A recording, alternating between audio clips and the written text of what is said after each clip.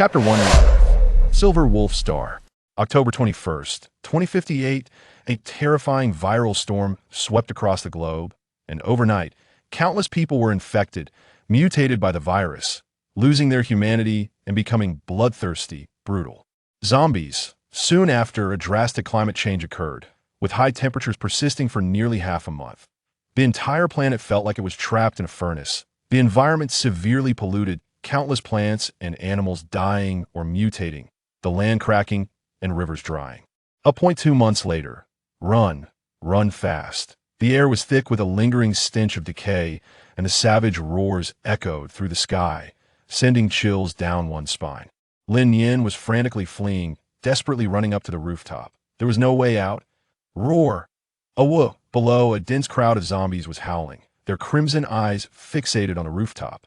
Excited and frenzied, they stretched their necks, opening their gaping mouths, restless, resembling koi waiting to be fed at a tourist spot. You can run pretty well, you little whore. Let's see where you can go now. At that moment, a sharp voice of cursing rang out. Shun Mengqi, wielding a baseball bat with a fierce expression, chased after her, while her father, Shun Junhai, wore a cold face, and her stepmother, Chun Weiniang, had a smug and chilling smile. The three of them closed in, and she had nowhere left to retreat. Don't come any closer. Dad, I'm your daughter, Lin Nian shouted as she backed away, her emaciated body trembling as if it could be blown away by the biting cold wind at any moment. She looked at Shun Junhai, a glimmer of hope flashing in her eyes, hoping that he would show mercy for the sake of their father-daughter bond. That a flicker of emotion passed through Shun Zhenhai's eyes, but it was fleeting. Nian, the zombies have surrounded the villa. You need to sacrifice yourself to buy us some time for rescue. Why? Dad, why me? Because you are of no use. Keeping you alive is just a waste of food. Swish. The cold baseball bat swung towards her, a smirk curling at the corner of Shun Mingqi's mouth. In the next second, a sharp pain shot through her waist, and Lin Nian's body uncontrollably leaned back. Plummeting down, the cold wind whistled past her ears, and the smile on Shun Mingqi's face was bright to the point of being eerie, her cold gaze fixed on her as she fell. She thought everything was over. However, falling from the rooftop was just the beginning of Lin Nian's real nightmare. Roar! Soon, beast-like howls echoed in Lin Nian's ears. Zripped, the wave of excruciating pain spread through her body, the sickly sweet smell of blood filling the air.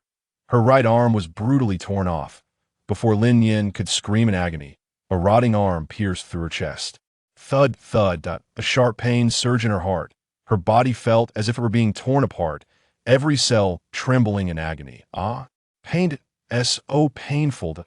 It felt like she had been thrown into an endless abyss of darkness, surrounded by the excited howls of zombies and their sharp fangs. Ha ha! Worthless!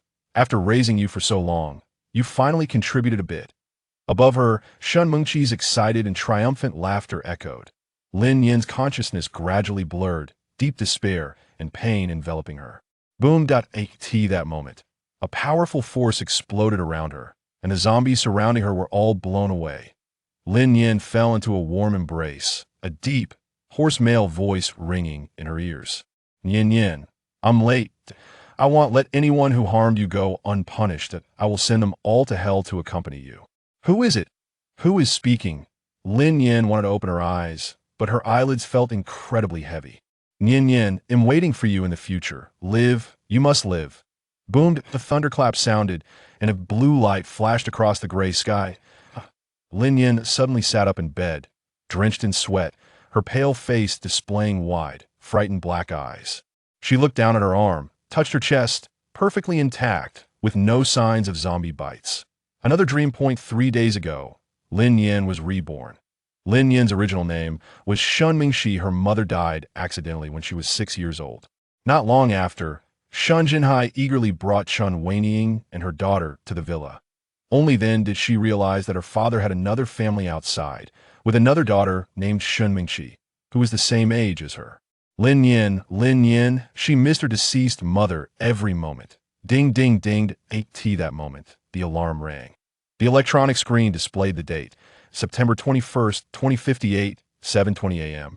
There was 1 month left before the apocalypse would arrive. Others who were reborn sold their houses, cars, jewelry, borrowed various loans. doing everything they could to make money, stockpile supplies, and build shelters. But her rebirth was solely for revenge, that in the hell of no return. Even if she turned into a vengeful spirit, she would drag those three down with her. Lin Nian shook her head, threw off the blanket, and got out of bed, walking into the bathroom. After a shower, she changed into a casual sports outfit and examined herself in the mirror. With long, black, smooth hair, translucent fair skin, arched willow leaf eyebrows, and those lively, clear black eyes, she inherited her mother's good genes. Lin Yin grabbed a hair tie and casually tied her long hair into a bun, revealing her delicate and fair features. Then, she took out her tablet and entered the Apocalypse forum. 2 days ago, a post predicting the apocalypse had caught her attention. The poster had accurately predicted the time of the apocalypse and urged netizens to sell their possessions and stockpile supplies. In no time, many netizens joined the discussion, with some complaining that the nearby supermarket had been emptied. Others claimed to have seen Spider-Man climbing outside the 27th floor windows, coming and going freely. Some even boasted that they had awakened supernatural powers, able to conjure small flames, with videos as proof. The vast majority of netizens eagerly awaited that person to post the video. However, unexpectedly, that person never posted again. Lin Yin, adhering to a cautious principle, did not rashly contact the poster but remained a bystander, continuously monitoring the post's updates. Prices soaring, various supernatural events, online orders skyrocketing, food in short supply, hospitals overcrowded. These phrases kept appearing in the comment section. Lin Nian had a feeling that the world was about to fall into chaos. In her previous life, she hadn't seen this post prices were stable, and there were no incidents of looting. Everything was normal. But this life was completely different. Therefore, she concluded that she was not the only one who had been reborn at 8 o'clock sharp. Lin Nian closed the tablet, stood up, and went downstairs. Shun Jinhai and Chun Weining were already sitting at the dining table. Lin Nian, you're up? Come eat. Chun Weining, appearing virtuous, smiled and beckoned. The next moment, Shun Jinhai coldly glanced at Lin Nian, not waiting for her to speak, and reprimanded her in an unpleasant tone. Do you understand the rules? How can you let her mother greet you first? See, this is Chun Weining, always wearing a hypocritical face, killing without bloodshed, knowing that Shun Jinhai values rules. A single sentence can make him dislike her. But it no longer matters. Lin Yin curled her lips slightly. She is not my mother. You ungrateful girl. What did you say? Upon hearing this, Shun Jinhai's blood pressure instantly soared, and he shouted angrily. Chun Weining hurriedly spoke gently from the side. Old Shun, don't be angry. The child is still young. We can teach her slowly. Humph. Take out that Phoenix Blood Jade pendant later today. Your mother has to attend an important event. Then, Shun Jinhai announced in a commanding tone. Hearing this, Lin Yin's smile grew even wider as she sat at the dining table, leisurely sipping her millet porridge. Phoenix Blood Jade pendant? Is this it? This was left to me by my mother. It has the surname Lin, not Shun. The jade pendant Lin Yin wore around her neck was a family heirloom of the Lin family, the only keepsake her mother left her. In her previous life, Shun Jinhai casually mentioned it, and the pendant was taken away from her. Later, Chen Weining gave the pendant to Shun Mingqi. Upon hearing Lin Yin's words, Shun Jinhai was already on the verge of fury, and the next moment, he exploded with rage that the Shun family going bankrupt. The mistress of the house is attending an important event, and there isn't even a decent piece of jewelry to present. His sarcastic retort indeed provoked Shun Jinhai's furious roar. Lin Yin, you've gone too far. Lin Yin thought, go ahead, let your blood pressure rise if you burst a blood vessel. That would be even better. It is still a law-abiding society. Killing is illegal. But if you die from anger, it should have nothing to do with her. Old Shun, calm down. Dad, I think Lin Yin just needs to be taught a lesson. Getting angry at you early in the morning this moment, a crisp voice rang out. A cold glimmer flashed in Lin Yin's eyes. Shun Mingqi, her vicious stepsister. Chapter 2, Lightning Ability User. Shun Mingqi came down the stairs in a set of home pajamas, still half asleep. Shun Mingqi pouted and complained, her tone full of disdain, as if she were a highborn lady. Hearing this, Shun Jinhai's face turned even darker. Lin Yin raised her head, a charming smile curving her lips. Look at my sister. She seems like she hasn't woken up yet. Didn't she say she had no manners? Shut up. As soon as this was said, Shun Mingqi was suddenly more awake, glaring fiercely at Lin Nian. 3:30? Mengqi, why did you stay up so late? Upon hearing this, Shan Jinhai questioned angrily. None of them were easy to deal with. Lin Nian continued to stoke the flames. Lin Nian, I'll tear your mouth apart. Shen Mingqi was so angry that she jumped up, rushing at Lin Nian like a shrew, stretching out her arm to grab her hair. In her previous life, as long as Shen Mingqi was slightly displeased, she would either slap Lin Nian's face or pull her hair, never stopping until she had a handful.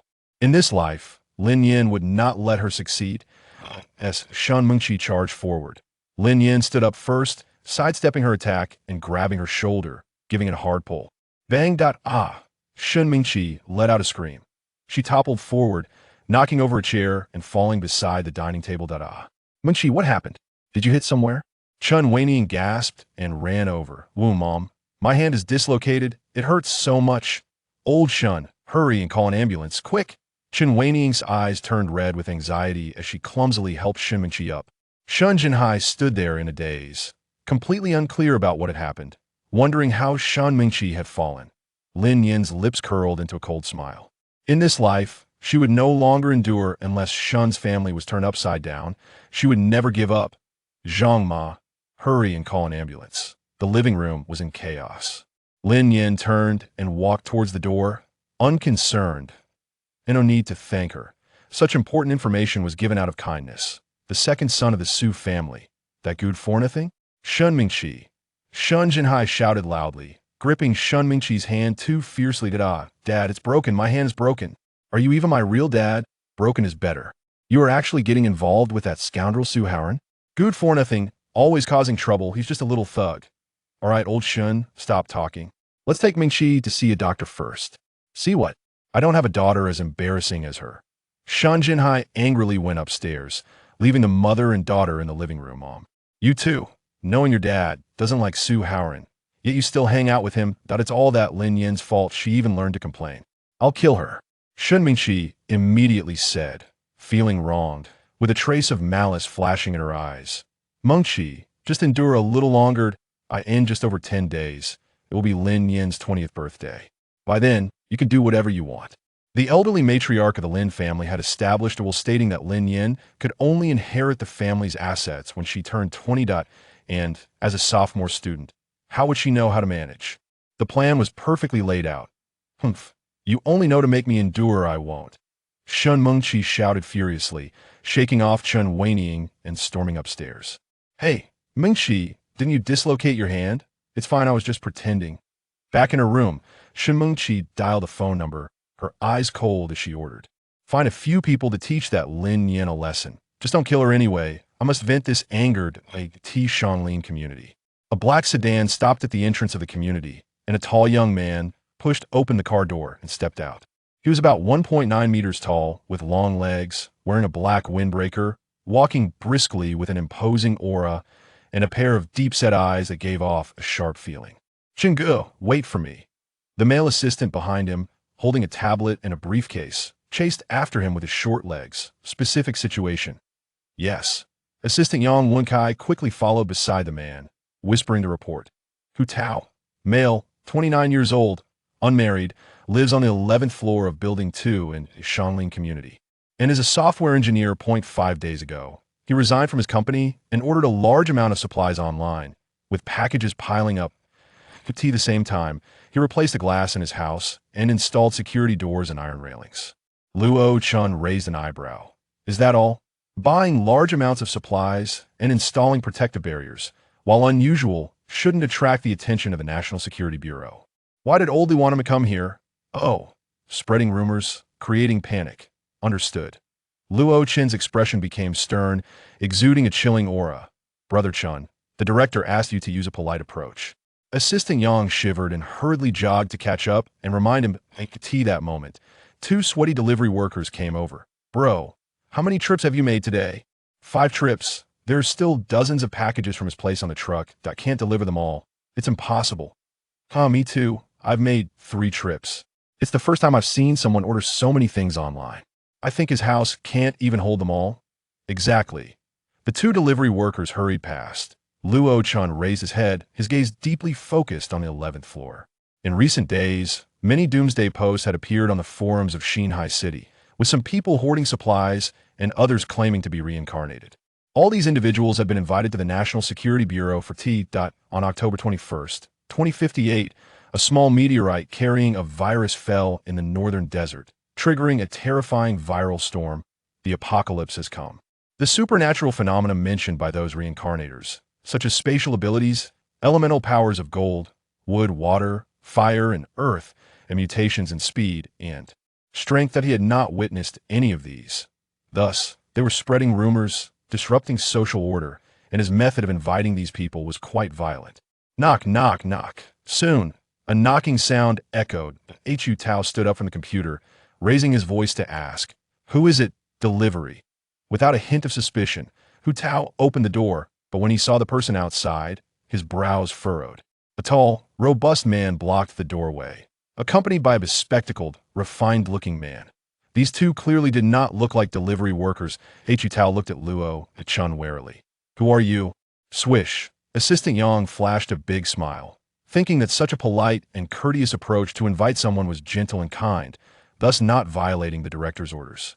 Hu Tao, with a guarded expression, glanced at the document, and his head suddenly felt like it was going to explode. An arrest warrant. It's over.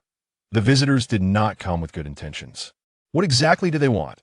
I don't understand what you mean by doomsday posts. Hu Tao hurriedly denied, gripping the doorknob tightly, trying to shut the door. With all his strength, Hu Tao found the door wouldn't budge. He looked up at Luo Chan in shock, feeling the immense strength. In the next moment, Assistant Yang pulled out the prepared credentials. "Here are my credentials." Hu Tao. But although this bespectacled man was smiling, he was truly annoyed at what if you have credentials? I haven't committed any crime. What right do you have to arrest me? Hu Tao shouted loudly, refusing to cooperate, his anger boiling inside. He was indeed a reincarnator and had posted doomsday content online. As for why he posted it.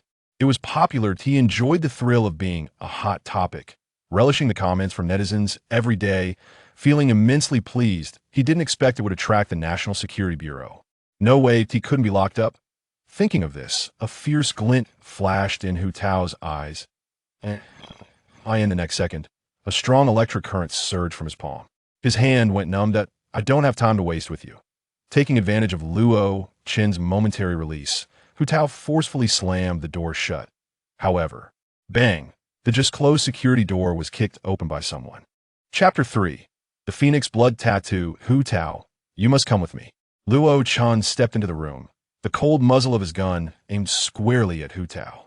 If you refuse to cooperate, I am authorized to eliminate the apprehended subject on the spot. Don't push me.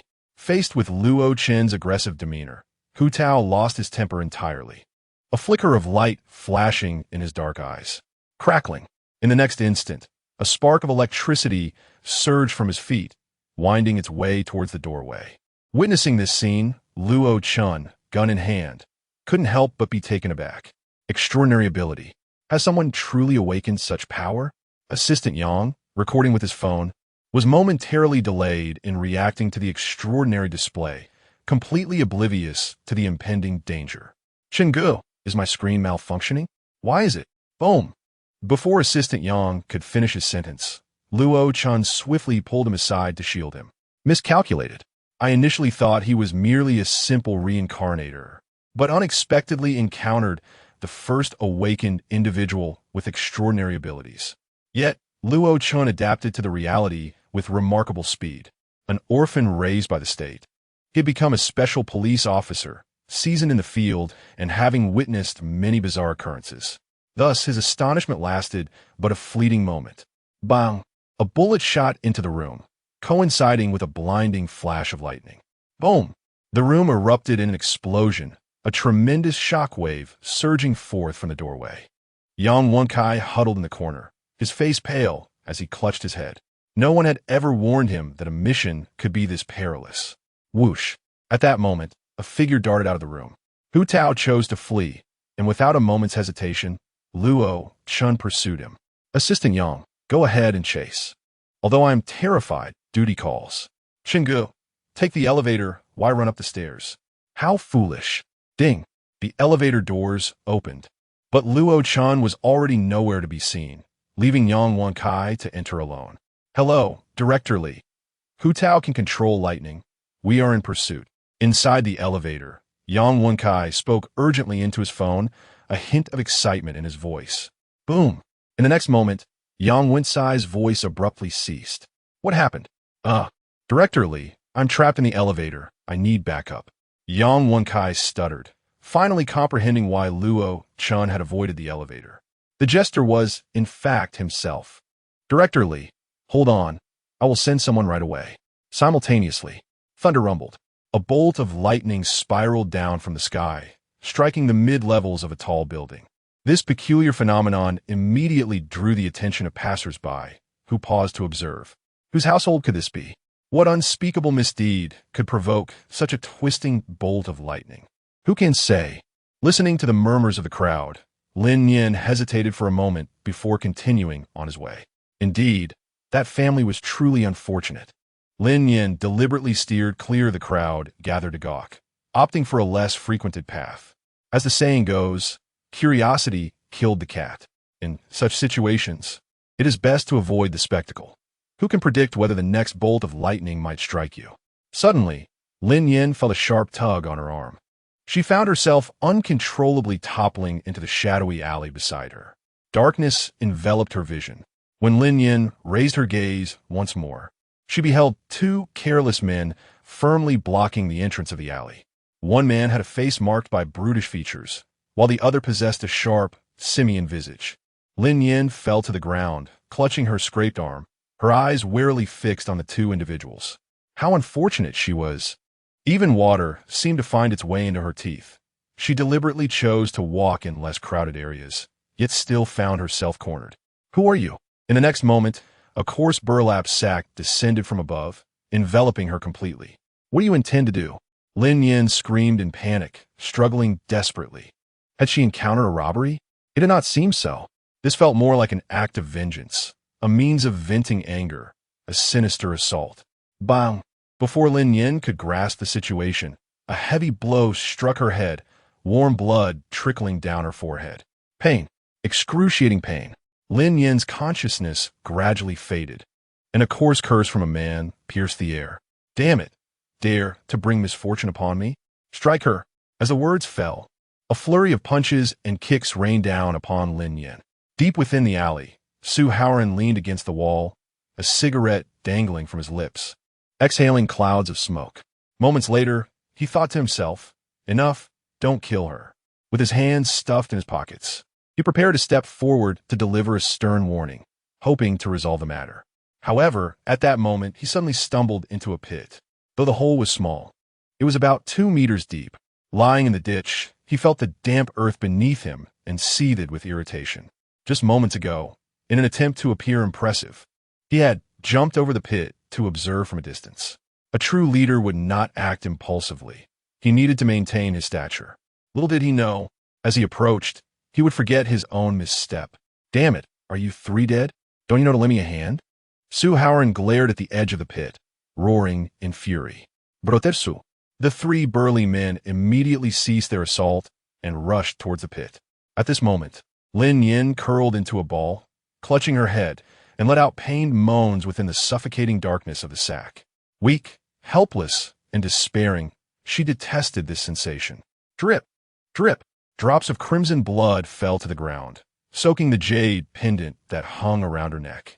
Suddenly, Lin Nian felt as if she were engulfed in flames. Her body ablaze with an intense heat, a violent burning sensation spreading from her chest to her left shoulder. Ah! A piercing scream escaped her lips as her heart raced uncontrollably. Hot! So hot! An uncontrollable energy surged within her, desperately seeking release. Ah! In the next moment, a burst of scarlet light erupted from Lin Nian's chest, spreading rapidly like a serpent of fire. The air was thick with the scent of burning. The sack that enveloped Lin Nian was instantly reduced to ashes. Brother Hai, look! The last man, feeling the heat in the air, turned his head in disbelief. His eyes wide. Lin Nian, who had been beaten to the ground, slowly rose to her feet, her body enveloped in a blazing crimson flame. Fire! A fire person? Boom!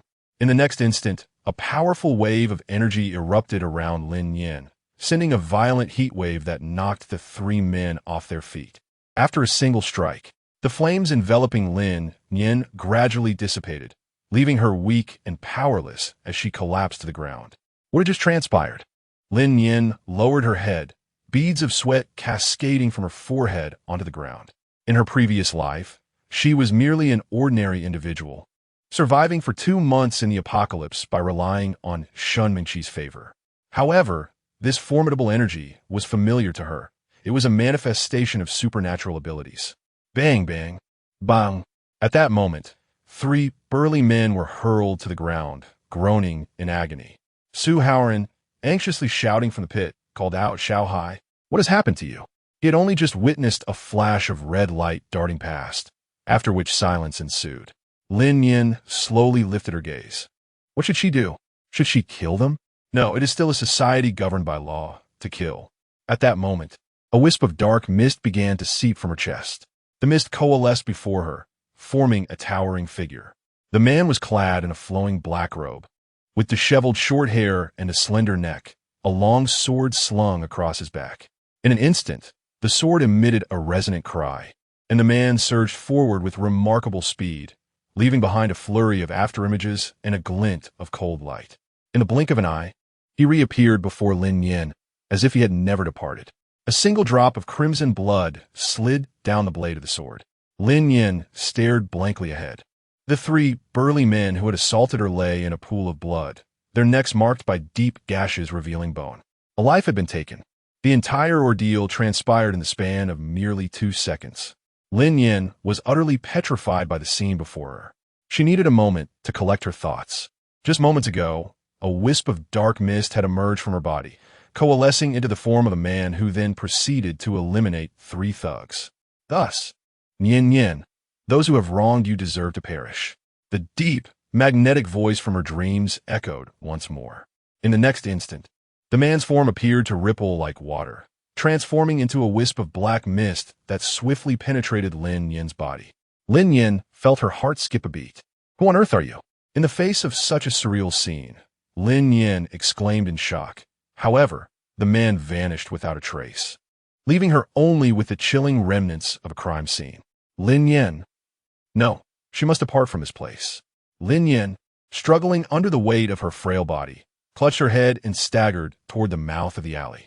Is there anyone? Please lend me a hand. Damn it. Su Haoran, trapped in the pit, remained oblivious to the unfolding chaos, still wailing from within. Chapter 4. Taken back to the bureau in the restroom, Lin Nian shed her upper garment and raised her hand to her chest. Her bosom, left shoulder, and arm were adorned with a vivid crimson tattoo. A phoenix, ablaze and soaring, was prominently displayed, its head extending from her chest up to her collarbone. The wings of the phoenix enveloped her left shoulder, with 3 blood-red feathers spiraling down her arm. The fiery scarlet was striking against her snow-white skin, creating an eerie yet alluring spectacle. This depiction of the phoenix mirrored the bloodstone pendant she once wore. Now, the pendant was lost, leaving only the tattoo behind. Lin Nian took a deep breath, her exhilaration surpassing her astonishment. She had awakened her fire-related abilities, acquiring formidable strength. In this lifetime, she was no longer the feeble individual she once was, and she was determined to thrive. After donning her jacket once more, Lin Nian swiftly washed the blood from her forehead. As for the identity of that man, she was uncertain, lacking any leads, and could only navigate one step at a time. Upon exiting the restroom, a figure swiftly darted past her. Lin Nian could not help but halt her steps, turning her head to gaze in that direction, her face betraying a look of astonishment and uncertainty. She sensed a formidable energy emanating from that individual, a sensation that was utterly foreign to her. At that moment, Lin Nian remained unaware of her remarkable perceptive abilities. Quick! Move aside! Just then, a loud shout resounded from behind her. Lin Nian, caught off guard, turned around. Suddenly, a tall figure rushed out from around the corner, colliding violently with her. The impact was so forceful that Lin Nian was sent flying, crashing heavily to the ground. Dazed and disoriented, she felt the world spinning around her and, in her weakened state, succumbed to unconsciousness. The intersection of two unrelated paths altered the course of her life forever. Yang Wenkai, take her to the hospital. Luo Chan cast a glance at the person sprawled on the ground, but did not approach to check. Instead, he shouted and continued his pursuit of Hu Tao. Sigh, Brother Chen, what is this? It was clearly your fault. Yet I have to take her to the hospital. Assistant Yang, panting heavily, halted, realizing he could not catch up, and begrudgingly lifted Lin Nian. A minute later, Luo Chen paused, turning into a narrow alley. The air was thick with the stench of blood, and the alley was strewn with chaos. 3 bodies lying grotesquely in pools of blood. A murder scene. Luo Chen's expression darkened as he furrowed his brow, stepping cautiously toward the lifeless forms. Who would dare commit murder in broad daylight? As he advanced, Luo Chen noticed a piece of torn fabric scattered in the corner of the alley. Alert! He crouched down to inspect the fragment. How familiar. This is connected to the murder case. Keep this safe for me. Assistant Yang? The murderer? What is going on? Upon ending the call, Luo Chen continued to examine the scene. At that moment, 2 mud-stained hands clawed at the edge of the pit. Finally emerging was Su Haoran, struggling to climb out. As his head broke the surface, he was taken aback by the blood-soaked ground. There's another one. Come with me. Luo Chen suddenly appeared at the edge of the pit, looking down at Su Haoran. Who are you? Xian High City National Security Bureau. Lin Nian slowly awakened, her head throbbing with pain. The ceiling above her, illuminated by the incandescent light, appeared to swirl like a kaleidoscope. Wait, light? Where is she? Lin Nian abruptly sat up. A clattering sound ensued. Her left hand was shackled to the edge of the bed. Handcuffs? Lin Nian swiftly surveyed her surroundings, only to be met with an expanse of white. The small room, its walls, tiles, bed, and even the door were all cloaked in stark whiteness. Such an environment was profoundly stifling. Raising her gaze once more, she noticed that cameras were installed in each corner of the ceiling. Cameras handcuffs a white room. She was ensnared. Suddenly, the door swung open, and a voice, devoid of warmth, reverberated through the air. Lin Nian, you are now suspected of involvement in a murder case. Lin Nian squinted her eyes, recognizing the visitor. Wasn't he the man who had bumped into her earlier? He was a police officer? What had transpired in the alley? With an air of authority, Luo Chen, clad in his police uniform, slammed a folder onto the table. Who are you? Luo Chen, captain of the 1st Division of the National Security Bureau. We have discovered the bodies of 3 men in the alley on Qing'an Road, and a piece of fabric was left at the scene. Luo Chen's words left Lin Nian in a state of confusion. Fabric? What fabric? She looked down at herself, realizing her coat was long gone, leaving her in a short-sleeved shirt stained with blood. The lower right corner of the shirt bore a conspicuous tear. Lin Nian suddenly comprehended that the man was referring to her attire, accusing her of murder. Lin Nian felt a surge of frustration within her. How could she have crossed paths with a police officer? Truly, her misfortune seemed boundless. She could not concede. She would listen to her flimsy excuses. I was dragged into an alley, ensnared in a sack, and subjected to a brutal beating. After that, I lost all awareness. Upon hearing Lin Nian's words, Luo Chen raised an eyebrow, his gaze piercing and icy as he stared at her, as if to say, do you truly believe I would take you at your word? Lin Nian fearlessly met his gaze. She was unyielding.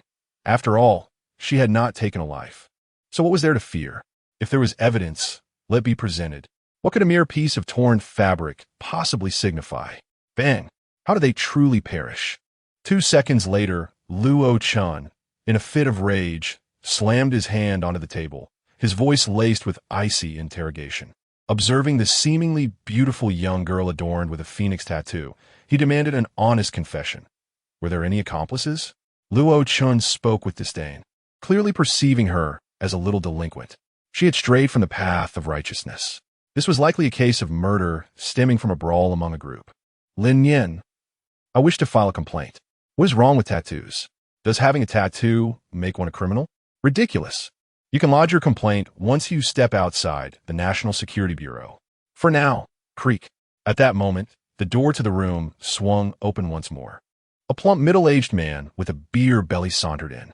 He sported a balding head, squinting eyes, and a visage adorned with loose flesh.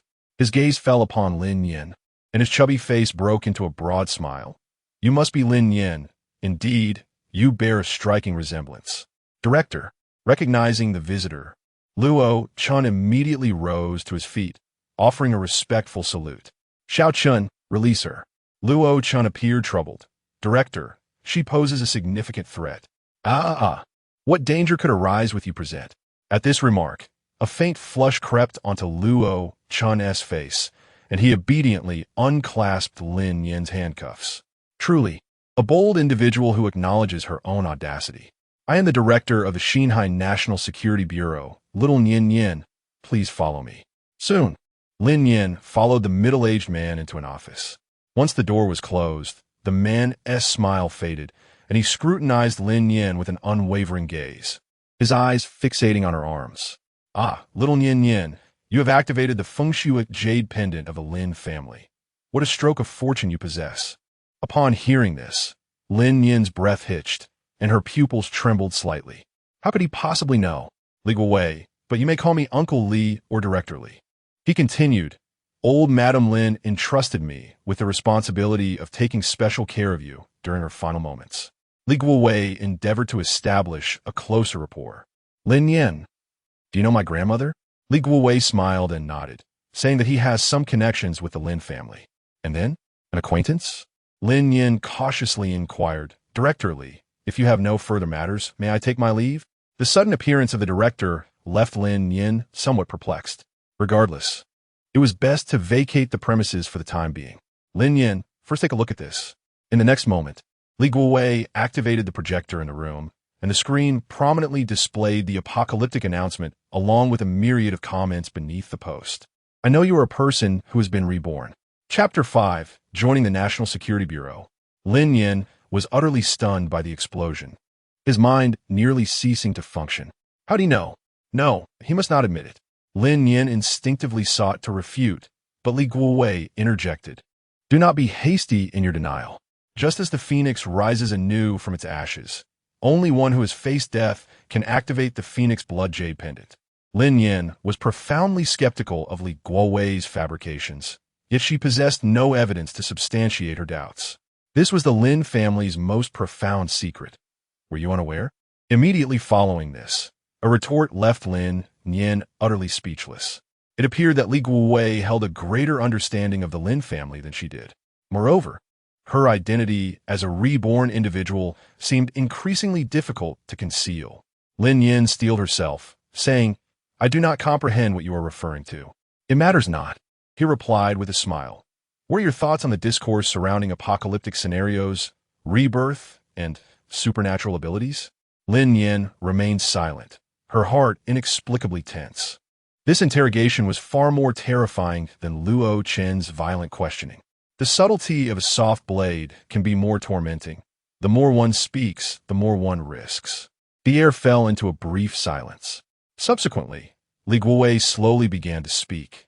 In 29 days, a meteor carrying a virus will plummet into the North Yuan Desert. This virus will sweep across the globe, heralding the apocalypse, with 90 of humanity transforming into zombies. Initially, I was skeptical. We captured several reincarnators, treating them merely as delusional individuals, until your emergence. Li Guowei took a deep breath and continued, Lin Nian, if a calamity truly looms, why not consider placing your faith in the strength of the nation? His gaze was exceedingly earnest, tinged with a complex array of emotions. Lin Nian met his gaze, a flicker of emotion passing through her eyes. Can the nation, the government, truly halt the impending apocalypse? In the next moment, Lin Nian shook her head, a sardonic smile curling at her lips. In her previous life, she awaited rescue for 2 long months, only to be disappointed. Once disaster strikes, 90 of humanity would succumb to mutation, which implies that the majority of the nation's and government's personnel would transform into zombies. At that juncture, where would the nation be? Where would the government exist? How could she possibly place her faith in such entities? Her confidence in the nation had long since evaporated. No matter. Realizing he could not sway Lin Nian, Li Guowei resignedly patted her shoulder. Shall we strike a bargain? He proposed. Recently, there have been unsettling currents in Xinhai City. Many are stirring restlessly, and the National Security Bureau is critically understaffed. I wish to invite you to join the national security team. A glimmer of keen insight flashed in Li Guowei's eyes as he spoke in a calm tone. I refuse. Was she a fool? With her extraordinary abilities and rebirth, joining the National Security Bureau would be akin to walking into a trap. Who could guarantee they wouldn't use her for experimentation? This is the information regarding your mother's accidental death. For years, I have been investigating this incident and have uncovered several discrepancies. Are you certain you do not wish to take a look? Without a moment's hesitation, Lin Nian reached out and firmly grasped the corner of the folder. Her mother had tragically passed away in a car accident when she was merely 6 years old. All she knew was that it was an unfortunate accident, devoid of any detailed understanding of the circumstances. Now, Lin Nian tugged insistently, while Li Guowei's smile grew increasingly pronounced, yet he refused to relent. The implication was unmistakable. Unless she acquiesced to join the National Security Bureau, the information would remain out of her reach. Lin Nian, what do you require of me? Locate other reincarnators within Xinhai City, unite to combat the apocalypse, and uphold social order. I consented and released my grip. Lin Nian, welcome to the National Security Bureau. I shall send a vehicle to collect you tomorrow. But I still have school. I have already secured a month-long leave for you. Allow me to introduce, this is your team leader, Luo Chun. You will work alongside him henceforth. Xiaoyang, come here for a moment. Thus, Lin Nian, in a state of confusion, became a member of the National Security Bureau. Office Director, Lin Nian is suspected of murder. Why have you released her? After Lin Nian departed, Luo Chun stormed into the office, his expression darkened. Li Guowei, she did not commit the murder. Why allow her into the National Security Bureau? Are you engaging in favoritism? I just heard that Lin's matriarch provided you some form of benefit. Luo Chun clenched his fists, struggling to contain his mounting bewilderment, and confronted him defiantly. Slap! Li Guowei, in a fit of anger, raised his hand and struck Luo Chen's shoulder. It is only due to his inadequate height that he refrained from delivering a resounding blow to Luo Chen's thick skull. Only reincarnators can truly comprehend their kind. And that is the rationale behind my recruitment of her into the National Security Bureau. As for the murder, take a look at this first. Taking a deep breath, Li Guowei turned the tablet on his desk around. The screen displayed the moment Lin Nian awakened her abilities. An ability user? And who is that shadow? Lin Nian could never have imagined that there was surveillance in that secluded alley. Should the footage be made public, it would undoubtedly incite a considerable uproar. The creature, the anomaly. It would not be unreasonable for the state to confine her for several years of study. Luo Chun, none of that matters now. What truly counts is that an extraordinary being has emerged, and it has been captured on film. With a soft sigh, Li Guowei picked up a cigarette from the table, ignited it, and took a deep drag. Luo Chun gazed at the tablet with a complex expression. He comprehended Li Guowei's implication. The awakening of the extraordinary being signifies that the prophecies of the reincarnators are indeed authentic. The Silver Wolf Star is on the brink of a great calamity. Xiao Chun, do not fret excessively. When faced with challenges, we shall find resolutions, Li Guowei gently reassured. However, Luo Chun hesitated before speaking, aware that averting this disaster would not be a simple endeavor. Previously, he had conducted investigations and discovered that only Xinhai City had experienced the emergence of reincarnators, while other cities remained unaffected. They had also submitted the prophecies of the reincarnators. For instance, the significant events anticipated both domestically and internationally in the coming days, from lottery results to the assassination of a national leader. All had proven accurate, yet still failed to capture the state's attention. Or perhaps the state was already cognizant. However, meetings, deployments, the establishment of specialized teams, and the dispatch of personnel to ascertain the situation. All these measures require time, and time is the very resource they lack. This is irrefutable evidence. I believe the state will soon formulate a responsive strategy. Luo Chun, focus on your responsibilities. Leave the rest to me, Li Guowei said, narrowing his eyes at the tablet with unwavering conviction. When it comes to the safety of a nation, or even the entire world, it is challenging to gain universal trust based solely on a few prophecies. Yet, the circumstances have shifted. Director, all right, You may leave now. Oh, and do ensure Lin Nian's safety, Li Guowei urged with lingering concern. Lin Nian was not merely a simple psychic. Rather, the Fengshua jade pendant possessed profound significance. In the face of impending calamity, she was destined to become an indispensable figure. Contemplating this, Li Guowei narrowed his eyes into slits, his expression grave. Chapter 6. An abundance of doubts upon returning home. Lin Nian eagerly opened the folder. Within, it meticulously chronicled the car accident that transpired 13 years prior, encompassing not only the investigation report, but also several photographs from that fateful day. In one image, her mother beamed with a radiant smile, her gaze tender. Lin Nian gently caressed the photograph, a wave of sorrow surging within her. How could such a benevolent mother have her life cruelly snatched away by a tragic accident? At that moment, another photograph captured Lin Nian's attention. It depicted the driver, gravely injured and unconscious, his body ensconced in bandages. Lu Quan, aged 30, hailing from Zhaosha County in Xinhai City, had been the dedicated chauffeur for the Shun family for 8 years and was the nephew of the housekeeper, Lu Taiping. Subsequently, Lu Taiping resigned, and Lin Nian vaguely recalled Lu Quan as a bright and handsome young man. However, a month later, when Li Guowei sought to inquire further, he discovered that both uncle and nephew had vanished. This was one of the points of suspicion he had highlighted. Indeed, it was highly dubious. The second page contained the vehicle's appraisal report, which indicated that the accident was indeed caused by brake failure. However, the car her mother had been riding and had undergone maintenance merely days prior. Logically, the brakes should not have malfunctioned. This constituted the second point of suspicion. At this juncture, Lin Nian detected the faint scent of conspiracy. What truly transpired that day could only be fully comprehended by Lu Quan. It was imperative to locate him in order to unveil the truth. Lin Nian closed the folder, a flicker of determination glimmering in her eyes. She vowed to uncover the truth.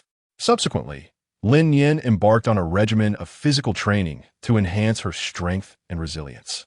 She understood well that there are no shortcuts to success. It requires relentless effort and a commitment to exert more than others. Only through such dedication could she navigate the challenges of a post-apocalyptic world. An hour later, Lin Nian's body grew warm, beads of sweat cascading down her skin as she once again experienced that intense heat. Focusing her mind and calming her spirit, she guided the energy to spread throughout her entire being. Boom! When Lin Nian had gathered a sufficient amount of energy, she suddenly opened her eyes wide. Success! In the palm of her hand, a small cluster of flames flickered and danced. Lin Nian finally mastered the method of utilizing her extraordinary abilities. In the time that followed, she did not rest but engaged in relentless practice. The next morning, Lin Nian sat at the dining table, enjoying her breakfast. As Shun Mingqi descended the stairs and caught sight of her, a fleeting expression of astonishment crossed her delicate features. "What are you doing here? Lin Nian, where could you be if not here? The hospital? It seems that yesterday's incident is inextricably linked to Shun Mingqi." Chun Weining lifted her head. "Mengqi, what are you saying? Where is Nian Nian? What about Su Haoran?" In the next moment, a piercing voice interrupted Chun Weining's words. "What have you done to Su Haoran?" Realizing the situation, Shun Mengqi shouted in a fit of rage, like a madwoman, her long nails reaching out towards Lin Nian. "Su Haoran has been missing since yesterday." Thus, Shun Mingqi was convinced that his disappearance was connected to Lin Nian. Bang! What madness is this so early in the morning? Upon hearing Su Haoran's name and witnessing Shun Mingqi's seemingly possessed demeanor, Shen Zhenhai unpleasantly set down the cup in his hand. However, his reprimand proved futile. With a swift motion, as Shun Mengqi charged forward, Lin Nian's gaze turned icy, and she picked up the freshly brewed milk from the table. "Ah, it's hot, so painful." A whole cup of scalding milk splashed onto Shun Mingqi, with some splattering on her face and into her eyes. She immediately covered her eyes, crying out in agony. "Ah, Mengqi, woe is me. It hurts so much, Mom. I can't see. My face is ruined." Lin Nian. Delightful. She had long desired to act in this manner. Now, possessing formidable strength, she no longer needs to approach her tasks with trepidation as she did yesterday. The ensuing performance is to be a spectacle between mother and daughter. Chun whinnying, filled with sorrow, clutched Shen Mingqi, her eyes brimming with tears as she cast a reproachful glance at Lin Nian, her lips parting to utter blame, yet faltering at the sight of her daughter's anguish. She must maintain the facade of a virtuous and benevolent stepmother. Shen Mingqi cried out in agony, appearing utterly wretched, as if Lin Nian had doused her with a caustic acid. "Father, help me. She intends to take my life." Bang! "Lin Nian, what are you doing?" Time and again, "You harm your sister." Witnessing the humiliation endured by the mother and daughter, Shan Jinhai rose, slamming his hand upon the table. His eyes ablaze with fury as he glared at Lin Nian. "She is not my sister." Lin Nian calmly bit into a slice of bread, her heart undisturbed. She had long seen through Shan Jinhai's bias, often questioning whether she was truly his daughter. If she refrained from retaliating, it was she who would suffer the consequences. Yet, Shan Jinhai remained oblivious. Shan Jinhai narrowed his eyes, a glint of malice flickering in his pupils. Once, Lin Nian had been genuinely afraid of him. "Apologize to your sister. Such a rude child. One would wonder what your grandmother has taught you all these years." Shan Jinhai lectured coldly, striding towards Lin Nian. He raised his hand, poised to strike her. However, before his hand could descend, his wrist was firmly grasped. "Shan Jinhai, that is enough." Lin Nian raised her head, her gaze icy as she fixed her eyes upon him. A sudden heat radiated from her wrist, causing Shan Jinhai to momentarily pause. "Have you cultivated manners while keeping a mistress outside? Abandoning your daughter for 13 years, remaining indifferent and uninvolved. Does that signify refinement? Speaking to me of rules and propriety? Do you truly believe you are worthy of such a discussion?" With a vigorous flick of her wrist, Lin Nian sent Shan Jinhai flying across the room. The coffee table beside the dining table shattered upon impact. Shan Jinhai, stunned, found himself seated on the floor, his expression one of disbelief. How dare this insolent girl retaliate? Jinhai, are you all right?" At that moment, a wailing cry reminiscent of a slaughtered pig erupted. "Nian Nian, how could you strike your father? Such an act will surely invite divine retribution. You've gone too far, and I shall not hesitate to teach you a lesson today." In the next instant, a glint of malice flashed in Shan Jinhai's eyes as he picked up a baseball bat that had fallen to the ground and charged toward Lin Nian with menacing intent. The bat swung mercilessly toward her head. Just as Lin Nian prepared to unleash her latent powers, she was suddenly yanked away. "Lin Nian, your household is quite lively," came the voice of Luo Chun, who had inexplicably entered the living room. Lin Nian shot him an irritated glance and swiftly shook him off. "Meddlesome, Luo Chun. A mess everywhere, kindness mistaken for foolishness. Captain Luo," a strike that missed its target. In a fit of rage, Shan Jinhai gripped the baseball bat and swung it backward, but when he recognized the person before him, he hurriedly withdrew his aggression. "Mr. Shun," Luo Chun greeted him in a deep voice. "Captain Luo, what brings you here?" "You're most welcome. I apologize for the inconvenience at home." Shan Jinhai, taken aback by the unexpected visit, dropped the baseball bat and revealed a smile that sought to appease. As a businessman in Xinhai City, connections are the most vital resource. The National Security Bureau is one of the country's most significant institutions, and despite his numerous attempts to forge ties within it, he had met with failure each time. Luo Chun candidly stated his purpose. "I have come to escort Lin Nian to work." "Work? Is she not still in school?" "Just yesterday, Lin Nian was appointed as a public servant at the National Security Bureau. The school has already granted her leave, Mr. Shun." "Is there any issue?" Luo Chun clarified. Shan Jinhai, momentarily stunned, was at a loss for words. He had no idea that Lin Nian had joined the National Security Bureau. "Mr. Shun, you must be aware that assaulting a police officer is a crime, correct? Should such a situation arise again, I would have no choice but to invite you to the Bureau for a discussion." The threat was stark, and the intention to shield was unmistakably evident. Since Lin Nian has entrusted him, he shall not permit anyone to harm her. "Lin Nian, Shan Jinhai, if there's nothing else, we shall take our leave." Subsequently, Luo Chun assertively grasped Lin Nian's hand, leading her away from the Shin residence. On the other side, ever since Luo Chun entered, Shen Mingqi had been entirely captivated by him, her previous concerns forgotten. Tall and handsome, exuding an aura of integrity, he radiated a profound sense of security. In comparison, Su Haoran seemed diminutive, lacking in stature, charm, appearance, and background. In an instant, Shen Mengqi felt her heart flutter, her gaze lingering on him. Father, who is he? Chapter 7. Under attack. Luo Chun, having seemingly descended upon a national security bureau, was rumored to possess a formidable background. Even after their departure, the shock lingered within him. Shen Mengqi, blushing with shyness, nodded in agreement, her thoughts consumed by the exceptional Luo Chun. As for Su Haoran, he had long been cast aside from her mind. Upon entering the vehicle, Luo Chun brusquely shoved Lin Nian into the passenger seat. Thus, the fleeting affection she had felt evaporated entirely. The speed at which this man shifted his demeanor was rather startling. Lin Nian fastened her seatbelt, while Yang Wentai, seated in the back, initiated a conversation. Assistant Yang, good morning. Good morning. Lin Nian, have you had breakfast? I have some dumplings and soy milk with fried dough sticks. Spare me the small talk. As the vehicle roared to life, Luo Chen's expression remained icy. That afternoon, he spent the last few remaining coins in his pocket on a lottery ticket. The following day, he won a staggering 100 million. Lin Nian.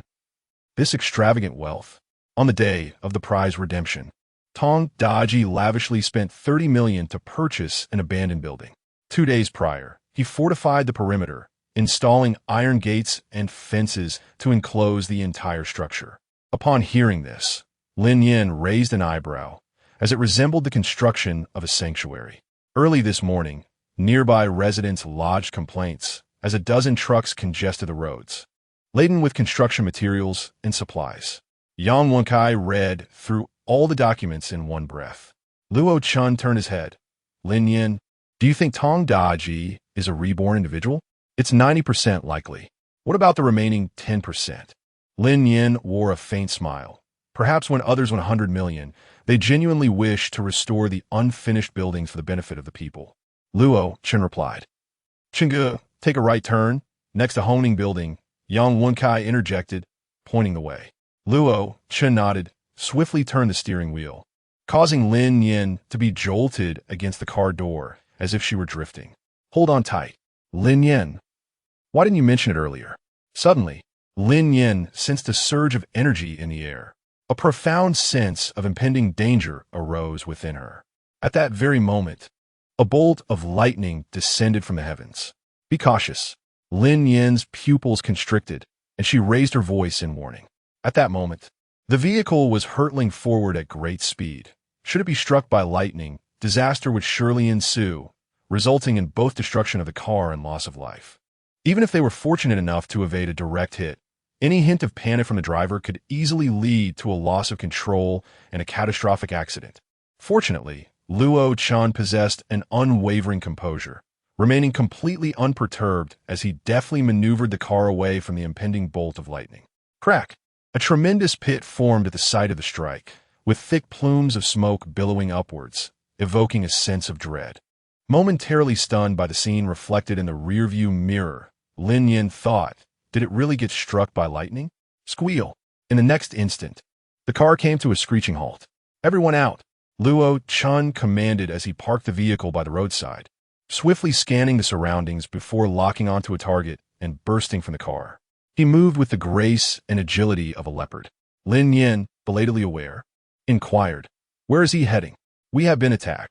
Hu Tao concealed himself in a narrow alley, stealthily plotting his scheme.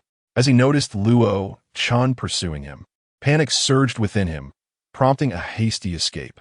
Despite the formidable nature of his abilities, they could not be unleashed indefinitely. The reconstitution of such powers necessitated time.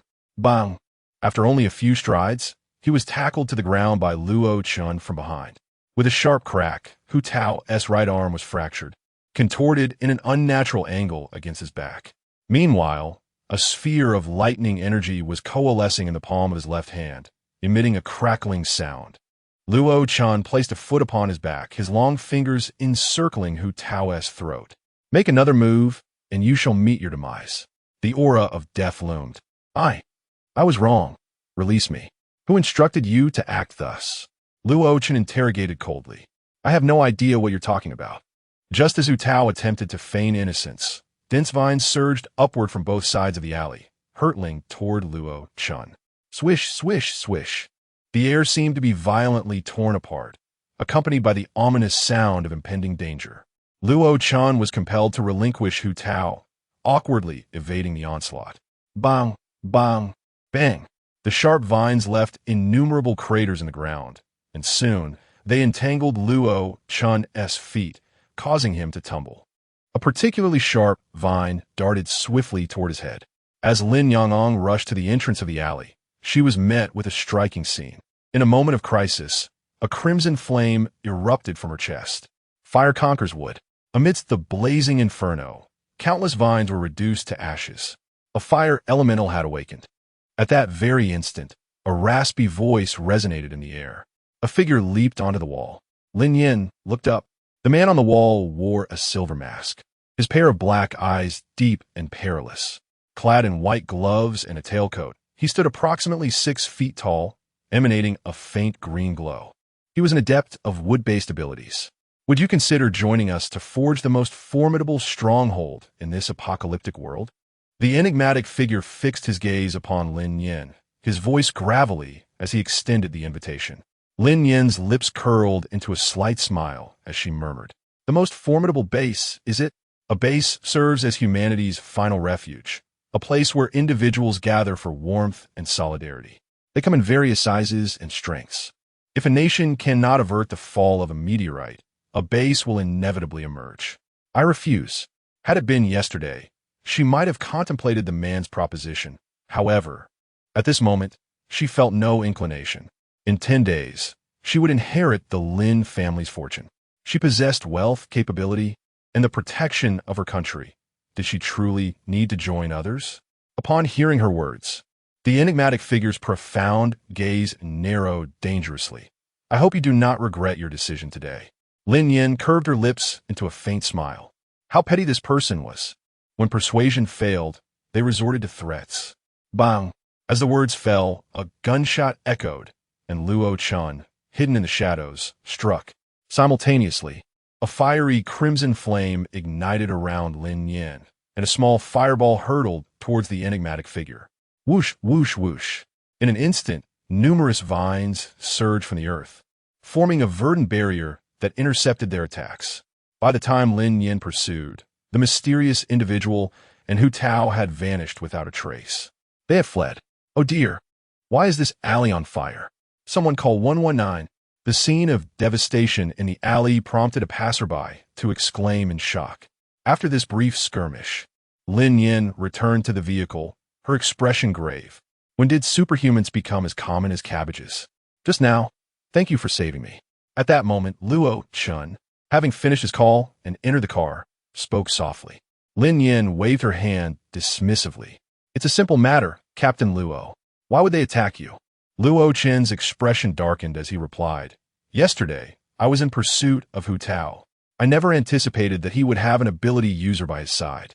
Lin Nian. Today's attack was rather hasty. Oh no, Tong Daji. With a resounding boom, the vehicle surged forward like an arrow released from its bow. It was evident that Luo Chen had also come to this realization.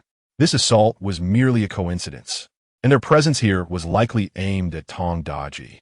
In the shadows, a mysterious force was competing with the National Security Bureau for individuals. They too were in search of the reincarnators. With this thought, Lin Nian's heart sank. A clandestine organization, a group of superpowered individuals and reincarnators well-versed in the forthcoming events. What chaos could ensue with these individuals gathered together? Destruction, plunder, and the potential for zero-cost acquisition. Given sufficient time, they could strip the entirety of Shanghai City bare. Xiaoyang, access the surveillance footage. Locate Hu Tao as swiftly as possible. Understood. Lin Nian quietly listened, her heart filled with astonishment at the privileges granted by the state. The ability to access the city-wide surveillance at will. How could an ordinary person ever achieve such a feat? Chapter 8. The metal ability user with a sudden screech. The vehicle came to an abrupt halt. The hollow windows, the desolate grasslands, and the dilapidated building before them exuded an air of decay and lifelessness. Tong Daji had spent 30 million on such a property. It was indeed suspicious. Let us go inside and take a look, Luo Chan declared as he exited the vehicle, his brow furrowing involuntarily. The building was surrounded by a reinforced 5-meter-high wall, and a brand-new, imposing iron gate stood tall at over 3 meters. How do we get in? Lin Nian inquired, puzzled by the closed gate. No sooner had she spoken than Luo Chan took a running leap towards the towering wall. Tianyi, it is wrong to trespass on private property, Yang Wenkai shouted sternly. With remarkable agility, Luo Chan soared upwards, swiftly scaling the barrier. Thud! A muffled sound echoed as he landed lightly on the other side of the wall. Is this really possible? Lin Nian widened her eyes, her face a portrait of disbelief. Luo Chen's prowess was truly remarkable. Creak! Come in, he said, as the tightly shut iron door swung open, his expression one of calm indifference. Lin Nian stepped inside. Before her eyes were steel bars as thick as fingers, piled high, dense coils of wire neatly bundled, substantial power generation equipment, and high-density solar panels. These were all essential materials for constructing the shelter. Lin Nian was certain that Tong Daji was indeed a reincarnate. Goodness! Purchasing such a plethora of materials must cost a fortune. Yang Wenkai exclaimed in astonishment. Surely, there's more than just this. Let's take a look inside the building. Lin Nian spoke as he walked towards the building. 70 million is indeed substantial. Many people go a lifetime without encountering such an amount. This is merely a trifle. As expected, the abandoned building was filled with supplies. The lobby on the first floor was piled high with barrels of purified water, stacked one atop another, easily numbering around 1,000 or 2,000. Wealth allows for indulgence.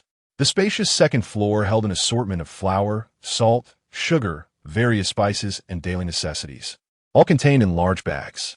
On the third and fourth floors, there was an abundance of rice, featuring various brands of premium packaged rice, each weighing 50 pounds. Yang Wenkai exclaimed in astonishment. Goodness, with this much rice, it would take decades to consume it all. It was as if he had emptied several supermarkets. Lin Nian smiled gently. In a post-apocalyptic world, acquiring a mere bottle of water or a loaf of bread necessitates a life in exchange.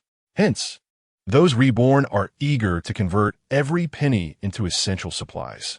It is only natural. In essence, hoarding and purchasing are the orders of the day. Tong Daji is fortunate and astute, adept at amassing wealth swiftly through lottery tickets. However, this approach is not universally applicable to all reincarnates, such as herself. In both her previous and current lives, she has never paid attention to the lottery numbers. How could she expect to win? With her resources, Tong Daji could lead a life of abundance in the apocalypse, free from the worries of sustenance, and even indulge in entrepreneurial ventures when the mood strikes. Yang Wenkai, somewhat puzzled, nodded slightly. Lin Nian, why don't you stock up a bit? I have no money, she replied. As a solitary university student, she is devoid of financial resources or assets. Her living expenses are contingent upon the whims of Shun Jinhai, who occasionally grants her a little. How could she possibly stockpile goods? Loans? Usurious lending? Until yesterday, even her own survival was precarious, and the effort to amass a warehouse full of supplies raises the question of whether she could even safeguard them. This is indeed a significant drawback. Yang Wenkai cast a sympathetic glance at Lin Nian. Having money is futile. Illegitimate gains. These supplies will be confiscated by the state, Luo Chan remarked coldly. Just then, with a resounding crash, the mound of rice behind the three collapsed. A surge of force erupted as several bags, each weighing 50 pounds, hurtled towards them. Be careful. Luo Chan reacted swiftly, seizing Lin Nian's arm and making a dash for the exit. Achunga help. Lamented young Wenchai. Unfortunate enough to be struck by a bag of rice, falling to the ground and casting a resentful glance at the two. Get out. Who permitted your entry? A thunderous roar echoed as a burly, scruffy man leaped from the pile of rice. It was Tong Daji. He had been lurking there all along. You seek death, daring to assault an officer. Lin Nian. Is it possible to refrain from incessantly mentioning the assault on police officers? As he beheld the swiftly approaching Luo Chan, Tong Daji arched his brows, a faint golden light emanating from his form. In the next moment, his muscles swelled rapidly as if inflated, his skin radiating a soft, golden sheen reminiscent of the bronze statues in the Shaolin Temple. An individual endowed with golden abilities, impervious to blades and bullets, possessing skin as tough as iron. Bang! Luo Chen's gaze was sharp as an eagle-s. His fist struck Tong Daji, producing a sound akin to metal colliding. It felt as though his fist had crashed against a steel plate, the impact numbing his entire arm. Hiss! The sensation was intensely exhilarating. Beads of sweat trickled down his forehead as Luo Chen gritted his teeth, stifling the pain. Having already issued his bold words, he could not afford to falter now. In the next moment, Luo Chen's fingers curled like claws, aiming for Tong Daji's throat. Is this all you can do? A smirk crept across Tong Daji's lips as he strode purposefully towards Luo Chen, launching a powerful punch. Boom! The air erupted with a resounding crack, and Luo Chen could feel the force of the blow. It was not to be underestimated. With agile grace, Luo Chen evaded Tong Daji's attack. At that moment, fueled by sheer brute strength, Tong Daji seized Luo Chen, lifting him effortlessly. Don't move. In the next instant, the cold muzzle of a gun pressed against Tong Daji's temple. Yet, he exhibited no trace of fear. Go ahead, fire if you dare. He was certain that if Luo Chen dared to pull the trigger, it would not be his life that would be extinguished. Luo Chen was momentarily taken aback. It was the first time he had encountered someone unafraid of bullets. Let him go. Just then, a cool voice resonated through the air. Lin Nian helped Yang Wenkai to his feet, standing before the mound of rice, her palm cradling a flickering fireball. If you wish to avoid turning this rice to ash, it would be prudent to relinquish him. Lin Nian coldly threatened. She understood all too well what these supplies represented in the eyes of those living in the apocalypse. With precise control, she demanded, "What exactly do you intend to do?" Upon seeing the fireball in Lin Nian's hand, Tong Daji was momentarily taken aback, abandoning Luo Chen as he solemnly inquired. "We are from the National Security Bureau. Here are my credentials, and this is." As the words fell, Yang Wenkai flashed a smile, revealing his identification along with an arrest warrant. Lin Nian cast a fleeting glance, instantly rubbing her temples in distress. At last, she comprehended why Hu Tao was desperately fleeing. A warrant for arrest. If she were in his position, she too would make a hasty retreat. Is this truly how they apprehend reincarnators? One recklessly charges ahead, while the other possesses an alarmingly low emotional intelligence. Before Yang Wenkai could finish his words, Lin Nian snatched the warrant from his hands and set it ablaze. "From this moment forth, you shall remain silent. Tong Daji, let us converse. I, too, am a reincarnator, and we harbor no ill intentions." Tong Daji regarded Lin Nian with a skeptical expression. "Do you genuinely believe what you just said?" Lin Nian awkwardly tugged at the corners of her mouth, taking the initiative to absorb the fireball. "Shall we find a place to sit?" After a brief hesitation, Tong Daji nodded. On the 5th floor, in the spacious hall, Tong Daji lit a cigarette. "Are you also a reborn?" Chapter 9. New members. Lin Nian nodded slightly. "Indeed. I perished 2 months into the apocalypse." "And you?" Upon hearing Lin Nian's words, a complex expression flickered in Luo Chen's eyes. The so-called rebirth turned out to be a process of resurrection after death. How did she meet her end? Tong Daji exhaled a puff of smoke. "I was somewhat more fortunate than you. I survived merely half a month in the apocalypse." The two exchanged a bittersweet smile, each reflecting a hint of sorrow in their gaze. Under the weight of catastrophe, the despair and hardship of existence are comprehensible only to those who have truly lived through the end times. "My name is Lin Nian. Brother Tong, when did you experience your rebirth?" Lin Nian sat before the floor-to-ceiling window, devoid of glass, and softly inquired. Tong Daji settled beside her, feeling an inexplicable kinship, perhaps due to their shared experience of rebirth. "I was reborn 5 days ago." Observing Tong Daji's willingness to speak, Yang Wenkai hurriedly activated his computer, setting up a tripod for live recording. Tong Daji cast a glance, but did not intervene. He was a straightforward, honest man from the countryside, and during the outbreak, he had been residing at a construction site. That night, most of his co-workers transformed into ravenous monsters, and he escaped the site through sheer brute strength. Initially intending to report the incident, he found the streets overrun with creatures. In a twist of fate, this misdirection allowed him to survive. In the face of the apocalypse, the most perilous locales were the densely populated cities, while the sparsely inhabited countryside offered relative safety. Upon returning home, Tong Daji discovered that his wife had already fled. The house lay in ruins. His 6-year-old child and 7-year-old mother had been brutally mangled by the mutated villagers. As he recounted this, a flicker of anguish and despair shone in Tong Daji's eyes. In my previous life, I had a habit of purchasing lottery tickets, becoming intimately familiar with the winning numbers. Thus, I divorced that woman, won the lottery, and planned to gather sufficient supplies before bringing my mother and child back. Lin Nian smiled faintly. Behind every reincarnator lies a unique tale of their own. The heavens have bestowed upon them the chance to live anew, ensuring they do not repeat their past mistakes. Brother Tong, when did your extraordinary abilities awaken? 2 days ago. Lin Nian smiled and nodded. In this life, Tong Daji had already mapped out his future, yet she still wished to make an effort. Brother Tong, would you be interested in joining the National Security Bureau? Tong Daji instinctively shook his head in refusal. He was merely a selfish, ordinary man, intent on safeguarding his loved ones when calamity struck. Now that he was both affluent and capable, why would he consider joining the National Security Bureau? Just yesterday, I shared your sentiments and had no desire to join the National Security Bureau either. Lin Nian spoke calmly. However, upon further reflection, joining the National Security Bureau, under the protection of the state, is not without its merits. At least there is a formidable support behind one. No one desires calamity. To exist in a stable world, even as an ordinary individual, is a form of happiness, is it not? Her words resonated deeply with Tong Daji, as if piercing his very soul. Indeed, who does not yearn to live in an era of peace and prosperity?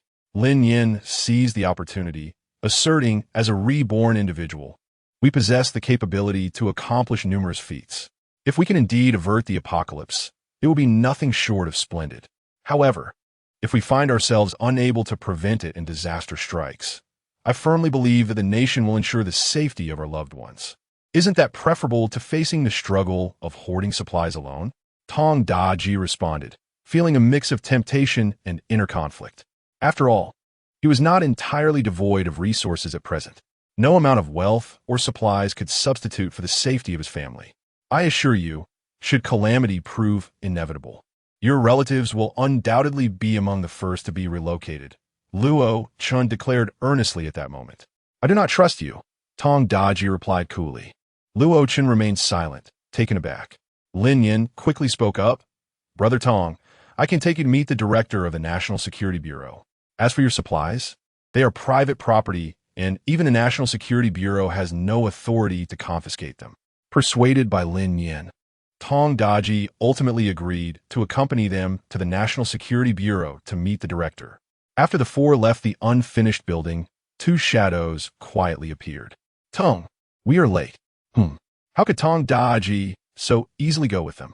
Brother, there are many supplies here. We should take advantage of the absence of others. Silence. Yang Wenkai is a computer expert. There are definitely cameras installed here. The moment you show up, you'll be exposed.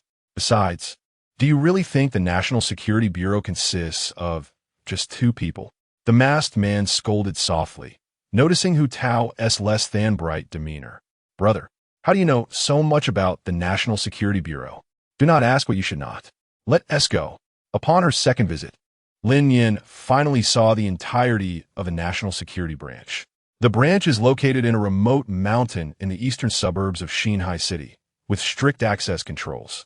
At the mountain summit, a vast area has been cleared for the construction of office buildings, experimental bases, and dormitories.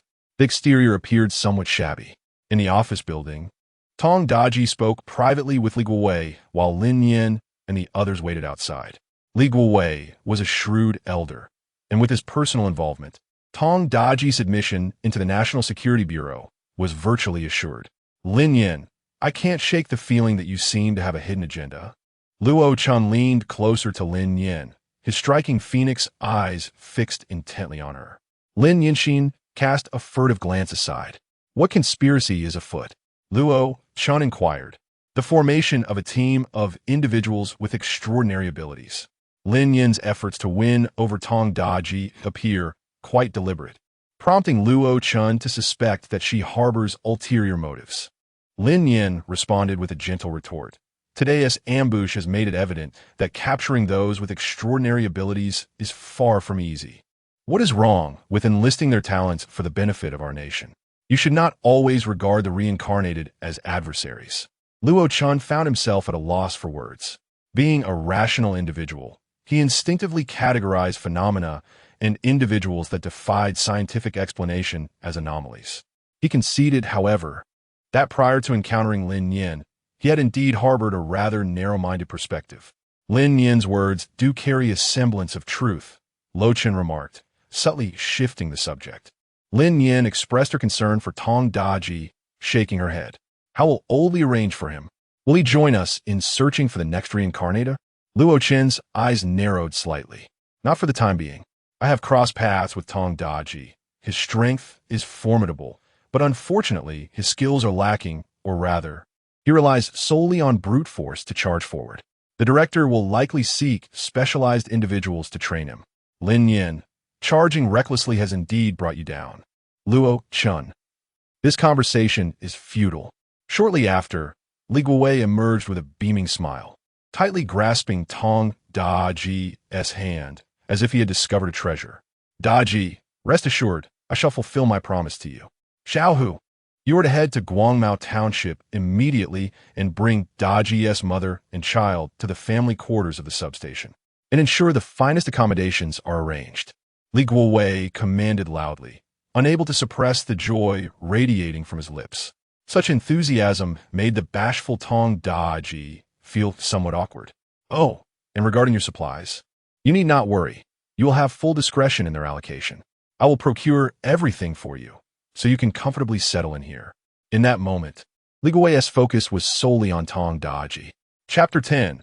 A favor to ask with all arrangements for Tong Daji in place. Li Guowei personally escorted him to the experimental building for a medical examination.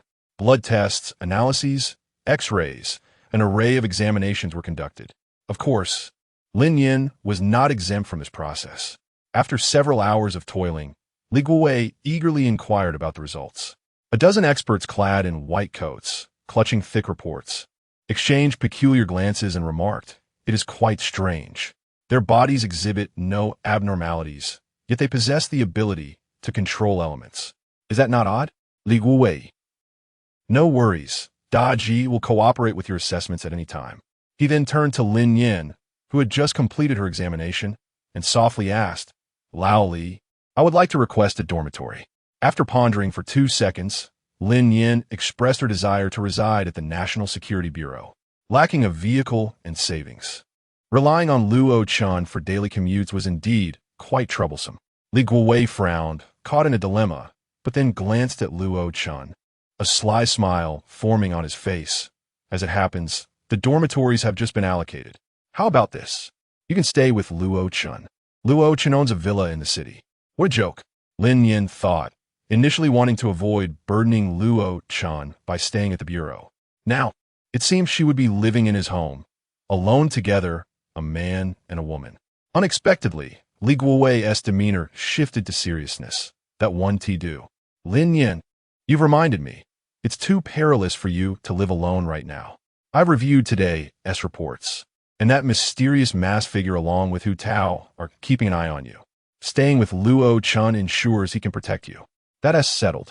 Upon hearing Li Guowei's words, Lin Nian rolled her eyes in exasperation. It was uncertain who would be protecting whom. Let us go, Luo Chun said impassively, holding the car keys. At that moment, Yang Wenkai approached with a cheeky grin. "Chingo, my rental contract is about to expire. What do you think? Go file a report for a dormitory." "No, Lin Nian could stay. One more person wouldn't make much difference." Tian Yi. Under Yang Wenkai's relentless persuasion, Luo Chun finally relented. Upon arriving in the city, Lin Nian gazed in astonishment at the standalone villa before her. This villa was significantly larger than her own. The garden alone spanned over 100 square meters. Is Luo Chun really this affluent? Lin Nian, stop dawdling and come inside. Yang Wenkai urged Lin Nian, dragging his suitcase towards the villa. Yang Wenkai, find any room you like. Lin Nian, come with me. Once inside, Luo Chun headed straight for the basement. Lin Nian, bewildered, followed closely behind. Could it be that Luo Chun intended for her to reside in the basement? Lin Nian, I'm about to impart some combat techniques to you. Have you ever studied them before? Luo Chun inquired as he walked. Lin Nian instinctively inquired, does Tai Chi count? During her time at her grandmother's residence, she had diligently practiced Tai Chi. Suddenly, with a decisive click, Luo Chun illuminated the room by switching on the lights. Lin Nian was momentarily awestruck by the sight unveiled before her in the basement. An array of professional athletic equipment lay scattered about: treadmills, sandbags, dumbbells, and parallel bars. Not to mention a boxing ring. Let's begin with some warm-up exercises. I will teach you the true combat techniques that could prove life-saving in critical moments. Luo Chun shed his outer coat, revealing a physique defined by impressive musculature, a sight that was undeniably striking. Lin Nian couldn't help but steal another glance. Subsequently, she set aside her belongings and sprang to her feet. With the guidance of a professional at her disposal, she had no reason to be pretentious. The following morning, Lin Nian was jolted awake by the shrill sound of the alarm. As soon as she moved, a wave of soreness washed over her body, and her legs trembled incessantly, as if her body no longer belonged to her. Lin Nian was on the verge of tears, overwhelmed by the intensity of her training. Yet, she had only trained under Luo Chen's guidance for merely an hour, revealing the extent of her physical inadequacies. After a brief, refreshing wash, Lin Nian descended the stairs. It was early, and Yang Wenkai, full of vigor, was nestled on the sofa, engrossed in his computer. Lin Nian casually remarked, "Good morning.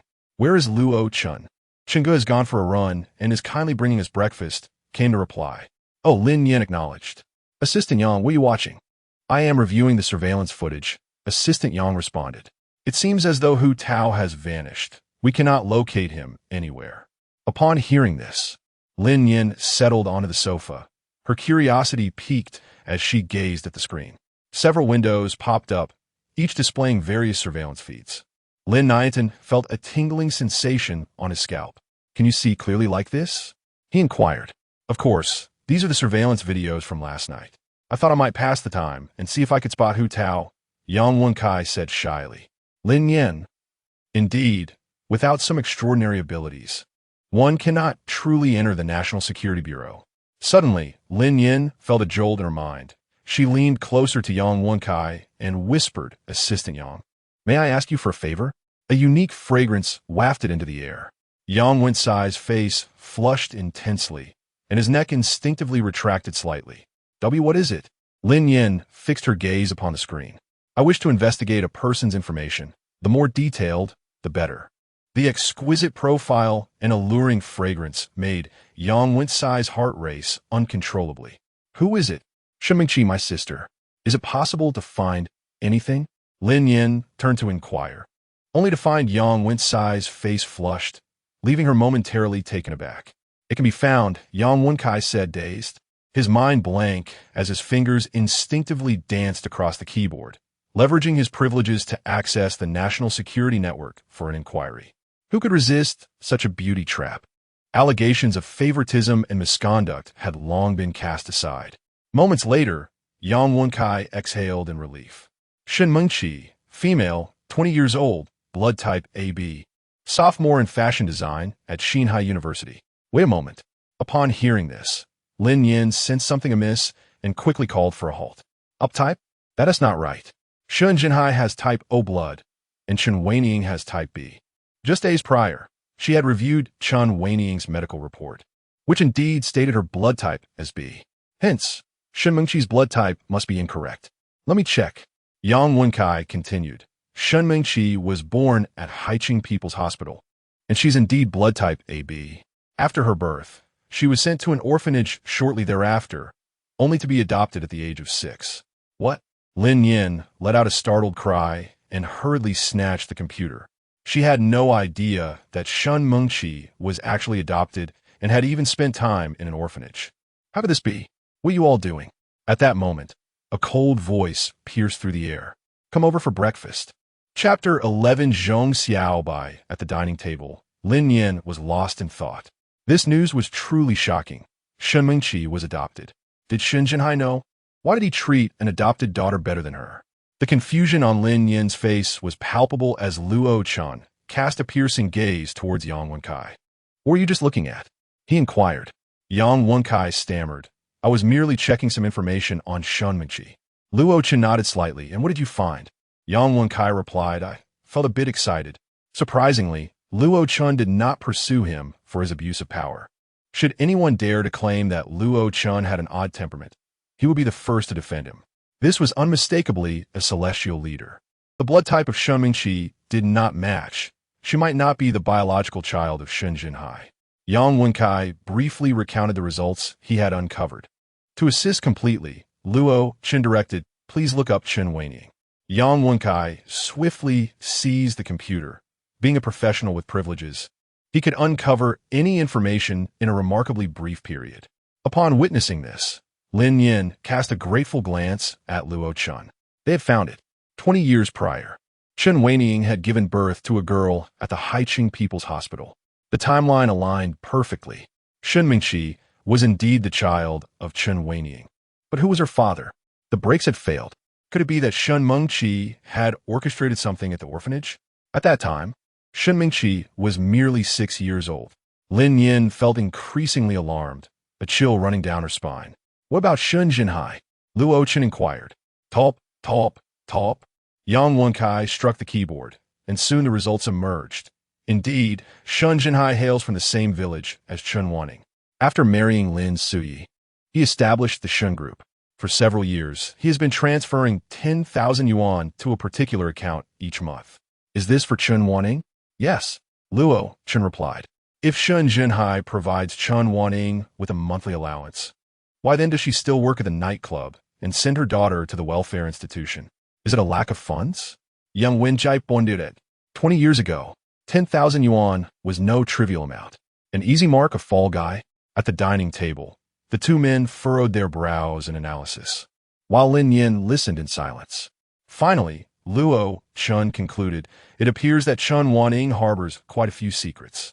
Lin Nian tugged at the corner of her mouth, remarking, one should not judge by appearances. In that case, Shen Jinhai was presumably unaware. Should I disclose this information to him? Luo Chun nodded in agreement. That could work. Let him have something to occupy his time, allowing him to investigate on his own. I will arrange for someone to take care of it shortly. Upon hearing this, Lin Nian's eyes sparkled with excitement. Captain Luo indeed possesses remarkable charisma. Luo Chen's ears turned slightly crimson. I merely wish for you to remain undistracted by familial matters and focus on seeking the reincarnated. At that moment, Yang Wenkai, with a peculiar expression, remarked, Brother Chun, this morning, the police station sent over a report. Luo Chun raised an eyebrow. Is there something unusual? Only bizarre or unfathomable cases warrant reporting to the National Security Bureau. This is also one of their methods for filtering reincarnated individuals. Yang Wenkai adjusted his glasses. Yesterday afternoon, a woman from the Xiqing Zen Harmony community reported to the station that her sausages and cured meats, which she had set out to dry, mysteriously vanished when she turned her back. Lin Nian. The case of the stolen sausages and cured meats? Indeed. The police have conducted an investigation and reviewed the surveillance footage from the community. Below, a woman clad in an apron was seen moving some steel frames, and subsequently, she dragged out numerous sausages and cured meats from her home to dry on the racks. Just as the woman turned to tidy up her boxes, a girl in sports attire and a cap casually passed by. A bizarre scene unfolded. The girl reached out and touched the cured meats, and in an instant, the sausages and cured meats vanished from the racks. A spatial ability user. Upon witnessing this, Lin Nian gasped in surprise. In her previous life, Shen Mingqi had awakened a spatial ability. Anything she lightly touched would simply disappear. Spatial? Are you suggesting that the sausages and cured meats were absorbed into the girl's spatial realm? Luo Chun inquired, furrowing his brow. Lin Nian nodded affirmatively. There is no doubt. Assistant Yang, have you located that girl? Yang Wenkai shook his head in response. No, given the peculiar nature of this situation. The investigating officers are hesitant to act recklessly and have reported it directly. Luo Chan understood and stood up to head outside. Let us go to the Xinhe community and investigate. Shinji, wait. I haven't had my breakfast yet. Upon hearing this, Yang Wenkai hurriedly grabbed his computer and rushed after him. Lin Nian casually picked up a fried dough stick. In the Xinhe community, 2 police officers accompanied 3 individuals to locate the elderly woman who had lost her sausages and cured meats. Upon seeing them, the woman eagerly inquired, "So, comrades in uniform, have you apprehended the thief? We are missing several hundred pounds of meat. How could it simply vanish? In broad daylight, could it be that we are haunted?" Lin Nian casually inquired, "Aunt, why have you made so many sausages and cured meats?" The aunt replied with a hint of exasperation. "My son-in-law has opened a shop at the market, specializing in smoked delicacies. Seeing the pleasant weather, I kindly offered to help with the drying process. But who would have thought? Was there anything peculiar that occurred when the sausages went missing?" I pressed on. I did have my suspicions and took a closer look at her. Yet she only carried a small backpack. How could it possibly hold so much meat? I was in a state of distress and eventually decided to report it to the police. "Aunt, do you know where that girl resides?" I asked. The aunt pondered for a moment before responding, "Officer, could it truly be that girl who stole my family's meat?" Lin Nian smiled and shook her head. "We merely wish to inquire about her to see if there are any additional clues." "Oh, I have a vague recollection of that girl. She is a tenant in the community, seemingly a university student. I truly do not know her exact residence." Having obtained the desired information, Lin Nian nodded with a smile. A tenant, a university student. As long as she resides in the community, finding her should not be difficult. Subsequently, they approached the property management of the complex, and upon careful investigation, they indeed found information regarding the girl. Zhong Xiaobai, female, 20 years old. A sophomore majoring in fashion design at Xinhe University, residing on the 15th floor of Unit 1, Building C. "I have a slight impression of this young lady," the enthusiastic property manager remarked. 5 days ago, she abruptly broke up with her boyfriend, expelling him from her rented apartment, an incident that became widely known throughout the community. I counted, and there are as many as 70 bags. With such a large quantity of rice, how could one possibly consume it all? To gather intelligence, one must rely on the elderly residents at the community entrance. No amount of money could suffice for her to consume all that the property manager continued to chatter. But Lin Nian quickly interjected, "Thank you, sir. We have already gathered the necessary details." Luo Chun politely nodded. "Let us proceed to Building C." "Ah, Captain Luo, what a coincidence." At that moment, an exclamation rang out. Shen Mingqi, adorned with meticulous makeup and dressed in a cool outfit, approached briskly. Clad in a white camisole, a miniskirt and sneakers, and carrying an adorable shoulder bag, she exuded youthful exuberance and vitality. "Captain Luo, my name is Shen Mingqi." Shen Mingqi shyly approached Luo Chun, feigning modesty as she waved in greeting. As for Lin Nian, she was conveniently disregarded. Chapter 12. The Space Ability User Let Us Go. Luo Chun cast a cold glance at her and prepared to stride past. "Captain Luo." A flicker of unwillingness flashed in Shen Mingqi's eyes as she stepped forward to block Luo Chen's path. "Captain Luo, I wish to enter the National Security Bureau as well. Could you perhaps recommend me?" As she spoke, Shen Mingqi deliberately shot a glare at Lin Nian. What is so remarkable about her? Lin Nian has the capability to enter the National Security Bureau, and so can she. "Miss Shen, I'm currently performing my duties. I kindly ask you to step aside." Luo Chun spoke coldly, his expression revealing considerable impatience. Lin Nian slowly curled her lips into a smile. "Officer Chun, it seems someone is obstructing official duties. Shouldn't we invite her to the station for a cup of tea?" "Miss, kindly move aside." "Lin Nian, you venomous woman." In the next moment, Shen Mingqi glared at her with a contorted expression of anger. "Officer Chun," Luo Chun said impatiently, his voice low. "Yes." Officer Chun understood and stepped forward, positioning himself in front of Shen Mingqi. "What are you doing?" "Step aside." Shen Mingqi, having finally encountered Luo Chun, was determined to cling to him, hoping to infiltrate the National Security Bureau. However, to her dismay, Luo Chun completely ignored her. Fuming with frustration, ding! Soon, the elevator reached the 15th floor. "What are your plans this time?"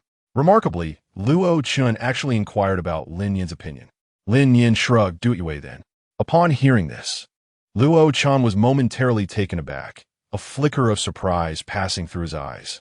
Lin Nian had always expressed discontent regarding his heavy-handed enforcement, yet this time, what prompted the change? Knock, knock, knock. Just as the two were conversing, Yang Wenkai rapped on Zhong Xiaobai's door. Is it a delivery? Upon opening the door, a girl with disheveled hair and an unremarkable appearance stood behind it. When she discerned the three individuals outside, her smile faltered. Who are you looking for? Is it Zhong Xiaobai? Yang Wenkai, adjusting his glasses habitually, inquired earnestly and with gravity. Yes, that's me. Zhong Xiaobai nodded, her expression vacant. We are from the National Security Bureau, and here is my identification. We wish to discuss the case of the stolen sausages and cured meats from your community. Hearing Yang Wenkai's formal questioning, Zhong Xiaobai blinked nervously and stammered. I didn't steal that Annie's sausages. At this, Lin Nian felt an urge to laugh. The naive girl inadvertently confessed. She was not a bad person, merely somewhat oblivious. Yang Wenkai's gaze sharpened. How do you know it was an Andy? At that moment, Luo Chun stepped forward, his long leg crossing the threshold into the room. Hey, you can't come in. Zhong Xiaobai screamed in terror, but the next instant, a piece of paper was sharply thrust against her face. Zhong Xiaobai angrily tore the paper from her visage. Don't go too far. What is wrong with the police? Can the police just invade a private residence? Do you believe I will expose you? Upon reading the bold letters on the paper, Zhong Xiaobai's outcry abruptly ceased. An arrest warrant. What a joke. Zhong Xiaobai, it seems you harbor quite a few secrets. Luo Chun, surveying the room, remarked with a bemused expression. The modest one-bedroom apartment, over 40 square meters, was cluttered with delivery boxes, half opened, with the remnants strewn about like miscellaneous items in the living room. What secrets? What nonsense are you spouting? Zhong Xiaobai, momentarily taken aback, defiantly puffed out her cheeks. Yet, her thoughts were clearly etched on her face. Let us begin with your thievery. Luo Chun, stepping over the chaotic boxes, settled onto the sofa, his piercing gaze fixed on Zhong Xiaobai. Lin Nian quietly stood aside, kindly closing the door to the room. Zhong Xiaobai protested, I did not steal. The evidence was irrefutable. Zhong Xiaobai's petite face flickered from pale to flushed. How careless of her. Who would have thought there were hidden cameras in the community? I only touched it for a moment, and then it vanished. I have no idea what happened. After watching the video, Zhong Xiaobai adamantly denied the accusations. Luo Chun chuckled lightly. Where have the parcels you opened gone? Boom. Zhong Xiaobai's mind erupted in confusion, stammering. Is it illegal to open parcels? I am inquiring about the whereabouts of the items, came the stern retort. Zhong Xiaobai was utterly frightened. I ate them all. PFF. Lin Nian couldn't help but laugh. Hundreds of empty delivery boxes, all consumed? Such a lie could only be believed by someone gullible. However, she understood Zhong Xiaobai's predicament. When she faced Luo Chun's interrogation, she was equally flustered and unable to think clearly. At that moment, Yang Wenkai, fixated on his computer, slowly spoke. Zhong Xiaobai, 3 days ago, you borrowed 150,000 across various online platforms. Subsequently, you purchased a substantial amount of daily necessities on a popular app. Women's clothing, sports shoes, socks, undergarments, cosmetics. Oh, and a box of face masks. A box of chocolates, 3 large boxes of biscuits, 3 large boxes of potato chips, 20 boxes of instant noodles, as well as grilled sausages, frozen steaks, chicken nuggets, and shrimp dumplings. Zhong Xiaobai was utterly bewildered, staring at Yang Wenkai as if he were a monster. Her privacy had been laid bare. Anyone would feel a shiver down their spine. Had she really consumed all that? She was on the verge of collapse. What kind of people were these? They even knew how many pairs of undergarments she had purchased. Zhong Xiaobai bit her lip, her scalp tingling, and glanced towards the door, yearning to escape. Just then, Lin Nian asked, Zhong Xiaobai, how long have you survived in the apocalypse? 3 days. How do you know about the apocalypse? Upon her rebirth, Zhong Xiaobai's first action was to sever ties with her scoundrel boyfriend. In her previous life, she had scrimped and saved, working 2 part-time jobs on weekends to share a rented apartment with her boyfriend. They lived and moved in unison and their university classmates envied them. Little did she know, when the apocalypse struck, that scoundrel had pushed her into a horde of ravenous monsters to protect his beloved. Remembering the horrors of her past life, Zhong Xiaobai shivered, realizing how blind she had been. Upon her return, she vowed not to let that pair of scoundrels have any peace. 3 days ago, she awakened her spatial abilities. The thought of this made Zhong Xiaobai involuntarily excited. A golden opportunity for home and travel essentials. With her newfound space, she cautiously hoarded supplies, and yesterday, she simply couldn't resist. It was all because the sausages and cured meats from the aunt's house were too tempting. After understanding Zhong Xiaobai's situation, Luo Chen issued his final ultimatum. "Do you dare to kill?" Zhong Xiaobai timidly exclaimed, unconsciously inching closer to Lin Nian. "I have the right to eliminate fugitives." Chapter 13. Rated empty under Luo Chen's formidable presence. Zhong Xiaobai had no choice but to nod in agreement. The gun at the man's waist was not merely for show. Moreover, spatial abilities were the least combat-effective powers, serving as support. "You won't use me for experiments, will you?" Zhong Xiaobai asked anxiously before departing. As an anomaly, this was a common concern, but Lin Nian reassured her with a pat on the shoulder. "Rest assured, you are our key protected subject. In the future, we will rely on you for hoarding supplies." Upon hearing this, Zhong Xiaobai's eyes brightened. As a support role, there is no greater delight than being shielded by others. Moreover, the resources hoarded by the nation must be of utmost significance. Firearms, ammunition, and strategic food reserves. Just the thought of it brings immense satisfaction. I wish to retrieve these packages. They should not go to waste. Zhong Xiaobai glanced at Luo Chen and whispered her intention. Luo Chen nodded in agreement. In the next moment, Zhong Xiaobai dashed toward her packages, her small hand reaching out, and one package vanished in an instant. Lin Nian pondered why she did not store these packages in her space, while Yang Wenkai, astonished, inquired with a puzzled expression. Lin Nian chuckled. "You do not comprehend the joys of women." Yang Wenkai replied. "A room filled with packages, unwrapped until my hands grow weary. Each box containing a unique surprise. This is the bliss every woman yearns for." 10 minutes later, the quartet arrived at the entrance of the community. Captain Luo observed that Shun Mingqi had not yet departed, and Officer Chun was on the verge of losing his composure due to her incessant chatter. He had never encountered a woman with such audacity.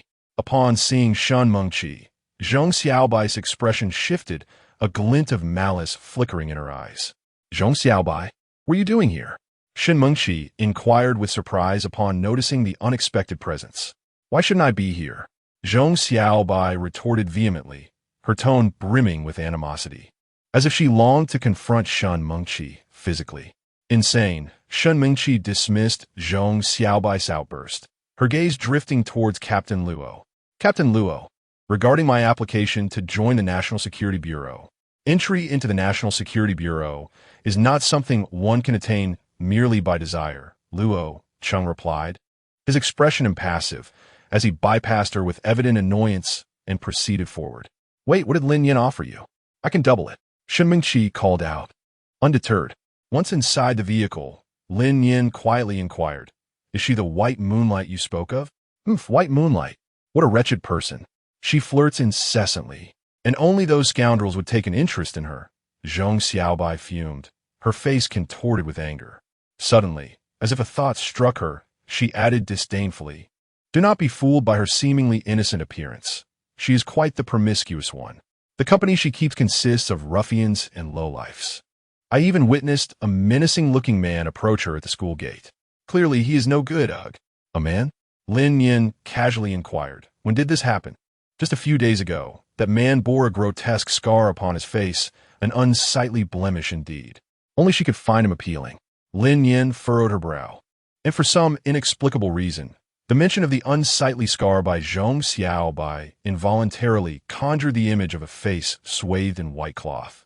"Assistant Yang, is there surveillance at the entrance of Xinhai University?" "Yes, there is." "Lin Nian, could you assist me in checking this?" Upon hearing this, Yang Wenkai turned to look at Luo Chen. He dared not respond without the leader's command. Upon returning to the National Security Bureau, Zhong Xiaobai headed to the director's office while Yang Wenkai accessed the surveillance footage from Xinhai University. Moments later, it became evident that Zhong Xiaobai had not lied. 3 days prior, a middle-aged man indeed visited the school to seek out Shen Mingqi. As Yang Wenkai spoke, he shared the video with Lin Nian. In the footage, the middle-aged man appeared slightly portly, dressed in black long sleeves and trousers, and wearing a cap that obscured most of his face. As the image zoomed in, when half of the man's face came into view on the screen, Lin Nian's heart jolted violently. The grotesque scar that extended from the corner of his eye to his jaw was all too familiar to her. Lin Nian's hand trembled slightly as she murmured in disbelief. "It's him, Lu Quan." Luo Chan inquired with curiosity, "Who is Lu Quan?" Unfortunately, their conversation remained inaudible. In the video, Lu Quan persistently pursued Shen Mingqi, who wore a face of disdain and anger, shouting at him, "Why did you come looking for me?" In the next moment, Yang Wenkai interjected with a strained voice. "Lin Nian." Luo Chan explained softly. Yang Wenkai can read lips. "Chi-Chi, I just wanted to see you because I miss you. Go away." "Chi-Chi, why do you speak to your father like that? Are you out of money again? If you're short on funds, just tell me. I will help you. Remember, my father is Shun Jinhai, and I am his daughter, so go away." Upon hearing Yang Wenkai's translation, Lin Nian was utterly astonished. Shen Mingqi is Lu Quan's daughter? One is a driver, and the other is in an orphanage. Her mother's death is undoubtedly connected to them. With this thought, Lin Nian impulsively turned around. "I must find old Li." Luo Chun promptly grasped Lin Nian's arm. "What are you doing? We need to capture Lu Quan. Once we apprehend him, everything will become clear. I want to ask him why he murdered my mother." Lin Nian screamed in a fit of hysteria. Luo Chun gently urged, "Please calm down. I cannot possibly remain calm. Do you comprehend the reality of a 6-year-old child who has lost their mother? What grudge could compel someone to commit such an atrocity? Her mother was so kind. Why would he do such a thing?" The mere thought that her mother's death was not an accident rendered Lin Nian utterly incapable of rational thought. Her heart shattered.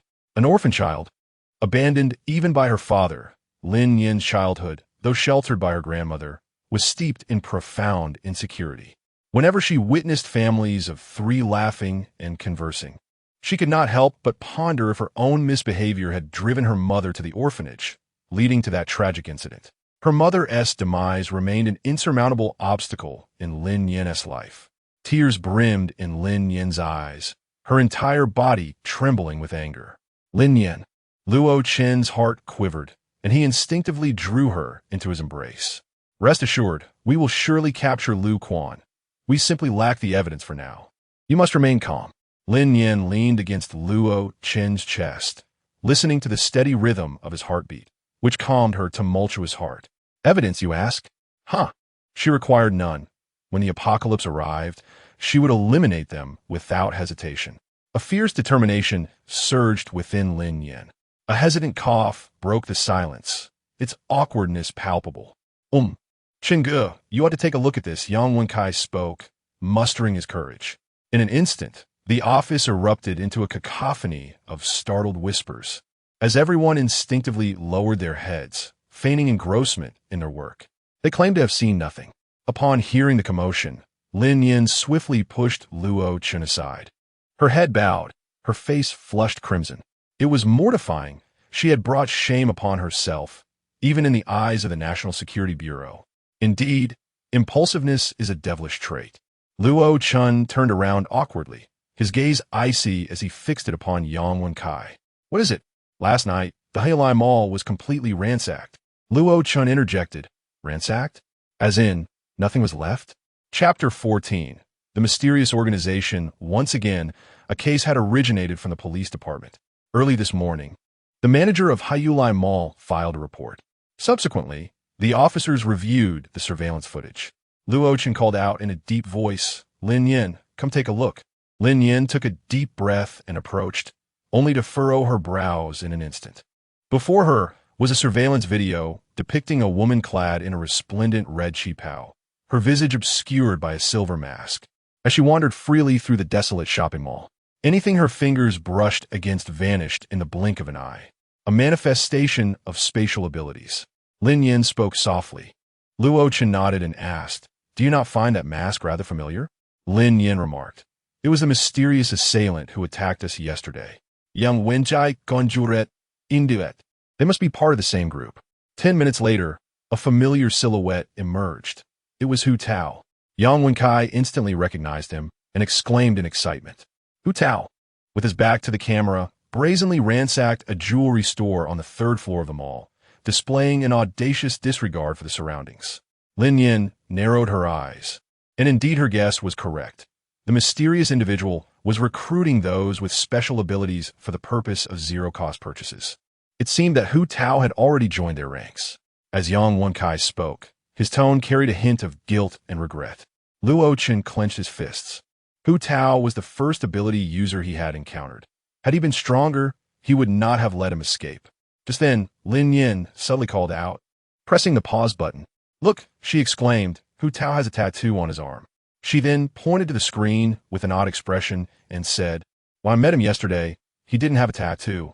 The black inked design resembled an animal, only partially visible, making it difficult to discern its exact nature. Lin Nian contemplated that this might be a significant lead. Luo Chen nodded affirmatively. Indeed. Assistant Yang promptly replied, "Understood. I will immediately screen all tattoo artists in the city to identify any suspicious individuals. Luo Chen, please come in with Lin Nian." Subsequently, Li Guowei summoned the two into his office, where Lin Nian was taken aback to find Tong Daji present. After exchanging pleasantries, Li Guowei began, "The approval has been granted. The state is formulating an urgent plan, allowing Xinhai City to enter a state of preparedness ahead of schedule." Lin Nian gazed at Li Guowei in confusion. "Preparation for battle?" Li Guowei elucidated. "The state of readiness signifies that Xinhai City can activate its shelters and utilize emergency rations. Should the supplies prove insufficient, the government will fund the stockpiling of provisions.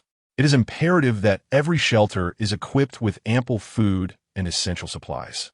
Additionally, we must ensure that communication lines are open and that water and electricity are fully operational. As for the movements of the military, that is not for you to concern yourselves with." After a brief pause, with a piercing gaze, Li Guowei asserted, "There are still 20 days remaining. Regardless of what transpires, the nation will exert every effort to safeguard its citizens. Please place your trust in the government." A complex expression flickered across the faces of Lin Nian and the others. "That meteorite?" Li Guowei sighed. "It is yet to be found." Thus, the nation has entered a state of preparedness. Shelters have been opened, emergency rations activated, and supplies stockpiled, all to ensure that when disaster strikes, people will have a refuge from calamity. Indeed, this time, the nation has taken significant measures. Next, Zhong Xiaobai and Tong Daji will accompany me. Lin Nian, you shall continue to follow Luo Chen to uncover more individuals with extraordinary abilities. Understood. Li Guowei Nudda. In times of national crisis, it is the duty of every citizen. We must unite and collectively confront the impending disaster. If the apocalypse truly arrives, it will be arduous for you all. At this juncture, Li Guowei stood and bowed deeply to Lin Nian and the others. "Director Li, what are you doing? We cannot accept such reverence. Please, we will do our utmost." Lin Nian remained silent. She understood Li Guowei's intentions. The sanctuary, food, and supplies were all prepared. He hoped that they could represent the nation and extend aid after the catastrophe struck. With the outbreak of the virus, they had awakened their extraordinary abilities, which were surely stable. This was why Li Guowei entrusted them with such a daunting task. Yet, Lin Nian did not make any promises. Rescue? They were not merely tasked with saving a community or a street, but rather the entirety of Xinhai City, and perhaps even beyond. Was that feasible? Just the three of them? It seemed unattainable, and she believed that one should not make commitments they could not fulfill. Once a promise was made, even if it required their utmost effort, it had to be honored. This was the reason for Lin Nian's reticence. Given the chance to live anew, she wished to embrace life fully. Ah, and there was one more person you ought to meet. Moments later, Li Guowei first dialed a dedicated hotline and then turned to Lin Nian, saying Su Haoran awakened his water-based abilities yesterday while in the detention center. Since the incident in the alley, Su Haoran had been confined there. Last night, While he was in a deep slumber, water suddenly surged forth from him, and before long, he had flooded the entire detention center. Lin Nian. Incredible. Release me. Where do you intend to take me? Damn it, unshackle my hands, or I shall drown you all. At that moment, a cacophony of curses echoed from outside the office. Su Haoran, adorned with a unique pair of handcuffs, was escorted in by 2 officers. Lin Nian, what brings you here? Scanning the people in the office, Su Haoran's gaze settled on Lin Nian, a flicker of surprise dancing in his eyes. Lin Nian retorted with annoyance. Where do you think I should be? The hospital? Oomph. I merely taught you a lesson. Was it truly necessary to inform me? Su Haoran replied nonchalantly. Lin Nian cast a sidelong glance at him. This man truly was rather foolish. At that moment, Li Guowei spoke up. Lin Nian, how should we handle Su Haoran? He has been quite uncooperative in the detention center, often causing trouble for the staff. Li Guowei appeared quite troubled. Upon hearing this, the others in the office stared in astonishment at Su Haoran. What are you all staring at? I haven't done anything to you, so why am I being held here? The crowd remained silent. Lin Nian's lips curled into an amused smile. Old Li, why not take him to the laboratory? We could conduct a thorough examination, even dissect him if necessary, to make some contribution to humanity. Seriously, Lin Nian, what a cruel heart you possess. Su Haoran exclaimed, hopping in anger. His finger pointed at Lin Nian as he unleashed a torrent of water from his fingertips, resembling a water gun. Boom! In the next moment, Lin Nian flicked her finger, and a fireball surged forth, engulfing the stream of water and hurtling towards Su Haoran's face. Oh! A cry of despair echoed as Su Haoran's face turned charred black. You! A plume of black smoke escaped his mouth, and Su Haoran's eyes widened in disbelief. Behave yourself if you don't wish to be examined. Lin Nian spoke coldly. At that moment, Su Haoran had lost all his arrogance, his heart racing with anxiety. He had once believed himself to be the chosen one, endowed with extraordinary powers. Yet, he had not anticipated that Lin Nian would prove to be even more formidable, overpowering and subduing him effortlessly. The disparity was unbearable for him. Su Haoran cried out in dismay, for at least in the detention center, he still held the title of the boss. Silence. Lin Nian lightly called out and turned to Li Guowei, saying, Old Li, leave Su Haoran to us. Focus on your own matters. Li Guowei nodded in satisfaction. Just then, a knock echoed through the office door. Guomin, a young man in uniform, entered, clutching a folder. Director, he wore a pair of gold-rimmed glasses, had fair skin, and possessed a handsome appearance that bore a hint of softness compared to Luo Chun. Director, they must be the reincarnated superhumans, right? What a pleasure to meet you. I am Gao Peng, the captain of the 2nd team of the National Security Bureau. Gao Peng glanced over the group, momentarily pausing before greeting them with a smile. Luo Chun regarded Gao Peng with a cold gaze, his demeanor notably indifferent. The atmosphere grew tense, a hint of awkwardness permeating the air.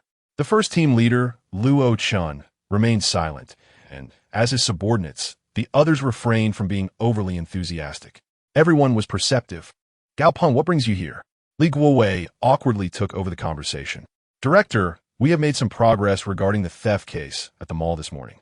Since you are busy, I will return later. Isn't it just about superhumans? Why the arrogance? Oh, it's nothing. Since you are here, allow me to introduce you. This is Tong Daji, a metal-based superhuman. Li Guowei smiled, attempting to ease the tension. Captain Gao, it is a pleasure to meet you. Tong Daji quickly rose to his feet, acknowledging the director's presence. This is Zhong Xiaobai, a spatial superhuman, and she is Lin Nian, a fire-based superhuman.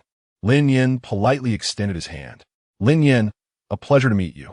Gao Peng smiled broadly, and as his hand grasped Lin Nian's, a wave of familiar warmth surged within him. Lin Nian was momentarily taken aback. She was acutely sensitive to fluctuations in energy. However, this particular aura dissipated in an instant. Lin Nian felt a sense of perplexity, yet she chose not to dwell on it. Captain Gao, she greeted, and Gao Peng, understanding her cue, discreetly exited the room. I have assigned a shoplifting case to Gao Peng. You may leave now.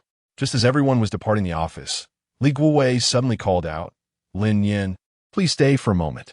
Lin Nian turned around with a face full of skepticism. Lin Nian's beautiful eyes widened in admonition. Do not speak recklessly. We have investigated the 3 individuals who perished in the alley. Suddenly, Li Guowei spoke with gravity. Upon hearing his words, a slight heaviness settled in Lin Nian's heart. Although she was not the one who took their lives, their deaths were indeed a consequence of her actions. Lin Nian, those 3 individuals are quite suspicious. What do you mean? The National Security Bureau has been unable to uncover any information regarding those 3. It is as if they materialized from thin air. Li Guowei spoke in a low voice, his thick brows furrowing with concern. Lin Nian stared in disbelief, her eyes wide with astonishment. How could it be impossible to trace them? Have you not interrogated Su Haoran? They are merely Su Haoran's lackeys, ordinary thugs. It is inconceivable that even the National Security Bureau could not uncover the origins of these 3 individuals. I did inquire, came the response. Su Haoran merely stated that he met them at a bar and that they insisted on recognizing him as their leader. Lin Nian, is there such a fortunate occurrence? Or perhaps the 3 individuals intentionally approached Su Haoran. What could their purpose be? All right, I merely wanted to mention that Su Haoran might harbor some secrets. Do keep a watchful eye on him. Lin Nian, Li Guowei Baoja, offering a reminder. Su Haoran is not a reincarnator, yet he has awakened supernatural abilities, which is rather peculiar. Upon hearing this, Lin Nian nodded emphatically. Indeed, she had overlooked the most crucial piece of information. Su Haoran is not a reincarnator. Is it possible that someone had prior knowledge of Su Haoran's awakening of powers, prompting the arrangement of 3 individuals to surround him? Subsequently, Lin Nian shook her head in negation. Lin Nian, there is no need to ponder over other matters. That young man is quite slippery. Just ensure he does not escape your grasp. Very well, Lin Nian replied softly. In the study of the Shun family, suddenly, Shen Jinhai received a health report in his email. Upon opening it, he was astonished to discover it belonged to Shun Mingqi. A tender smile crept upon Shun Jinhai's face as he thought, this child, how could she even misplace her email? However, in the next moment, his expression froze. The report indicated that Shun Mingqi's blood type was AB. Shun Jinhai's eyes widened in disbelief as he stared at the screen for several seconds. How could this be? He, with type O blood, could not possibly father a daughter with type AB blood. Fuming with rage, Shun Jinhai stormed downstairs. Soon, the anguished cries of Chun Weiniing echoed from below. Jinhai, what are you doing? Let Mingqi go. Dad, slap. You better confess. Whose child is Shun Mingqi? What shameful deeds have you been hiding from me? Shun Jinhai's fury reached a boiling point as he struck Chun Weiniing across the face. They had known each other since childhood, and this was the first time he had ever laid a hand on her. What are you doing hitting my mother? Shun Mingqi forcefully pushed Shun Jinhai away, standing protectively in front of Chun Weiniing. Her expression darkened, and she glared fiercely at Shun Jinhai, resembling a ferocious wolf cub. If you lay a finger on my mother, I will end you. All right. This truly cannot be my biological child, Shun Jinhai muttered bitterly, trembling with rage. Mingqi, what nonsense are you talking about? That is your father. Chun Weiniing's heart sank, and she quickly stood to chastise Shun Mingqi. Then, with tear-filled eyes, she turned to Shun Jinhai, looking pitiful. Old Shun, we have been married for so many years. Do you still not trust me? I swear, I have never wronged you. Chun Weiniing's words were earnest and resolute. Very well, then let Shun Mingqi accompany me to the hospital for a paternity test, Shun Jinhai said in a deep voice. Old Shun, the child is already so grown up. How can you expect her to feel? What about my position? Chun Weiniing suddenly yelled, tears streaming down her face as she lamented. You would treat me this way over a dubious health report?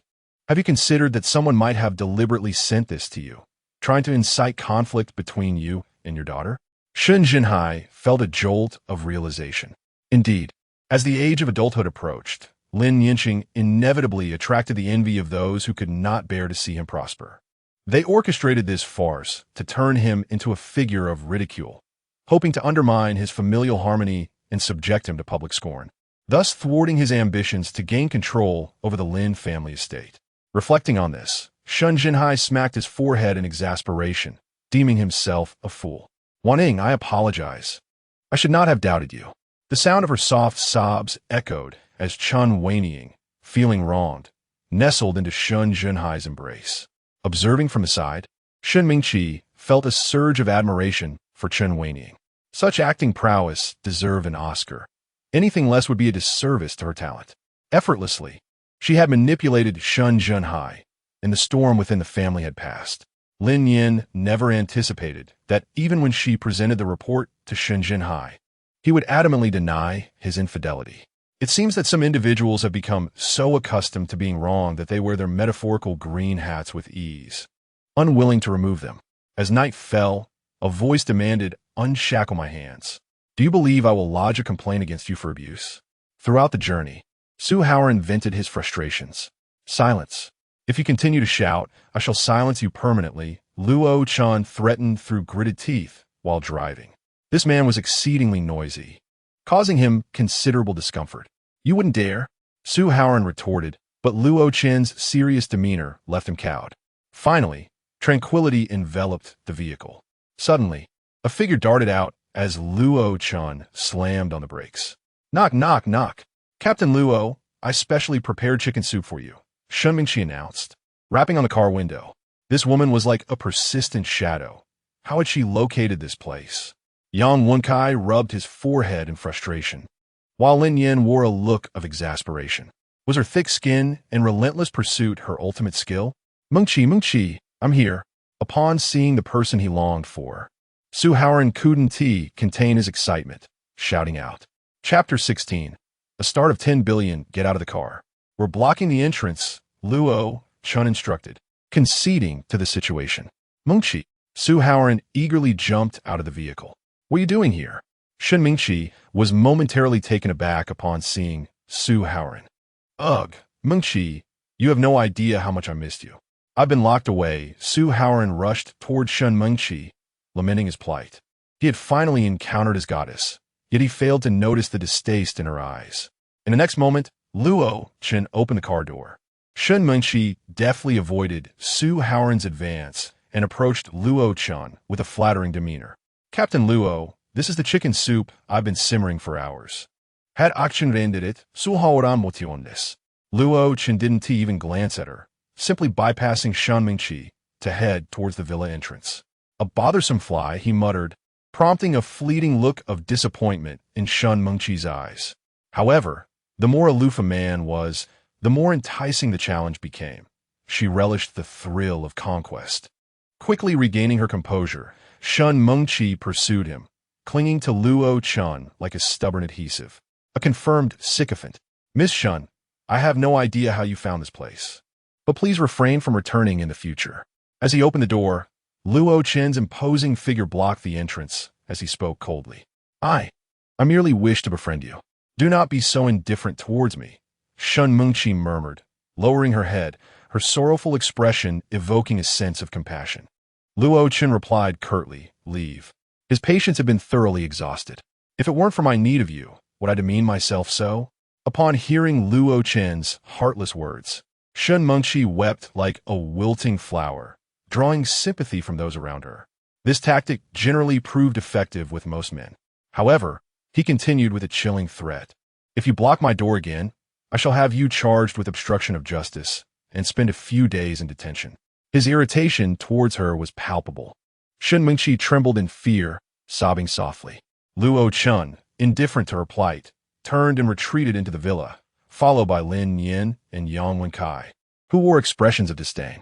Su Haoran, unable to bear her tears, stepped forward. "Mingqi, please do not cry." "Get away," she snapped. "What business is it of yours?" Shen Mingqi shouted. "Luo Chen, you will regret this. One day you will come to me, begging." With those harsh words, she turned and fled, still weeping. Throughout it all, she had not spared a glance for Su Haoran. When she needed him, she would cling to him daily. But now that she found herself independent, she cast him aside without a second thought. A melancholic smile crept upon Su Haoran's lips as he returned to the villa. Lin Nian accompanied Luo Chen to the basement, while Yang Wenkai lounged on the sofa. Su Haoran, on the other hand, sought solitude in a room, engulfed in sorrow. Shortly thereafter, Chen Gu, Yang Wenkai rushed into the basement, clutching his laptop. Bang! At that moment, Luo Chun delivered a swift kick to Lin Nian's abdomen. Lin Nian immediately bent over in pain, revealing a mask of anguish. Damn, Luo Chun truly showed no mercy. In a confrontation with him, Lin Nian was merely a punching bag. What is the matter? Chingge, I have investigated Su Haoran's background, and there are some discrepancies. Speak. It was only after several months that he began to show signs of improvement. Lin Nian, mental illness? Is there still time to think about other things? Luo Chen's cold voice echoed, causing the air to ripple as a swift kick came his way, prompting Lin Nian to dodge with agility. Young Wen Jai. So ruthless? Please continue. I further investigated and discovered that Zhong Xiaobai, Tong Daji, and Su Haoran all possess AB blood type, while only Lin Nian has type O. What are you implying? Is it possible that individuals with AB blood type have a higher likelihood of awakening extraordinary abilities? Lin Nian spoke.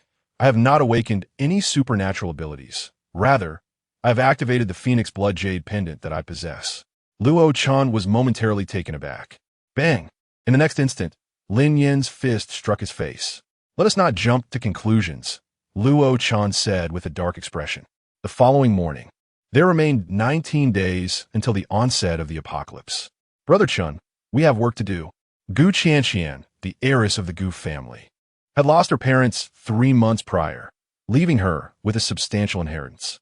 7 days ago, Gu Qianqian suddenly liquidated her shares, along with her vehicles and properties, accumulating a fortune of 10 billion. Luo Chen nodded, signaling Yang Wenkai to continue. Lin Nian absent-mindedly nibbled on her bread, pondering the astonishing figure of 1 billion. Such irregularities often conceal ulterior motives. Who, in their right mind, would liquidate their parents' lifetime of hard-earned assets unless driven by a dire need for money? Could she be a reincarnated soul? Just 5 days prior, Guo Qianqian had traveled to Country S, and since then, her frenzied shopping spree had caught the attention of the National Security Department, prompting them to investigate her background. Lin Nian, what has she purchased? Going abroad to procure supplies is indeed a commendable idea. However, Lin Nian is quite curious about what exactly she bought that could attract the attention of the National Security Department. Yang Wenkai spoke with a peculiar expression. Arms. That is the sole item she acquired, and in substantial quantities, even proclaiming in the black market to take as many weapons as possible. Ahem. Is she preparing for a conflict? Lin Nian nearly choked, coughing uncomfortably as she reached for the milk on the table. Take your time while eating. In the next moment, Luo Chen handed the milk to Lin Nian's hand, speaking softly. Lin Nian dazedly accepted it, nodding in acknowledgement. During training, Luo Chen was utterly relentless, yet in daily life, he exhibited remarkable thoughtfulness. He is indeed a paradoxical man. In the next moment, Luo Chen raised a question. 1 billion can scarcely procure a substantial amount of weaponry. Indeed, the most perplexing aspect was that when Guo Qianqian had inspected the goods and was ready to make the payment, the items mysteriously vanished. Lin Nian paused mid-bite. Her curiosity piqued as she inquired. So it wasn't an immediate disappearance, but rather a vanishing act later on? Indeed, Yang Wenkai affirmed with a firm nod. This revelation instantly captured Lin Nian's interest. How intriguing. Lo Chan furrowed his brow, pondering. Could she possibly have accomplices? Yang Wenkai shook his head. She acted alone. The black market suspects her of engaging in a black-eat-black scheme, yet they possess no evidence. Lo Chen scoffed coldly, such audacity. Even in the absence of proof, those in the black market are unlikely to let her slip away easily. Yang Wenkai responded, Lo Chen. How could that be? Just then, Lin Nian was interrupted by the sound of rushing water. Did someone leave the tap running in the kitchen? Yang Wenkai hurried off to investigate. Goodness, what are you doing in the kitchen? Chapter 17. The fated woman, Su Haoran, huddled in the corner of the kitchen, drenched with water continuously gushing forth from him, soaking the entire space. I've experienced heartbreak, he lamented, sobbing. The more agitated he became, the more water flowed from him. Lin Nian immediately noticed this, her brows furrowing slightly. Could it be that the strength of one's abilities is linked to emotional fluctuations? Let's depart. Luo Chan cast a cold glance and turned to leave. Su Haoran, resigned, remained behind, while Lin Nian hurried after him. Luo, Chun, are you not concerned that the house might be flooded? If it is, I shall seek compensation from the Su family. Luo, Chun replied, deliberately raising his voice. Are we not bringing him along? Are you not worried he might escape? Lin Nian felt a twinge of concern. Luo Chen squinted as he surveyed the surroundings. Rest assured, he cannot leave the community. Lin Nian understood immediately. Since Old Li dared to release Su Haoran, he must have devised a comprehensive strategy. The National Security Bureau comprises more than just a handful of individuals. At the Newqing airport, Guo Qianqian emerged confidently, her 10-centimeter heels clicking audibly against the pavement. She donned a meticulously tailored cream-colored trench coat, her long hair cascading like silk, adorned with sunglasses. She exuded elegance and competence, each movement revealing a poise and self-assurance, as if the entire world lay within her grasp. Upon stepping onto familiar soil, a smile crept onto Guo Qianqian's lips, nearly breaking into laughter. The sensation of acquiring goods abroad at no cost was indeed exhilarating. At this moment, her space concealed arms and ammunition valued at 30 billion, all without her having spent a single cent. The next task was to construct a sanctuary. However, the smile faded from her lips, her gaze turning icy. She had been reborn. In her previous life, her parents had left her a vast fortune, comprising company shares, a food processing factory, real estate, and storefronts. She lived a life of luxury, with her second uncle managing her affairs. Each day was spent in a haze, indulging in shopping, nightlife, and reckless driving, until the apocalypse struck, rendering her shares nothing but worthless paper and dissolving everything into vapor. Only the food processing factory still retained some supplies. After great difficulty, she escaped to the factory. As she recalled this, a flash of hatred crossed Guo Qianqian's eyes. Want food? She had to crawl over to scavenge. Her second uncle, who had always been timid and obsequious, suddenly transformed, looking down upon her with an air of superiority. The second uncle's family lived at the factory when the apocalypse erupted. He astutely sensed the danger, shutting off the main power supply in advance and sealing all exits. He then took dozens of workers to the warehouse. With the supplies from that warehouse, his family's life became quite comfortable, and their power grew, while her cousin Gui Yunfei even awakened water-based abilities. The Liyuan processing factory became the first base in Xinhai City. There was no trace of familial affection. In that place, Guo Qianqian's existence was akin to that of a dog, laboring in the most menial and grueling tasks, receiving only the barest scraps to eat. She endured constant humiliation from Gui Yunfei, ultimately meeting a tragic end within the confines of the factory. Fortunately, she had been reborn. Moreover, she possessed an expansive space, as vast as 10 football fields combined. In this life, she would no longer support that ungrateful family. Armed with the experiences of her past, Guo Qianqian understood well that regardless of how much one hoarded, without formidable strength, it merely served to benefit others. The combat capability of space manipulators was nearly non-existent. Thus, in this life, Guo Qianqian would pursue a contrary approach. Her first priority was to amass weapons. By stockpiling an ample supply of arms, anyone who dared to provoke her would find themselves riddled with bullets. The domestic control of weapons was exceedingly stringent, making it virtually impossible to acquire a significant arsenal. Thus, she journeyed to the S country. As for how she accomplished the feat of acquiring goods without expenditure, in conjunction with awakening her extraordinary powers, she also possessed a practical yet enigmatic skill. Fortune truly smiled upon her, not only granting her rebirth, but also bestowing upon her such a remarkable advantage. The destined daughter of fate, she is undeniably the one.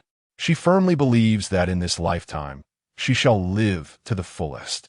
As for her uncle's family, when she sold all her possessions, they were left with nothing, cast out onto the streets. Meanwhile, Brother Chun, referring to Guo Qianqian, should we proceed to apprehend her? Luo Chun shook his head. Let us observe for now. I have just ascertained that Guo Qianqian has not checked in any luggage. Brother Chun, has she truly taken all the weapons that went missing from the black market in S country? Young Wenchai inquired solemnly. Luo Chun narrowed his eyes. Lin Nian, what is your perspective? Lin Nian held a cup of milk tea, casting a fleeting glance at Guo Qianqian as she exited the airport. There was an unmistakable aura of supernatural power surrounding her. Such a potent display of ability was something Lin Nian had never encountered before. Just then, a frail, haggard middle-aged man rushed towards Guo Qianqian, his emotions running high. "Qianqian, why did you sell the factory? Did your uncle do something wrong? The factory has been profitable every month. Your uncle has been devoted to you." Guo Qianqian, with a cold demeanor, took a step back. "Uncle, the food processing factory belongs to me. I can sell it if I wish." "What are you doing?" "Qianqian, if you sell the factory, how will our family survive? For so many years, we lived in the factory without ever asking you for a salary. Now we have nowhere to live." The middle-aged man, agitated, shouted with a choked voice, drawing the attention of many onlookers. A bewildered bystander remarked, "What era is this? How could someone not pay wages? Even if they are relatives, one cannot exploit them like this. This woman does not seem like someone who would take advantage of others." Amidst the murmurs and glances from the crowd, Guo Qianqian held her head high, unfazed. "Wages? Uncle, have you forgotten that 2 years ago, Gui Yunfei owed nearly 2 million in usury? I helped him pay it off. Last year, Gui Yunfei was involved in a car accident, causing injuries that cost 540,000, and I covered that as well. This year, Gui Yunfei has fallen into gambling, losing over 1 million in a single night, and I bore that expense too." Guo Qianqian recounted, her voice steady. Furthermore, her uncle managed the factory's accounts. How much profit he had siphoned off over the years was left unsaid. Now, she merely wished to sever their parasitic relationship. The frail man's face shifted from pale to red, realizing he was at fault, and dared not press further. "Qianqian, I implore you, don't you have a house on Huanqing Road? Can't you move back in?" Guo Qianqian replied, "The house has already been sold." "What about the one on Zhongxing Road?" "Sold as well." "And Linhua Road?" "All sold." The man stood in disbelief, momentarily stunned. "Then lend your uncle some money." "How much do you need?" he boldly asked. Five million, he demanded. Guo Qianqian laughed. Such audacity to ask for 5 million. Upon hearing the figure, the crowd turned their gaze towards Guo Qianqian, recognizing her as a veritable affluent lady. Chapter 18, Upgraded. "I have no money," Guo Qianqian coldly rejected, taking a step forward. "Qianqian." The middle-aged man was unwilling to let go easily, grabbing her trench coat and shouting loudly. "You scoundrel." Guo Qianqian clenched her molars tightly, declaring, "If you continue to hold on to me, I will contact the police. Given our familial ties, I implore you to assist me." Yunfei has once again succumbed to gambling. Losing millions, we have truly been left with no alternatives. Upon hearing this, a cold smile crept across Guo Qianqian's lips. She was well aware of the extent of Gui Yunfei's losses, for it was she who had introduced him to those gamblers. Who would dare involve the authorities? Just then, Luo Chun, now donned in a police uniform, approached with Yang Wenkai. Guo Qianqian cast a suspicious glance at Luo Chun, her eyes briefly sparkling with admiration. Is it common for police officers to possess such striking looks? The momentary astonishment faded as she inhaled deeply, asserting, "Officer, I wish to report a case of harassment." The man immediately released his grip, shaking his head. "No, we are relatives." "Oh, Qianqian, you need to speak up," he urged. Subsequently, Luo Chun turned his attention to Guo Qianqian, saying, "You should speak as well." Guo Qianqian, feeling guilty, averted her gaze. She merely wished to extricate herself from the situation without escalating it. "Officer, it was a misunderstanding. He truly is my relative." Luo Chun raised an eyebrow. "Miss, are you aware that wasting police resources is a violation of the law?" Guo Qianqian appeared taken aback. "I apologize, I was just too anxious at that moment." Who could have anticipated the police would arrive so swiftly? She had simply intended to intimidate Guoming. Now, she found herself ensnared. "Captain Luo, I believe this young lady did not act with malice. Perhaps we should let this slide," Yang Wenkai interjected, providing a timely reprieve. After a moment of hesitation, Luo Chun nodded. "Miss, please refrain from such actions in the future." In the next instant, Yang Wenkai gently patted Guo Qianqian's shoulder, speaking earnestly. Guo Qianqian nodded appreciatively. As for her uncle Guoming, he had long since fled. Back in the car, Yang Wenkai eagerly produced his laptop, exclaiming, "It's done." Moments earlier, While patting Guo Qianqian's shoulder, he had discreetly planted a small surveillance device. Soon, the computer screen displayed the unfolding footage. Lin Nian and the others naturally followed closely behind, eager to uncover Guo Qianqian's secret, but they could only await her next move. Lin Nian, why have you made such a complicated situation this time? Yang Wenkai inquired, puzzled. From the car, Lin Nian cast him a glance. If she truly possessed an abundance of weapons, would you be able to apprehend her, even if you managed to seize her? Lin Nian refrained from elaborating further. Guo Qianqian's spatial abilities differed from those of Zhong Xiaobai. She hoped it was not the kind of possibility she dreaded, for that would indeed pose significant challenges. Upon returning home, Guo Qianqian contacted the renovation company to commence work the following day. Subsequently, she indulged in a luxurious bath. Yang Wenkai remarked, Sister Nian, the clothes are on the sofa, not in the bathroom. There's no need to wrap up so tightly, is there? Lin Nian shot him a fierce glare. Are you not aware that girls often emerge from the shower dressed quite lightly? Suddenly, Luo Chan spoke in a low voice. Do you dress like that as well? Lin Nian, you all should go get lunch. I will handle the rest. Why not simply order takeout? Ah, Chun, why are you pulling me? Yang Wenkai was forcefully yanked out of the car by Luo Chun, and only then did Lin Nian release her grip. Guo Qianqian had just finished her shower, wrapped only in a towel. Typically, solitary women at home dress in whatever manner brings them comfort, and Lin Nian was acutely aware of this, which is why she had sent Luo Chun and the others away. At 2 in the afternoon, Guo Qianqian changed her clothes once more and stepped outside. With merely a few days remaining before the impending apocalypse, she needed to gather supplies, having already secured her weapons. At the very least, she must pay for her purchases. One could say she still possessed a modicum of conscience, knowing to take advantage of opportunities abroad. Yang Wenkai expressed his satisfaction with these developments. Lin Nian found herself in a predicament. If Guo Qianqian continued to refrain from making a move, she would be unable to ascertain the unusual behavior of Guo Qianqian. How could the situation possibly progress? Manager Hao, I apologize for the trouble. At that moment, a melodious voice rang out. Guo Qianqian had ventured to the largest wholesale market in Xinhai City, procuring several millions worth of supplies. Miss Guo, you are too courteous. Are you preparing to stockpile some provisions? The manager of the wholesale market engaged in casual conversation with Guo Qianqian while workers bustled about, transporting goods in and out. Indeed, Guo Qianqian nodded. Thus, Miss Guo possesses remarkable foresight, he remarked. To be candid, replenishing stock is currently impossible. Manager Hao's tone was grave. Guo Qianqian's heart tightened. What is the reason? Is there a shortage at the source? It appears to be under national control, though it's uncertain if it's due to impending conflict, Manager Hao whispered, leaning closer to her. Upon hearing this, Guo Qianqian's expression turned serious. If the state had regulated grain supplies, would she still be able to amass a significant quantity? Such a situation had not occurred in her previous life. Regardless, if it came to that, she could take the risk of venturing abroad. With that thought, her anxious heart finally began to ease. Once everyone had departed, swoosh, Guo Qianqian's delicate hand brushed against a bag of rice. In an instant, all the supplies in the warehouse vanished. What on earth is happening? Yang Wenchai exclaimed in astonishment. This is entirely different from Zhong Xiaobai's abilities. While both were spatial ability users, Zhong Xiaobai could only store items one at a time, whereas Guo Qianqian absorbed everything at once. It seemed her spatial powers had indeed advanced. Lin Nian furrowed her brow as she spoke. For instance, if Zhong Xiaobai is a level 1 spatial ability user, then Guo Qianqian must be at least a level 2 spatial ability user. Furthermore, her spatial realm is undoubtedly larger than that of Zhong Xiaobai. Yang Wenkai exclaimed in disbelief. Can one really upgrade?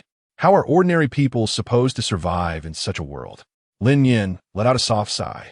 Indeed, in the apocalypse, ordinary people faced even greater hardships. After finishing the last warehouse, Guo Qianqian contentedly brushed the dust off her hands. Just then, a chilling voice called out from behind her. The 3 individuals in the vehicle widened their eyes in shock. Chapter 19. A divided rescue. Guo Qianqian turned around in astonishment. A man wearing a golden mask stood at the entrance of the warehouse. Countless vine-like tendrils, each the size of a thumb, erupted from the ground beneath him. Witnessing this scene, Guo lost her composure. A supernatural being. How could this be? The chosen one was supposed to be unique. Why did the man before her possess abilities as well? Miss Guo, I am the head of Lin Nian base. You may call me Mu-E, the man rasped. Guo crossed her arms, her gaze icy. What do you want? The man blocked her path, revealing his abilities and evidently knowing her name, clearly indicating he had come for her. Miss Guo, I would like to invite you to join Lin Nian base. Upon hearing this, Guo scoffed lightly. Sorry, but the name of your base is utterly unappealing. I must decline. She possessed wealth, weapons, and spatial abilities, her golden ticket. In this life, even lying low in the apocalypse, she could survive for 70 or 80 years. Why would she need to join another base? Since he could not be of use to her, he must be eliminated. The last time he had tried to recruit Lin Nian, it had caused him considerable trouble. This time, he would not show mercy. Those who follow me shall prosper. Those who oppose me shall perish. With that, countless tendrils swiftly crept along the ground towards Guo. In an instant, a submachine gun appeared in her hands. A torrent of bullets erupted forth. The battle was imminent. Although Guo firepower was fierce, her lack of professional training rendered her aim inadequate. With a resounding crash, the wildly flailing tendrils were met by a faint green shield encircling the masked man, a defensive barrier. This battle was undoubtedly stacked against Guo. Inside the vehicle, observing the seemingly enhanced combat scene, Luo Chen's expression grew grave. Yang Wenkai, evacuate the crowd from the wholesale market and seal off this area immediately. Following that, a crisp click echoed as Luo Chen deftly drew his handgun and opened the car door. What are you doing? I'm going to rescue Guo. Wait a moment. Lin Nian spoke in a deep voice. It was evident that escaping the black market of country S unscathed was no simple feat for her. Just then, a robust vine surged from the side, striking Guo wrist. With a sharp crack, Guo winced in pain, losing her grip on the submachine gun, which clattered to the ground. As she prepared to retrieve another weapon from her space, another vine shot toward her head. Guo gaze sharpened. Suddenly, the air quivered, and her figure vanished into thin air. The vine struck nothing but air. The masked man controlling the vines was taken aback. What had transpired? Where had she gone? The screen flickered with static, and the three people in the vehicle stared in disbelief. They too were left wondering what had happened. Had she perhaps retreated into her own space? Lin Nian whispered in speculation. Gu, Lin Nian, look quickly. In the next moment, an image appeared on the screen. Guo had inexplicably materialized outside the warehouse. Foolish fool. Does she really think wearing a mask makes her invincible? If she wishes to capture me, she should wait for her next life. Guo said irritably, turning to flee towards the wholesale market.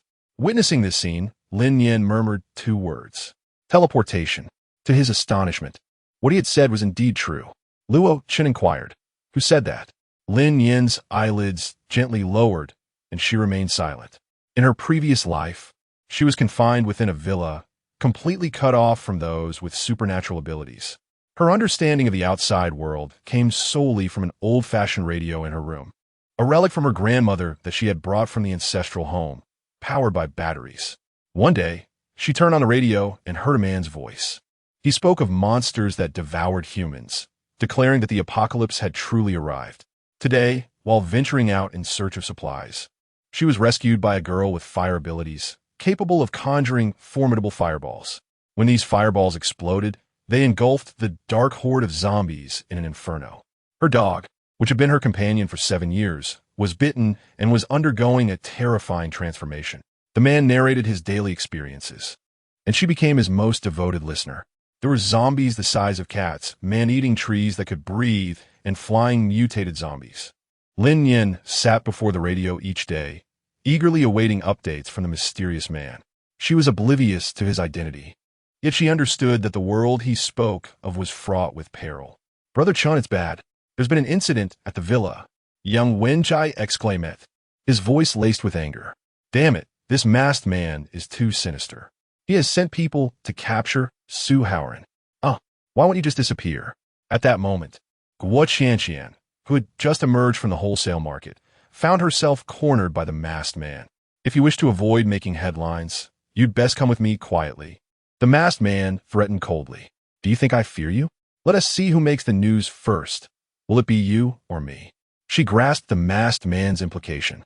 At that moment, they stood outside the bustling market, and any exposure of their abilities would undoubtedly lead to sensational headlines.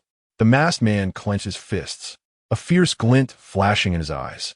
Just then, Guo Qianqian curled her lips into a sly smile and slowly raised her hand. Just as the masked man assumed she was about to strike, Guo Qianqian unexpectedly shoved him away. The man lunged forward, his eyes widening at the sight of a glimmering golden object. "What the hell? A golden mask? Are you kidding me?" As he fell, he instinctively reached out for the mask. On the street, who wouldn't he want to grasp something that shone with such brilliance? "Get away!" the masked man shouted, swiftly sidestepping. Yet, in that fleeting moment, Guo Qianqian vanished. To everyone's astonishment, she had teleported to a deserted alley beside the market. "Oh dear," Yang Wenkai thought anxiously. Does she have no sense of direction? If she is going to teleport, she should do it onto the street, not into a dead end. Isn't that courting disaster? Lin Nian suddenly understood. In foreign lands, why did Guo Qianqian have to inspect the goods first? Her teleportation was not fixed. Unless she had a specific location, it was limited to a range of 500 meters. "Now, let's see where you can escape." Soon, the masked man pursued her relentlessly. Guo Qianqian was firmly in the sights of the masked man, and Su Haoran was also in peril. "Lin Nian, Luo Chun, can you defeat him? Are you not just going to deliver vegetables?" Luo Chen's body froze momentarily as he ran forward. He was underestimated. "Lin Nian, rest assured, Brother Chun is more than capable."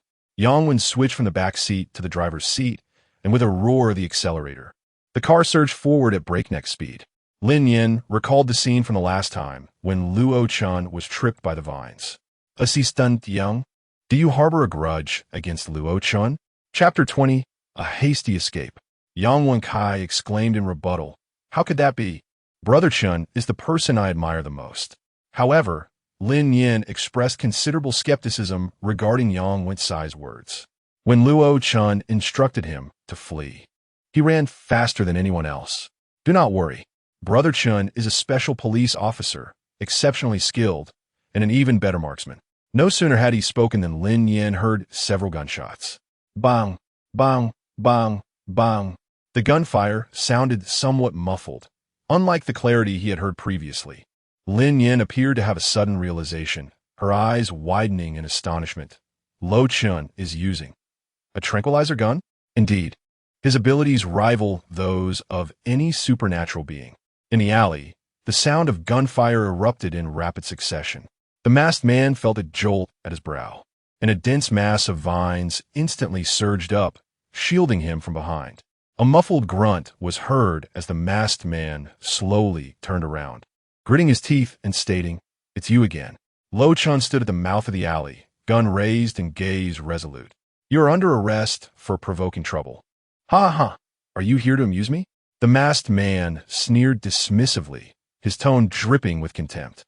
"You are merely an ordinary person. I shall send you to hell." Whoosh, whoosh, whoosh. In the next instant, the thick vines shot towards Luo Chun with ferocity. Luo Chun raised an eyebrow, swiftly evading the vines as he dashed deeper into the alley. Overconfident, the masked man boasted, but in the next moment, he found himself breathless, his body tingling, rendered immobile in place. The swirling mass of vines gradually wilted, falling limply to the ground. "What have you done to me?" the masked man asked, terror etched on his face. Bang!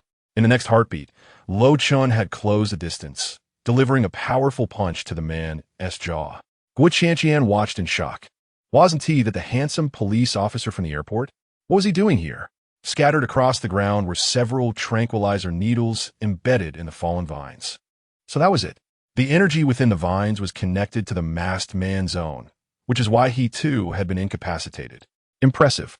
A cry of despair escaped the masked man as he was sent flying backwards, crashing to the ground with a thud. In the next moment, he resolutely gathered the last vestiges of his supernatural power, vaulting over the wall in escape. Damn it, what a disgrace. I nearly got captured by an ordinary person. Captain Lowe, are you all right? At that moment, a fully armed squad of police officers rushed into the alley. Simultaneously, Guo Qianqian activated her teleportation ability, fleeing from the scene. Lo Chun narrowed his eyes, surveying the deserted alley. "Me.When. The aftermath here will be handled by you." Understood. It truly was a pity. Lo Chun clenched his fists, turning away in frustration. Next time, he would surely capture that masked man. Once everyone had departed, Guo Qianqian's figure materialized in the depths of the alley. Captain Lo? He truly is a police officer. Meanwhile, Lo Chen's villa was not far from the wholesale market. And Yang Wenkai ran 3 red lights, careening his car recklessly to the villa's front. It's a duh. As soon as the car came to a halt, Yang Wenkai noticed several figures clad in black strewn haphazardly around the villa. They had been dispatched by Old Li to covertly surveil Su Haoran. The sound of crackling filled the air. As Lin Nian opened the car door, a bolt of lightning struck the open ground behind the villa. At the moment Hu Tao witnessed the flash, Lin Nian's heart tightened, prompting her to dash swiftly towards the villa. The confrontation of water-based abilities against those of lightning left her anxious. Surely, Su Haoran had not met his demise, had he? Just as Lin Nian surged forward, a gunshot rang out. Lin Nian's face was etched with terror as she instinctively recoiled, her body rolling to the side. That was a close call. She had narrowly escaped death. Fortunately, the training she had endured over the past few days had not been in vain. Her body had developed a keen sense of impending danger. Had it not been for that, she would have undoubtedly met her demise just moments ago. In the next instant, Lin Nian's gaze turned piercing as she lifted her eyes, resembling a leopard as she surged toward a specific direction. With a resounding thud, her fist, engulfed in flames, struck forcefully. The person hiding in the bushes was compelled to spring out in a panic. "How did you discover my presence?" The woman, adorned with a silver mask, questioned in a flustered and exasperated tone. Lin Nian's expression was frigid, and a palpable sense of murderous intent emanated from her gaze. "A mere jester, who can only inflict harm in the shadows," she declared. "What did you say?" The woman, filled with indignation, raised her pistol and squeezed the trigger. However, at that very moment, boom, a searing blaze surged toward her. A tremendous explosion ensued as the bullet made contact with the intense flames, propelling the woman backward with tremendous force. It was but a single strike. Lin Nian directly decreed her demise. Crack! At that moment, another bolt of lightning struck, and Su Haoran's anguished cries echoed through the air. Lin Nian rushed in without a moment to assess the woman's injuries. The courtyard was damp, and Su Haoran lay on the ground like a lifeless dog, his body convulsing incessantly. Hu Tao sat on a stone bench, shaking his legs. "So, little brother, have you made up your mind? Will you join us?" Su Haoran tilted his head, foaming at the mouth, his face charred, even his hair singed by electricity. "Wu-wu. Nianjia, save me." Hu Tao remained unfazed. "It's useless to call for anyone. My patience is limited. Little brother, the boss has made it clear. Those with abilities who refuse to join must be eliminated." Such bravado. "Hu Tao, have you forgotten the lesson from last time so quickly?" A chilling voice accompanied a wave of oppressive heat. Hu Tao swiftly activated his abilities to evade. Bang! However, before he could completely escape, a sharp pain surged through his waist. Immediately after, a burst of crimson flames seared across his cheek. Sizzle! Hu Tao caught the acrid scent of charred flesh in the air, reminiscent of roasting meat. Who dares to ambush me?" Bang! Hu Tao crashed to the ground, and upon recognizing the assailant, a flicker of fear ignited in his eyes. "How is it you again?" Lin Nian coldly remarked. "Hu Tao, breaking into private residences, intentional injury, attempted murder. Any one of these charges could lead to your arrest." With a scoff, she continued, "Do not threaten me lightly. You are acutely aware of the significance of those with extraordinary abilities. Does the state dare to eliminate us? Certainly not. They rely on us to stave off the impending apocalypse. If we fail, only those with powers can ensure the continuation of humanity." Hu Tao spoke with unyielding confidence. "So, this is your justification for disregarding human lives? The ones you seek to eliminate are also endowed with abilities. Your double standards are quite impressive. Lin Nian retorted with a cold smile. Chapter 21. Unblocking the Meridians. Hu Tao's lips curled in smug satisfaction. The apocalypse is imminent, heralding a new world with new rules. Those who align with me shall prosper, while those who oppose me shall perish. The gifted individuals are destined to dominate the world, seeking to eliminate all adversaries. Lin Nian felt that in just a few days, Hu Tao's thoughts had undergone a profound transformation, as if he had entered a cult and been thoroughly brainwashed. His extremism was alarming, rendering him nearly beyond redemption. Lin Nian calmly reminded, "We still live in a society governed by law." "And so what?" Hu Tao replied, unsteadily rising to his feet, his tone resolute. Upon hearing this, Lin Nian narrowed her eyes, a ripple of unease stirring within her. It was peculiar. This life differed from the previous one. The state had intervened, so why was Hu Tao so certain that the apocalypse would inevitably arrive? Was it possible that the end of the world was not merely a coincidence, but rather the result of a deeper conspiracy? Just then, Su Haoran's anguished cry shattered Lin Nian's train of thought. Waves of blue energy swirled around Su Haoran, and Lin Nian sensed a ferocious surge of power. The air was humid, shrouded in mist. Boom! In the next moment, a tremendous torrent erupted from Su Haoran's chest. Lin Nian was taken aback, her eyes widening in astonishment as she swiftly moved aside. Damn! I leveled up. Su Haoran actually leveled up. Hu Tao, unfazed, scoffed dismissively. Isn't it just a bit more water? In his perspective, the lightning element invariably counters the water element. There was nothing to fear. The greater the water flow, the mightier his lightning would become. Crackle! Hu Tao stood his ground, unperturbed, as countless bolts of lightning descended into the torrent. Sizzle! The formidable current meandered chaotically within the flood, emitting a piercing crackle. Fool! With such a disparity in levels, how could one speak of a counter? Ag! In the next instant, a colossal surge rushed forth, engulfing Hu Tao entirely. He convulsed as though electrocuted, shrieking in agony, resembling a lifeless fish, his eyes rolling back. If it were anyone else, they would have been obliterated. A second-tier supernatural being, quite powerful. Moments later, as the water receded, Hu Tao lay charred, frothing at the mouth, his body spasming uncontrollably. His previous arrogance was now met with dire consequences. "Thank you for unblocking my meridians," Su Haoran remarked from a distance, a mischievous smile playing on his lips. The reason he was drenched in water was due to his blocked meridians, rendering him incapable of harnessing his powers. Unexpectedly, through misfortune came a blessing. After being struck a few times, his meridians were finally cleared. Upon hearing this, Hu Tao closed his eyes, fainting from sheer rage. "Lin Nian, thank you for coming to my rescue." Subsequently, Su Haoran turned to Lin Nian, expressing his gratitude sincerely. He had never anticipated that it would be Lin Nian who came to his aid. Previously, he had instigated others to encircle and assault her, harboring animosity towards her. Yet, she bore no grudge. Contemplating this, Su Haoran felt a surge of emotion and guilt. He realized his past misdeeds were unjustifiable. Lin Nian waved her hand, just about to speak, when suddenly, with a loud bang, a smoke bomb was thrown in front of Hu Tao. "This is bad." In an instant, figures flickered before her eyes, and Lin Nian swiftly dashed towards the thickening smoke. "Don't go. That woman has fled with Hu Tao." In the next moment, Su Haoran seized Lin Nian, speaking in a hushed tone. Lin Nian felt a tinge of regret. Despite everything, they still eluded capture. It mattered not, for even if they escaped, Hu Tao would still have to endure a lengthy pursuit. "Sister Nian, do you truly wish to apprehend them?" Suddenly, Su Haoran leaned closer to Lin Nian, sporting a smile, and innocently inquired, even altering his form of address. Lin Nian felt somewhat unaccustomed and instinctively recoiled, inquiring, "What do you intend to do?" "Nothing.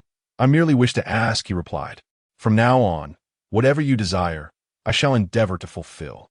Suodan spoke earnestly, causing Lin Nian to swallow hard. A small admirer has been acquired. Yet, she couldn't shake the chill that crept down her spine. "Lin Nian, how are you? Are you all right?" At that moment, Yang Wenkai rushed over in a flurry. "Where's Hu Tao?" "He fled." "Ah, Brother Chen's adversary also managed to escape. Yang Wenkai remarked with a look of regret. Guo Qianqian possesses the ability to teleport. Can he truly apprehend her? Rest assured, Brother Chun has his methods. Yang Wenchai asserted confidently. Upon returning to the villa, Guo Qianqian promptly informed the construction crew to halt operations for the time being. Subsequently, she began packing her clothing and essential items. Her initial intention was to fortify her villa into a stronghold, stockpiling supplies so that when the apocalypse arrived, while others languished in dire straits, she would enjoy a life of leisure within her fortress. However, she had not anticipated the existence of other reborn, superpowered individuals, nor had she foreseen her own identity being exposed. This would not do. She needed to depart from this place. After all, she possessed a spatial ability. Where could she not reside? If necessary, she would take refuge abroad. Once her belongings were in order, Guo Qianqian cast a reluctant glance around her home. This villa had been purchased by her father years ago, and all the furnishings had been arranged by her mother during her lifetime. Their family had lived here for 2 decades. Perhaps it was best to take everything with her. Half an hour later, shoes, hats, clothes, kitchenware, stationery, cups, trash bins, tables, chairs, beds, cabinets, sofas, televisions. Everything that could be packed had been stored within her spatial realm. Done. Now, she could leave with peace of mind. Gazing at the empty house, Guo Qianqian expressed her satisfaction. Creak. She opened the door to the villa. Guo Qianqian, we suspect you are connected to the case of the missing firearms from Country S. Please accompany us.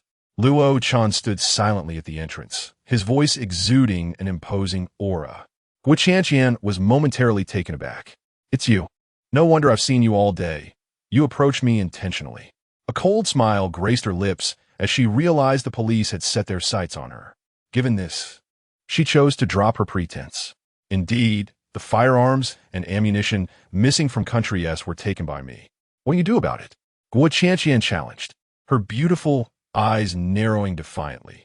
Luo Chen replied, an amount of 3 billion is sufficient to sentence you to death. You'll have to catch me first, Guo Qianqian teased, winking playfully before vanishing from sight.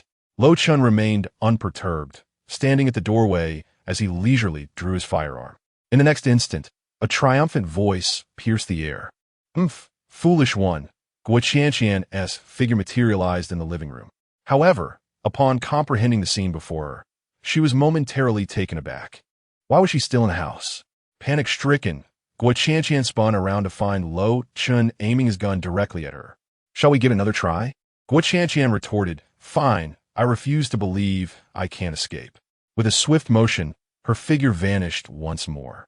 A second later, she reappeared in the kitchen of the villa. A wave of dread enveloped her, and gritting her teeth, she attempted to teleport again.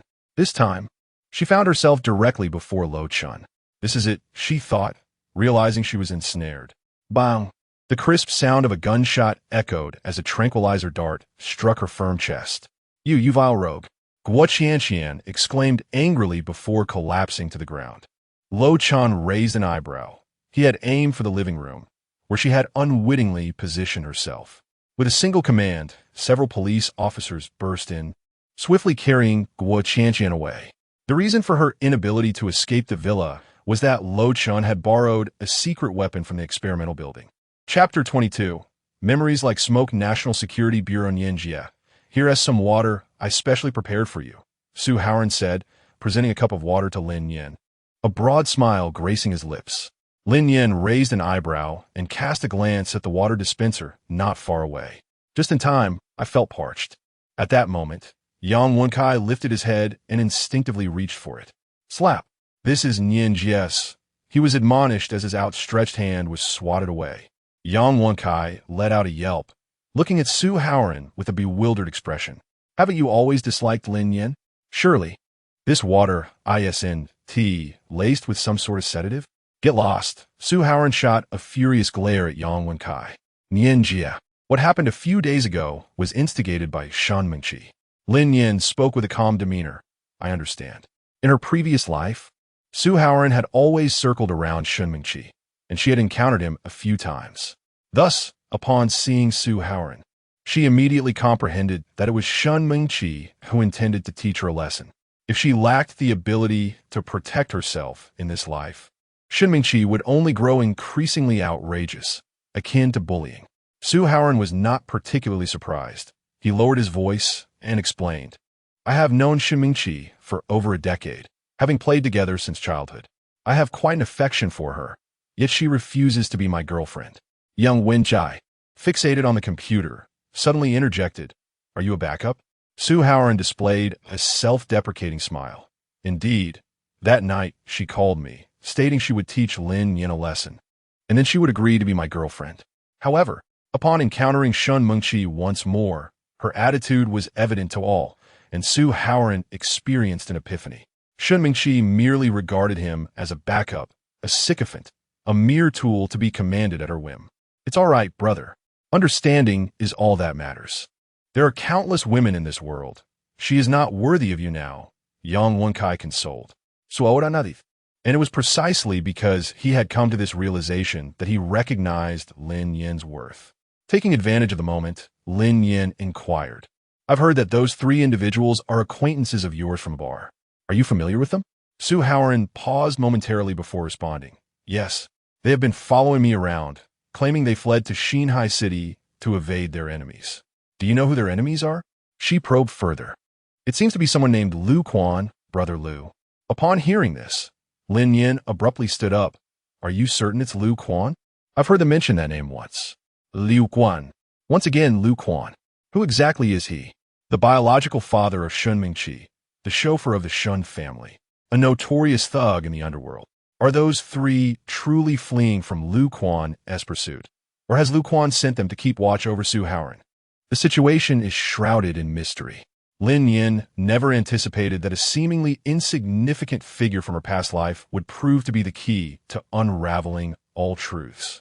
Meanwhile, at the Shen residence, Chen Weining had just enjoyed her afternoon tea and entered her bedroom, seeking a brief respite. Suddenly, a rough hand covered her mouth from behind. MMM. Chen Weining struggled desperately, her terrified whimpers escaping. Weining, it's me. A deep and familiar voice resonated, prompting Chen Weining to cease her struggles as the hand covering her mouth was released. You nearly frightened me to death. She turned around, playfully punching the man in the chest with a delicate fist. What brings you here? The man, clad in a cheap beach outfit, possessed a robust physique and bore a striking scar on his face. I missed you. In the next moment, his breathing grew rapid as he wrapped his arms around Chen Weining's slender waist, slipping his hand beneath her clothing.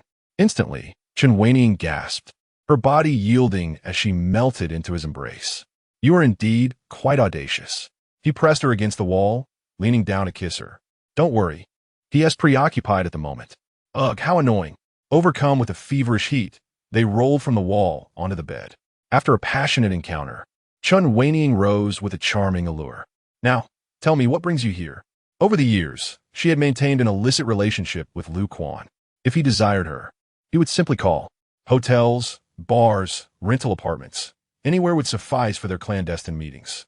Today, his audacious venture into the Shen household must be for something significant. Liu Quan, Badachesta, reclined comfortably on the bed, lighting a cigarette. That old man Shen Zhenhai went to the city hospital for a paternity test. What? Chen Weining, mid-dressing, halted in alarm. Her expression flustered. No, he must not see the results. Why didn't you mention this sooner? Lu Quan exhaled a plume of smoke nonchalantly. It's inevitable. Even if I use my connections to tamper with the hospital's results, who has to say he won to seek another facility? What do we do now? If he discovers Mengqi isn't his biological child? Chen Weining's voice trembled with dread. The consequences were unfathomable. Being expelled from the Shen household would be a mild outcome. If Shen Zhenhai pursued the matter further, her asset misappropriation and past transgressions would undoubtedly come to light. At that point, imprisonment would be a distinct possibility. Oh dear, you must come up with a plan. Chen Weining was in a state of panic, while Lu Quan remained composed. Rest assured, the results won't be available until tomorrow. In the next moment, a glint of ruthlessness flickered in Lu Quan's eyes. Weining, Shen Zhenhai cannot be allowed to remain. What do you mean to do? This package of medication. You must ensure he consumes it. Lu Quan bent down to retrieve the garment that had fallen to the ground and produced a packet of powdered medicine. Shen Weining hesitated and did not take it. What is this? Are we truly going to kill Shan Jinhai? Lu Quan chuckled lightly. You wouldn't still have any lingering affection for him, would you? Weining, it was you who sought me out all those years ago. Waning I. Shen Weining trembled as she spoke. Don't tell me you regret it now. The Shen family is burdened with immense debt and is on the brink of collapse. Weining, you must know whom you will follow from now on. Lu Quan lazily rose and leisurely dressed himself.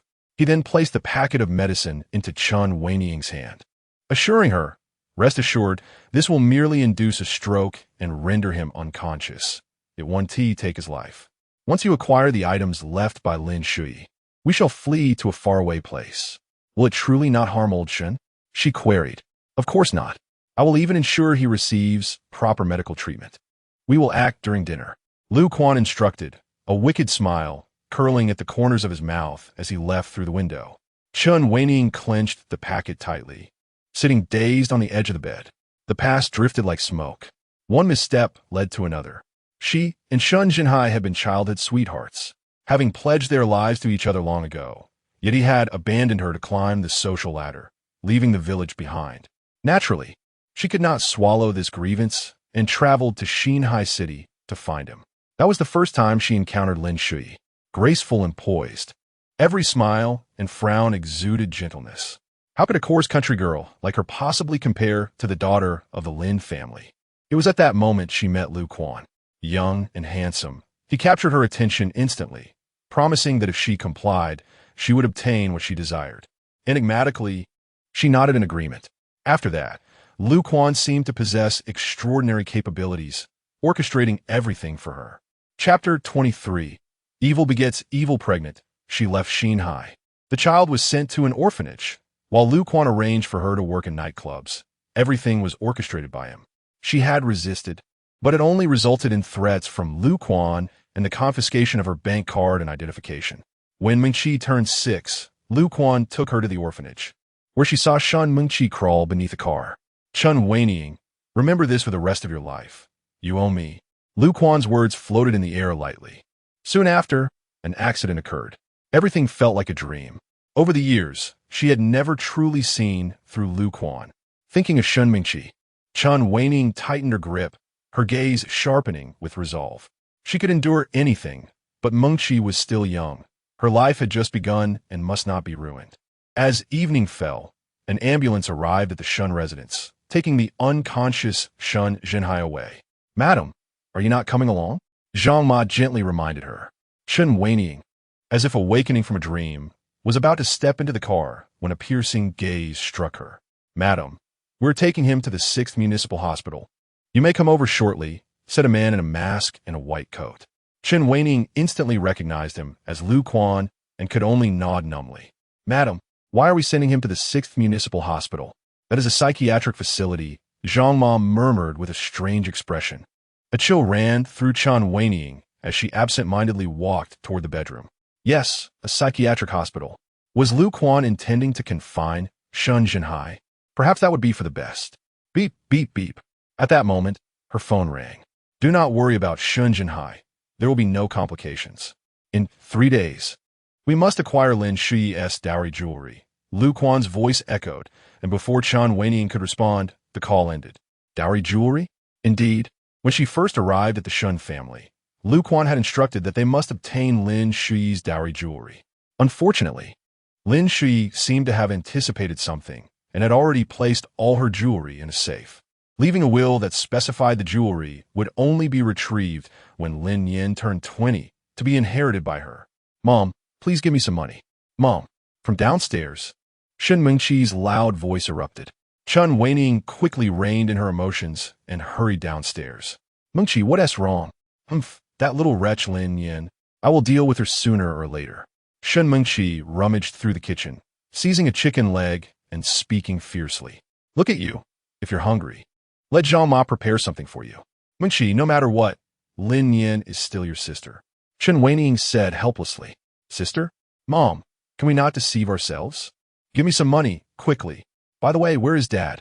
Shen Mengqi raised an eyebrow. Chen Weining opened her mouth, but ultimately refrained from telling her about Shen Jinhai. At the National Security Bureau, Lin Nian, how is the mission progressing? Zhong Xiaobai linked her arm with Lin Nian's. Quite simple, just acting as a porter, transporting supplies from the granary to the shelter. Su Haoran, feeling neglected, seemed to vie for attention as he linked his other arm with Lin Nian's. Nian Ye, aren't you the one who makes urine? Physical contact between men and women is improper. Let go. In the next moment, Zhong Xiaobai shot an angry glare at Su Haoran, displeasedly waving her hands. Why is it that you can link arms, but I cannot? And by the way, I make water, not urine, Su Haoran exclaimed loudly, a hint of annoyance flickering in his eyes. Lin Nian smiled faintly and said, let me introduce you all to Su Haoran, a water-based ability user. He has officially joined the National Security Team 1. Henceforth, we shall be teammates. Humph, I wonder if this kid will wake us up in the middle of the night. One teased. What did you say, you gossip? Came the retort, as the two engaged in playful banter. Lin Nian, you come in for a moment, called Li Guowei's voice. In the office, Li Guowei appeared invigorated, his face beaming with a radiant smile. I have some good news to share with you all. The nation has imposed restrictions on the purchase of food supplies. Starting today, only a limited quantity of food can be purchased online, in supermarkets, and at wholesale markets. All sources of rice, flour, sorghum, corn, and wheat have been completely acquired by the state. The government has taken action.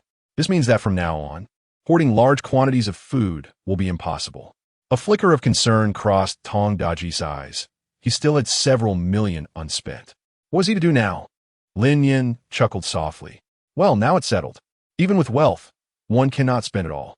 What does tens of millions amount to when Guo Qianqian possesses a staggering 1 billion? She must be in tears, utterly distraught in the restroom. Have they found the meteorite? Yes, there are some promising leads. There is no need for alarm. The purchasing restrictions are only temporary. Lin Nian, I have heard that another spatial ability user has been discovered. How vast is her space? Li Guowei inquired with evident delight. Lin Nian, it should be quite significant. However, she is somewhat challenging to handle. No matter, I will leave the task of persuasion to Guo Qianqian. At that moment, Luo Chen entered. Director, yes. For the next few days, you all will reside at the National Security Bureau. Xiao Chun, arrange a special training session for them to enhance their abilities, Li Guowei instructed. The countenance of the four individuals instantly darkened, followed by a chorus of lamentations. Special training is far more exhausting than undertaking missions. At the 6th Municipal Hospital, Shen Jinhai lay upon the cold operating table, surrounded by a dozen doctors clad in white coats. Professor Chun, why is the subject an elderly man this time? His body may not withstand it. No matter. The higher-ups have ordered it. The outcome is irrelevant. Proceed, an aged voice commanded. A junior doctor cautiously opened the warming box and retrieved a vial of blue serum. Professor Chun, here you go. All right, everyone, stay alert and document the experimental data meticulously. As the words fell, the blue serum was slowly administered into Shen Jinhai's body. In the next moment, Shen Jinhai suddenly opened his eyes, veins bulging on his forehead, struggling in excruciating pain. Ah, hold him down. A heart-wrenching scream echoed. A dozen doctors skillfully restrained Shen Jinhai. Beep, beep, beep in the operating room. The heartbeat monitor fluctuated rapidly. Shen Jinhai gritted his teeth in agony, his dark eyes wide open, crimson veins gradually creeping into his pupils. What do you want? Let me go. Professor Chun, who would have thought this old man could endure so much? Should we increase the dosage? Yes, a chilling voice responded. In the face of Shen Jinhai's extreme suffering, the doctor's expressions remained indifferent. An hour later, the unconscious Shen Jinhai was wheeled out of the operating room. How is it? Lu Quan extinguished his cigarette and approached with concern. He still has a faint pulse. His willpower is commendable. He can endure more than most youngsters. It is rare for a subject to withstand an hour in the operating room with 3 dosage increases. Shen Jinhai may become a key research subject. Oh, is there a possibility of awakening supernatural abilities? Lu Quan inquired, somewhat astonished. It is hard to say. Yes, keep a close watch on this individual. Do not let him escape. Chapter 24. The Grain Warehouse Heist. Shinkong KTV, the largest entertainment venue in Xinhai City. After obtaining money from home, Shen Mengqi gathered a group of friends and headed here to revel in a private room. Top, top, top. Shen Mengqi, swaying as she leaned against the wall, clutching a bottle of liquor, stumbled forward with an intoxicated expression. Luo Chun, you scoundrel! What is it you putting on? If you look down on me, I certainly do not hold you in high regard either. As Shen Mengqi walked, she vented her frustration with scathing remarks. Passing by a private room, a sudden scream captured her attention. What? Robbing the nation's strategic grain reserves? Have you lost your mind? Keep your voice down. A disdainful smile curled at the corners of Shen Mengqi's mouth as she pushed open the door to the room. Heh, strategic grain reserves? Do you even know where they are? Her mocking laughter echoed. The three men inside the room were momentarily taken aback. Shen Mengqi staggered towards the man seated in the center. Let me tell you, I know where the grain reserves are. Damn it, where did this drunken fool come from? Get out. Song Xiaowei squinted. Wait a moment, do you really know where the reserves are? Wei Gu, are you really believing this drunken rambling? Shen Mengqi freed herself from their grasp and collapsed onto the sofa. Of course I know. Just promise to help me deal with Luo Chun, and I will tell you. Shen Mengqi, already inebriated, was solely focused on exacting revenge on Luo Chun. A wicked smile crept across Song Xiaowei's face. Go on, tell me. The two subordinates beside him thought Song Xiaowei had lost his senses. Why rob anything at all? Why not target a jewelry store instead, which would yield far more profit? The Lin family's old residence. Shen Mengqi uttered those words nonchalantly. Song Xiaowei's expression turned skeptical. The old residence? Surely, she was not attempting to deceive him? What? Don't believe me? Let me enlighten you. The Lin family's old residence has stood for centuries, and beneath it lies a vast underground palace where the nation hides its strategic grain. The Lin family is the guardian of the grain. Shen Mengqi spoke with such conviction that it instilled a measure of belief in Song Xiaowei. Yet, all of this was merely eavesdropping on her part. Wei Yi, do you truly believe what she claims? We can find out by investigating. Song Xiaowei replied in a low voice. Meanwhile, Shen Mengqi on the sofa was utterly intoxicated. What shall we do with her? Song Xiaowei rose, adjusted his attire, and said darkly, we'll just let her be. Take some photos to ensure she doesn't expose us once she regains consciousness. Upon hearing this, the two subordinates instantly revealed lewd expressions, nodding eagerly. Thank you, Wei Gu. Rest assured, we'll handle it well. A wicked smile graced Song Xiaowei's lips as he exited the private room. When the door closed, lewd voices emerged from within. Wei Gu is so good to us. What a gem, little sister, we're coming. No, what are you doing? Wow, so fair, so tender. Bang. As the door to the private room closed, Song Xiaowei leaned against the corridor wall, lighting a cigarette. He had been reborn. In his previous life, he survived in a post-apocalyptic world for a year. 3 months into the apocalypse, he awakened his wood element ability and gained significant recognition from the base, barely securing the position of a team leader. Each day commenced with perilous missions, searching for and seizing resources, eliminating zombies and mutated creatures. Survival in this dystopian reality was exceedingly arduous. In his final encounter, they were ambushed and annihilated by another team of ability users, a brutal betrayal within their ranks. Devoid of abilities and haunted by the specter of death, he lamented that if only there were sufficient food, he would not have to confront the unknown dangers daily. With this thought, Song Xiaowei rekindled his fighting spirit, for he had been granted a second chance at life. Previously, he had amassed a modest stockpile of supplies through high-interest loans, but since yesterday, food purchases had been restricted, compelling him to devise an alternative plan. Xiaowei, why are you standing out here? A familiar voice broke the silence. Song Xiaowei quickly extinguished his cigarette and respectfully greeted, Brother Lu. Two brothers are busy inside the room. I'm just catching some fresh air, he explained. Lu Quan, unfazed, cast a casual glance at the private room and nodded in acknowledgement. As he watched Lu Quan depart, an unusual glimmer flickered in Song Xiaowei's eyes. Lu Quan was the leader of the Chuanfu base. In his past life, Chuanfu base was the largest stronghold in Xinhai City. While others struggled for survival at the onset of the apocalypse, Lu Quan had already rallied a group of ability users to seize military rations, plunder military bases, and capture researchers. Who would have imagined that a mere petty thug would ascend to become a notable figure in the apocalypse? Thus, in this life, he had strategically aligned himself with Lu Quan, ensuring a solid backing that could secure his place within the Chuanfu base should any unforeseen circumstances arise. Lu Quan would never suspect that his own daughter had been victimized by two ruffians within his domain.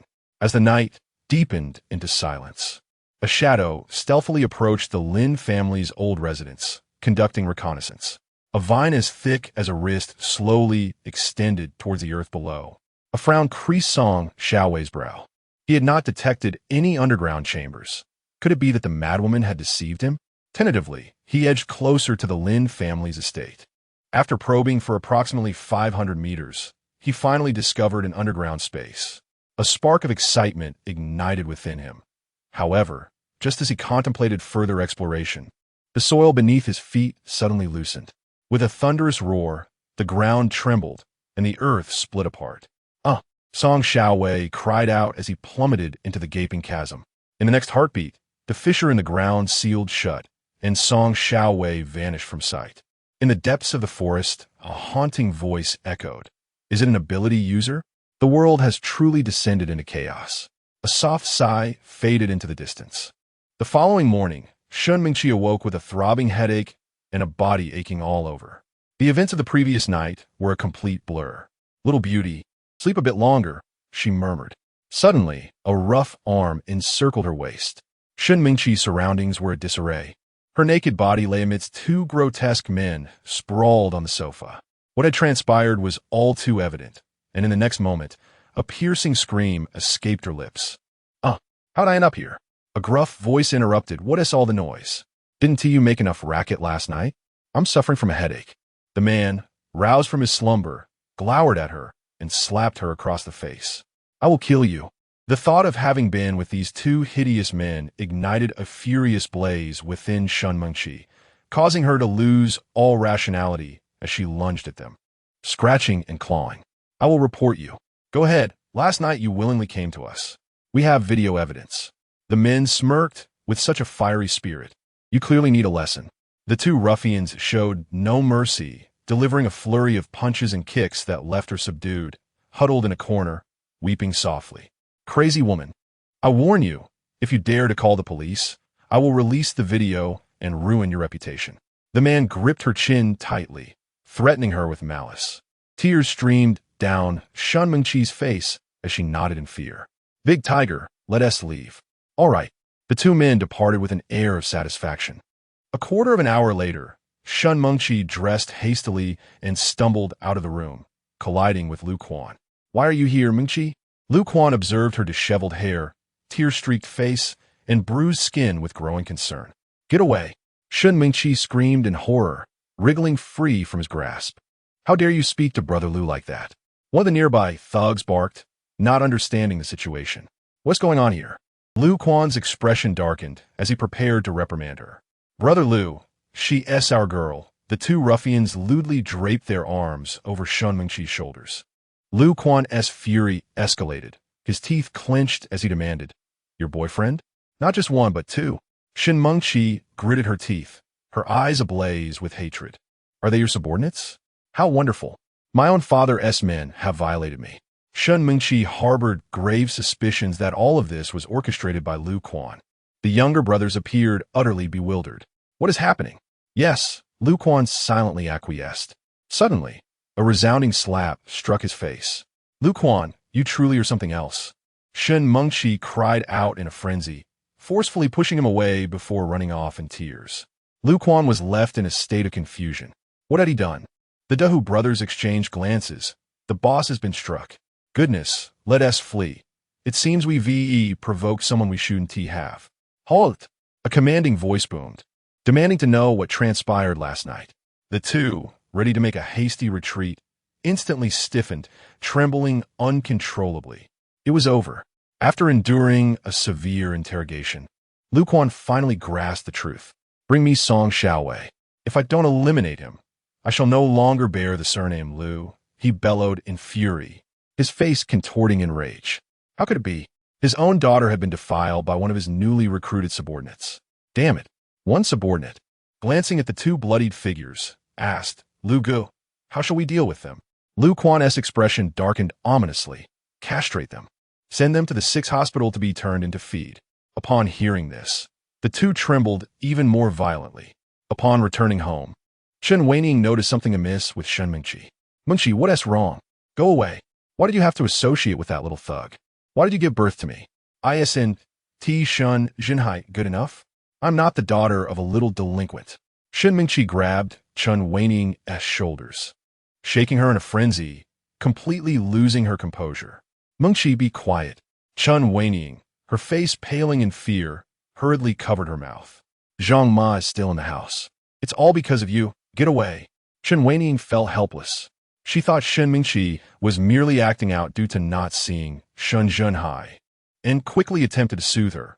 All right, I will take you to see Mr. Shun. Be good. At the 6th hospital, a calmer Shen Mingqi followed Chen Weining to the psychiatric facility. The cacophony of howls and screams filled the air. Each ward housed a disheveled patient, their eyes bloodshot, shrieking incessantly. Some were banging their heads against the walls. Others were slamming their bodies against the doors, while a few clawed at the glass with their sharp nails. Shen Mingqi instinctively drew closer to Chen Weining. Mother, their eyes at that moment, the guiding nurse, beaming with a smile, reassured her, Miss Shun, do not be afraid. They have developed red veins in their eyes from prolonged sleeplessness. The next moment, the nurse paused before a hospital room. Here we are. Shen Mingqi mustered her courage and lifted her head. Suddenly, a shadow slammed against the door, revealing a pair of crimson eyes that stared out intently, greedy, foolish, and frenzied. Through the glass, Shun Jinhai gaped, tilting his head slightly, a trickle of deep red blood seeping from the corner of his mouth. Father. Shen Mingqi covered her mouth, utterly unable to believe that the figure before her was Shun Jinhai. In just a day, he had transformed completely. Chen Weining, feeling guilty, averted her gaze, a flicker of remorse passing through her eyes. Shun Jinhai had truly lost his mind. How could this happen? Miss Shun, please do not come too close. Allow the staff to enter first, the nurse instructed, and with a mere glance, 2 men wielding electric batons entered the room. A crackling sound of electricity followed, and the men signaled that it was safe to proceed. A foul stench pervaded the room, where Shun Junhai was bound to the hospital bed, occasionally letting out anguished screams. Watching from the side, Shen Mingqi felt a tumult of emotions, suffocated and distressed. Thus, she opened the window to let in some fresh air. Old Shun, this is a guardianship authorization. Please sign it. Chen Weining said as she produced the prepared authorization document and handed it to the nurse. Only with Shun Jinhai's consent could she legitimately manage the inheritance left by Lin Nian. Soon, the nurse returned the signed document to Chen Weining. Mingqi, let us leave. Chen Weining urged, eager to depart. Shen Mingqi hesitated, casting a few lingering glances at Shun Jinhai before following. The window of that hospital room remained slightly ajar, not fully closed. After the special training, Luo Chun drove towards the city. Mix instead, Tian Ye. Treat us to a nice meal, will you? Su Haoran said, his face weary. Sure. Luo Chen glanced at Lin Nian and readily agreed. What do you want to eat? Steak, seafood, barbecue, a little beer. Luo Chen inquired, Lin Nian, what are you in the mood for? Anything is fine. After the grand feast, beneath the dim streetlights, 2 figures elongated in the fading light. Not far away lay the bustling streets, the vibrant city alive with the ebb and flow of people. Time felt serene. Today was October 8th. In 13 days, the apocalypse would arrive. Following Luo Chun in search of reborn superhumans, she was uncertain if this path was right. If the end truly came, where would she go? What are you thinking about? Luo Chun's gentle voice broke through her reverie. In the next moment, an exquisite silver necklace was draped around her neck. The pendant is a smooth and lustrous jade tablet, inscribed with the 2 prominent characters Lin Nian. With a gentle smile, Luo Chun remarked, This is your coming-of-age ceremony, Lin Nian. Happy birthday. Tomorrow marks Lin Nian's 20th birthday. In Huagua, citizens are considered adults upon reaching this age. The coming-of-age ceremony is celebrated with gifts from family members, completing the ritual. Thank you. Lin Nian felt a slight ache at the tip of her nose. Her heart stirred as she grasped the sign in her hand. She had no mother, no siblings, and her father had his own family. She believed that no one would remember her birthday. Luo Chen reached out and gently ruffled Lin Nian's hair, saying, "Starting tomorrow, you shall become an adult. Lin Nian, no matter what obstacles you encounter, you must be brave and strive to live on. Surmount that hurdle, and light will inevitably emerge." "All right," Lin Nian gently nodded, lifting her gaze to meet Luo Chen's, her smile radiant as a blooming flower. A tender curve graced the corners of Luo Chen's lips, his eyes deep and focused. Bathed in the soft glow of the lights, Luo Chen at that moment was so strikingly handsome that one could scarcely look away. Their gazes entwined, each pair of eyes reflecting only the other. "Lin Nian, I." A gaze filled with affection, a soft call. Lin Nian's heart raced uncontrollably, a blush blooming on her cheeks. Chapter 26, The Eye of the Phoenix. "Lin Nian, I hope to walk alongside you, regardless of what the future holds. Even if it is the end of the world, I wish to be by your side," Luo Chen declared, summoning his courage and speaking with heartfelt sincerity. In his inaugural confession, he neglected to utter the words "I like you," instead clumsily conveying the truest essence of his feelings. Lin Nian's heart skipped a beat. As for Luo Chen, she was at a loss regarding her feelings. Was it infatuation or a deep sense of gratitude? At that moment, a sudden pang of pain shot through her heart. "Ah, it hurts so much." Lin Nian pressed her hand against her chest, her complexion suddenly turning pale as a wisp of dark mist escaped from her heart. "Lin Nian, what is the matter with you?" Seeing this, Luo Chen, filled with concern, rushed to support her. Just a moment ago, she seemed perfectly fine. Lin Nian endured the excruciating pain and slowly lifted her gaze. In the next moment, her eyes widened in terror. Behind Luo Chen stood a man clad in black robes, silent and imposing. His countenance was austere, with eyes as dark as an unfathomable abyss, seemingly capable of devouring all light.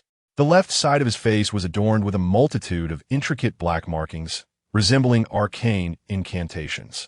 His fingers, long and pallid, gripped a long sword tightly, evoking the image of a grim reaper harvesting souls. Lin Nian experienced an unprecedented sense of dread. This man instilled in her an ineffable feeling of oppression. The image of the three thugs being slain resurfaced in her mind. Suddenly, the sharp sound of a sword echoed, as a chilling long sword gleamed with a frosty light, slicing through the air. Lin Nian turned around without hesitation, enveloping Luo Chen in a tight embrace, using her back to shield him from the oncoming sword light. She was taking a gamble, a wager on whether the man would harm her. A chilling gust of wind swept past her back, causing Lin Nian to shudder involuntarily, a prickling sensation coursing through her scalp. "Lin Nian." Luo Chen remained oblivious to the unfolding events, his ears subtly flushed, allowing Lin Nian to hold him close. How wonderful it would be if time could freeze in this very moment. A few seconds later, Lin Nian released Luo Chen, her entire body drenched in cold sweat, a wave of fear washing over her. What if she had lost her gamble? Fortunately, she had made the right choice. As she turned to embrace Luo Chen, the blade of light vanished, along with the man in the black robe. But why did he seek to harm Luo Chen? In the dead of night, a soft whimpering sound captured Lin Nian's attention. She cautiously approached a large tree, behind which sat a small boy, barefoot and clad in tattered garments. He appeared as filthy as a little beggar, yet his dark eyes shone brightly like stars. "Who are you? Why are you crying here?" Lin Nian bent forward, her brow furrowed in confusion as she inquired. The young boy's face was streaked with tears, his dark eyes shimmering as he gazed blankly at Lin Nian. "I have no name. I am hungry." Upon hearing this, Lin Nian retrieved a piece of bread and said, "Here, take this." The scene shifted. Lin Nian visits the young boy daily, where they engage in delightful pursuits such as catching butterflies, frolicking, and climbing trees. "Let me give you a name," she suggests. "How about Qianhao?" "Sure, from now on, I shall be called Yi Qianhao." And then, with a swift motion, they continue their playful adventures. Lin Nian turned over and sat up, her body drenched in sweat. When she was 6 years old, she fell from a cliff, and upon awakening, Her mind was a blank slate. She could not recall what had transpired that year or why she had plummeted from the precipice. The place in her dream was none other than the back mountain of the Lin family's ancestral home. And that little boy, Yi Qianhao, did she know him? Could this dream be a fragment of her memories from when she was 6? Lin Nian's mind was filled with perplexity. Sleep evaded her completely. Resolutely, she rose and descended the stairs. Coo, coo, coo. Lin Nian opened the refrigerator and picked up a can of cold beverage to drink. How can you drink something so chilled? Suddenly, the silence of the living room was broken by Luo Chen's voice. Lin Nian nearly choked. Cough, cough, cough. Why are you still awake? Here, drink this warm water. Luo Chen thoughtfully handed Lin Nian a thermos. I need to look up some more information. At his words, Lin Nian furrowed her brows and nodded. Indeed, in her past life, Shun Jinhai had seized control of the Lin family's assets, citing her status as a student and her lack of management skills as justification. To her astonishment, all the elders of the Lin family had acquiesced. This time, she would not allow Shun Jinhai to lay his hands on her mother's belongings. Tomorrow, I will accompany you, Luo Chen said softly. Lin Nian chuckled. What's the matter? Are you worried I might be bullied? No. Please go rest. I shall handle everything. Luo Chen's gaze flickered, yet he remained silent. He had recently uncovered some information suggesting that Lin Nian's aspiration to inherit the Lin family's fortune would not be an easy endeavor. The following morning, a grand procession of vehicles set forth towards the Lin family ancestral home. Li Guowei, seated in the rear, spoke earnestly. Lin Nian, do not fear. You are one of us at the National Security Bureau. We are your family. Who dares to mistreat you? I will be the first to object. Lin Nian gazed silently at the sky, a hint of disdain in her demeanor. Humph, you merely wish to accompany us to the Lin family to satisfy your curiosity, cloaked in your lofty rhetoric. Beside her, Guo Qianqian cast a scornful glance at Li Guowei and spoke coldly. 3 days had elapsed, and it remained a mystery how Li Guowei had managed to deceive Guo Qianqian into entering the National Security Bureau. Li Guowei cleared his throat, choosing to remain silent about his insights. His true desire was simply to behold the Lin family's treasured heirloom, the Phoenix Eye. The Phoenix Eye and the Phoenix Blood Jade Pendant were both esteemed treasures of the Lin family, passed down through generations to females only, representing authentic antique status that was seldom accessible to the ordinary individual. On this occasion, Lin Nian would inherit the Phoenix Eye among her possessions. Chapter 27.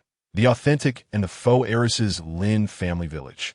The Lin family ancestral home is nestled within a cluster of ancient, elegant buildings.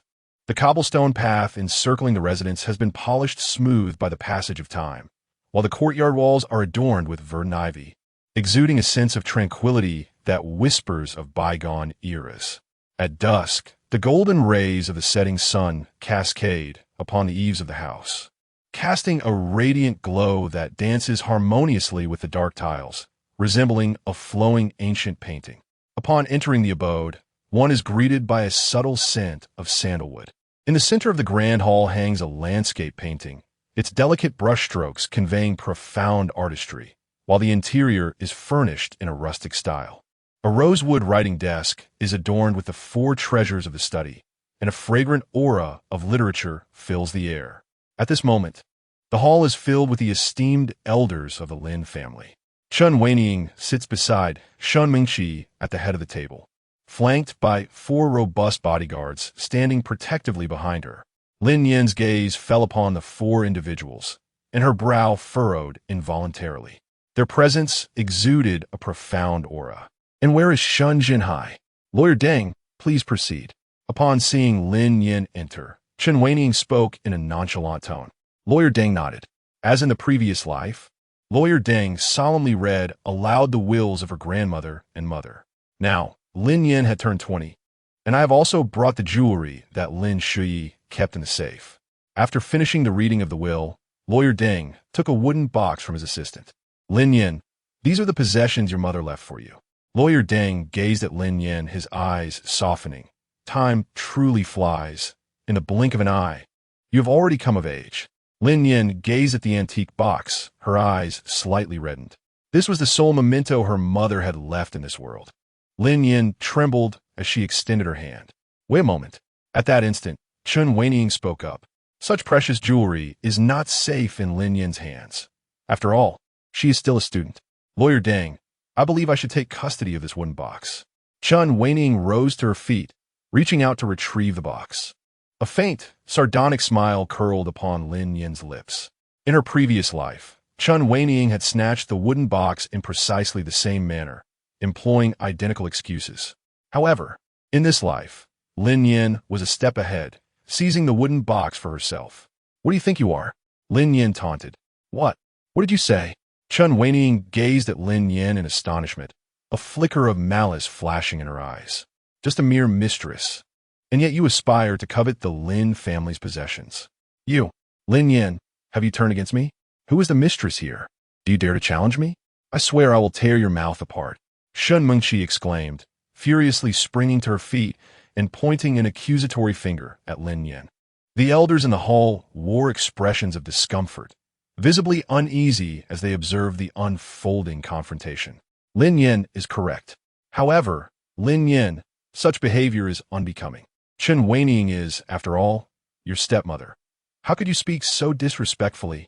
At that moment, an elder of the clan rose unsteadily to his feet and admonished sternly.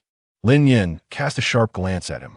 Uncle, I am now inheriting the Lin family's assets, which have no connection whatsoever to the Shun family, and even less to Chen Weiniang. Perhaps your vision has dimmed with age, leading you to speak in favor of outsiders? Lin's uncle, you. In my previous life, I found it quite peculiar. The Lin family's assets were so readily relinquished to Shen Jinhai, yet the elders of the clan remained utterly silent. Logically, they should have protested. Even if I did not voice my dissent in my past life, the elders of the Lin family ought to have expressed their opinions. Now that I have taken a firm stance, they accuse me of being disrespectful. Could it be that they've been bribed? The atmosphere became tense. At this juncture, I must speak. Subsequently, Chen Weiniang feigned difficulty as she spoke. In truth, Mengqi is the rightful child of the Lin family. Lin Nian, you are utterly unqualified to inherit. Lin Nian glared at Chen Weiniang with a gaze that was both mocking and disdainful. To seize the possessions of the Lin family, she had concocted such a flimsy excuse. It was truly a distortion of truth. Meanwhile, the elders in the hall remained unfazed, their composure as steadfast as a mountain. It seemed there was no hope of relying on them. Lin Nian clutched the wooden box tightly, retorting, just because you say so? I undoubtedly possess evidence. This was personally penned by old Shun, detailing the events that transpired back then with utmost clarity. The director of the welfare institution can also testify to this. Furthermore, we have the paternity test report from the time concerning Lin Shuyi and Mengqi. Chen Weiniang presented a stack of documents to Lawyer Deng. We have already reviewed these materials. The clan elders nodded in agreement. Observing this, Lin Nian's expression turned frosty. It became evident that the elders of the Lin family had conspired with Chen Weiniang long ago. Lawyer Deng scrutinized the documents intently, his brow furrowing deeper with each passing moment.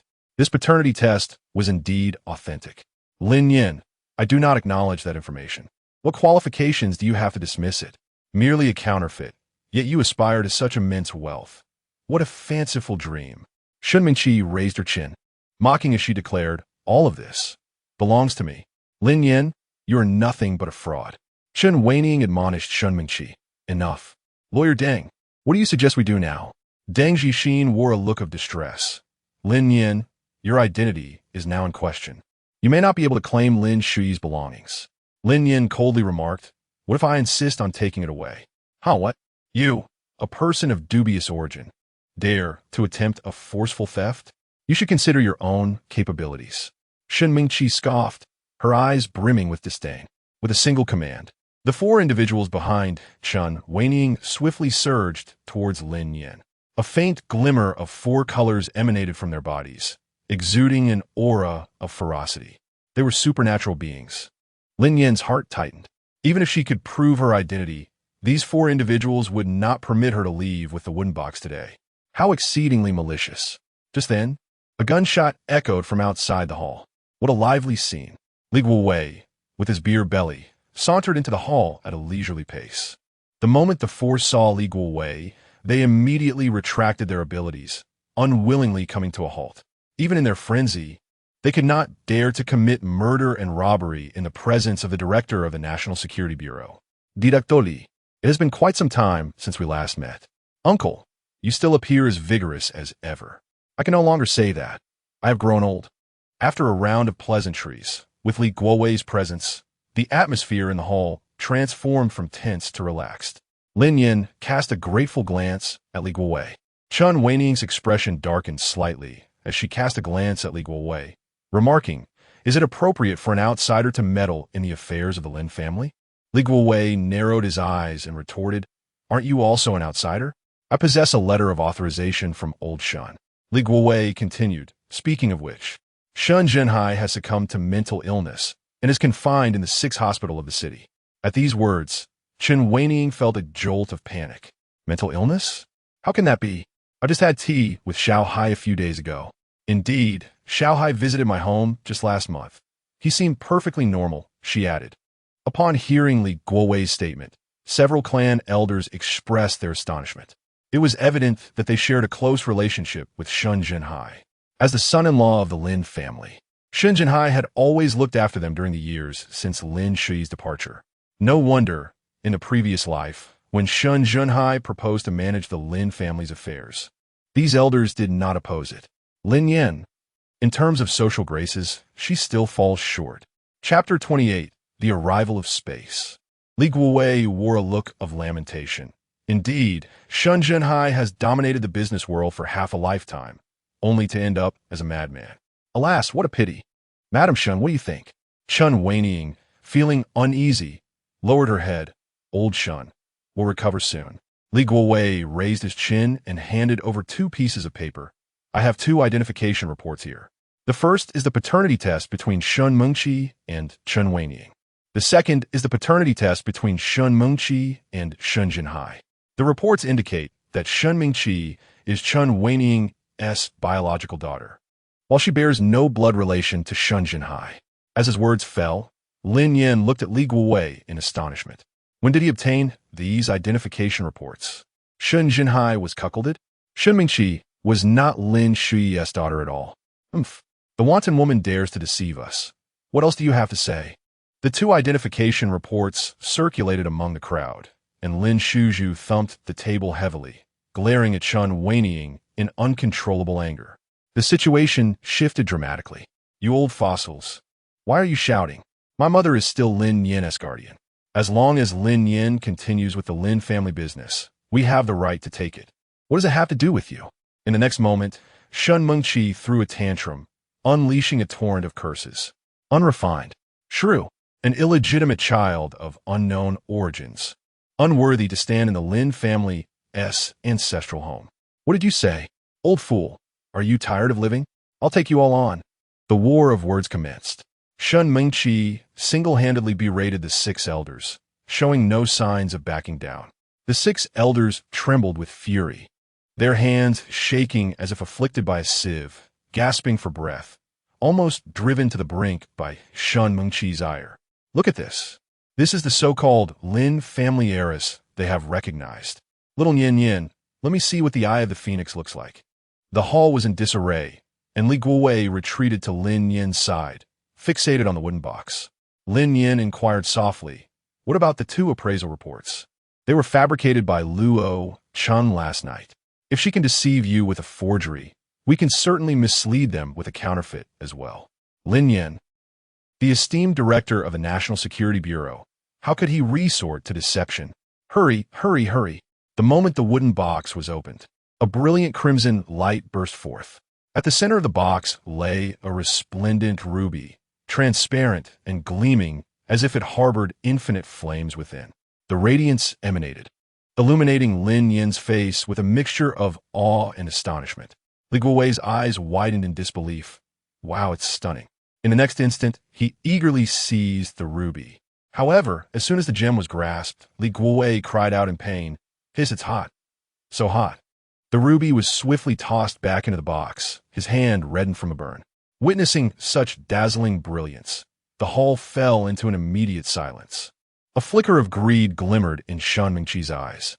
Chen Weiniang's expression shifted with complexity. Was this the object Lu Quan had desired? Had he schemed for 20 years for it? In the next moment, Shen Mengqi commanded sharply, "You four, go seize the ruby." Upon hearing her order, the four hesitated, reluctant to reveal their abilities. "Are you deaf?" Seeing their inaction, Shen Mengqi shouted in frustration, just as Lin Nian grasped the ruby. Boom! The instant the gem was held, it erupted in a dazzling, blinding crimson light. Lin Nian felt a sudden dizziness, and her vision became blurred. In the next moment, she found herself in a desolate desert, isolated from the world. The sky was shrouded in swirling clouds and mist, and a thick fog enveloped the surroundings. Beneath her feet lay a scorched and cracked earth, ravaged by fire, stretching out into a flat and barren expanse. Where could this be? Lin Nian lifted her foot and tentatively took a step forward. It was somewhat uncomfortable. As she shifted her foot, Lin Nian noticed a protrusion on the scorched earth, resembling iron rather than soil. Lin Nian, filled with curiosity, crouched down and began to dig with her hands. Before long, a black weapon resembling a scythe was unearthed. The weapon was severely damaged, the blade having broken into two halves, rendering it unusable. Nevertheless, the material of this weapon was remarkably unique, showing no signs of damage despite the searing flames. Lin Nian picked up the sickle and scrutinized it carefully. Etched upon the blade was a series of indistinct characters, the script crooked and twisted, reminiscent of an ancient language unknown to her. Suddenly, it dawned on Lin Nian that she had been here for nearly half an hour. Was she not in the Lin family's ancestral home? With a thought, a wave of dizziness washed over her, and the scene before her shifted in an instant. The ancestral home of the Lin family. The ruby that once rested in my hand has vanished, replaced instead by a half-broken sickle. Lin Nian, what has transpired? Come on, you four fools. In the hall, Shen Mingqi continued her sharp tirade. Observing the scene, it seemed as if Lin Nian had merely stepped away for an instant. Yet she had indeed lingered in that space for half an hour. Who dares? At that moment, Li Guowei spoke with a calm demeanor. In the next instant, several formidable presences emerged behind Lin Nian. If you wish to bully Sister Nian, you must first seek my consent. A bunch of scoundrels. Su Haoran's voice, laced with a playful audacity, resonated, brimming with protectiveness for Lin Nian. Shen Mingqi gasped in astonishment. Su Haoran? You anyone who intends to harm Lin Nian must first contend with me. Tong Daji's steady voice also rang out. Shen Mingqi, you truly lack shame. Attempting to seize something in broad daylight? Zhong Xiaobai remarked through clenched teeth. Li Guowei solemnly declared. Lin Nian is an operative of the National Security Bureau, and she has the Bureau backing her. Witnessing her companions rallying to her side, for reasons she could not fathom, Lin Nian's eyes suddenly brimmed with tears. In her past life, Lin Nian endured much suffering, bearing humiliation in hopes of integrating into the Shun family for support. Yet, the humiliation she bore was met with disdain and ridicule. She was often treated like a servant, and when difficulties arose, she was cast aside. In this life, however, she had the nation standing behind her, with unwavering teammates by her side. Shen Mingqi dared to attempt a theft. From now on, you shall not lay a finger on what rightfully belongs to me. Lin Nian raised her eyebrows, reining in her emotions, and spoke with resolute clarity.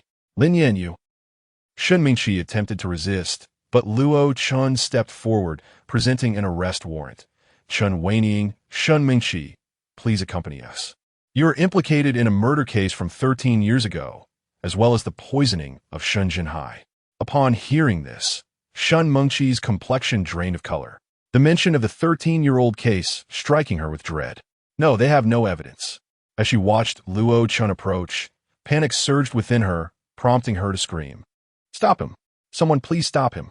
Chen Weiniang clenched her fists, biting her lip in distress. Old Shun is innocent. He merely...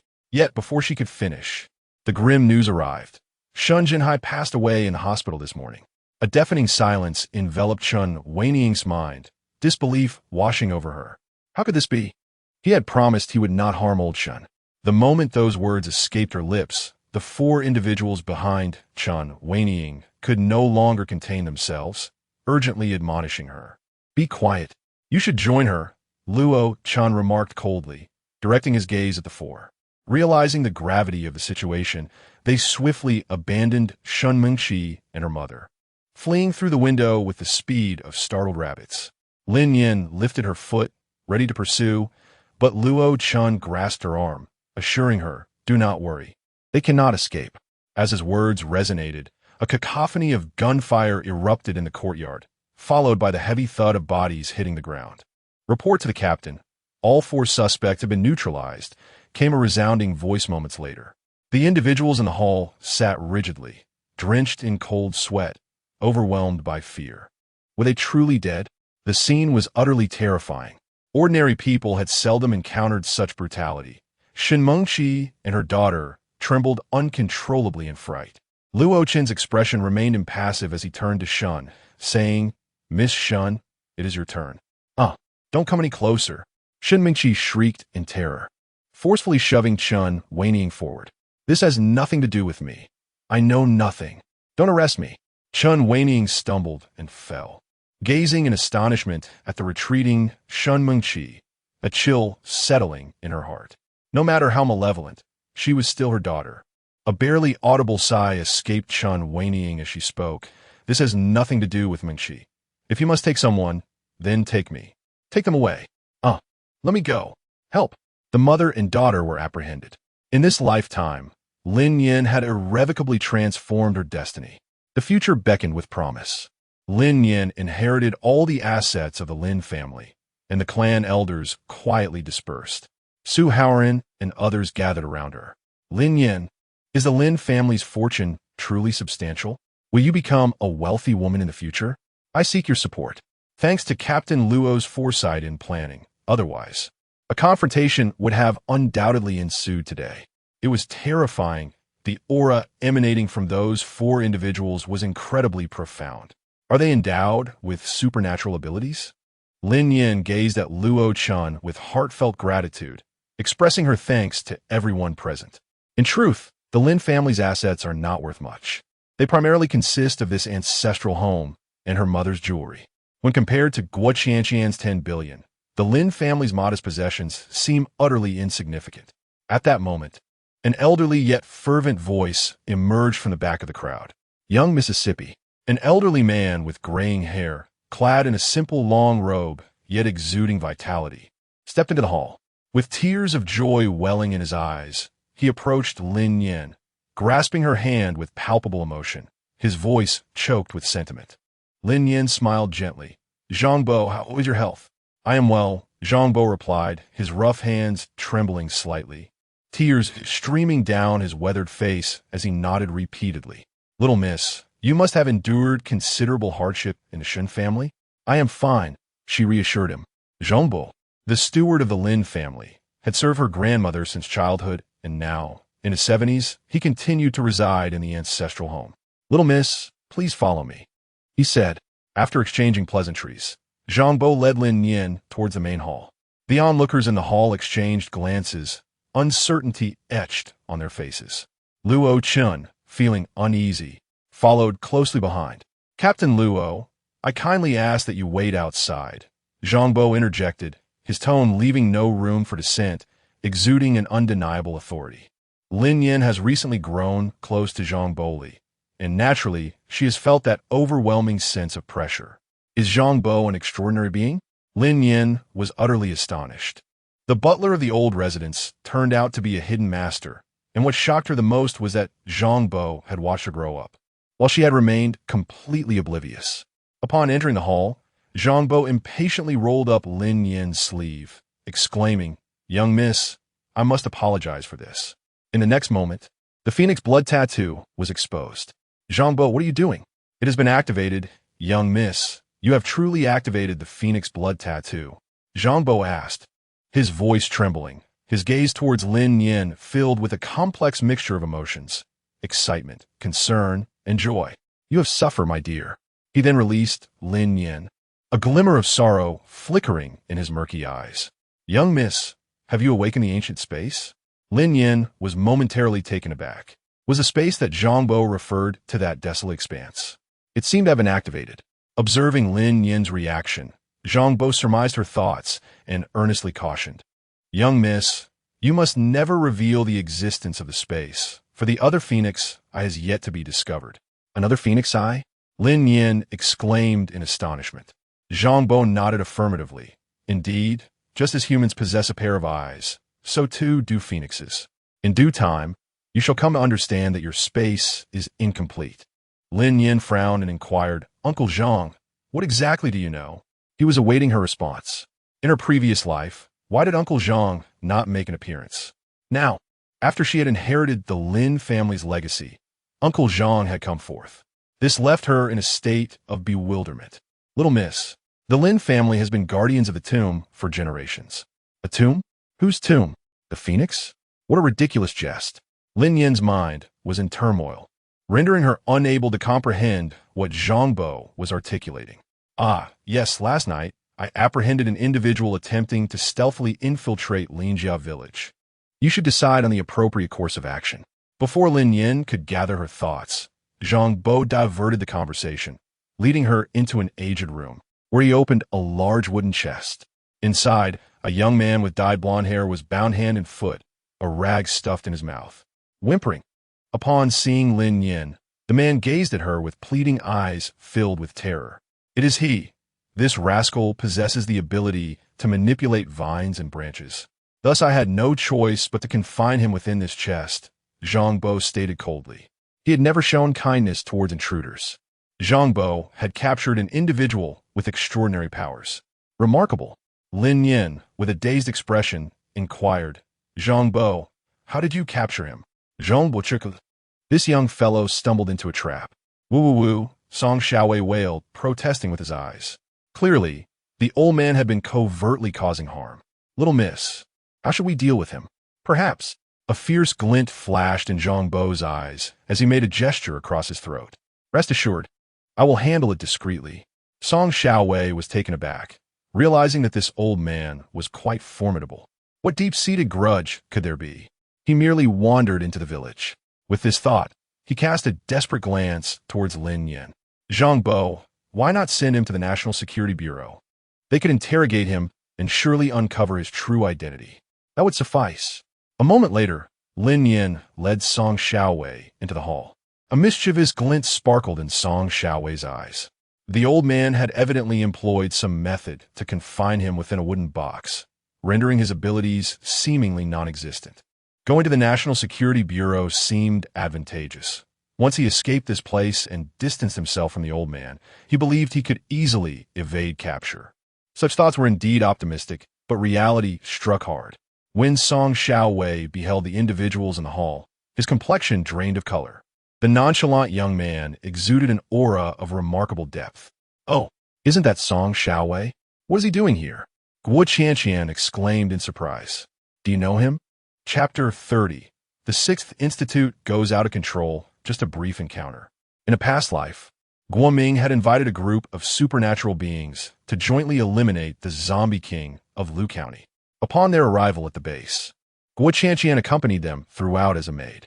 Among them, Song Xiaowei was the most renowned, the center of attention. Everyone held him in reverence. And Guo Qianqian had heard various rumors about him. A level 4 wood elemental, the captain of the Feng Feng squad, and the keeper of 4 wives at the base. As Lin Nian prepared to leave with Song Xiaowei in tow, Zhang Bo, with a hint of reluctance, inquired. Lin Nian whispered softly, expressing her desire for Uncle Zhang to accompany the first group of evacuees into the shelter, should the apocalypse prove unavoidable. No, I shall not go anywhere. Uncle Zhang replied with a smile, gently declining her suggestion. Lin Nian wished to persuade him further, yet Zhang Bo stubbornly asserted, the guardian of the tomb. Regardless of what transpires, one must not depart. Lin Nian could only sigh as she departed. The convoy set off. In the Lin family village, twists and turns abound. Shen Mengqi and her mother have been apprehended, and the phoenix eyes have come to light, with Zhang Bo making his appearance. This life stands in stark contrast to the previous one. At this moment, Lin Nian remains in a daze. Has Luo Chun, Shan Jinhai, truly perished? Did her biological father, the man who held her in disdain, meet his end in such a manner? Indeed, Luo Chun replied softly. We have received news that Shun Junhai was taken to the 6th Municipal Hospital for treatment, after which we dispatched personnel to investigate.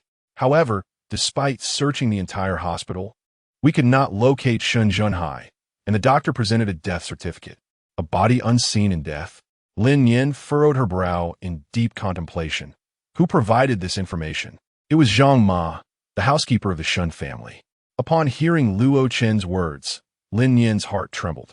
Zhang Ma had devoted her entire life to the Shun household, having watched over Shun Junhai as he grew up. After the onset of the apocalypse, the family found themselves trapped within the confines of the Shun villa, awaiting rescue. Days later, Shun Junhai personally cast Zhang Ma out. Why would she contact the authorities? Could it be that she too is a reincarnate?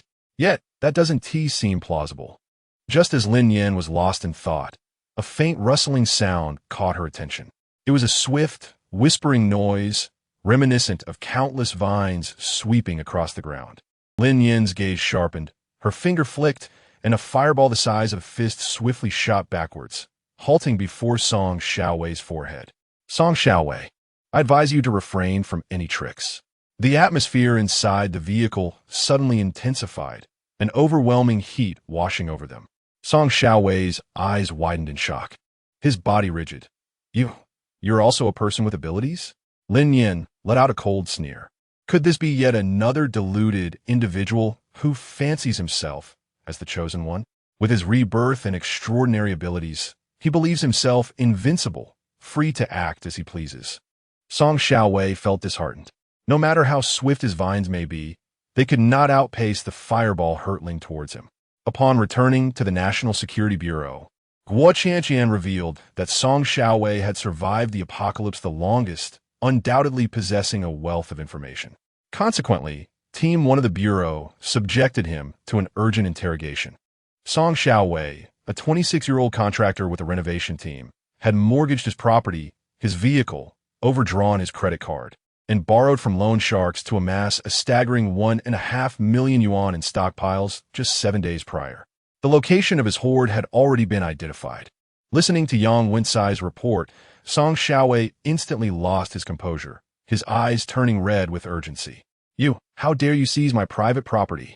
He protested vehemently. Luo Chen interjected, Song Xiaowei, what business do you have in Linjia village? None of your concern, he retorted. Is Linjia village a state-protected area? Does it harbor some unspeakable secret? Am I not allowed to take a stroll? Song Xiaowei disdainfully countered, a glint of cunning flickering in his gaze. He had not given up on the matter of the military rations and sought to glean information under the guise of interrogation. Upon hearing his words, the individuals in the interrogation room stared at him as if he were a monster. Yang Wencai cleared his throat and inquired, Are you not aware that entry into Linjia village is strictly prohibited? Song Xiaowei appeared perplexed. Linjia village is renowned in Huagua for its tea, and outsiders are not permitted to enter, akin to a secluded enclave. How dare that woman deceive me? At that moment, Song Xiaowei realized he had been played by Shun Mingqi. Luo Chen, perceptive as ever, asked, Who deceived you? Song Xiaowei, feeling guilty, waved his hand dismissively. Captain Luo, how long do you intend to detain me? I neither stole nor robbed. Borrowing from loan sharks should not fall under the jurisdiction of the National Security Bureau, should it? Would you not prefer to discuss your extraordinary abilities? Luo Chen pressed. Song Xiaowei defiantly raised his chin, not interested. Following this, he refused to cooperate. No matter how persistently Luo Chen inquired, he remained silent. Consequently, Luo Chen had no choice but to confine him to the detention center of the National Security Bureau, the very place where Su Haoran had once resided, a facility specifically designed for those with extraordinary powers. After Song Xiaowei's departure, Yang Wencai adjusted his glasses and said, Brother Chen, we just uncovered some whispers. There are individuals in the underworld offering a handsome price for Song Xiaowei's head. Luo Chen lightly tapped the table. Oh, do we know who he has offended? Unclear, came the reply. Upon hearing this, a wicked smile crept across Luo Chen's lips. Inform the personnel at the detention center to release Song Xiaowei first thing tomorrow morning. Understood. Subsequently, Luo Chen gathered all the members of National Security Team 1 for a brief meeting aimed at fostering camaraderie and mutual understanding. Captain Luo, What's our next course of action? Are we still searching for the reborn? Tong Daji inquired. An incident has occurred at the 6th Municipal Hospital. Everyone turned their gaze toward Yang Wenkai. What could possibly happen in a psychiatric hospital? A fire? Luo Chen spoke in a low voice, requesting details. Yang Wenchai entered, clutching a laptop, taking a deep, tense breath. This morning, our personnel went to the 6th Municipal Hospital to investigate Shenzhenhai. Initially, everything was proceeding smoothly. They reviewed the death certificate and questioned some circumstances. Just as the investigators were about to leave, unexpectedly. See for yourselves. Yang Wenkai placed the laptop on the table and hit the play button. A cacophony of sounds erupted. On the screen, a group of uniformed police officers, accompanied by several doctors, stood at the guide desk, perusing documents. Suddenly, a shrill scream pierced the air. A woman, disheveled and clad in a hospital gown, burst from a ward, lunging a young police officer. With a primal roar, she sank her teeth into the officer's shoulder, blood gushing forth. Yet, more terrifying events lay ahead. Chapter 31. Infection and mutation. The crowd surged forward, desperately trying to restrain the frenzied woman. At that moment, a series of violent banging echoed through the hospital corridor. The viewers of the video felt their hearts race. Roars and screams filled the air. In the next instant, the doors of the hospital rooms were smashed open, and a horde of patients came barreling down the hallway. What are you doing? Those individuals resembled ravenous wolves, attacking anyone they encountered. Bang! A police officer fired a warning shot, but it was utterly ineffective.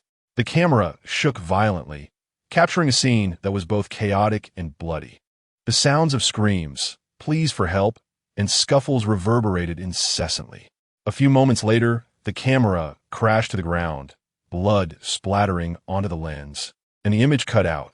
The atmosphere in the conference room was thick with oppression, silence enveloping the space. Everyone breathed cautiously, the scene too familiar to them. Luo Chun asked solemnly, Yang Wenkai, what is the current situation at the 6th hospital? It has been brought under control. The director is personally overseeing the situation, and agents from the National Security Bureau have joined forces with the SWAT team to seal off the entire hospital. Bang! At that moment, Zhong Xiaobai accidentally knocked over a teacup on the table, his face pale. It's futile. The virus has already arrived. Luo Chen looked at Zhong Xiaobai in confusion. Su Haoran, bewildered, remarked, is it merely a few madmen biting people? It is nothing of great consequence. No. Zhong Xiaobai trembled, her lips quivering as she vigorously shook her head. The nightmarish memories of the viral outbreak resurfaced, and although she yearned to convey the terror within her, her voice became lodged in her throat. Allow me to articulate it instead. Guo Qianqian interjected, her tone icy. The characteristics of those patients bear a striking resemblance to apocalyptic zombies. Reddened eyes, a propensity to bite, devoid of consciousness, and capable of contagion. Upon hearing Guo Qianqian's words, Luo Chun gazed at Lin Nian in disbelief, his expression rife with skepticism. Lin Nian nodded with a solemn expression. There were only 10 days left until the apocalypse, yet the 6th Municipal Hospital had already succumbed to an outbreak of the zombie virus. This was an unforeseen development for everyone. Was the virus prematurely unleashed, or was there a deeper mystery at play? Luo Chen interjected, it is impossible. We have received no reports of meteorite impacts. Lin Nian found herself equally perplexed by the situation. Suddenly, a thought struck her. Oh no, those injured individuals. Hurry, let us head to the 6th Municipal Hospital. Lin Nian cried out loudly and swiftly dashed out of the conference room. At this moment, the utmost priority was to halt the spread of the virus. As for how the patients from the 6th hospital became infected with the zombie virus, that could be investigated later. The others immediately reacted and followed suit, rushing out, while only Su Haoran remained indifferent. Why all the fuss? Hurry up.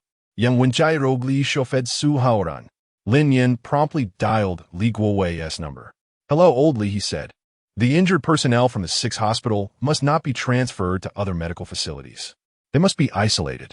On the other end, Li Guowei inquired in a grave tone. What has happened? Those biting patients resemble zombies, Lin Nian replied.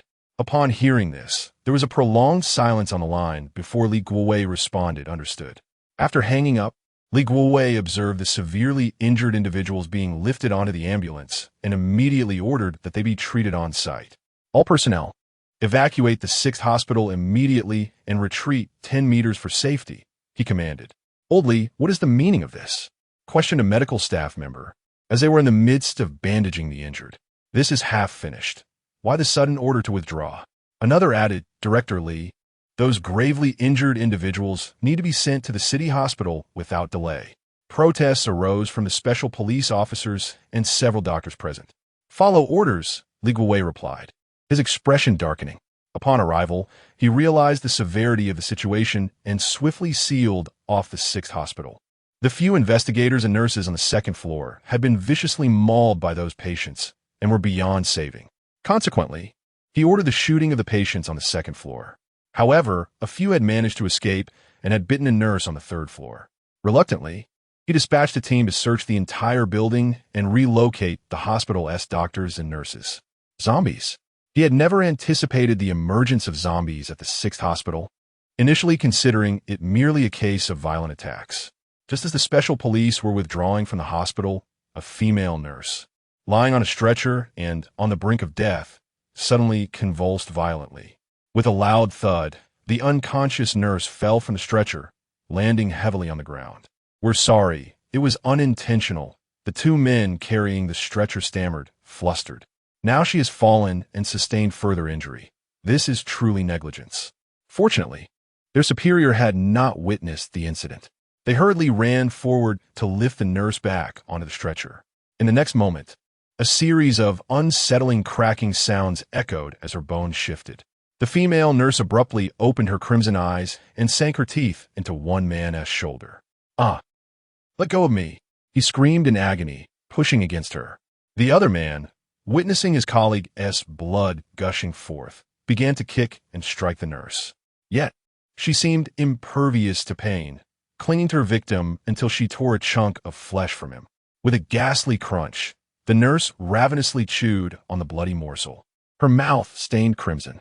The gruesome scene sent the man into a frenzy of terror as he stumbled backward in horror. Xiaohu, quickly, provide me with a bandage. The injured man cursed vehemently, clutching his bleeding shoulder as he stormed away from the hospital. This damn job, whoever wants to do it can have it.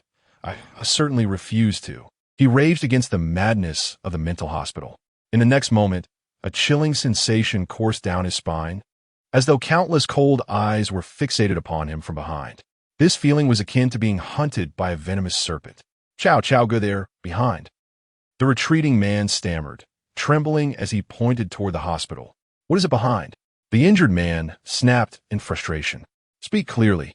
Without waiting for a reply, he fled. Just then, a powerful gust of wind knocked him down, and a gaping maw sank its teeth into his neck. Help me. Pain shot through his waist and legs. Hearing the cries for help, Li Guowei turned to investigate, his narrowed eyes widening in alarm. The fallen man was being overwhelmed by 4 others, who were gnawing at him, blood pooling beneath him. Quickly shoot, Li Guowei shouted, his voice breaking under the weight of urgency. The surrounding protesters fell silent, bewildered by the unfolding chaos. What was happening? A barrage of gunfire erupted, transforming the assailants into a mass of lifeless bodies. The uninjured man stumbled out, shaken to his core. Li Guowei maintained a stoic expression, though anxiety gnawed at him. He hesitated to order anyone forward to investigate. Despite having heard tales from Lin Nian and others about the horrors of the apocalypse and the terror of zombies, nothing could prepare him for this visceral reality. In that moment, Li Guowei felt an overwhelming sense of dread. Chapter 32. Clearing out the 6th Institute Director Li. What about them? Dean Chun stammered, visibly shaken. As the leader of the rescue team, he had led them into this chaos, only to lose a subordinate.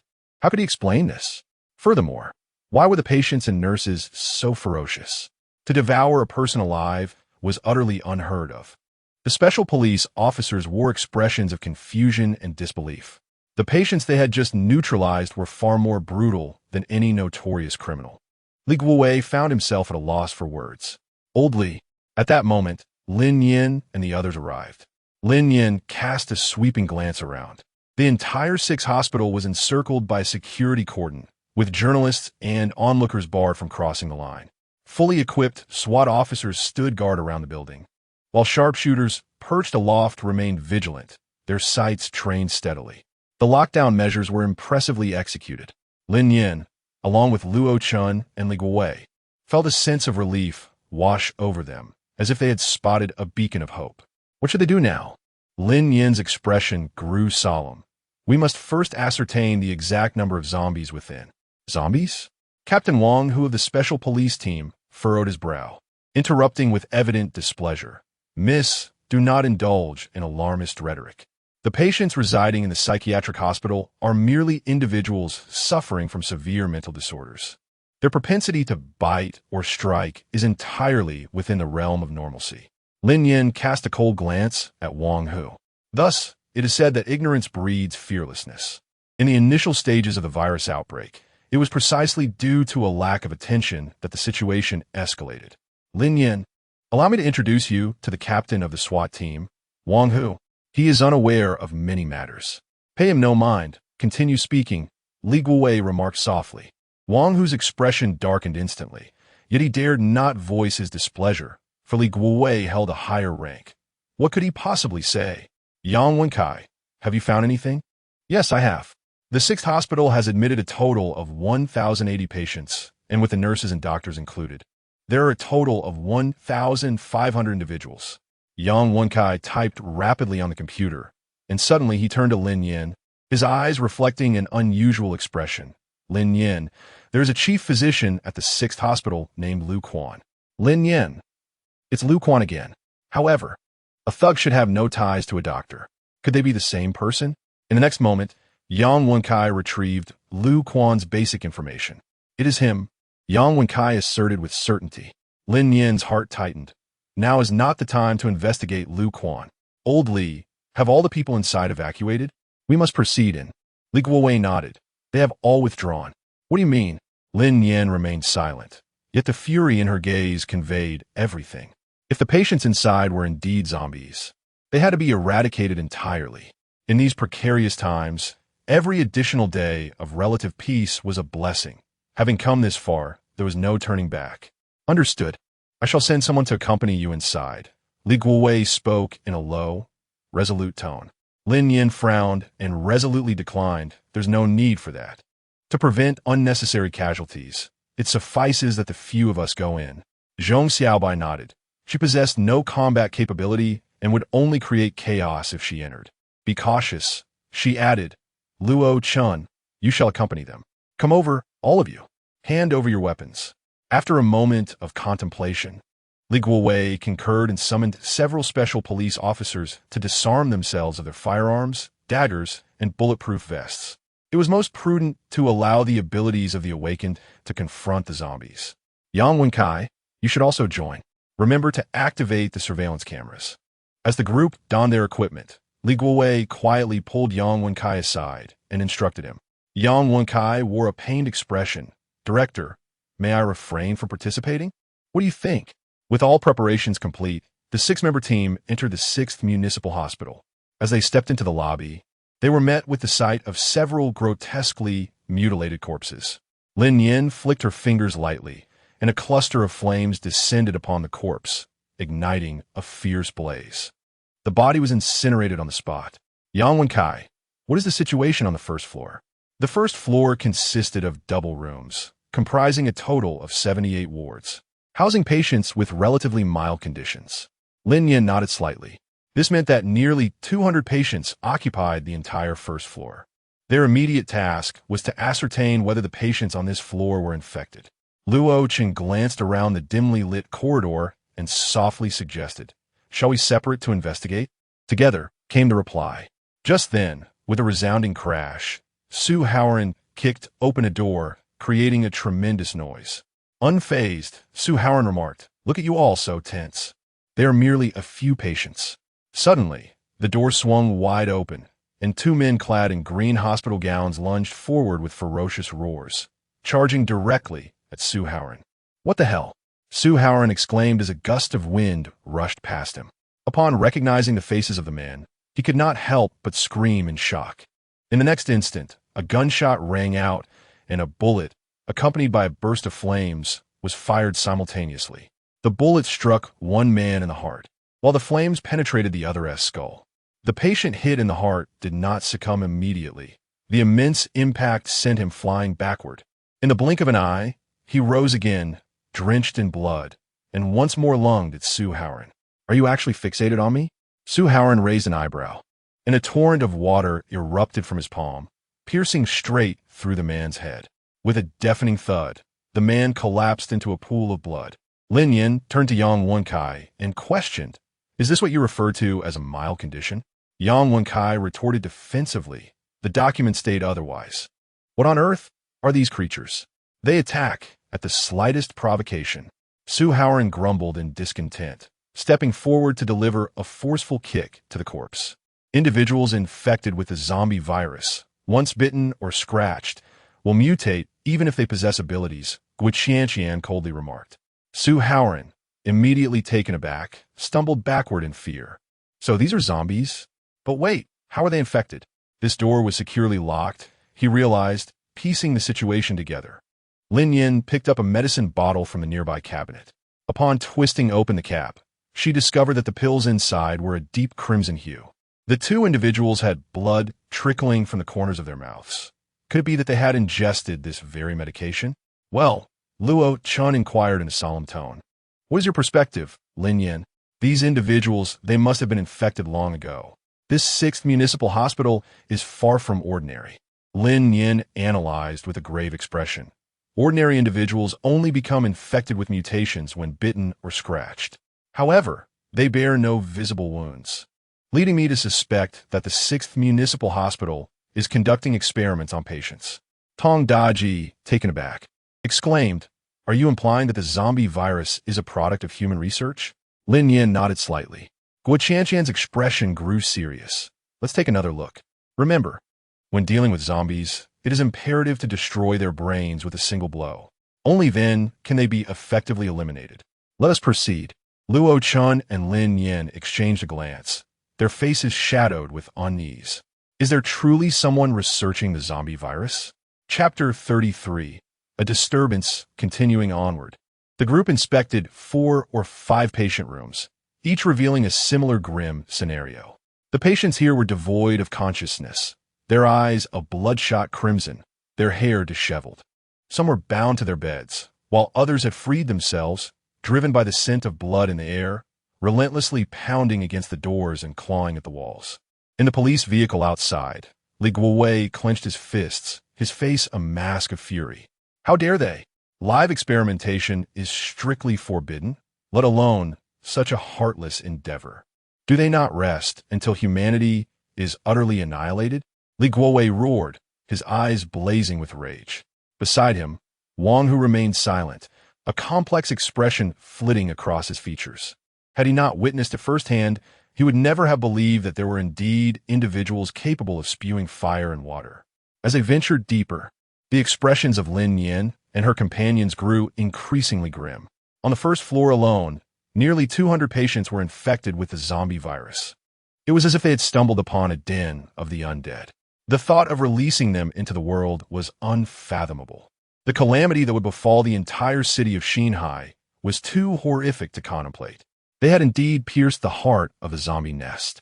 After clearing the first floor, the group ascended to the second level with heavy steps. The information desk on the second floor was in disarray, the corridors stained with splattered blood, and several patient room doors lay shattered. The chilling sounds of growls reverberated throughout the second floor. Occasionally, the cacophony was punctuated by the sound of doors being battered. The stench of blood was far more potent on the second floor, and the zombies confined within the rooms had nearly all broken free from their restraints. Split into 2 groups and remain vigilant, Lin Nian instructed, compelled to alter their strategy in light of the circumstances. The zombies on the second floor must be eradicated swiftly. Otherwise, should they breach the doors and swarm, the group would find themselves in grave danger. Lin Nian led Luo Chun and Yang Wenkai towards the corridor on the left, while Tong Daji, Su Haoran, and Guiqianqian occupied the right. Suddenly, with a powerful kick, Luo Chun forcefully flung open a door and dashed inside. However, the room was utterly barren. Just as he stood there momentarily taken aback, a faint sound emanated from above. A gaunt face, devoid of any color and palette, with eyes gleaming in eerie crimson, fixated intently on Luo Chun. With a thunderous roar, the female zombie unleashed a blood-curdling scream and lunged at him with astonishing speed. "Be careful!" Lin Nian dashed in with a loud cry, hurling the small fireball he had long since conjured. Bang! Simultaneously, Luo Chun fired his gun. At that moment, a fierce cold wind swept in as another male zombie, adhering to the wall, lunged at Lin Nian from the side. Caught off guard. Bang! Lin Nian's back collided heavily against the cabinet, and the male zombie, with its mouth agape, lunged towards her neck. Upon witnessing this, Luo Chun let out a startled cry, panic surging within him. Without a thought for the female zombie, he leaped forward, using his body to crash into the creature. With a resounding thud, the male zombie was hurled against the wall, pinned firmly in place. Yang Wenkai, standing at the doorway, was momentarily taken aback by the scene. What was happening? He had never seen Luo Chun so flustered and out of control. There was clearly something going on between these two. In the next moment, a half-moon scythe materialized in Lin Nian's hand. The razor-sharp blade plunged directly into the zombie's skull. Blood erupted in a spray as the struggling male zombie instantly succumbed to its injuries. Meanwhile, the female zombie, struck by the fireball, charged at Luo Chun with frenzied intensity. It moved on all fours, resembling a wild animal, its speed astonishing. In the blink of an eye, the female zombie lunged before Luo Chun, its gaping maw wide open. A searing flame shot forth, striking the female zombie's head and erupting in a violent explosion. Flesh and blood were scattered everywhere, a gruesome spectacle. "Lin Nian, are you all right? Did you get hurt?" Luo Chun inquired, his face etched with concern. Lin Nian shook her head. At the moment when Luo Chun dashed forward recklessly, her heart skipped a beat. A blend of emotions, gratitude and concern, swirled within her, rendering her feelings exceedingly intricate. She knew she must not allow herself to be swayed by Luo Chun, for if her heart were to waver, it could cost him his life. After that night, she was acutely aware that a dark energy resided within her heart. Until she unraveled the secrets that bound her, she was unworthy of love. Next time, he must not recklessly rush in. Lin Nian spoke coldly. Luo Chun responded with a soft HM, casting a peculiar glance at Lin Nian, his expression growing somewhat frosty. It seemed she harbored many secrets. The half-broken sickle. The two of them exited the ward, one following the other. The atmosphere fell off. It had suddenly turned icy. An hour later, the group arrived on the 4th floor. The 6th municipal hospital consisted of a single building with 7 stories. The first 6 floors were designated for patient wards, while the 7th floor housed the administrative offices. Thus, the operation to clear the area was only halfway through. As they ascended to the 4th floor, a feeble cry for help emerged from the reception desk. "Help, help me! Is anyone there?" Following the sound, they discovered a young and beautiful nurse trapped beneath a filing cabinet, her head bowed as she lay on ground. The reception area was in disarray, with numerous chaotic bloodstains adorning the floor. What had transpired? Observing the scene, Su Haoran instinctively leaped forward, but Lin Nian restrained him. "Sister Nian, she is injured." Lin Nian scanned the surroundings with a vigilant expression. Living beings, bloodstains, how peculiar. "Please help me. I'm trapped beneath the cabinet. I beg you." Hearing the voice, the beautiful nurse slightly raised her head, a glimmer of urgency and pain flickering in her eyes. "Do not be afraid," Su Haoran softly reassured her, attempting to soothe her distress, yet still yearning to move closer. Guo Qianqian coldly interjected, "If you wish to perish, then go ahead." "What do you mean?" Su Haoran retorted, bewildered. "Are you truly going to stand by while someone is in peril? Look closely at that woman. She is on the verge of mutation." Upon hearing Guo Qianqian's warning, Su Haoran's eyes widened in alarm. The nurse's feet were pinned beneath the cabinet, obscuring her injuries. However, the prominent veins and the pallor of her delicate hands were unmistakable. Within her slightly closed dark eyes, faint traces of crimson could be discerned. "Goodness, why didn't you mention you were bitten by a zombie? This is endangering others." "No, I was not bitten. I merely sustained an injury. Please, save me. The beautiful nurse trembled slightly, adamantly denying the accusation. We must remain alert. The zombies on the 4th floor may break free. Lin Nian solemnly instructed. Seeing that the few individuals remained motionless, the beautiful nurse grew anxious. Are you still human? Is it so difficult to come in and help me? Hurry, I beg you. I can't hold on much longer. Moral coerción? Benevolence, the willingness to assist others? Apologies, but she possessed none. Lin Nian curled her lips into a cold smile. Where are you hiding your zombies? The beautiful nurse's expression flickered, and the crimson veins in her dark eyes intensified. I have no idea what you are talking about. In the next moment, a surge of energy erupted from Lin Nian, sending the entire information desk flying. Roar! Crack! Beneath the desk lay 3 blood-soaked zombies, ravenously gnawing on a corpse. The unfortunate soul was also clad in a nurse's uniform, her head completely torn away, while the zombies greedily feasted upon her abdomen. As intestines were yanked free, Heiress could not help but vomit. Goodness, your mental fortitude is truly impressive. He praised the nurse while retching, simultaneously pleading for them to spare her and observing the gruesome scene with an unflinching demeanor.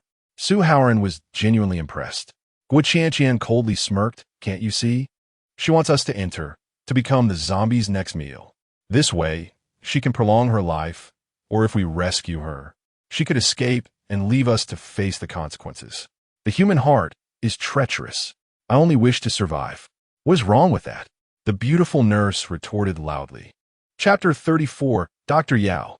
Enough with the idle chatter. Let us take action. Lin Nian let out a fierce shout, unleashing a searing flame that shot forth with precision. The 3 zombies, upon sighting Lin Nian and the others, were ignited with a frenzied excitement, their mouths stained crimson as they lunged towards the group. In a flash, the fire blazed, followed by the crack of gunfire. The 3 zombies were swiftly dispatched in an instant. Simultaneously, the beautiful nurse emitted a low cry of agony, her body convulsing as the light in her eyes began to fade. She underwent a transformation. In the next moment, the nurse, now feral, supported herself on her hands and emitted a beastly roar, crawling forward in a frenzy. The immense force tore her legs from the thighs, leaving a bloody torso behind. The nurse raised her head, her mouth agape, her crimson eyes now consumed by madness. She crawled towards Heiress, leaving a deep trail of blood in her wake. This scene was more horrifying than any horror film. Stay back, Heiress cried out, retreating in panic, momentarily forgetting to harness his powers. The sight was utterly bewildering, defying all his previous notions. Tot. Guo Qianqian brandished a submachine gun, unleashing a barrage of fire upon the female zombie. What a coward, so easily frightened. She mocked after eliminating the female zombie. Why are all the zombies coming after me? Heiress asked, feeling aggrieved. Despite the presence of several others, the female zombie had targeted him. Could it be that his looks were simply too charming? Indeed, zombies are drawn to the powerful aura of evolved beings, as it is through such prey that they can ascend rapidly. Who would have thought you were all looks and no substance? Which Qianqian chuckled, patting Heiress on the shoulder. Next time, we might as well use you as bait. Lin Nian, let's go. From the 1st to the 5th floor, the entire ward of the 6th hospital was teeming with individuals infected by the zombie virus. Lin Nian's expression was grave. Who could it be? How could someone conduct experiments on the entire hospital's patients? At this rate, it seems that none of the patients on the 6th floor will escape unscathed. Over 1,000 individuals mutated. Just the thought of it sends shivers down the spine. Tong Daji pondered. Could it be a reborn individual? Guo Qianqian shook her head. What benefit would the apocalypse bring to them? I firmly believe that every reborn person wishes to avert the onset of the end times. After all, only those who have experienced the apocalypse truly comprehend the depths of despair it entails. However, Lin Nian held a different perspective. The notion that hell is empty and demons walk the earth rings true. There are always some madmen who, driven by their selfish desires, would not hesitate to annihilate all of humanity. Indeed, I concur with Sister Nian's assertion. Should I ever lay hands on him, I would strip away his skin. Why engage in such research? To unleash a wretched virus that endangers humanity. Su Haoran declared with righteous indignation. Suddenly, a cacophony of scratching sounds pierced the air, akin to sharp objects incessantly scraping against glass. Outside a spacious, brightly lit operating room, a dozen zombies surrounded the corridor, relentlessly clawing, gnawing, and crashing against the glass walls. Inside, there were still people. Tong Daji keenly observed that a few individuals, trembling with fear, were huddled within the operating room. They were encircled by zombies, left with no choice but to await rescue. Sister Yin, what should we do? Should we save them? This time, Su Haoran had learned his lesson. He refrained from impulsively rushing forward and instead sought Lin Nian's guidance. Let's first eliminate these zombies, he suggested. Lin Nian whispered softly. However, this seemingly faint sound instantly captured the attention of the zombies lurking in the corridor. They all turned their heads in unison, their eyes gleaming with excitement upon spotting living humans. A chorus of growls erupted, and in the next moment, a horde of over a dozen zombies charged towards them. Doctor, yeah, look, there are people coming. We are saved. Simultaneously, the few individuals in the operating room realized this and exclaimed with joy. Brother Tong, please rush over and guard the door of the operating room. This time, Lin Nian did not hastily take action. Instead, she quietly instructed Tong Daji. Those remaining in the operating room were undoubtedly the doctors of this hospital. As the zombies barreled forward, the immediate crisis outside the operating room was averted, and she feared that the individuals inside might take advantage of the chaos to escape. No problem. Boom, boom, boom. In the next instant, Tong Daji's muscles swelled. His skin hardened, radiating a faint golden hue. His body, like bronze armor, was impervious. Fearlessly, Tong Daji charged forward, his hardened skin effortlessly sending zombies flying. Wow, incredible strength. Su Haoran exclaimed enviously. With Gu Qianqian present, Tong Daji had hardly needed to engage, only dispatching a few zombies with his dagger. Thus, Su Haoran was unaware of Tong Daji's extraordinary abilities, which turned out to be metallic in nature. Gu Qianqian was also taken aback. It turned out that the Special Abilities team from the National Security Bureau was indeed filled with skilled individuals. Meanwhile, before Tong Daji could rush over, the door of the operating room swung open. Several doctors peered out cautiously, stepping out with trepidation. Where do you think you're going? In an instant, Tong Daji leaped forward, his towering frame blocking the entrance to the operating room, effectively confronting the doctors. You, what do you want? They stammered. At that moment, Lin Nian turned to Gu Qianqian. What are you dawdling for? Shoot. Gu Qianqian replied. Aren't bullets expensive? In the next moment, a relentless barrage of bullets erupted, powerful gunfire forcing the advancing horde of zombies to retreat. Amidst the intense gunfire, a significant portion of the zombies fell, with the remaining few dispatched by Lin Nian and Luo Chun. As the gunfire ceased, a trembling voice emerged from the operating room. Please, don't kill us. We are good people. Good people? Luo Chun replied coldly. Chapter 35. The one that slipped through the net at 3 o'clock in the morning. The extermination mission at the 6th Municipal Hospital came to an end. Lin Nian and a few others departed first, while Li Guowei, accompanied by special police officers, proceeded with the aftermath operations. The 6th Municipal Hospital was cordoned off and isolated. Although everything appeared to be concluded, in reality, the catastrophe was only beginning. Upon returning to the villa, Lin Nian produced the half-scythe and earnestly inquired, Yang Wenkai, are you familiar with the characters inscribed upon this? Yang Wenkai took the scythe, scrutinizing it closely. Spirit offering, he remarked, Lin Nian, from where did you acquire this? It appears to be a ceremonial tool for divine offerings. And the script inscribed upon it is one of the 4 ancient scripts. Lin Nian. She had never comprehended the ancient times, nor was she familiar with the ancient script, which was categorized into 4 distinct types.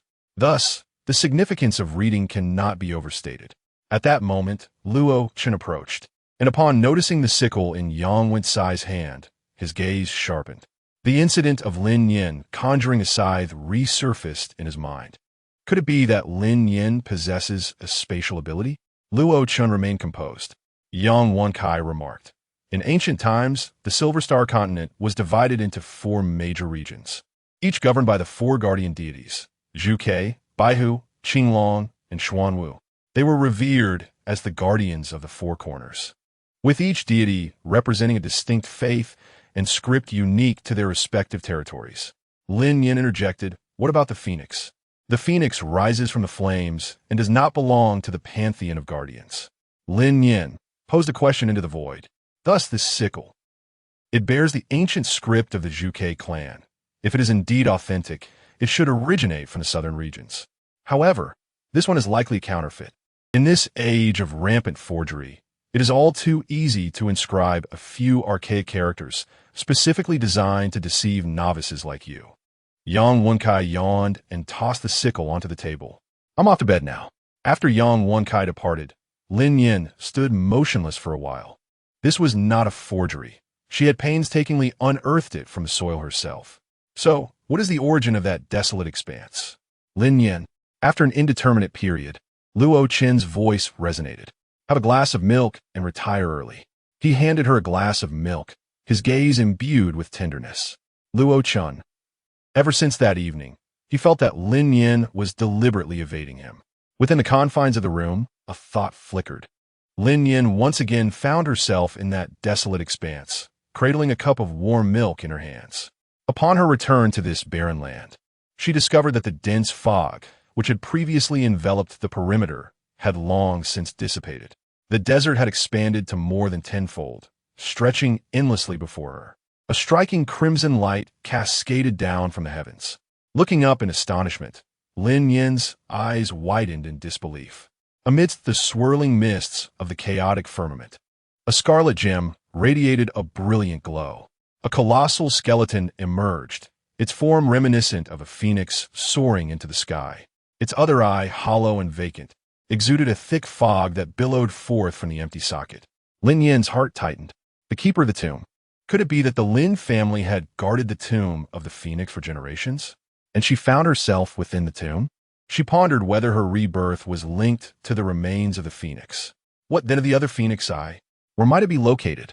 After spending a brief moment in the space, Lin Nian emerged. At this moment, she was still oblivious to the fact that she possessed a formidable advantage. An endless expanse of land lay before her, capable of storing resources, cultivating the earth, and planting crops. In this space, 10 hours equated to merely 1 hour outside, making it an excellent place for enhancing her cultivation. Furthermore, the desert concealed a plethora of weapons and treasures, awaiting Lin Nian's excavation. October 13th. Only 8 days remained before the apocalypse. National Security Bureau. Everyone gathered for a meeting. Yang Wenkai reported. All patients from a 6th hospital have been verified and screened.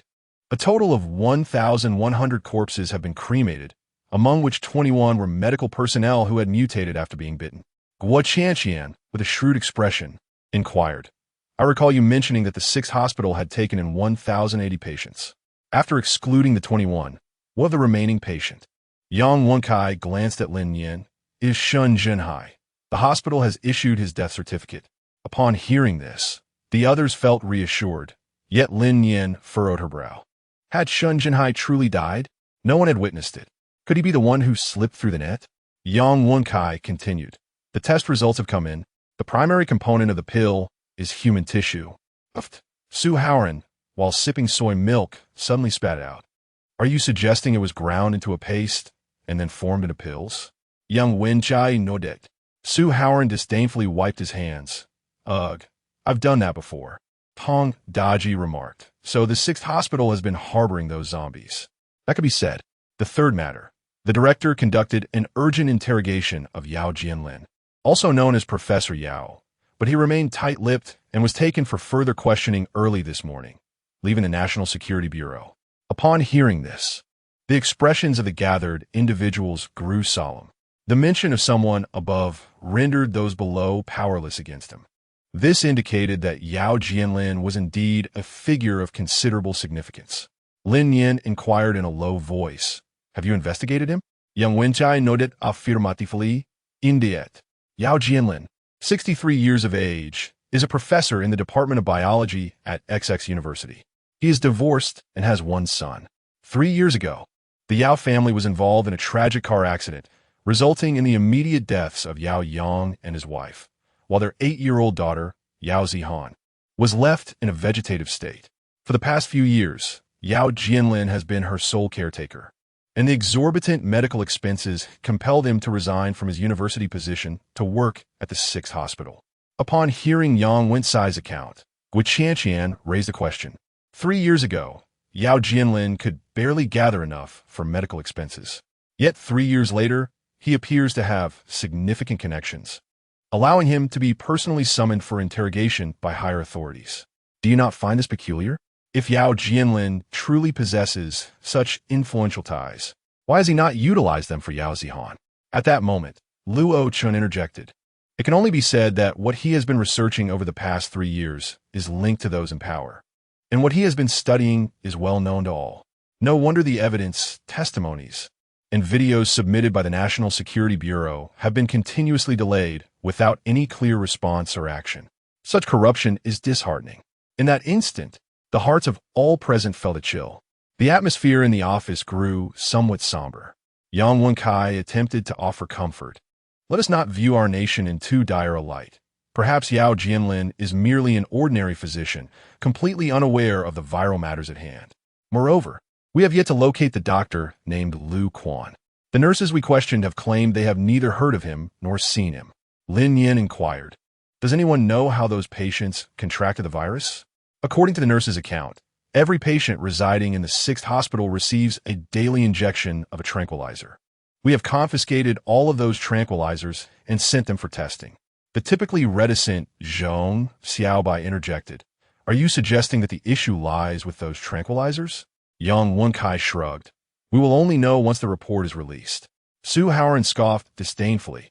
"Why not investigate the manufacturer first? Must we wait for the report?" Yang Wencai replied, "That's a valid point." A sudden knocking interrupted their conversation, and Yang Wencai adjusted his glasses. "We've found it.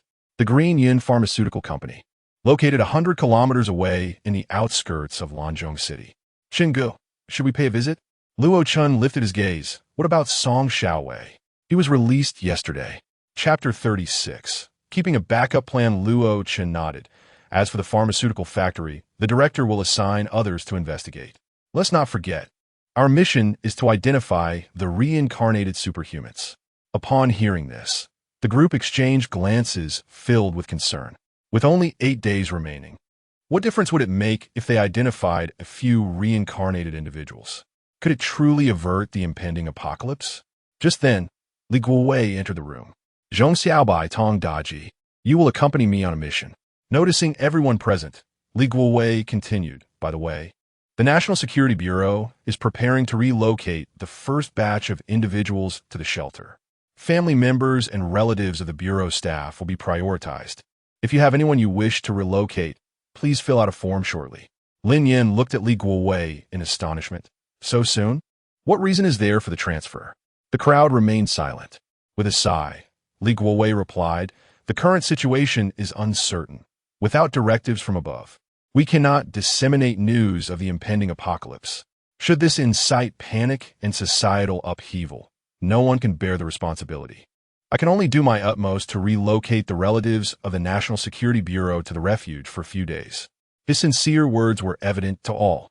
Li Guowei genuinely sought the well-being of everyone. "Thank you for your hard work, Director," Luo Chun softly remarked. "You're always thoughtful." Xiao Chun, Li Guowei said, touched, as he patted Luo Chen's shoulder. After toiling for over half a month, it was finally acknowledged that his efforts had not gone unnoticed. It was truly not easy. The crowd remained silent. As they were about to leave, Li Guowei suddenly declared generously, "Once this busy period is over, I shall treat you all to a grand feast. Barbecue and some beers? No problem, you'll have your fill. Please continue with your meeting." Little did they know, this would be the last conversation with Li Guowei. Tomorrow, and unforeseen events. Who could tell which would come first? After their departure, Yang Wencai continued his report, "Chenggu," after being released. Song Xiaowei has faced several assassination attempts and has been forced to leave Xinhai City. "Oh, what a coincidence. He's gone to Lanzhong City. Can we locate him?" "Certainly. Let's set off." Luo Chun rose, issuing his orders in a solemn tone. Su Haoran languidly rested his head on the table, grumbling. You were the one who released him. What are we going to do now? Lin Nian nudged Su Haoran and said, Let us go. The current situation has changed. Song Xiaowei has no choice but to align with the National Security Bureau. Su Haoran lifted his eyelids slightly. Is it really that complicated? Unfortunately, some individuals refuse to acknowledge the reality, and thus will not compromise. At that moment, Lin Nian was pulled aside by Guo Qianqian, who whispered, You can see the current circumstances. We cannot rely on those above us. I believe we should keep a contingency plan. Lin Nian was at a loss for words. Guo Qianqian candidly remarked, If the apocalypse truly arrives, we cannot be without a safe haven. Shall we consider constructing a stronghold for such times? Lin Nian felt a stir of excitement. How shall we create it? Upon noticing her enthusiasm, Guo Qianqian wrapped her arm around Lin Nian's shoulder. I possess the funds. I have a construction team, and I've even secured the materials. All you need to do is provide the land. Lin Nian suddenly comprehended that Guo Qianqian had taken a liking to Linjia village. However, the village prohibited outsiders from entering, let alone allowing a construction team to carry out work. Was it feasible? As if sensing Lin Nian's apprehension, Guo Qianqian continued, We need not enter the village. We merely need to enclose the periphery. As for the interior of the village, we could develop it gradually over time. Upon hearing this, Lin Nian found it to be a feasible plan. She decided to have Zhang Bo communicate with the village elders. It seemed manageable. After some contemplation, Lin Nian accepted Guo Qianqian's proposal. She bore no substantial loss, as Guo Qianqian was contributing her resources, both labor and finances, while Lin Nian merely needed to provide the venue. Such an arrangement was undeniably advantageous. Very well, it is settled then, she declared. I will promptly notify the renovation team to commence their work. Guo Qianqian expressed her delight, exclaiming, Wait, I wish to participate as well. Suodan, eavesdropping mischievously from his side, insisted on being included in the fun. Guo Qianqian cast a disdainful glance at Su Haoran, unwillingly rejecting him. What can you possibly contribute? Su Haoran replied, I possess neither money nor land. Perhaps I could provide the workers with bottled water? Get lost. Lin Nian was amused. Who could tell whether those barrels of water contained pure water or his own sweat? There was no choice. Su Haoran could only resort to a bit of trickery. If you don't agree, I'll inform Captain Luo. Guo Qianqian was speechless. All right, I'll take you. This matter had to be conducted discreetly. At this moment, a luxurious car sped along the ring road of Lanzhong City. Inside, Lu Quan wore a grim expression. Damn it. This Shun Junhai is truly a calamity. Brother Lu, you can't blame yourself.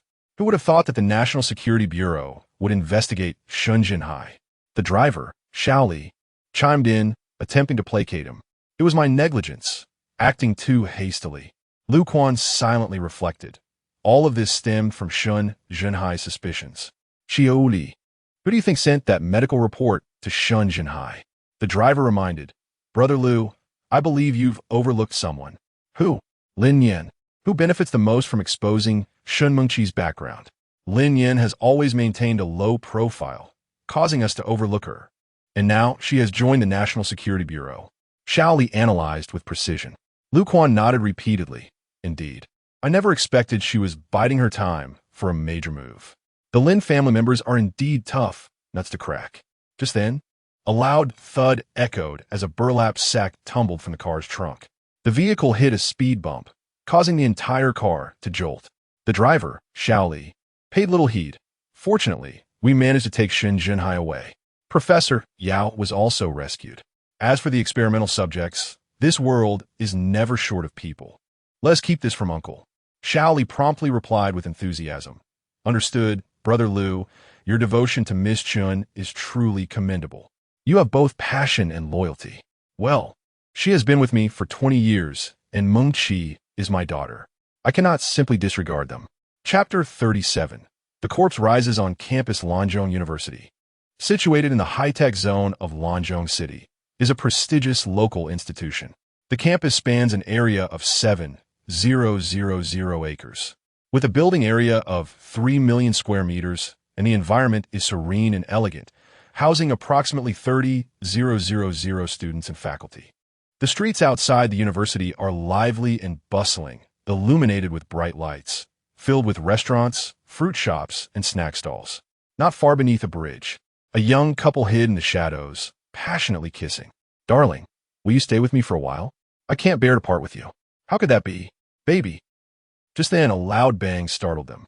A large burlap sack rolled down from the highway, landing right beside the bridge. The girl, trembling with fear, hid behind the boy. "What is that?" Zhang Xiaoqing cautiously illuminated the area with his phone flashlight, taking careful steps toward the burlap sack. In the next moment, blood seeped from the sack and it moved ominously. "What on earth?" Zhang Xiaoqing gasped, nearly losing his grip on the phone. "Xiaoqing, look, it's all blood. Could there be a living person inside? Impossible. It must be someone's abandoned kitten or puppy." "Don't jump to conclusions," he replied, steeling himself as he fixed his gaze on the sack, hesitating whether to approach it. The girl tugged at Zhang Xiaoqing's arm, whispering, "All right." The interruption to their date had extinguished Zhang Xiaoqing's enthusiasm, and the two decided to bypass the ominous sack, hand in hand, heading toward the school. However, after just a few steps, a low growl resonated from behind them. In the dim light of the flashlight, a blood-soaked man with crimson eyes crawled out from the sack. His face was a grotesque mass, rendering his features indistinguishable, and his terrifying red eyes were fixed on Zhang Xiaoqing. In the next instant, the man opened his gaping maw and lunged forward. Zhang Xiaoqing felt his scalp tingle with terror, letting out a scream and abandoning the girl as he fled. The man's sharp claws raked across Zhang Xiaoqing's back. Fortunately, he had managed to escape in time, while the bewildered girl was tackled to the ground. With a ferocious bite, the man severed the girl's carotid artery, warm blood gushing forth. With a sickening sound, the man crouched over his girlfriend, tearing and gnawing at her. A gruesome cavity had formed in her head, with brain matter, blood, scalp, and skull all entangled. "Help! Help!" Zhang Xiaoqing had never witnessed such a horrifying scene. His legs turned to jelly as he stumbled out onto the street. "Call the police," he cried, realizing his phone had been lost in his frantic escape. "Help! There's a monster under the bridge. Call the police." In a state of panic, Zhang Xiaoqing seized a passerby, incoherently pleading for assistance. "Hey, are you all right? How could there be a monster? Are you high or just drunk?" The passerby scoffed dismissively. "No, it's true. My girlfriend has been bitten." "Huh. You must be the one who bit her." The onlookers knew the bridge was a popular rendezvous spot for couples from Lanzhou University and paid little heed to his frantic claims.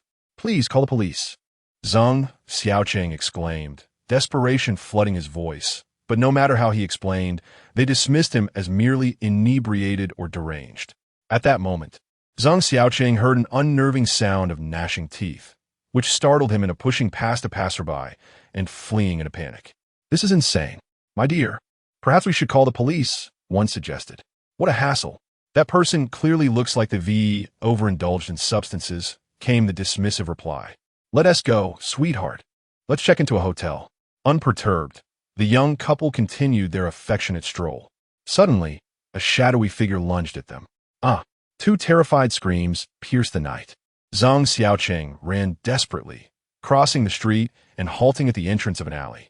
This alley served as a dumping ground for food scraps and kitchen waste from the school cafeteria. Flanking the alley were the back kitchens of the school. Though it reeked, it provided a shortcut to the campus. Breathless, Zhang Xiaoqing leaned against the wall, struggling to move forward. At that moment, his back throbbed with pain. Cold sweat poured from his body, and his consciousness began to fade, the world before him tinged with crimson. He needed to escape, quickly. His girlfriend had long been forgotten. All he desired was to reach a place of safety. Suddenly, Zhang Xiaoqing felt a wave of pain render him powerless, and he trembled as he collapsed. "Xiaoyu, the guy you met for a blind date today looks quite handsome. Why didn't you stay with him?" One girl teased. "What blind date?" "Yes, just an online friend I met while gaming." "Stop making things up," Xiaoyu retorted. "If you're not interested, I might just pursue him," came the playful response. Shortly after, two girls returning late burst into the alley, giggling. "Xiaoyu, isn't that a person over there?" one whispered, pointing to the dimly lit alley. Gong Xiaoyu glanced over. "Of course it's a person, and a man at that. He is probably just drunk. Let us keep moving." Chen Lu joked. "Who knows if he is handsome?" Xiaoyu, have you ever heard of corpse collecting? Why don't we take him to a hotel and see what it's like to be with a man? Have you lost your mind, you pervert? Let us go. Gong Xiaoyu's cheeks flushed as she tightened her grip on her handbag, pulling Chun Lu along. What a great opportunity. Chun Lu continued to jest, oblivious to the danger. Suddenly, Zhang Xiaoqing let out a low, guttural growl from the ground. With a feral leap, he sprang up and lunged at Chun Lu's abdomen, his eyes bloodshot and mouth agape, drool spilling from the corners like a wild beast. Chun Lu fell to the ground, a sharp pain radiating from her belly as she screamed, "Let go of me! What are you doing? Xiaoyu, help!"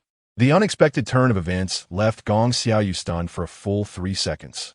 "Let her go, you beast!" she shouted. Upon regaining her senses, Gong Xiaoyu swung the skinning bag in her hand and forcefully struck the man's head.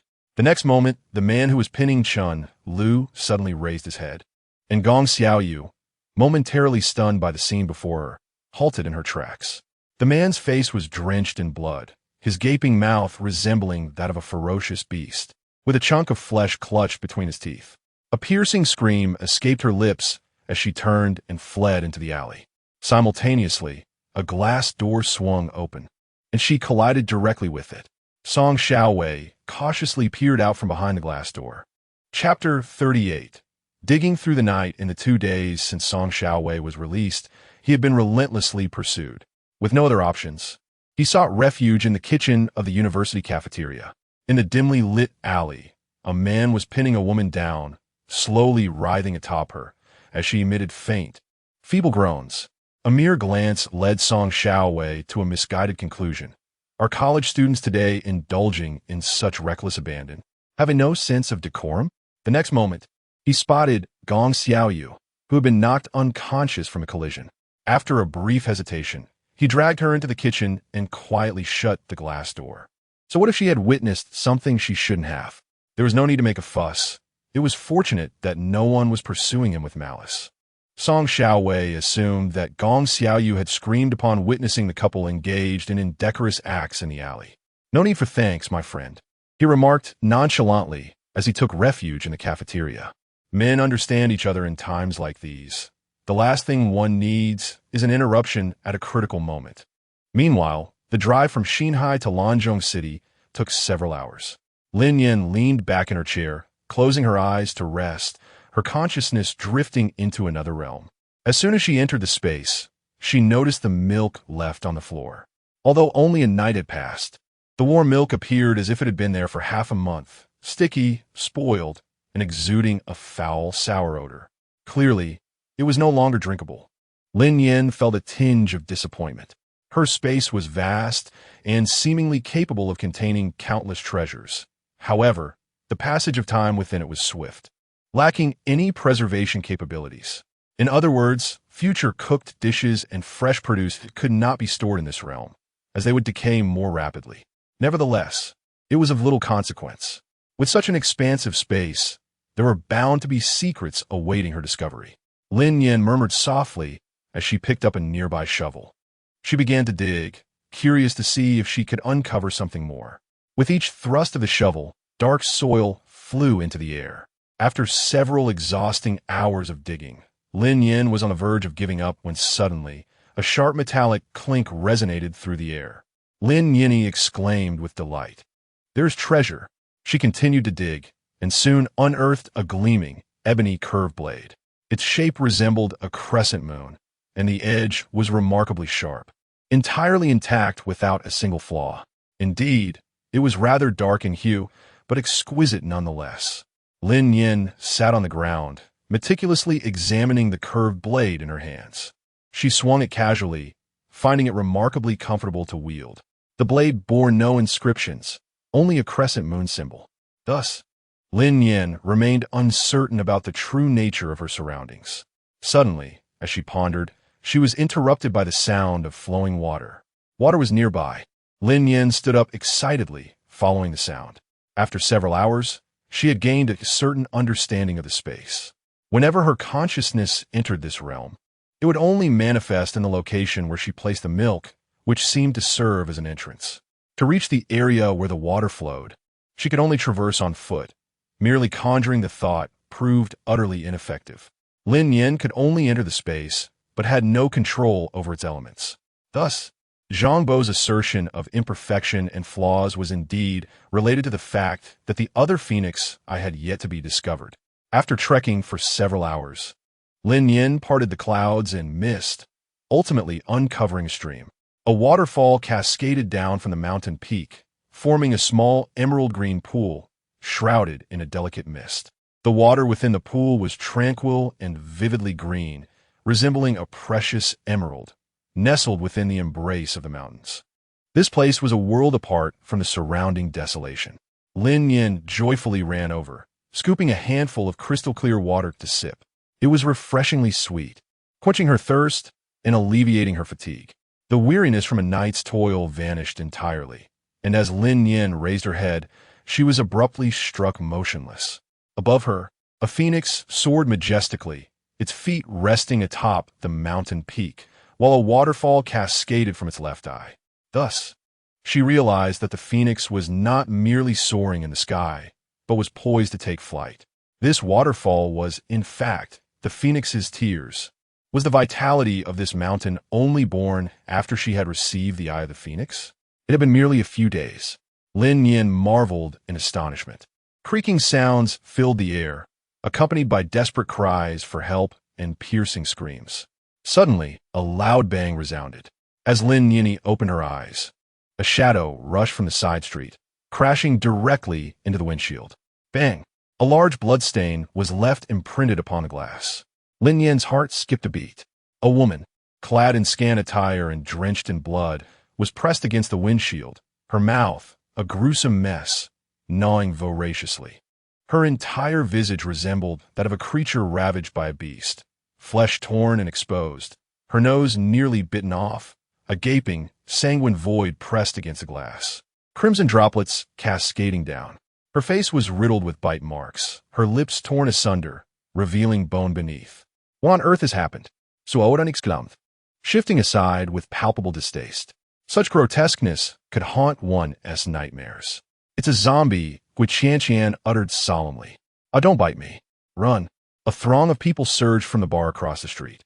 Among them, a blood-soaked man seized a woman and sank his teeth into her. With a savage growl, he feasted upon her neck, blood erupting in an instant. Yang Wenkai immediately commanded, seal off this area. Luo Chun drew his pistol for his waist and dashed out, with Lin Nian following suit. Guo Qianqian nodded in understanding, swiftly vanishing into the vehicle. Before the main force arrived, she had to contain the situation, preventing the bitten from escaping to avert the spread of the virus. A temporary safeguard, at best. Bang! The sound of a gunshot pierced the air as Luo Chun was the first to eliminate the bloodied man, sending the panicking crowd into a frenzy. Fortunately, it was the early hours of the morning. Aside from those fleeing from the bar, the streets were devoid of pedestrians. Yet chaos reigned. Lin Nian's fire-based supernatural ability could not be unleashed. In the next moment, she drew forth the curved blade she had just unearthed and charged forward. With a swift thrust, the razor-sharp edge pierced directly into the skull of a zombie. In the following instant, a blood-soaked zombie lunged at her, its gaping maw wide open, ready to bite. Bang! Lin Nian kicked the zombie aside, drawing forth her curved blade and delivering a forceful chop. The valiant triumph, while the feeble succumb. In the face of the undead, one must not exhibit the slightest hesitation. As long as you possess the courage to strike, you have already secured half the victory. The freshly infected and mutated zombies, driven solely by instinct to bite, lack any discernible skills. Lin Nian almost dispatched one with a single stroke. Just as the situation seemed poised to be under control, a deafening roar suddenly erupted. A stocky, blood-soaked male zombie burst forth from the bar. Upon catching a glimpse, Lin Nian's breath hitched. It was Shun Jinhai. Chapter 39. Enmity ends with death. She never anticipated that their reunion would unfold under such dire circumstances. How could Shun Jinhai appear here? Luo Chun expressed his astonishment, a flicker of ferocity flashing in his eyes. The chaos in Lanzhong City was undoubtedly instigated by Shun Jinhai. The staff at the 6th hospital had truly acted and scrupulously, lacking any integrity. Furthermore, who was responsible for bringing Shun Junhai to Lanzhou. Su Haoran gazed at the advancing Shun Junhai, a complex expression crossing his face. He recognized Shun Junhai and was well aware of his connection to Lin Nian. Perhaps it was best if he intervened to spare Lin Nian from further distress. Su Haoran murmured softly, gathering a blue orb of light in his palm. Boom! In the next moment, the blue orb hurtled towards Shun Junhai's head. A smirk of satisfaction curled at the corners of Su Haoran's mouth. Sister Nian, I know you are in a difficult position. You needn't thank me too profusely. Bang! However, before Su Haoran could complete his sentence, the launched orb suddenly detonated. Shun Junhai evaded the orb with remarkable speed and lunged towards Su Haoran. The swift backlash left Su Haoran's smile frozen in an instant. Be careful! Lin Nian shouted fiercely and leaped to tackle Su Haoran. With a resounding crash, the ground trembled beneath them. The spot where Su Haoran had just stood was reduced to rubble. Shun Junhai, on all fours, blood spilling from his mouth, let out a low growl akin to that of a wild beast, turning to gaze at the two. How has it become so formidable? Su Haoran, still shaken, asked with a quivering voice. It has evolved. Lin Nian slowly rose to her feet, gripping the curved blade tightly in her hand. Having devoured so many living souls, Shun Junhai must have evolved, allowing him to surpass other zombies in speed. Su Haoran, still attempting to put on a brave front before Lin Nian, found himself utterly embarrassed instead. Allow me, he said. You go assist Luo Chun. Lin Nian whispered softly, concealing the complexity that lurked in her gaze. In her previous life, Shun Junhai chose to sacrifice her to the zombies in a desperate bid for survival. In that moment, the bond of father and daughter was irrevocably severed. In this life, she was determined to bring closure to the grievances of her past. No longer was she the frail and powerless Lin Nian, subject to the whims of others. From now on, her destiny would be dictated by her own hand.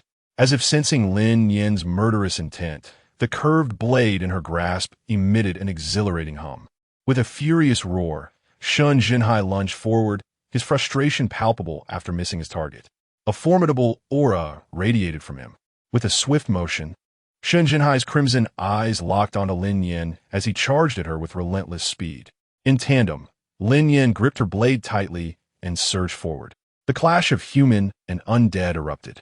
A cold glint flashed as Shun Junhai maintained his ferocious lunge, while Lin Nian positioned herself at his flank, blade ready. Shun Junhai, you have been shrewd all your life, yet you fell into Chun Weiniang's trap. You nurtured her daughter for 20 years, all the while neglecting your own flesh and blood.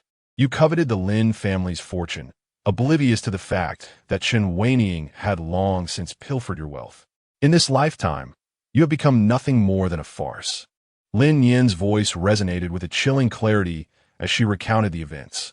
With a resounding thud, Shun Junhai's head fell to the ground, severed by a sharp curved blade. The sound echoed ominously. Shun Junhai's mouth, wide open and stained with blood, snapped shut repeatedly, his teeth smeared with flesh, gnashing as if to express his fury or perhaps to lament his unfulfilled desires. Lin Nian bent down, her hands gripping the knife, its blade piercing precisely into Shun Junhai's skull. My surname is Lin, not Shun. Given the choice, she would prefer to have no entanglements with Shun Junhai, a man of dubious character, an unfaithful husband, an indifferent father, selfish and foolish. What aspect of such a man could possibly be worthy of her mother? And by what right should she address him as father? Lin Nian, with a detached demeanor, unsheathed her curved dagger, and in that moment, her animosity towards Shun Junhai dissipated like smoke. If one were to inquire about the person she despised most in her past life, it was not the malevolent Shun Mengqi and her mother, but rather this father, whose indifference reached an extreme. In an instant, a fireball coalesced in the palm of Lin Nian's hand. With a subtle flick of her wrist, the blazing sphere descended upon Shun Junhai. The flames ignited fiercely. Lin Nian gazed silently at the charred remains illuminated by the flickering flames. When one dies, enmity perishes. Ensuring that his body was not devoured by other zombies was the last vestige of filial piety she could offer as a daughter. In the kitchen of the cafeteria, Gong Xiaoyu stirred awake with a whimper. In the next moment, the gruesome scene flooded her mind. Ah, the monster is attacking. Silence. What do you intend to do? Song Xiaowei was roused by the piercing scream, hastily covering Gong Xiaoyu's mouth. In her panic, she clawed and scratched. But upon recognizing the man before her, she calmed down. Let me go. If you scream again, I swear I'll kill you. Song Xiaowei threatened menacingly, to which Gong Xiaoyu obediently nodded. There's a monster. Chen Lu was attacked by it. As he released his hand from her mouth, Gong Xiaoyu frantically rummaged through her pockets, babbling incoherently. What are you doing? Song Xiaowei asked, exasperated. Call the police. Are you out of your mind? Upon hearing the words call the police, Song Xiaowei grew agitated and scolded loudly. What is wrong with a couple cuddling in an alley? Look at you, as if you've never seen the world. No, that's not it. Gong Xiaoyu's phone was snatched away, and she desperately sought to explain, but was at a loss for words. I saw it with my own eyes. Song Xiaowei interjected, insisting on his own experience. He had seen the two individuals in the alley heading toward the school while Gong Xiaoyu was unconscious. Gong Xiaoyu utterly disbelieved Song Xiaowei's words. You're not going anywhere. Stay here, and we'll talk when dawn breaks. Song Xiaowei threatened with a swagger, his eyes glinting with a fierce intensity as he brandished a gleaming dagger. Gong Xiaoyu was instantly silenced by fear. The man before her was dangerously unstable and menacing. What if he truly stabbed her? She glanced around. They were concealed in a room piled with supplies. What is your name? After a moment, fully awake, Song Xiaowei initiated a conversation. Gong Xiaoyu. Nice name. How old are you? 21. Do you have a boyfriend? Gong Xiaoyu shook her head. The apocalypse is upon us. Gong Xiaoyu was strikingly beautiful, her appearance untainted by the heavy makeup typical of nightlife women. She exuded a refreshing innocence. Song Xiaowei felt no aversion, and thus kindly cautioned her. Chapter 40. I have a hostage. Gong Xiaoyu sat quietly to the side. Who exactly are you? Regarding Song Xiaowei's mention of the impending apocalypse, she found his words not entirely absurd. She sensed a chaos brewing. Perhaps the end of days truly was nigh. Upon hearing her words, Song Xiaowei smirked self-deprecatingly. Who am I? He is a reincarnator, having awakened extraordinary abilities. He is the chosen one, well aware of all that is to come. Yet, where did it all go awry? At present, he resembles a stray dog, hiding in the kitchen of a university. Song Xiaowei cannot fathom why his path, which should have been resplendent with the promise of rebirth, has instead turned out to be more miserable than that of a dog. The street lined with bars was swiftly sealed off by armed forces. Captain Wu Shiwebing of the Lanzhong City Armed Police Brigade personally took command, taking the incidents of injury here very seriously. Having witnessed the chaotic manifestations of the apocalypse, the mutations, and the indestructible monsters, Wu Shiwebing, after a moment of shock, reported the situation somberly to his superiors. Luo Chun leaned against the car, smoking a cigarette. The military has intervened, Lin Nian. Perhaps, just perhaps, we can indeed prevent the apocalypse. His voice trembled with excitement, a glimmer of hope flashing in his eyes. Preventing the apocalypse is his unwavering belief. The army is the most trustworthy and reliable force of the nation. Guo Qianqian retorted with disdain. Did the National Security Bureau not consider reporting the data and videos to the military earlier? Luo Chen's gaze darkened. The National Security Bureau and the military belong to two separate departments. They can only report to their superiors. Guo Qianqian scoffed. How archaic. Luo Chun, filled with helplessness, explained. There's no other choice. It's the regulation. The director has sought connections to send the videos to the military, but to put it bluntly, videos submitted by outsiders lack the authenticity of first-hand accounts. Furthermore, incidents of biting have not occurred nationwide. Until today, only Xinhai City showed signs of an impending apocalypse. This cannot solely be blamed on Li Guowei's incompetence. Each city harbors its own thoughts, and the provincial government is intent on concealing the truth, leaving the higher-ups with scant information. This is the nature of the government in Huagua. Brother Chun, something's wrong. Look. At that moment, Yang Wenkai poked his head out of the car window, his tone urgent. Lanzhong University is in chaos. Someone has uploaded videos of zombies attacking students online. and some are even live streaming. Moreover, the location indicates that Song Xiaowei is inside Lanzhong University. Upon hearing this, Luo Qin's brow furrowed. Get in the car. Lin Nian and the others quickly boarded the vehicle. Inside, Guo Qianqian, perplexed, inquired, Captain Luo, isn't this a good thing? It alerts the entire nation to the impending apocalypse, with zombies threatening humanity. Surely, the government will take it seriously. Luo Chun, with a solemn expression, quietly countered, is inciting chaos truly beneficial? Take Lanzhong as an example. Once this information is exposed, the entire city will be sealed off. No one will escape. At that point, Lanzhong could transform into a living hell, and who knows, the entire city might be obliterated. Upon contemplating this, a cold sweat broke out on Guo Qianqian's back, her heart chilled with dread. The situation was far from simple. Had it not been for Li Guowei navigating the complexities, they, as reincarnated superhumans, would have long been apprehended by the state, imprisoned, studied, and subjected to vivisection. After all, they were anomalies. Discretion was the hallmark of reincarnated individuals. As the vehicle approached the school entrance, an atmosphere of tension was palpable. Lin Nian and her companions disembarked and rushed toward the university. At this moment, Lanzhong University was cordoned off with a large warning line. Inside the perimeter, chaos reigned. Through thick smoke, shrill screams occasionally erupted amidst a throng of people, overturned vehicles, and damaged property. Ambulances and police cars were ensnared in the turmoil. Medical personnel and rescue officers struggled to navigate through the confusion. What are you doing? Get away from here. A police officer shouted as they reached the edge of the cordon. Yang Wenkai promptly produced his identification to negotiate. Just then, a young male officer assisted a bloodied woman toward a police vehicle. Miss, you're safe now. Please get into the car. Medical personnel will be here shortly. Before he could finish, the woman began to convulse violently, her spasms quickening until she lay still. Suddenly, her eyes flew open, and she lunged, snapping at the officer who had come to her aid. Witnessing this, Guo Qianqian swiftly appeared beside the young officer and kicked the woman away. The man, momentarily stunned, chastised her. What are you doing? She is severely injured. Guo Qianqian, exasperated, retorted, fool. In the next instant, the bloodied woman lunged once more.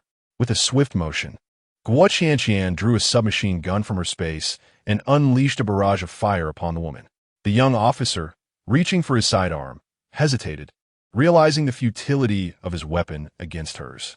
If you wish to survive, retreat immediately. After dispatching the undead assailant, Guo Qianqian, with a frosty demeanor, issued a warning, exuding both elegance and strength. However, as she turned, the young officer drew his gun, aiming it at her. The onlookers were stunned. This officer was truly obstinate, and Guo Qianqian felt a surge of frustration. What was I thinking, agreeing to join the national security team with Li Guowei? Rescue? What a joke. Facing the inflexible officer, Guo Qianqian erupted. Can't you see? I am here to rescue, not to kill. In a flash, she vanished from sight. A moment later, she materialized beside the young officer, delivering a powerful kick that sent him hurtling away. You're assaulting an officer. His cries faded like a kite severed from its string. Guo Qianqian's kick was merciless. Following her actions, Lin Nian and her companions rushed to her side. Split up and stay safe, Luo Qin instructed. Understood. After parting ways, Lin Nian dashed toward a narrow alley. A series of rapid gunshots heightened Song Xiaowei's alertness, prompting him to rush out alongside Gong Xiaoyu. Before he could fully comprehend the surrounding situation, he collided head-on with Lin Nian. Damn it, why won't you just disappear? He exclaimed. Stay back, I have a hostage. Song Xiaowei reacted with remarkable swiftness, seizing Gong Xiaoyu by the arm and pressing a dagger against her throat. Threatening her in a chilling tone, Gong Xiaoyu's face turned pale, utterly bewildered by the unfolding events. Lin Nian raised an eyebrow, refraining from idle chatter, and swiftly dashed forward. With a resounding thud, she arrived at Song Xiaowei's side in the blink of an eye, her curved blade striking at his wrist and dislodging the dagger. Song Xiaowei, I have no time for pleasantries. A zombie outbreak has occurred at Lanzhong University. You have two choices, either flee or join us. Song Xiaowei. He would undoubtedly choose to escape. In the next moment, he found his feet rooted to the spot. If you flee, I will send your location to those who will eliminate you. Lin Nian's icy threat pierced the air. It was clear there were no friends here, only foes.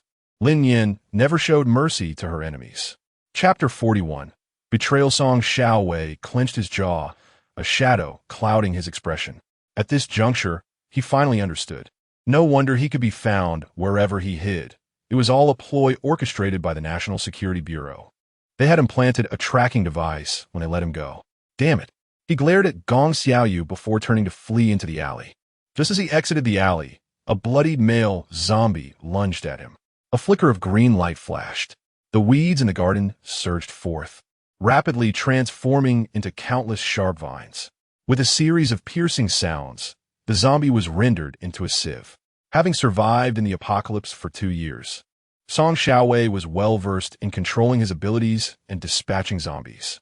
With his presence, the effort to cleanse the campus of undead would gain a significant advantage. At the chemical factory in the suburbs, bang. Fool, the test subject escaped, and you didn't even realize it. In a brightly lit and spacious office, an elderly man with graying hair, clad in a blue tang suit, furiously slammed his hand on the table. Uncle, what do we do now? Lu Quan knelt on the ground, casting a pitiful glance at the old man, fear flickering in his eyes. If Lin Nian were present, she would surely recognize this elder as Lu Desheng, the steward of the Shun family from years past. Mentioning Shun Jinhai only intensified Lu Desheng's fury. I warned you never to provoke Shun Jinhai, yet you refused to listen. Do you think a mere letter of commission would compel the elders of the Lin family to relinquish their assets? Huh, how naive, Lu Desheng lamented, exasperated by his foolish nephew. Though Lu Quan felt a sense of injustice, he dared not retort. After all, the situation was undeniably a disaster. Uncle, I realize my mistake. With those words, their 20 years of planning crumbled into nothingness. A monumental failure. Upon hearing this, Lu Quan lowered his head even further.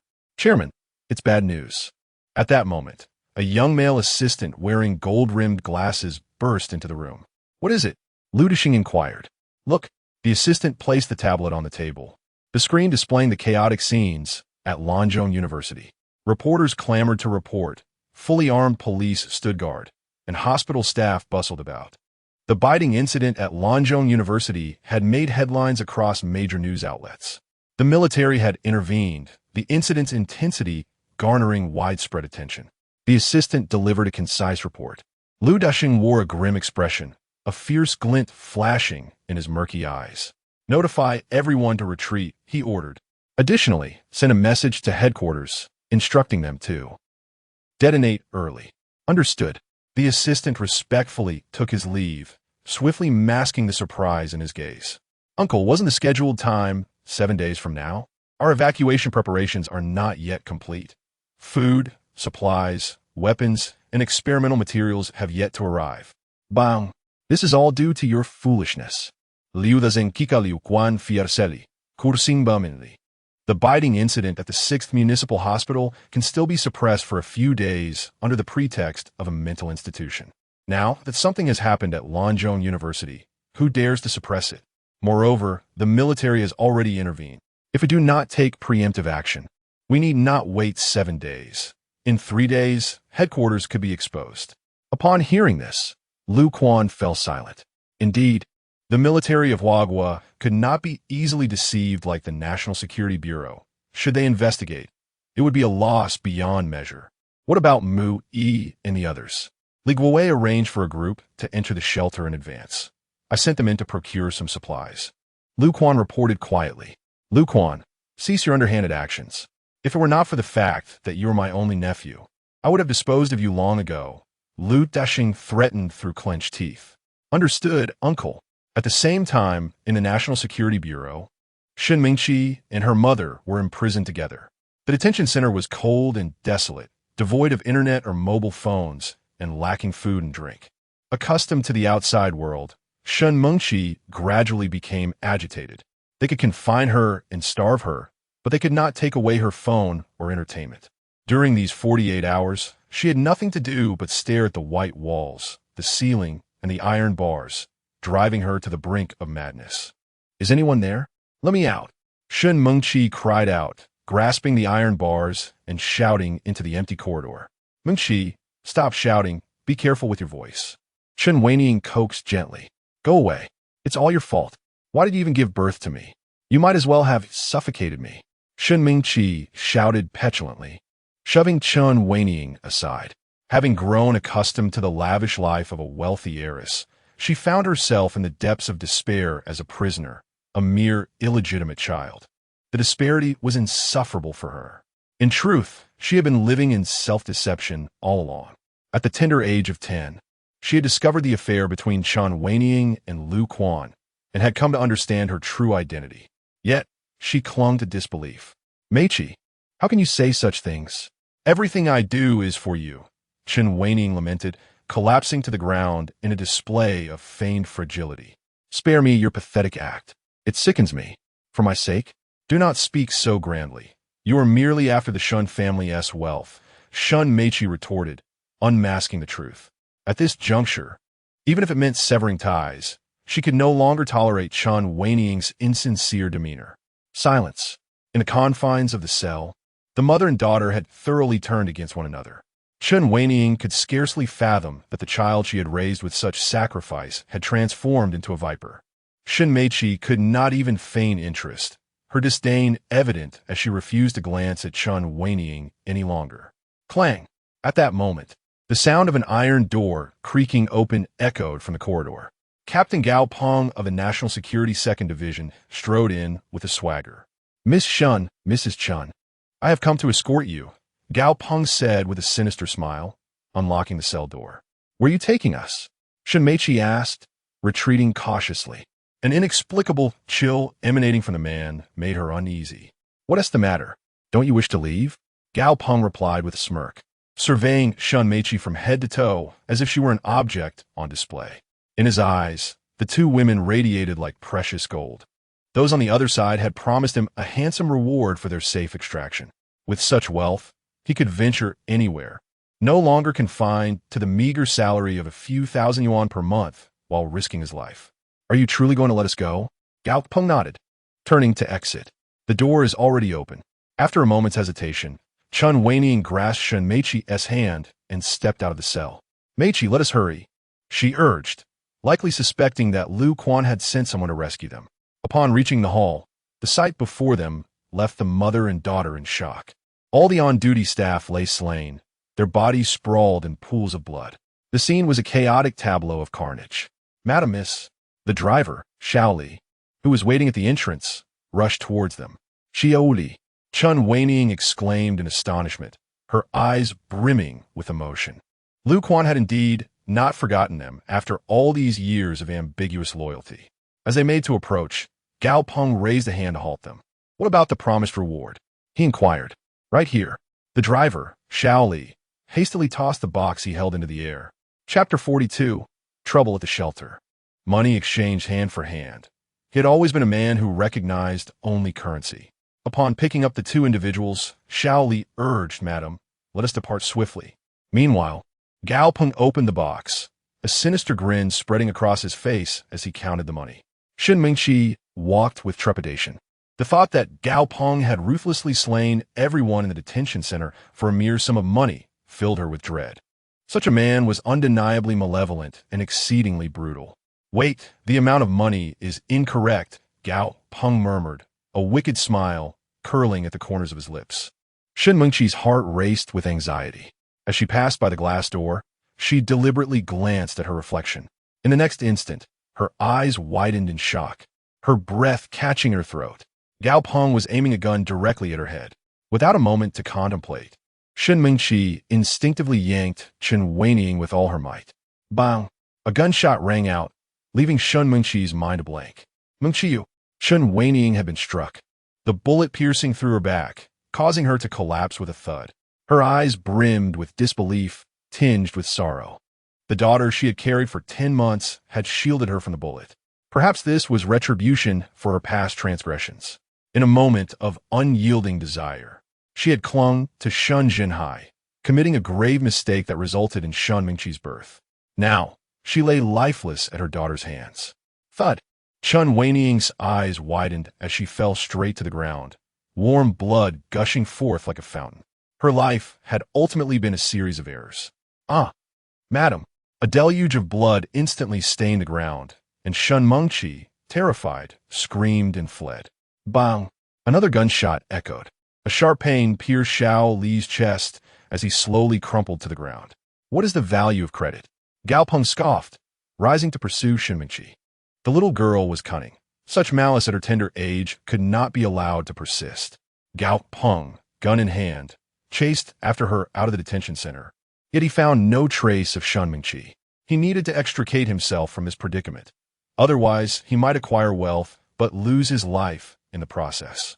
As for the surveillance within the detention center, he had long since disabled it, and he had deliberately freed several inmates. Everything was meticulously planned. However, Gao Peng was unaware that within the detention center existed a unique cell specifically designated for holding those with special abilities. Hidden within that room was a concealed camera, capturing every act he committed. Shen Mingqi, consider yourself fortunate. Half an hour later, there was a knock at the door. Captain Gao, trouble has arisen at the detention center. A team member rapped on Gao Peng's door. Gao Peng swiftly assembled a team to head to the detention center and promptly reported the news to Li Guowei. Director, there's trouble. The inmates at the detention center have escaped, killing all the guards in their wake. What about the surveillance?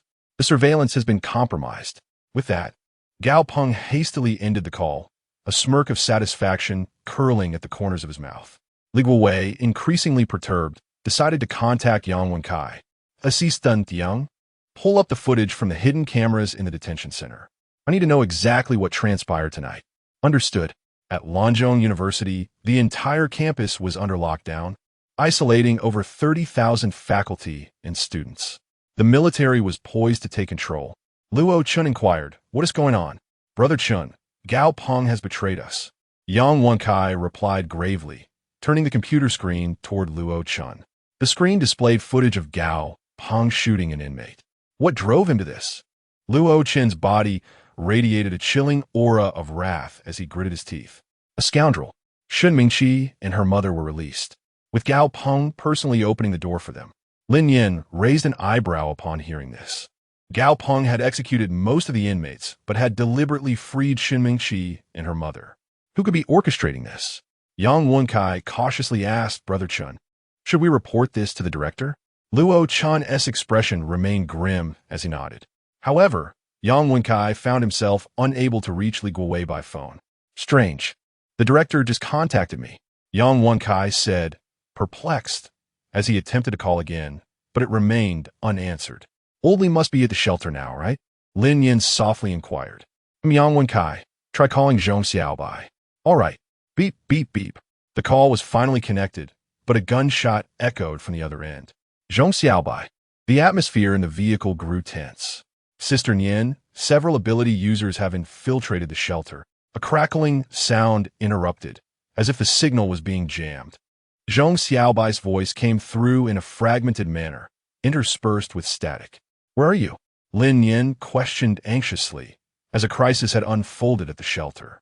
For the sake of confidentiality, Li Guowei had refrained from disclosing the precise location of the refuge. What should we do now? Nyanya, beep, beep, beep. In the next moment, the call was abruptly terminated. Attempts to reach them again were met with silence. Let me try my father's, Su Haoran said, his face etched with worry as he pulled out his phone, while even Guo Qianqian began to exhibit signs of agitation. Their loved ones were all within the shelter. In the vehicle, only Lin Nian and Luo Chun had not filled out forms, as they had no relatives to note. Do not panic. Zhong Xiaobai has a tracking device. I will check immediately, Yang Wenkai exclaimed in a flurry, his hands trembling as he typed away at the computer. Many of his relatives were in the shelter, and he fervently hoped they were safe. Luo Chun narrowed his eyes and swiftly exited the car, striding towards Wu Xuebing. At this moment, the others in the vehicle were too preoccupied with their focus on Yang Wenkai to pay attention to his whereabouts. A minute later, Yang Wenkai shouted, I found it. It's located on the Qinxing Mountain in the outskirts of Xinhai. He then remarked, with a puzzled expression, but why there? Lin Nian, is there a problem? Morningstar Mountain is rather remote, and it is quite far from Lanzhong City. Driving there takes at least 5 hours. Upon hearing this, the group became increasingly anxious. 5 hours. By the time they arrived, the flowers would have wilted. They disembarked. Everyone. Their essay chants. Chapter 43. Virus Suppressor Buzzing. Soon, the sound of helicopter blades filled the air as an armed helicopter from the militia was dispatched. Inside the aircraft, Luo-chan turned to Song Xiaowei and inquired directly, "How long did you survive in the apocalypse? How did you perish?" Song Xiaowei was taken aback. 2 years. While attempting to seize the virus suppressor, I was stabbed in the back. As soon as he finished speaking, Guo Qianqian excitedly asked, "Can the virus suppressor truly inhibit the zombie virus?" Lin Nian. 2 years. It is astonishing that humanity has developed an inhibitor in just 2 years. This implies that the apocalypse lasted only 2 years, if that is indeed the case. The supplies stored in the shelter would be more than sufficient. Hiding there for 2 years wouldn't be unfeasible. Song Xiaowei wore a wry smile. Whether it is useful, I cannot ascertain.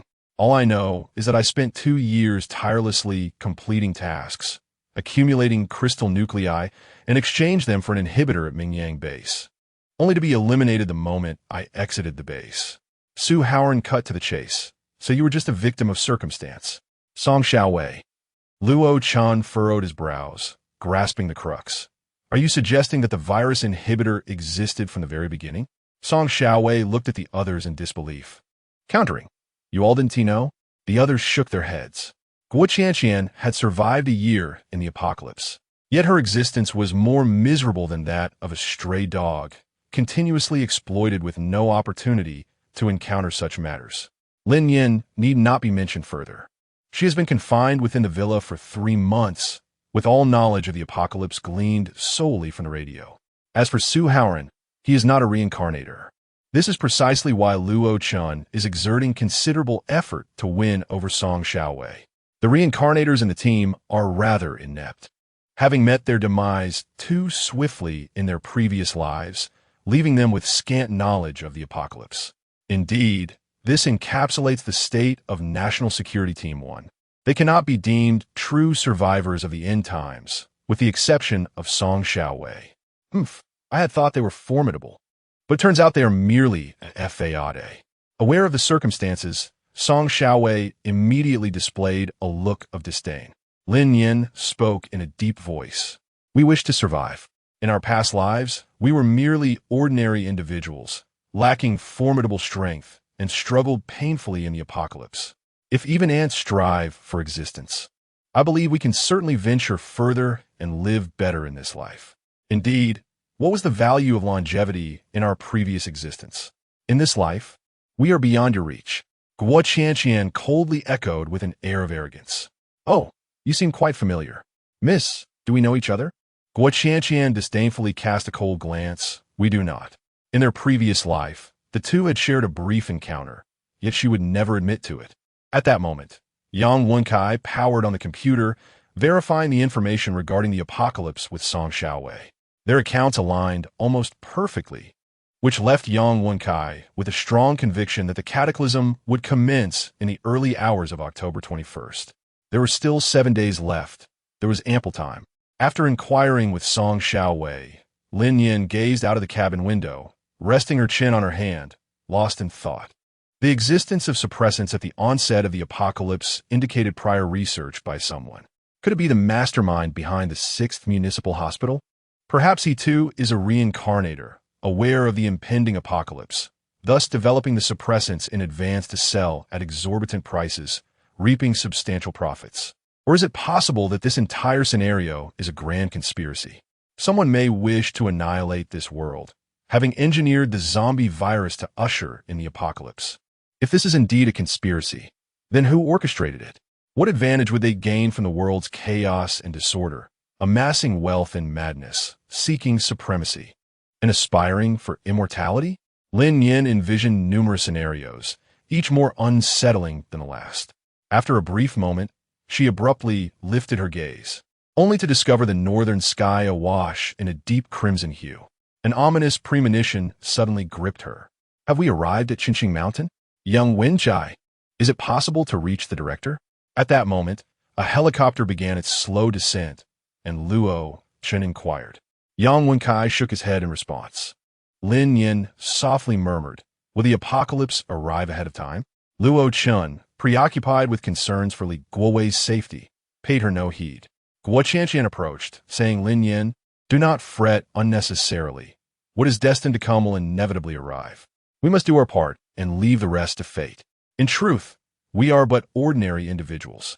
It is no small feat to convey news of the impending end times and gather everyone together. Lin Nian nodded slightly. As she leaped from the aircraft, she found herself confronted by a dark, abandoned tunnel.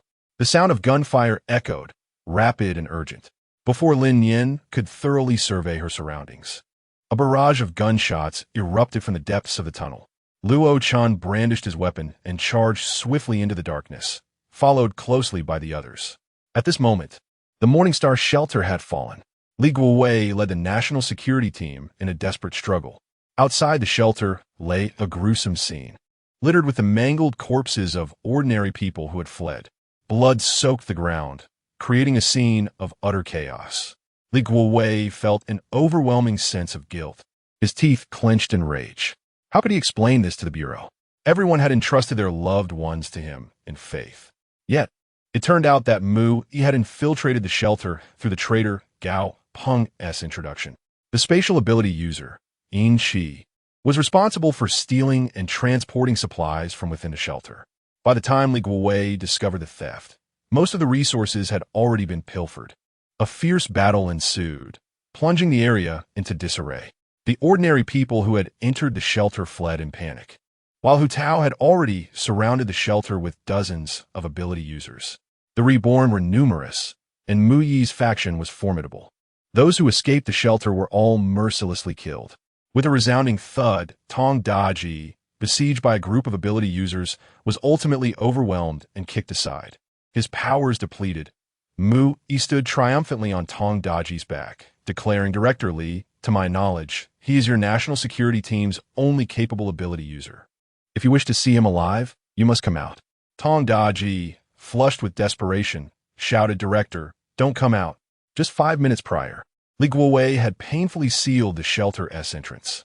He watched helplessly as those who had escaped were slaughtered one by one, with Tong Daji enduring until the very end. Mu Yi's intention to lure Li Guowei out was to gain access to the adjacent supply depot, which required his fingerprint and facial recognition to unlock. I will count to 3. Choose between an ability user's life and the emergency rations, Mu Yi said impatiently. Orders had already come down for his retreat, but having finally located the national security shelter, he was unwilling to leave without thoroughly pillaging its supplies. It was all Li Guowei's fault for having separated the emergency rations. Director, Brother Tong Zhong Xiaobai, pale with fear, stared at the monitor. The brutality of those outside was truly appalling. I will go out, Li Guowei declared resolutely. Chapter 44. The preparedness granary within the refuge.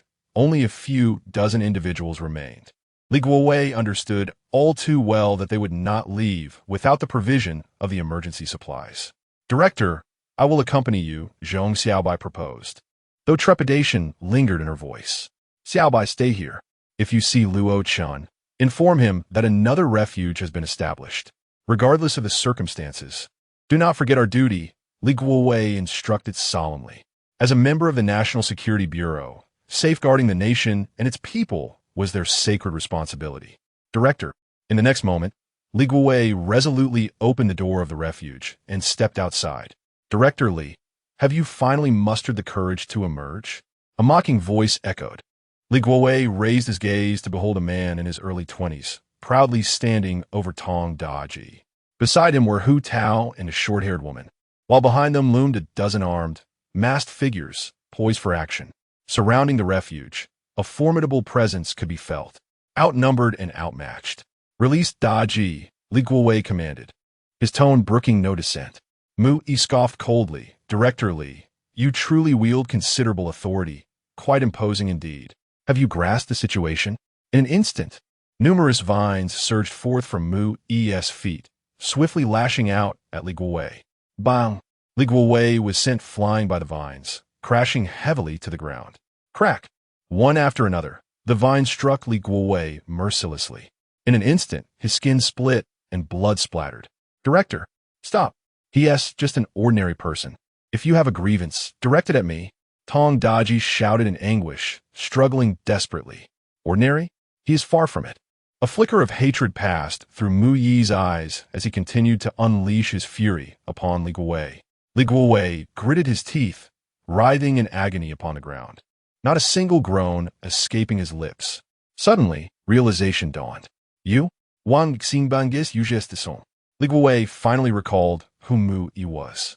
Wang Wenkai, 25 years old, had been studying abroad in country S. Last year, Wang Xingbang and his eldest son had been imprisoned for arms smuggling. Wang Wenkai had sought him out, pleading for mercy, to at least spare their lives with a death sentence reprieve. He had disregarded the request. After all, the nature of the punishment was beyond his purview. Ultimately, Wang Xingbang and his son faced the death penalty. Mu Yi's eyes glistened with intense hatred. Remember now? When I came to plead with you, you were quite imposing, ordering me to be thrown out. Now, it is your turn, Director Li Bang. As the words fell, Mu Yi intensified the pressure of his foot, brutally stamping on Tong Daji's back. Beg me, and I shall release him. With a resounding thud, it felt as though a great mountain had descended upon him, and Tong Daji spat a mouthful of blood. Li Guowei, battered and bloodied, struggled to rise. The humiliation was palpable. He realized that Mu Yi sought to torment him thoroughly, to alleviate the resentment in his heart. I implore you, spare Daji. A mere pawn, he was at the mercy of another. The presence of an additional ability user would prove advantageous in the impending apocalypse. He had to protect Tong Daji. Yet, Mu Yi was insatiable. Speak louder. I cannot hear you. Li Guowei could only shout, I beg you, spare Daji. Mu Yi pressed further. Is this how you beseech someone? Tong Daji, enduring the pain, urged. Director, do not plead for him. It is not worth it. As a rough laborer on a construction site, he felt unworthy of the Director of National Securities and Treaties. Accepting his inferiority, he resigned himself. Suddenly, with a thud, Li Guowei bent his knees and knelt. You harbor animosity towards me. It has nothing to do with Daji. Please, let him go. Director, Tong Daji's eyes glistened with unshed tears, his heart racing as he cried out. Such a leader. How could one not feel admiration and be moved? He would remember this sentiment. Ha. He would also remember today's humiliation.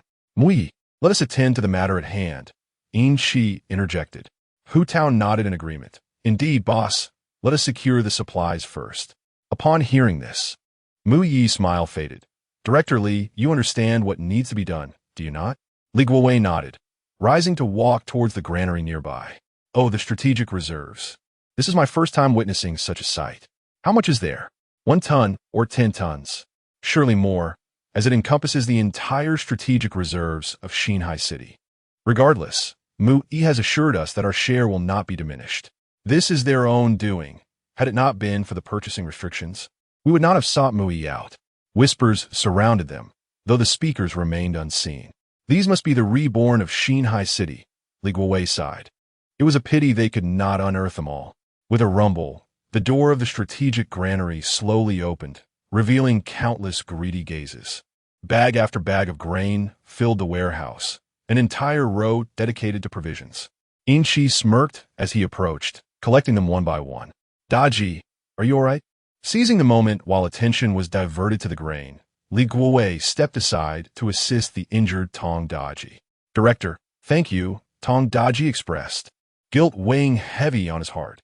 To endure and endure, preserving one's life is of utmost importance. What is there to thank? Luo Chun and his companions will arrive shortly. If we hold on, we shall surely survive, Li Guowei murmured softly. He had long been prepared for this. Boss! At that moment, Hu Tao caught sight of the two retreating towards the shelter and quietly alerted them. Try to escape? Mu Yi Sikofut, raising his hand to unleash countless vines that shot towards the two. He was one who repaid grievances tit for tat from the very beginning. He had no intention of letting Tong Daji and Li Guowei go. Swish, swish, swish. The air was pierced by the sound of rushing vines. Daji, run. Without a moment's hesitation, Li Guowei shoved Tong Daji aside, turning to shield him from the oncoming assault. Thud, thud. In an instant, numerous sharp vines pierced Li Guowei's body, and crimson blood trickled down the vines. Director! Tong Daji collapsed to the ground, his eyes bloodshot as he cried out. In that moment, all he could see was the towering figure of Li Guowei. He could not comprehend what virtue he possessed that warranted Li Guowei's willingness to protect him at the cost of his own life. Didactoli. In the shelter, Zhong Xiaobai wept profusely, her voice breaking as she shouted. Having accompanied Li Guowei on 2 missions, her impression of him was that of a kind and approachable leader, devoid of any arrogance. How excruciating it must be to be pierced by those vines. Chapter 45. The Identity of Luo Chun. With a cruel smile curling at the corners of his mouth, Mu-Yi reveled in the fate of those who dared to offend him. He was a reborn superhuman, a master above all in this apocalyptic world, and what was a mere director of the National Security Bureau to him? He could dispose of him without consequence. Director! Tong Daji frantically caught Li Guowei, trembling as he reached out to staunch the bleeding, utterly at a loss. Blood gushed forth, leaving Li Guowei riddled with wounds. Don't worry about me, Daji. Just go, Li Guowei uttered weakly. No, Director, hold on. I will take you to the hospital. Tears streamed down his face uncontrollably as Tong Daji clutched Li Guowei, his mind a blank. Who would come to save him? Leave, cough, cough. In a panic, Li Guowei attempted to push Tong Daji away, but as he moved, he coughed up a deluge of blood. Woo! Director! Tong Daji cried out, like a helpless child, frantically wiping his tears. It's all right, Director. Mu-Yi coldly observed the scene, and the vines around him surged forth once more. So touching. Why not allow me to accompany you on your journey?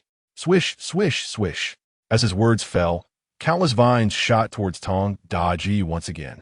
Director Daji. Simultaneously, Zhong Xiaobai in the shelter shouted in alarm, a glimmer of resolve flashing in her eyes. She could not stand by and watch any longer. Are you ready? Let's rush out to rescue the chief. All set. The group, armed with weapons, shovels, and wooden sticks, gathered resolutely behind the main door, prepared to face death. The audacity of the oppressors is intolerable. The actions of the bandits are egregious. Even in death, they cannot allow Mu-Yi to humiliate Li Guowei in such a manner. As Zhong Xiaobai's hand hovered over the button, about to press it, a searing flame shot in from the side. In an instant, a wall of fire erupted, steadfastly shielding Tong Daji. Zhong Xiaobai, witnessing the inferno, exclaimed with fervor, "It's Lin Nian. They have arrived. We are saved." The next moment, countless sharp vines pierced through the flames. Dry kindling meets fierce fire, crackling and popping ensued. The blaze quickly consumed the vines. Boom, boom, boom. Following that, a series of gunshots erupted, sparks flying from the warehouse. The National Security Agency has arrived. We must retreat. Mu-Yi's expression darkened as he shouted for everyone to take cover in the warehouse. Just as he stepped back, the air around him rippled. Suddenly, Guo Qianqian materialized beside Mu-Yi, her sharp dagger aimed directly at his head. An assassin of the night.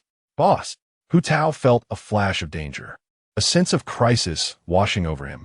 Without a moment's hesitation, he swung his hand, unleashing a bolt of lightning. Crash!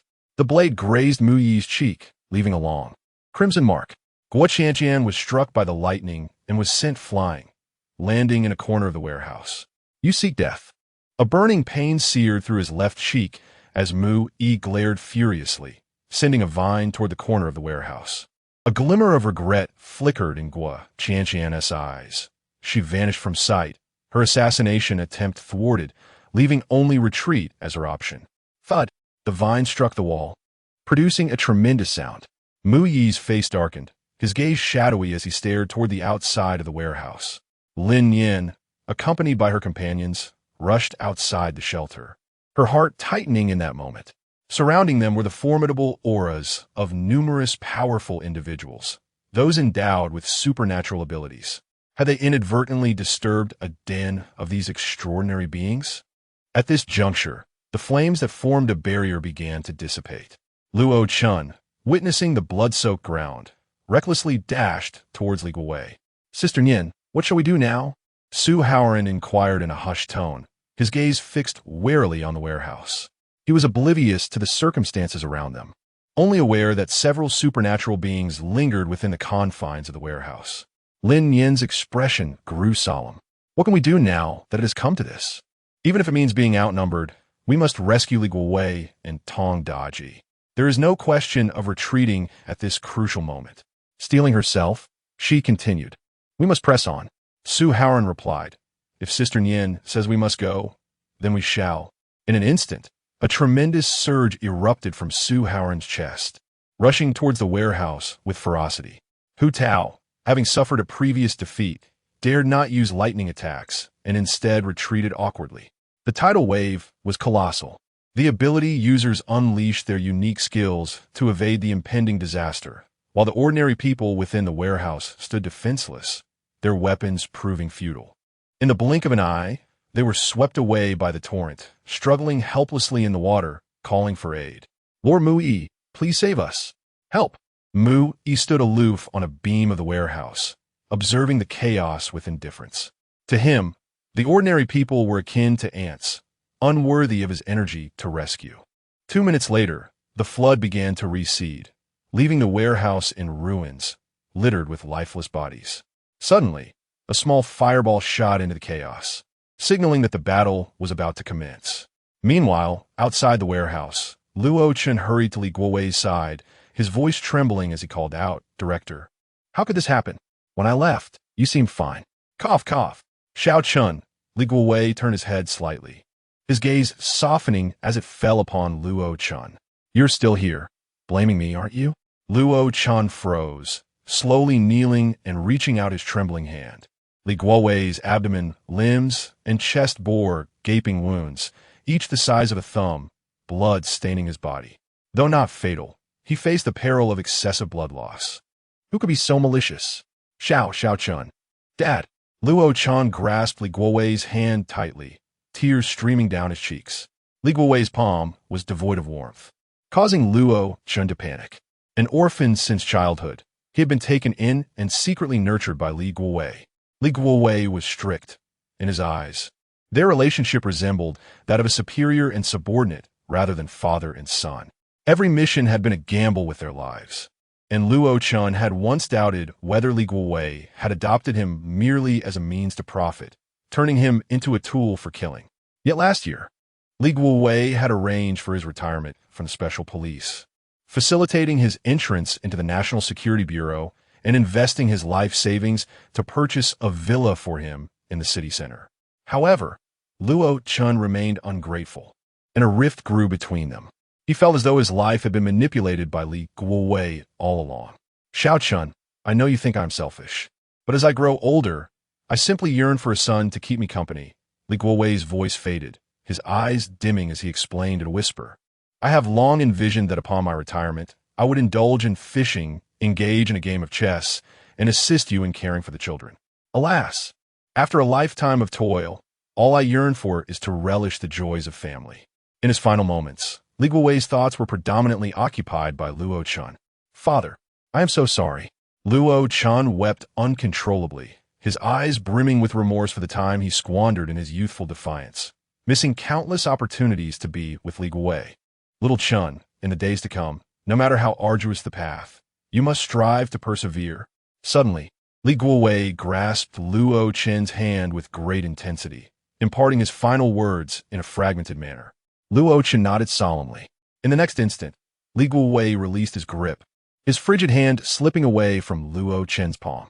"Father, Director." Two anguished cries resonated simultaneously. "I am so sorry. It is all my fault." Tong Daji crumpled to the ground, tears streaming down his face as he murmured in self-reproach. The departure of Li Guowei seemed to siphon away all his strength. In this lifetime, he owed Li Guowei a life, and equally, he had indebted himself to Luo Chen. Chapter 46, A Sudden Calamity. Meanwhile, in another location, fierce combat raged in the warehouse, with the surrounding superhumans refraining from intervening. Having been reborn and endowed with extraordinary abilities, their experiences across 2 lifetimes rendered them astute individuals. Observing from a distance, They deemed it wise to reap the benefits of others' struggles. Boom! Crackle! The blinding lightning intertwined with searing flames in a dazzling display. Lin Nian faced off against Hu Tao, while Song Xiaowei and Su Haoran joined forces to confront Mu. Meanwhile, Yin Shi, left to her own devices, seized the opportunity amid the chaos to escape the warehouse.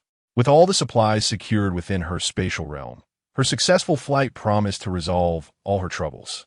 As Yin Shi stealthily departed from the side of the warehouse, neither Luo Chun nor Tong Daji, caught in their sorrow, noticed her absence. In the open space behind the warehouse, Yin Shi exhaled in relief, finally free. Yin Shi, it's time to fulfill our agreement regarding the supplies. A voice suddenly interrupted her, as a gust of wind stirred up clouds of dust, revealing two figures blocking her path, Lei Hu and Lei Bao. Recognizing them, Yin Shi's expression tightened in suspicion, and she took several cautious steps back. You didn't assist when trouble arose. Yet you still wish to claim a share of the supplies? The twin brothers, Lei Hu and Lei Bao, were identical in appearance, both standing at a height of around 1.60 meters, with shifty eyes and round faces that suggested a lack of proper development. As reincarnated beings, they possessed earth-based abilities. In their previous lives, they constructed a palace underground, reigning supreme and indulging in numerous relationships, surviving for 3 years in the apocalyptic world through their powers. The brothers were cunning and lecherous, opting to remain in the shadows after their rebirth, which is why the National Security Bureau had yet to locate them. With a sinister grin, Lei Bao remarked, "We had an agreement. We assist in attacking the shelter, and you share the food." What? Are you reneging on your word? Planning to withhold our supplies? You too. At his words, Yin Shi's teeth clenched in anger. They were clearly attempting to shirk their responsibilities while brazenly attempting to seize her provisions. Little sister, stop wasting breath on her. Just grab the goods and let us go. Lei ugraul dominusli. How dare you? A wave of panic surged within Yin Shi as she feigned bravado, gripping her firearm tightly. With no combat prowess beyond her spatial abilities, she could manage ordinary individuals, but against those with powers, she felt woefully inadequate. Suddenly, a booming sound reverberated through the ground. Boom! Lei Bao cackled in agreement, and as his words faded, the earth beneath her trembled violently, causing Yin Shi to sway unsteadily. In the blink of an eye, the sand at her feet seemed to come alive, swiftly ensnaring her legs. Bang! Bang! Bang! Alarmed, Yin Shi fired her weapon at the brothers. Yet they vanished in an instant. Well, what a lovely waist you have, so slender and smooth. Before Yin Shi could process the situation, a coarse hand gripped her waist, accompanied by a lascivious voice. Glancing down, she realized Lei Bao had somehow appeared at her side. "You're courting death." With a swift motion, Yin Shi unleashed her fury, aiming a powerful kick at Lei Bao. However, in the next moment, her raised leg was firmly grasped. Lei Hu, with a lewd smirk, closed the distance between them, eliciting a wave of revulsion within her. On her thigh, a wet sensation lingered as a fierce glint flashed across Yin Shi's silver eyes. She raised her gun, aiming it squarely at Lei Hu's head. Bang! The bullet pierced through Lei Hu's forehead with deadly precision. How dare they provoke her? These two were courting death. However, instead of a gruesome display of blood, Lei Hu's entire form dissipated like sand. A clay clone. Witnessing this, Yin Shi's eyes widened in astonishment. The ability to create Earth clones was a skill possessed by second-tier Earth ability users. Truly, these survivors of the apocalypse were remarkable. Even before the world had descended into chaos, their abilities had already reached the second tier. How terrifying! How had they achieved this? They fell for it. At that moment, Lei Bao erupted into a series of eerie laughs. In the next instant, Yin Shi felt a tight grip around her waist as her gun was wrenched from her hands. Lei Bao hoisted her onto his shoulder. "Let me go," Yin Shi protested, furious and flustered, struggling against the cunning brothers. Slap! Just as she writhed in defiance, Lei Hu delivered a heavy smack to her rear. "Behave yourself." Yin Shi was left speechless, humiliated beyond measure. The audacity of the Hu and Bao brothers to treat her in such a demeaning manner was unbearable. She vowed to slay them. "Brother, Isn't it rather inappropriate to leave like this? Just then, a voice of discontent echoed from ahead. The brothers halted, their expressions turning wary. Whoosh, whoosh, whoosh. In the blink of an eye, 6 figures blocked their path, the hidden ability users leaping forth from the shadows. Ladies and gentlemen, wouldn't it be better to negotiate for the rations elsewhere? Lehu suggested with a calculating smile, adopting a conciliatory tone. A direct confrontation would surely spell disaster for them. Yet, if they employed a delaying tactic to take them down one by one, there might still be a glimmer of hope. Don't entertain any crooked ideas. This batch of combat rations belongs to everyone. Hand them over. A middle-aged man among them barked sharply, fully aware that no one was easily deceived. In that case, Lehu's gaze lowered slowly, a hint of malice concealed within. Boom! In the next moment, a whirlwind of dust and sand erupted from the ground, swirling and intertwining, rapidly forming a formidable tornado that swept toward the crowd. The battle for the rations had officially commenced. You asked for it. A stern command rang out. The open ground flickered with vibrant orbs of ability energy. In the shadows, a short-haired beauty clad in camouflage lay hidden in the grass, anxiously inquiring, "Brother, aren't we going to seize the rations? Calm down. Let us observe a while longer. I'm certain others are lurking in the shadows, waiting to take advantage once the fighting starts." Boom! Just then, a bolt of lightning struck In-Shi on the head, sending her hurtling backward. In-Shi's head throbbed painfully. How unfortunate to be surrounded by a band of inept allies. Meanwhile, Hu Tao had just unleashed a volley of lightning when a sharp glint of cold light surged towards him. In a frenzy, he dodged, but not before a deep gash marred his shoulder. "It's you," Hu Tao gasped, clutching his injured arm and retreating in shock. Guo Qianqian utilized her teleportation to coordinate an assault with Lin Nian, catching Hu Tao off guard. Gritting his teeth, Hu Tao fled the warehouse. He realized that Lin Nian's ferocity, combined with Guo Qianqian's elusive strikes, was simply overwhelming. Bang! Moments later, as the wounded Hu Tao stumbled onto an open ground, he was struck by a sphere of water energy. Damn it! He cursed, a victim of unforeseen calamity. Chapter 47. The water of disaster diverted before long. The Tiger Leopard brothers were injured and retreating, leaving Hu Tao and In-Shi at the mercy of a multitude of superpowered individuals. In-Shi, hand over the supplies obediently, or else, a middle-aged man threatened, cornering the pair. Their intentions were clear. They merely sought to claim what they believed was rightfully theirs, without inviting further trouble. With a face charred and hair standing on end, as if electrified, In-Shi resembled a super scion.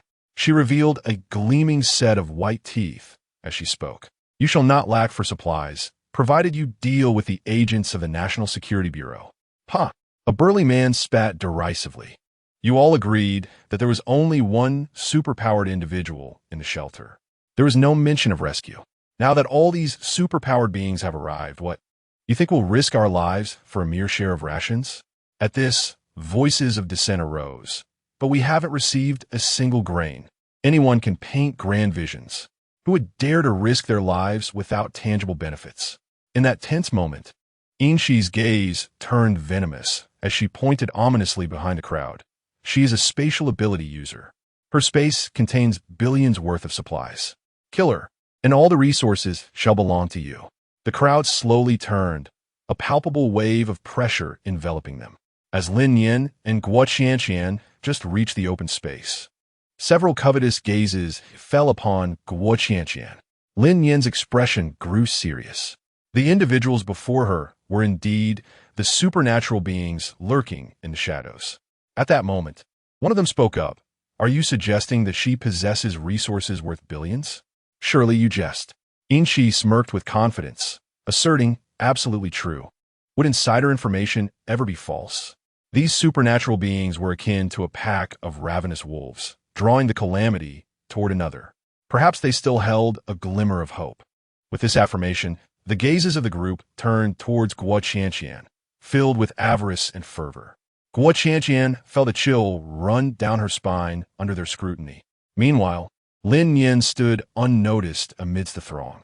"Lin Nian, I must take my leave," Guo Qianqian declared, recognizing the ill intentions of those across from her. She was not foolish enough to charge recklessly forward.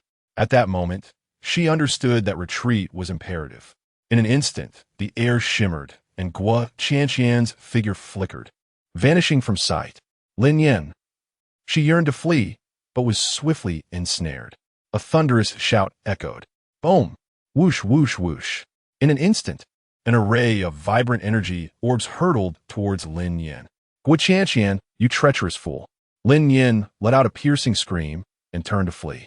However, how could she hope to escape the coordinated assault of 7 or 8 extraordinary individuals without the advantage of teleportation? Boom! A tremendous explosion reverberated through the air as orbs of various colors detonated simultaneously, sending a powerful shockwave that hurled Lin Nian away. With a violent cough, she spat out a mouthful of fresh blood and crashed heavily to the ground, her entire body ablaze with pain, as if her bones had been shattered, the agony penetrating to her very marrow. One strike, Lin Nian was gravely injured. This exemplifies the formidable power of the superhumans. Soon, the 7-colored brilliance gradually dissipated, and the superhumans surged forward. Damn, she escaped. The woman must possess a vast space for teleportation. What shall we do now? One has been injured here. Merely a small fry. Let her be, pursue her. Let us take her down swiftly. The superhumans chattered among themselves, their gazes towards Lin Nian filled with disdain. Inshi looked at Lin Nian, whose body was mangled and bloodied from the explosion, his eyes brimming with satisfaction. Lin Nian lay on the ground, gazing up at the sky, as a cacophony of noise filled her ears. What they spoke thereafter was lost to her comprehension. The sensation of being at the mercy of others was truly unbearable. It had been the same in her previous life. To her astonishment, this life mirrored that experience. She remained too feeble. Confronted by the onslaught of 7 or 8 supernatural beings, she found herself utterly powerless to retaliate. What, then, is the purpose of rebirth? Suddenly, a chilling glimmer flashed before her eyes. Lin Nian self-deprecatingly curled her lips. Is this how it ends? Having been reborn, she had successfully dismantled the schemes of Shun Mingqi and her mother, unexpectedly joined the National Security Bureau, and uncovered a hint of conspiracy. In the past, she would have been content with this. After all, she was merely an ordinary university student, devoid of wealth, influence, or power. However, she had activated the Phoenix Blood Jade Pendant, unlocking the Phoenix Eye space, and there remained many tasks yet to be accomplished. She did not wish to perish. At that moment, darkness enveloped her vision. A wisp of black mist emanated from her chest, swirling and coalescing, as a towering silhouette materialized before her eyes. With a flash of sword light, the man approaching Lin Nian was swiftly silenced with a lethal strike to his throat. Lin Nian's eyes widened in shock. Whenever she found herself in peril, this wisp of dark energy would manifest, merciless and unblinking. Who was he and what was his name? Why did he linger, hesitating to carry out the task of taking a life? The few who had chased after him turned back upon hearing the man's anguished cries, their expressions souring. Their target was Guo Qianqian, and thus they paid little heed to Lin Nian, leaving only one to deal with her. As they pivoted, the sharp sound of a sword echoed through the air. Countless beams of sword light flickered, dazzling the onlookers.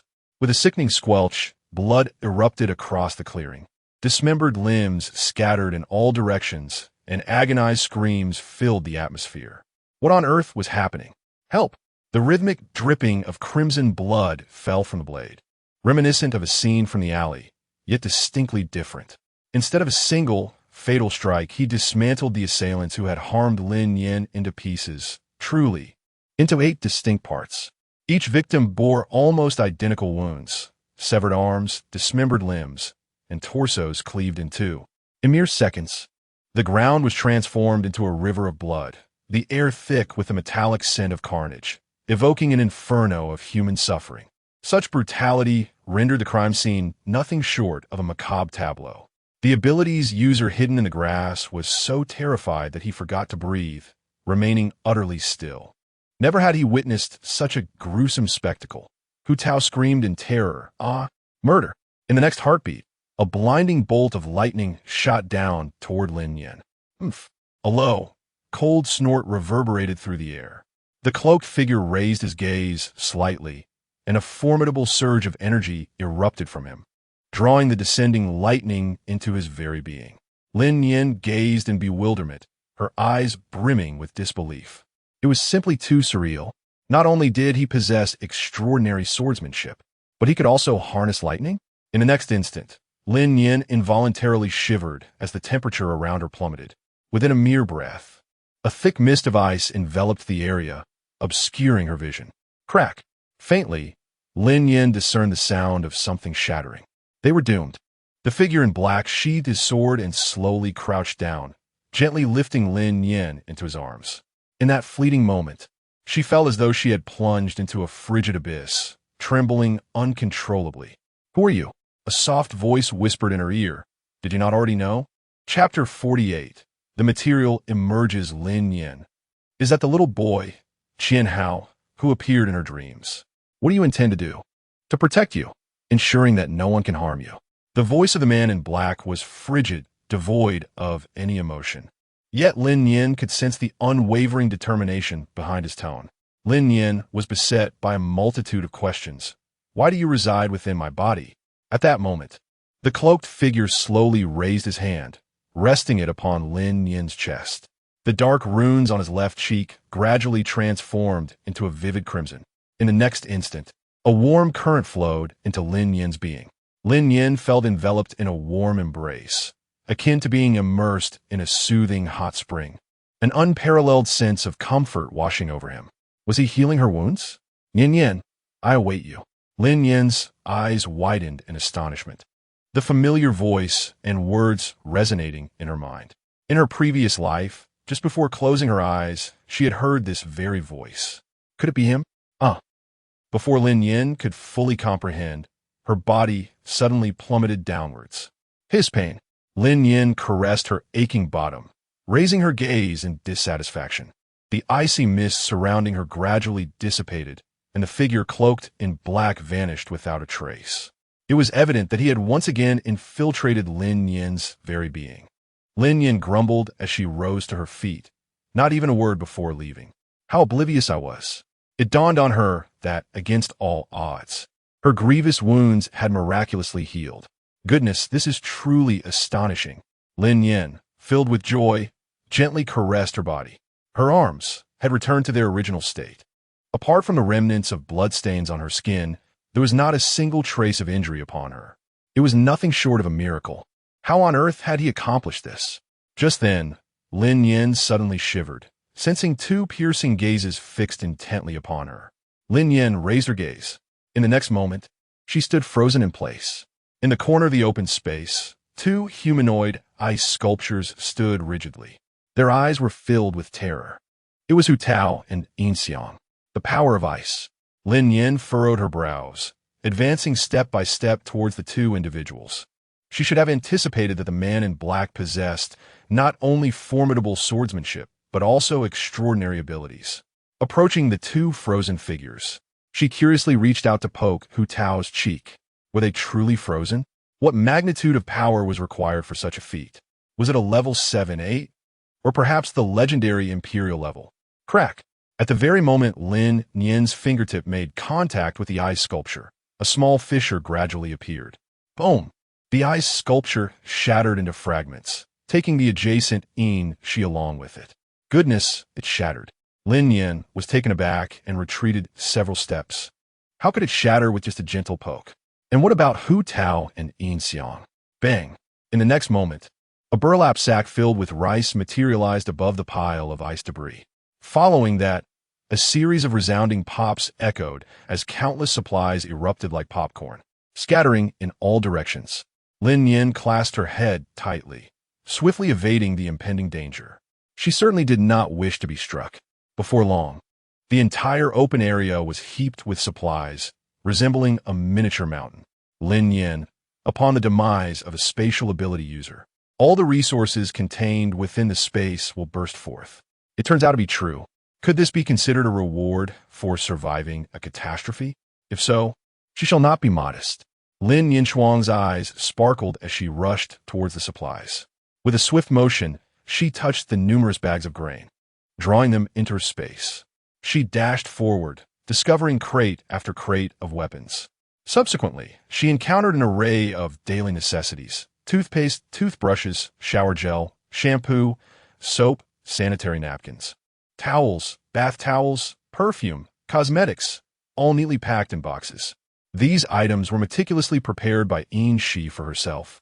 As a woman who cherished beauty and refused to endure a foul existence in the apocalypse, little did she anticipate that in the end, they would benefit Lin Nian. Following this were various snacks, rice, flour, beverages, alcoholic drinks, seasonings, milk, and eggs, an entire supermarket's worth of supplies at her disposal. These were gathered by Shi after plundering a large supermarket and stored in her space. A diverse assortment of clothing, jewelry, outdoor gear, luxury handbags, essential medications, and emergency kits, all that was consumable, drinkable, and usable, had been hoarded by Shi, ultimately to the advantage of Lin Nian. After a thorough sweep, the vacant space behind the warehouse was left impeccably clean. Lin Nian smiled widely, her lips unable to meet. In the distance, amidst the mountains and forests, a short-haired beauty clad in camouflage trembled as she spoke. "Brother, that person just now, the Qianhao Emperor, I never expected he too has been reborn." These two siblings were indeed the ones who had just hidden in the underbrush. Had they not fled swiftly, they would have already been frozen into ice sculptures. The Qianhao Emperor, the foremost figure of the apocalypse. It is said that he possesses abilities across 9 categories: gold, wood, water, fire, earth, thunder, ice, space, and mental prowess.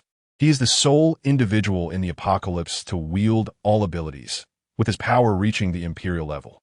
For 4 years in the apocalypse, he expended vast resources to construct an underground palace, thereafter vanishing from sight. That woman is extraordinary. We must follow her. Simultaneously, Mu-E, gravely injured, fled, while the survivors in the refuge rushed out in a frenzy. The battle had concluded, and all stood silently around Li Guowei, their expressions laden with sorrow.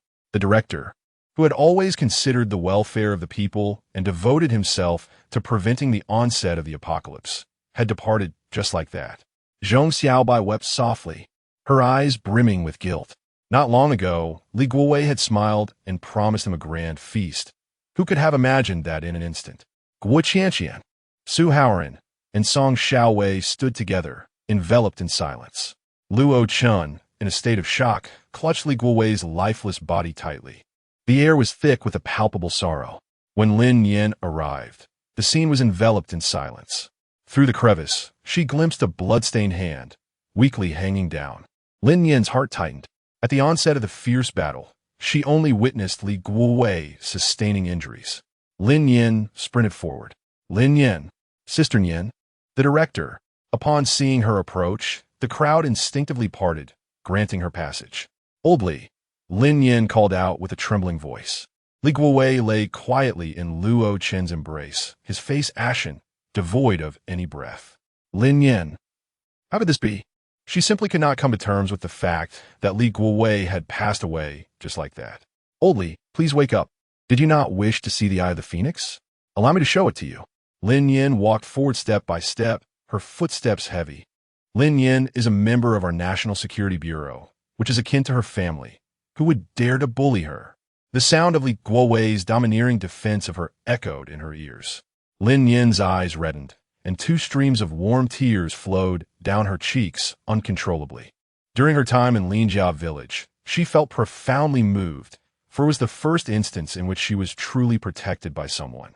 Thus, even though she understood that a mere small National Security Bureau could not possibly avert the impending apocalypse, she remained resolute in her determination. This was solely for Li Guowei. "Lin Nian, could you do me a favor?" At that moment, Luo Chan raised his tear-streaked face to look at Lin Nian. Chapter 49. Immediate Retribution. Lin Nian nodded slightly. What surprised her was that Luo Chun actually instructed her to incinerate Li Guowei on the spot. "Moments late, a fiersa blaza erupta." Luo Chun, the director, had conveyed that another refuge had already been constructed. Furthermore, he urged her not to forget her responsibilities, as Zhong Xiaobai stepped forward to relay the message softly. Luo Chen nodded, reinvigorated, Guo Qianqian, Zhong Xiaobai, take all the equipment from the refuge that you can carry. We must depart from here. It is time to leave. With reluctance, Luo Chan gazed at the newly erected tombstone. Father, I shall return to visit you. As she turned away, her expression transformed into one of unwavering determination, her eyes harboring a fierce resolve. Lin Nian, what has become of Linjia village? Lin Nian blinked in confusion and replied, It's fine, really. What's wrong? Luo Chun nodded, expressing his sentiments as he spoke. I have dedicated myself to safeguarding the peace of the nation. Yet I have lost my most cherished family member. Now, I refuse to endure any longer, nor do I wish to adhere to any conventions. An eye for an eye. In that moment, Luo Chun appeared to have succumbed to darkness. His righteous aura completely dissipated, leaving only a chilling malevolence in its wake. Lin Nian. Subsequently, Luo Chen turned and made a phone call. Soon, 2 helicopters descended upon the foot of Morning Star Mountain. The survivors from the refuge were transported to Lin family village, while the members of the national security team boarded another helicopter. Yang Wenkai inquired about the status of the second refuge. There were no abnormalities. Ladies and gentlemen, it is evident that Gao Peng leaked information regarding the refuge, which led to the director's demise and significant losses. I firmly believe that he is also aware of and has disclosed the location of the second refuge. Luo Chan spoke in a somber tone. Guo Qianqian directly asked, So, Captain Luo, what is your intention? A glint of coldness flashed in Luo Chen's eyes to catch the turtle in the jar. The provisions of the second refuge are no less than those at Morning Star Mountain. Su Haoran remarked, Are you suggesting using food as bait to avenge the director? Luo Chan gazed out the window, remaining silent. Zhong Xiaobai cautioned, Captain, the second refuge is the last sanctuary for Xinhai City. Should anything unforeseen occur, all of Li Guowei's previous efforts would be in vain, which goes against his original intentions. Song Xiaowei also advised, He has escaped and Gao Peng is inscrutable. If he has gathered other ability users or armed personnel, we may not have the upper hand. Captain Luo, you should consider this carefully. Luo Chan pressed his lips together. Pondering for a moment before speaking, you all may choose not to go. The group fell silent. This journey is evidently fraught with danger. Should they proceed or not? Without a hint of hesitation, Tong Daji resolutely declared, I will go. Even if it means death, I shall slay those bastards. Lin Nian pondered and inquired, Are you certain that Gao Peng will definitely go to the shelter? He will, came the assured reply. For within the second shelter lies what he desires most. As the apocalypse looms, what becomes paramount? Food, weaponry, and a secure haven. Coincidentally, the second shelter possesses all of these essentials. Thus, Luo Chun concluded that Gao Peng would undoubtedly venture to the second shelter and claim it as his own. Meanwhile, after escaping from Morning Star Mountain, he found himself unable to contact Hu Tao and Yin Xiang. A sense of foreboding washed over him, prompting an immediate call to Gao Peng. Hello, where are you? In Qingmu village. I'll be there shortly. In a quaint guest house nestled in Qingmu village, Gao Peng peered through binoculars, vigilantly observing the movements atop Baiyun Mountain. The second shelter was constructed on the summit, once a formidable military base, challenging to conquer. Following its abandonment, the National Security Bureau took charge, repurposing it as a temporary refuge. The contents within were hardly a mystery. Thus, Gao Peng utilized the ransom from Shun Mingqi and her daughter to hire a band of mercenaries. Reflecting on the day, he encountered Lin Nian and her companions. He felt not only anger and shock, but also an understanding that the days of tranquility in this world were numbered. Subsequently, he mortgaged his property, overdrawn his credit cards, and resorted to online loans and high-interest borrowing, exhausting every possible avenue to procure funds. Yet it proved insufficient. As a mere wage earner without savings, and with parents from the countryside unable to assist, he found himself unable to stockpile substantial supplies, let alone construct a fortified shelter. In the face of catastrophe, he was just an ordinary individual, selfishly prioritizing his own safety. At that moment, a turning point arrived. The second team located Yin Xiang and began to monitor her. However, Gao Peng refrained from reporting this, opting instead to engage privately with Yi. Gao Peng received a confidentiality fee of 3 million, which explained the stagnation in the mall robbery case. Following this, Mu Yi and Gao Peng frequently communicated, providing him with numerous advantages while extracting valuable intelligence from the National Security Bureau. One misstep led to another. After contemplating the murder of the detention center personnel, Gao Peng considered fleeing to a foreign land, seeking anonymity. Yet, upon analysis, he concluded that safety was not guaranteed abroad. It was better to take a risk. While Mu Yi led an assault on Morningstar Mountain, he directed his own team to Baiyin Mountain. 2 hours later, Mu Yi arrived in Qingmu village, coinciding with Luo Chun and his companions reaching the foot of Baiyin Mountain. They did not ascend, but instead guarded the necessary path to the summit. Luo Chun spoke. Guo Qianqian, please retrieve some weapons from your space. A clever woman cannot cook without rice. Without any weapons, how could he possibly contend with the extraordinary abilities of others? Guo Qianqian reluctantly averted her gaze. The stingy miser, ever protective of his wealth, was unwilling to part with his possessions without due cause. She had no intention of relinquishing her weapons for free. Consider a loan.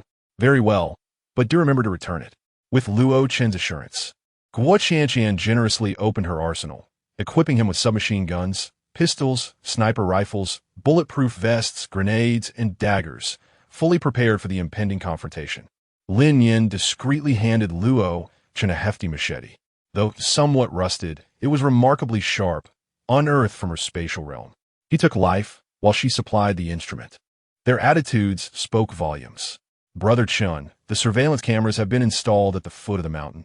Anyone attempting to ascend will not escape my watchful gaze. Yang Wenkai declared with unwavering confidence. Song Xiaowei sighed with a hint of admiration.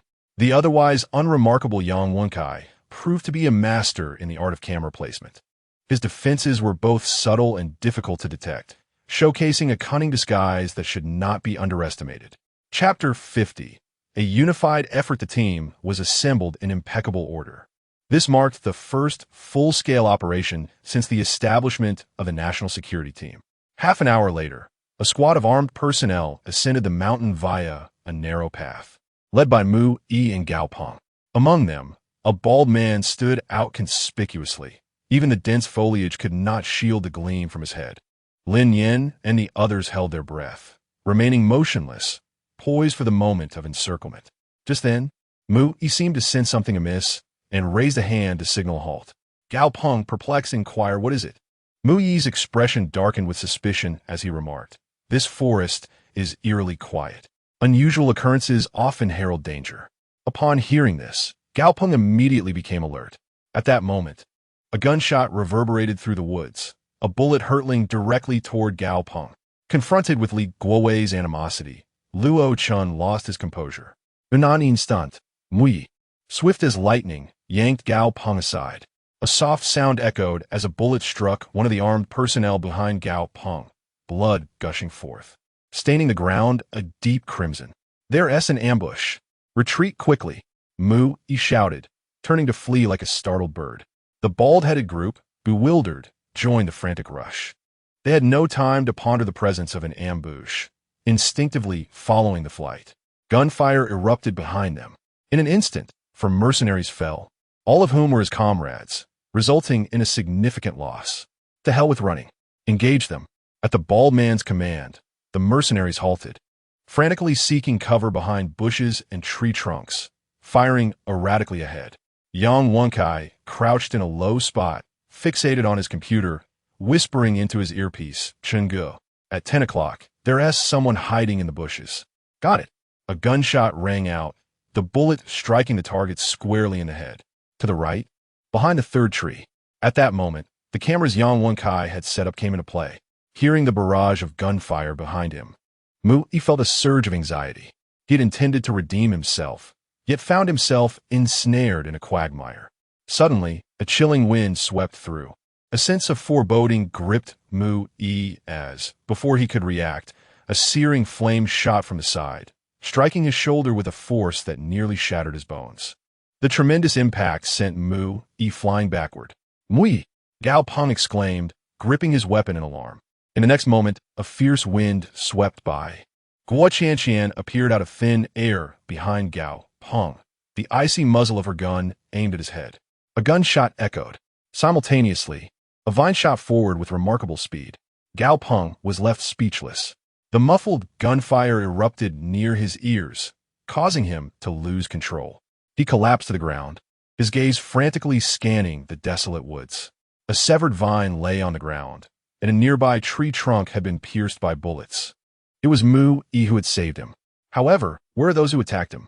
Run quickly. Why are you still sitting there? Mu-Yi clasped his wounded shoulder and continued to flee. By the time Gao Peng regained his senses, Mu-Yi's figure had vanished from sight. The encirclement was complete. In the next moment, Lin Nian appeared, blocking Mu-Yi's path. It's you. Mu-Yi halted in shock, and the very next second, a shadow obstructed his retreat. He realized he could no longer escape. How he regretted not having killed you back then. Lin Nian smirked. Fortunately, I did not join you, otherwise I would have been forced to flee in disarray today. You. Mu-Yi feigned a look of exasperation, secretly channeling his wood-based powers. Whoosh, whoosh, whoosh. In an instant, the branches around Lin Nian, the grass, and even the weeds beneath her feet surged wildly, ensnaring her completely in the blink of an eye. Wood-based powers are merely that. Boom. Lin Nian's lips curled in a faint smile, and an intense blaze enveloped her, reducing the branches that ensnared her to mere ashes in an instant. Mu-Yi took a shocked step back. Have you leveled up? He was well acquainted with fire element manipulators. A first-tier fire element user could never unleash such a formidable flame. At most, they could conjure a few small fireballs. Lin Nian shot him a disdainful glance. Instead of concerning herself with his ability level, she should have paid more attention to what was behind her. Whoosh, whoosh, whoosh. In the next moment, countless vines shot towards Mu-Yi's back. Song Xiaowei had made his move. Both were wood element ability users. Their powers were evenly matched. In a one-on-one encounter, it was conceivable that Mu-Yi could escape. However, this time, Lin Nian was also present. With a swift motion, Lin Nian charged forward while Mu-Yi was preoccupied with his battle against Song Xiaowei. Seizing the opportunity, she raised her blade and swiftly severed his head from his shoulders. Thud!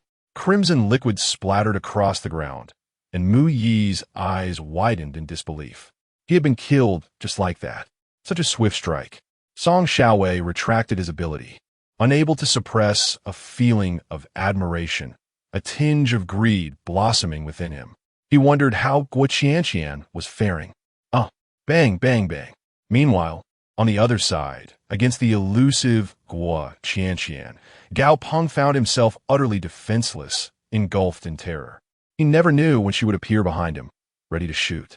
Though he was reasonably skilled, he was still an ordinary person, unable to locate Guo Qianqian, merely a victim of her taunts. At this moment, Gao Peng had already been shot multiple times, bloodied, and collapsed on the ground. Recalling the gruesome fate of Li Guowei, Guo Qianqian chose not to end Gao Peng's life quickly, opting instead to torment him slowly. The agony of bleeding to death must be unbearable. A chilling voice echoed from the side. Gao Peng, filled with despair, pleaded, just kill me. All four of his limbs had been hit. Escape was impossible. To kill you just like that would be too merciful, Guo Qianqian replied, a cruel smile gracing her lips as she drew a dagger from her waist, advancing towards Gao Peng step by step. The next moment, the forest was filled with Gao Peng's piercing screams. By the time Lin Nian found Guo Qianqian, Gao Peng was on the brink of death, gasping for breath, his body riddled with deep gashes, eyes wide open like a rag doll. Blood pooled around him. Yet, Lin Nian felt no sympathy for Gao Peng. With a gunshot, the bald man collapsed to the ground, and this sudden mission was complete. Luo Chun rushed over. Though Gao Peng still clung to life, a complex expression flickered in his eyes upon seeing Luo Chun. They were both captains of the National Security Bureau, yet their fates diverged. He had no desire to betray the Bureau. Luo Chun stepped forward slowly, drawing the large machete from his back. Gao Peng, the director is dead. Because of you. His expression remained impassive. He once told me, Gao Peng, a student from a humble background who made his way from the countryside to the city, had a difficult journey. Though lacking in a certain rugged masculinity, he possessed a delicate mind and was destined for greatness. He even encouraged me to learn from you. Is this how you repay him? Whoosh. A cold gleam flashed, a chilling wind swept in. Upon hearing Luo Chen's words, a flicker of regret crossed Gao Peng's eyes. The director who had once supported and embraced him had met his demise at his hands. Puffed. A gentle breeze passed, and a spray of blood erupted into the air. The traitor Gao Peng was dead. The emotions of the onlookers were complex. Chaos enveloped the world, and hearts grew restless. Chapter 51. Left Behind. Rustle, rustle, rustle. At that moment, a sound of rustling emanated from the woods. Do not move, came sharp command. Lin Nian and his companions found themselves encircled by dozens of armed soldiers. The group exchanged glances, acutely aware that the chaotic gunfire in the forest would undoubtedly attract the attention of the stationed troops on the mountaintop. However, they did not anticipate such a swift arrival. It took considerable audacity to wreak havoc on Baiyan Mountain. They were ordered to discard their weapons and assume a crouched position with their hands on their heads. A commanding voice rang out, prompting the group to look towards Luo Chun in unison. With a lowered gaze, Luo Chun complied, relinquishing his machete and crouching down. His weapon could strike down traitors, but it was not meant to be wielded against the soldiers of his own nation. At this juncture, there was no time for hesitation. "Oh, Captain Luo?" A voice of surprise broke through just as the group surrendered their arms. Lin Nian looked up and was surprised to find that the leader of the group was Wu Xuebing. "What brings you here?" he inquired, observing the gruesome scene of bloodshed. Wu Xuebing furrowed his brow, perplexed. After a brief explanation, he did not release them, but instead escorted everyone to the refuge atop the mountain. Although the apocalypse is imminent. "Captain Luo, you must understand that murder is a crime," Wu Xuebing asserted. Luo Chen nodded, yet he held no regrets. "I am the one who killed them. They are not involved. I accept all responsibility, whether it be detention or sentencing. I had anticipated the consequences when I decided to avenge Li Guowei." Wu Xuebing raised an eyebrow, questioning if he was blind to the gravity of the matter. However, he shifted the focus and instructed, "This incident will be reported by me. Follow me." He did not dwell on the issue of murder, but led everyone toward the shelter. In the blood samples we sent, researchers discovered an unknown virus. "Captain Luo, does this not imply that the virus did not originate from the meteorite?" Luo Chen nodded in agreement. "The source of the virus is from City 6 Hospital. Shen Jinhai is the one who slipped through the net, leading to the incident at Lanzhong University." Wu Xuebing's expression turned grave. "So, your current task is to prevent the virus from spreading?" "Indeed. Additionally, we must identify the creator of the virus." Listening to their conversation, Lin Nian felt as though she had overlooked something, but upon reflection, she could not recall what it was. Suddenly, with a loud bang, Wu Xuebing opened a door. Inside was a completely transparent glass room, housing a girl of about 7 or 8 years old. The room was furnished with a bedroom, a living area, a bathroom, a sofa, a television, a water dispenser, air conditioning, toys, and snacks, every essential for daily life. "Daddy!" the little girl exclaimed joyfully upon seeing Wu Xuebing, maneuvering her wheelchair toward the glass wall. Everyone was astonished. Wu Xuebing turned to the group and explained, "This is my daughter, Wu Xiaoyu, who is 8 years old. A car accident has taken away her legs. By the way, what do you think of this glass room?" Luo Chen approached and asked solemnly, "Captain Wu, why have you confined your daughter in this room?" Wu Xuebing smiled. "This glass room was hastily constructed by us. It serves as a sterile environment." Upon hearing this, Lin Nian understood. Wu Xuebing aimed to protect his daughter from the virus. Luo Chen tapped on the glass door and nodded in approval. "It's quite sturdy. I have an idea," he remarked. As soon as he spoke, Wu Xuebing excitedly pulled Luo Chen aside to discuss the design of the glass room. He intended to mass-produce such rooms to combat viral infections. The two engaged in a fervent discussion, while the others remained uninvolved. Lin Nian entered the glass room, greeting the little girl. At that moment, Zhong Xiaobai suddenly felt a sharp pain in her abdomen. "Yang Wenkai, I need to use the restroom," she said. "All right." 10 minutes later, Wu Xuebing escorted everyone out. "Captain Luo, I will report today's events truthfully. Once we have results, I hope you will cooperate," he stated. Luo Chen nodded in understanding. The matter of their killings could only be reported and decided upon by higher authorities. just as they were about to leave. Wu Xuebing suddenly bowed to everyone. Captain Wu, what is this? Captain Luo, should the apocalypse arrive and Baiyun Mountain fall, I kindly ask that you make a trip to rescue my daughter, Wu Xuebing said earnestly. Luo Chun was leading a team of abilities, and if anything were to happen, only they could save Wu Xiaoyu. Wu Xuebing allowed them to leave in hopes of a favor in return. Luo Chun solemnly nodded in agreement, understood. Soon after, a military helicopter ascended slowly into the sky. On board, Yang Wenkai typed on his computer, his expression darkening. Tianyi, the analysis report for the sedative produced by Levian Pharmaceutical has come back. Is there any anomaly? The report indicates that the sedative contains an unknown virus. Luo Chen's expression soured. Are you suggesting that the patients at the 6th hospital were infected after receiving the sedative? It appears so. The group was silent, having discovered that the source of the virus was indeed the sedative. Luo Chun instructed in a low voice, head to Levian Pharmaceutical in Lanzhong City. The atmosphere grew tense. Unbeknownst to them, that one person was still missing. 5 minutes later, Zhong Xiaobai emerged from the restroom, only to find the room deserted. Upon locating Wu Xuebing, she realized she had been left behind. It's all my fault for being so inconspicuous. I could be forgotten so easily, she lamented. Miss Zhong, I can have someone drive you, he offered. No need, Zhong Xiaobai declined, turning away with a forlorn expression. Stop. As she reached the entrance of a shelter, Zhong Xiaobai was startled awake by a commanding voice. Who are you? Please present your identification. A soldier, armed and approaching, instilled a sense of pressure upon her. I need to go out. You need identification to leave. Tears welled in Zhong Xiaobai's eyes as she frantically searched her pockets. Where had her identification gone? It seemed she had left it at the National Security Bureau. A minute later, she looked up with a pitiful expression. I didn't bring it. Upon hearing this, the soldier scrutinized her warily, noting her unfamiliarity and lack of identification. Could she be a spy? In the next moment, the soldier lunged at Zhong Xiaobai menacingly. What are you doing? She screamed, instinctively covering her head, tears brimming in her eyes. What a dreadful turn of events. She had fallen into the depths of misfortune. Yifeng stopped.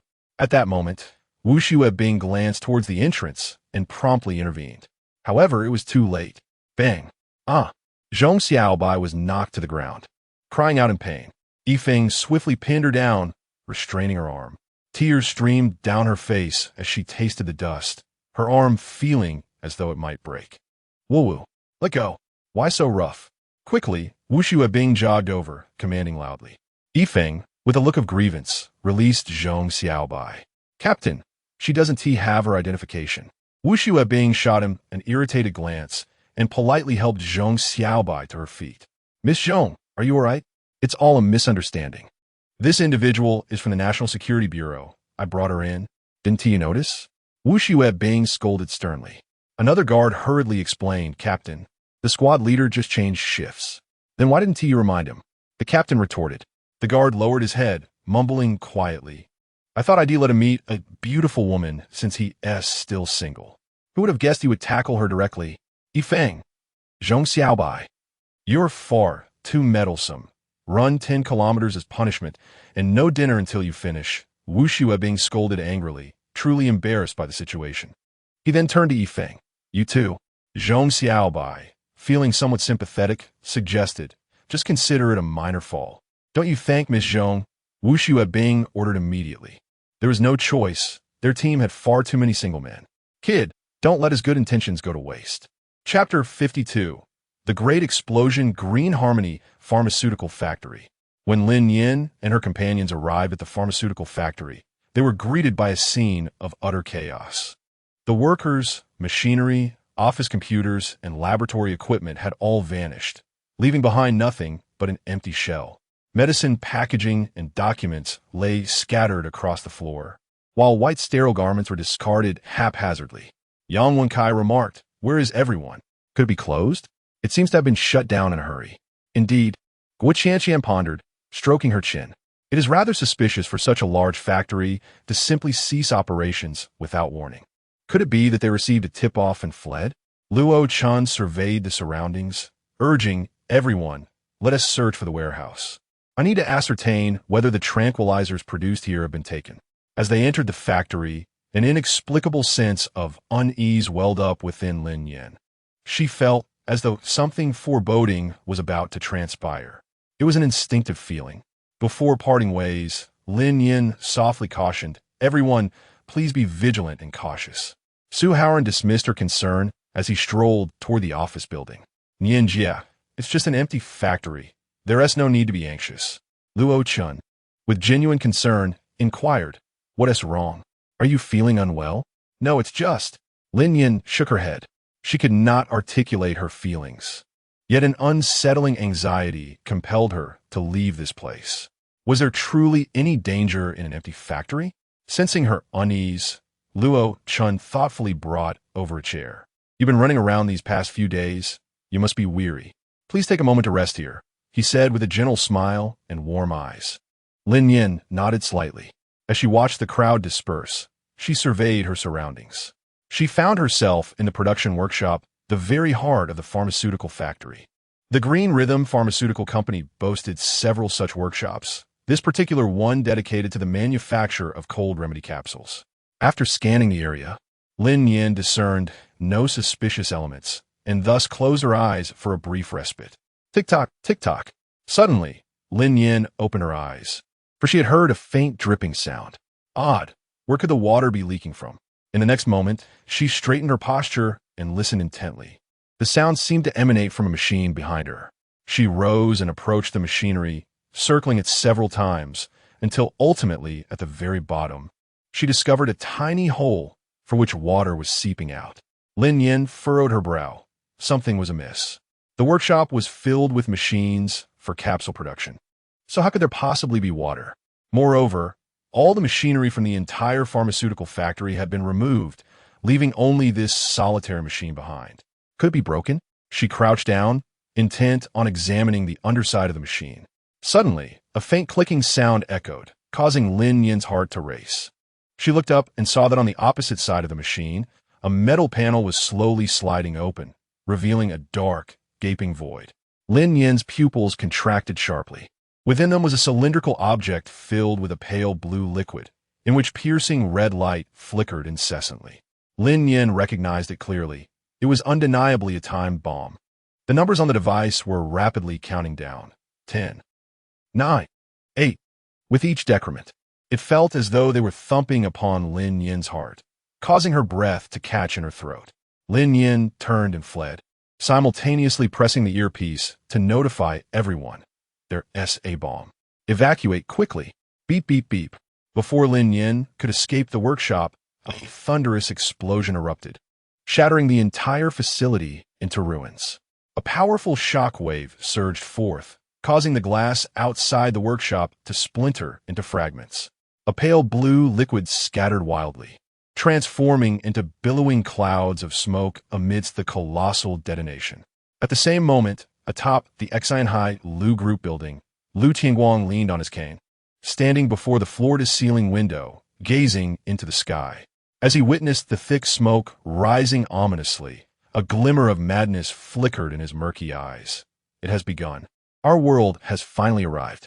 In Linjia village, Zhang Bo stood atop the loft, softly murmuring, "Chaos has descended. The world is about to unravel. All the villagers of Linjia, follow me into the underground sanctuary for refuge." A piercing wave of sound reverberated through every corner of Linjia village. In the production workshop, Luo Chun, being the closest, was the first to sense the overwhelming force of the energy surge. Lin Nian, the tremendous impact of the explosion hurled him away. Luo Chun gazed at the billowing black smoke emanating from the workshop, his pupils dilating in shock. Bang! Luo Chun crashed heavily to the ground, while the thunderous explosions continued, indicating that multiple bombs were planted throughout the pharmaceutical factory. "Quick, Captain Luo, we must leave." At that moment, Guo Qianqian appeared beside Luo Chun, swiftly pulling him away through a teleportation. However, due to the two of them, the distance of her teleportation was reduced from 500 meters to 100. "Let go." Lin Nian is still inside. Inside the workshop, Lin Nian was flung into the air. She was unafraid of the flames. but the immense force of the explosion posed a grave threat to her very being. After all, she was at the epicenter of the blast. What should she do? Enter the spatial realm? Use flames as a shield? Just then, a soft sigh echoed in her ears, filled with helplessness and affection. Nian Nian, a wisp of dark energy, surged from her chest, enveloping her completely. The atmosphere quivered. For a fleeting moment, the entire scene of the explosion seemed to freeze, as if time itself had come to a standstill. In the next instant, Lin Nian vanished from her original position. Boom! Another deafening roar followed, succeeded by a third and a fourth. The entire Green Harmony pharmaceutical factory was engulfed in the explosions, flames soaring into the sky, dyeing it a vivid crimson. The world spun chaotically. Nian Nian, the apocalypse has arrived. The path ahead is now yours to traverse. The reluctant whispers of Yi Qianhao echoed in Lin Nian's ears. Lin Nian felt an overwhelming dizziness, her mind a blank slate, utterly incapable of coherent thought. With a sudden thud, a mouthful of fresh blood erupted from her lips as she collapsed to the ground, her complexion an ashen hue, her breath weak and labored. Darkness enveloped her vision, and she succumbed to unconsciousness. The force of the explosion had inflicted grievous injuries upon her. Had it not been for Yi Qianhao's timely intervention, whisking her away in an instant, her life would have surely been forfeit within the confines of the pharmaceutical factory. Chapter 53. The onset of the apocalypse within the span of a mere hour. Explosions erupted across various cities, yet they failed to rouse the attention of the general populace. Life proceeded as usual. People continued to eat and sleep undisturbed. As dawn broke at 6 in the morning, the world remained shrouded in a dim light. Lin Nian awakened softly, the sound of sirens echoing in her ears. Yi Qianhao. Lin Nian groggily opened her mouth, her voice hoarse as she called out, surrounded by an eerie silence. This time, Yi Qianhao did not take on a human form. And what did his final words truly signify? Lin Nian gently touched her chest, an inexplicable emptiness lingering within her heart. In the next moment, Lin Nian struggled to rise, fear propelling him towards the window ledge. The apocalypse has arrived, he exclaimed. How could this be? He drew back the curtains and gazed down, only to behold a multitude of sirens blaring from countless ambulances and police cars congesting the street. The air resonated with the familiar cacophony of roars and screams. On the road, several bloodied individuals lunged towards the obstructed convoy. In the distance, figures atop towering buildings waved their arms and shouted, yet they were too far away for Lin Nian to discern their words. Was this not the harbinger of the world's end? Lin Nian took out her phone and dialed Luo Chen's number, only to be met with the chilling sound of a disconnect tone. No network, no signal. Glancing down, she noticed the date, October 17th. The apocalypse had arrived 4 days ahead of schedule. Lin Nian forced herself to calm down, surveying her surroundings and the landmark buildings outside the window. At this moment, she found herself in an office, the exterior environment strikingly unfamiliar, as the entire city had plunged into darkness and disconnected from the internet due to the explosion. Suddenly, her gaze landed on a banner hanging from a nearby skyscraper. She was still in Lanzhong City. Lin Nian's anxious heart finally found solace, pondering the fate of Luo Chun and the others. Just then, a resounding whir of colossal propellers filled the air as a helicopter soared overhead, gliding low across the sky. Lin Nian, it appears that the affluent are preparing to flee. However, with the outbreak of the virus, the entire globe will be afflicted. Where can they possibly escape? With great effort, Lin Nian suppressed her pain and stepped outside. She needed to find Luo Chun. Otherwise, once the city descended into true chaos, locating them again would be an arduous task. As she opened the door, she was greeted by a series of offices. The dimly lit corridor was eerily silent. It seemed that this was an office building. At 6 in the morning, the staff had yet to arrive for work, compared to the densely populated residential areas. This place offered a semblance of safety. Lin Nian trudged heavily towards the staircase. However, after taking just a few steps, a deep, thunderous roar echoed through the air. With a resounding crash, a dark figure shattered the glass and lunged towards Lin Nian. Lin Nian was utterly unprepared for the presence of another person in the desolate office. Bang! In the next moment, Lin Nian lost her balance and was knocked to the ground. The man, with blood streaming from his 7 orifices, possessed a pair of crimson eyes that wept tears of blood. His complexion was ashen, veins protruding grotesquely from his skin as he opened his gaping maw to bite down. Instantly, a repugnant stench of blood assailed her senses. Lin Nian firmly pressed her hands upon the man's shoulders, her gaze sharpening. A zombie. It bore no visible wounds, having not been bitten or infected, but rather was a product of natural mutation, the earliest batch of zombies to emerge following the outbreak of the virus. Thud. Just as the zombie lunged forward, Lin Nian lifted her foot and delivered a powerful kick, sending it sprawling. The forceful blow overturned the creature, causing it to roll several times upon the ground. Howl! By the time the zombie lunged again, Lin Nian had unsheathed her curved blade, plunging it into its skull. Thud! Blood splattered forth. The zombie collapsed, lifeless. Lin Nian let out a sigh of relief. Suddenly, from the corner of her eye, she caught sight of a small gash on her shoulder, from which warm, crimson blood began to seep out. Lin Nian was utterly petrified, her spirit seemingly shattered, as if she had plunged into a frigid abyss. She had been clawed by a zombie. In the moments to come, she would succumb to infection, undergoing a horrific transformation into a mindless, flesh-eating monster. Cursing under her breath, she hastily darted into an office, locking herself inside. What should she do? She was acutely aware of the horrors of this apocalyptic world. She had even taken the lives of several zombies, yet her practical experience remained woefully inadequate. This wound was undoubtedly inflicted when the zombie had pounced upon her. It was over. In the next instant, Lin Nian felt her body temperature rising uncontrollably, her blood boiling within her veins, churning and searing her from the inside out. Ah! Lin Nian let out a pained cry, curling up on the ground as her bones creaked ominously, the world before her gradually cloaked in a crimson hue. She was beginning to mutate. Just then, the locked door was forcefully kicked open. Lin Nian? Song Xiaowei burst in, weapon in hand. Upon seeing Lin Nian, a flicker of astonishment crossed his eyes. What has happened to you? Song Xiaowei cautiously approached. Lin Nian's demeanor is quite off. Lin Nian's chest heaved violently and rapidly, her eyes a fiery crimson, as her rows of teeth clashed together, producing a sharp clicking sound. Song Xiaowei's heart sank, and in a state of alarm, he staggered back several steps, exclaiming, "Have you transformed?" Lin Nian wished to explain, yet all that escaped her lips were cries of anguish. She remained conscious. Brother, should we not attempt to save her? In the next moment, a flicker of light danced in Song Xiaowei's eyes. Lin Nian, since you have transformed, do not blame me for being merciless. Bang, bang, bang.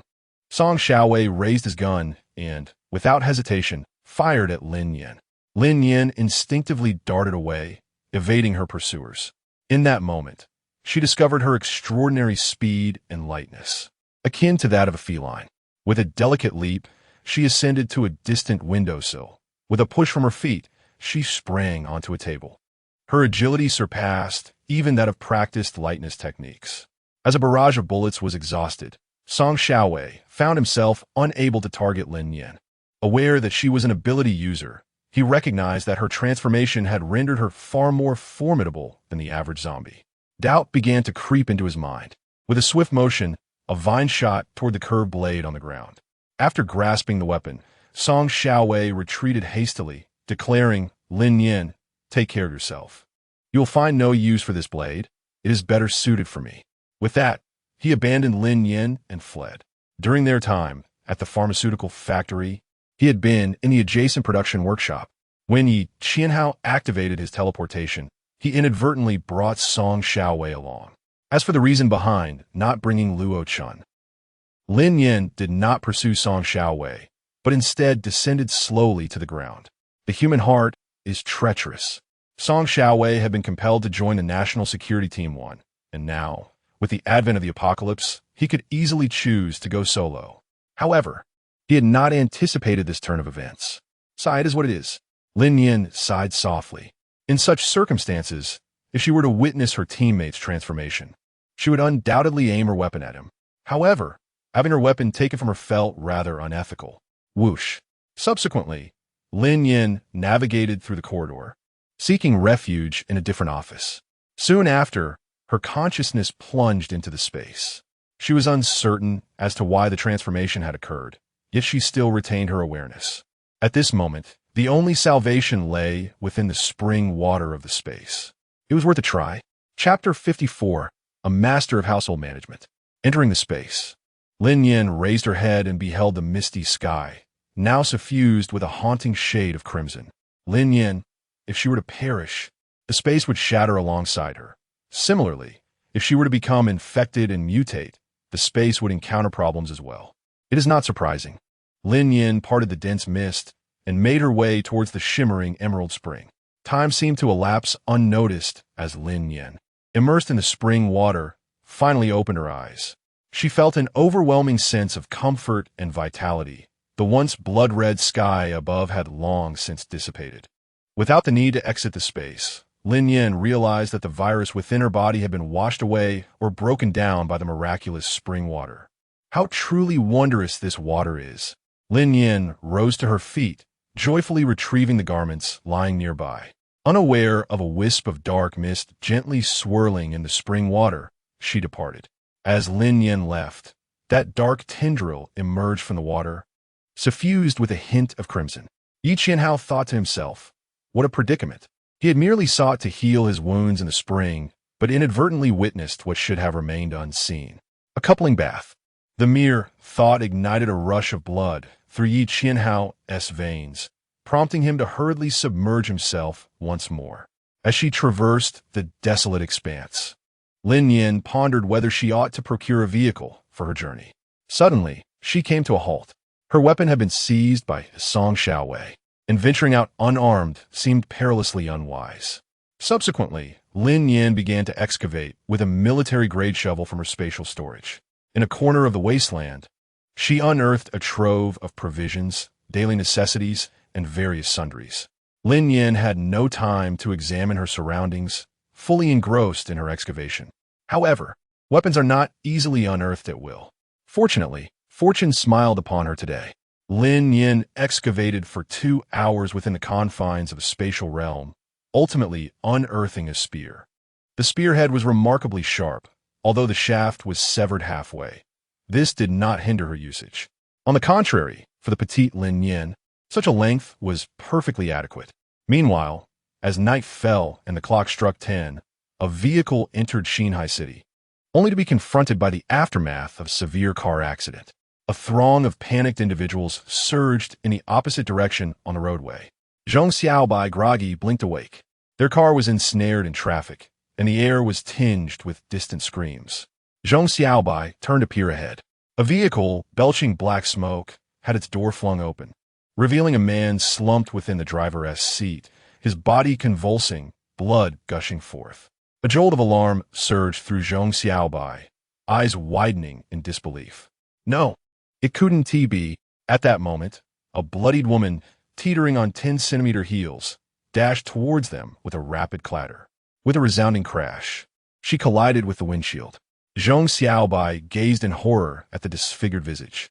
The woman's face was smeared with blood, her nose seemingly ravaged by some beast, leaving only a gory cavity, while her once seductive crimson lips were mostly torn away, exposing a set of bloodied teeth.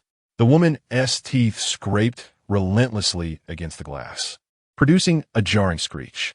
"Miss, are you all right?" Yifeng, perplexed, reached for the car door, intent on exiting to investigate.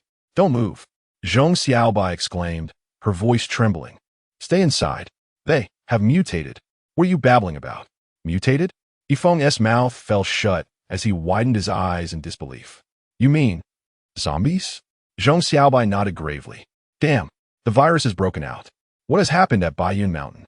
Yifeng's thoughts raced not towards his own safety, but towards his comrades in the military. With a sudden roar, he slammed the accelerator, propelling the car forward. The vehicle crashed into the one ahead, sending the female zombie hurtling from the windshield and landing heavily atop the other car. In an instant, the female zombie regained her footing and charged once more. With a screech of tires, The car maneuvered back and forth until a path was finally cleared. Reversing and turning, Yifeng surged the vehicle onto the sidewalk.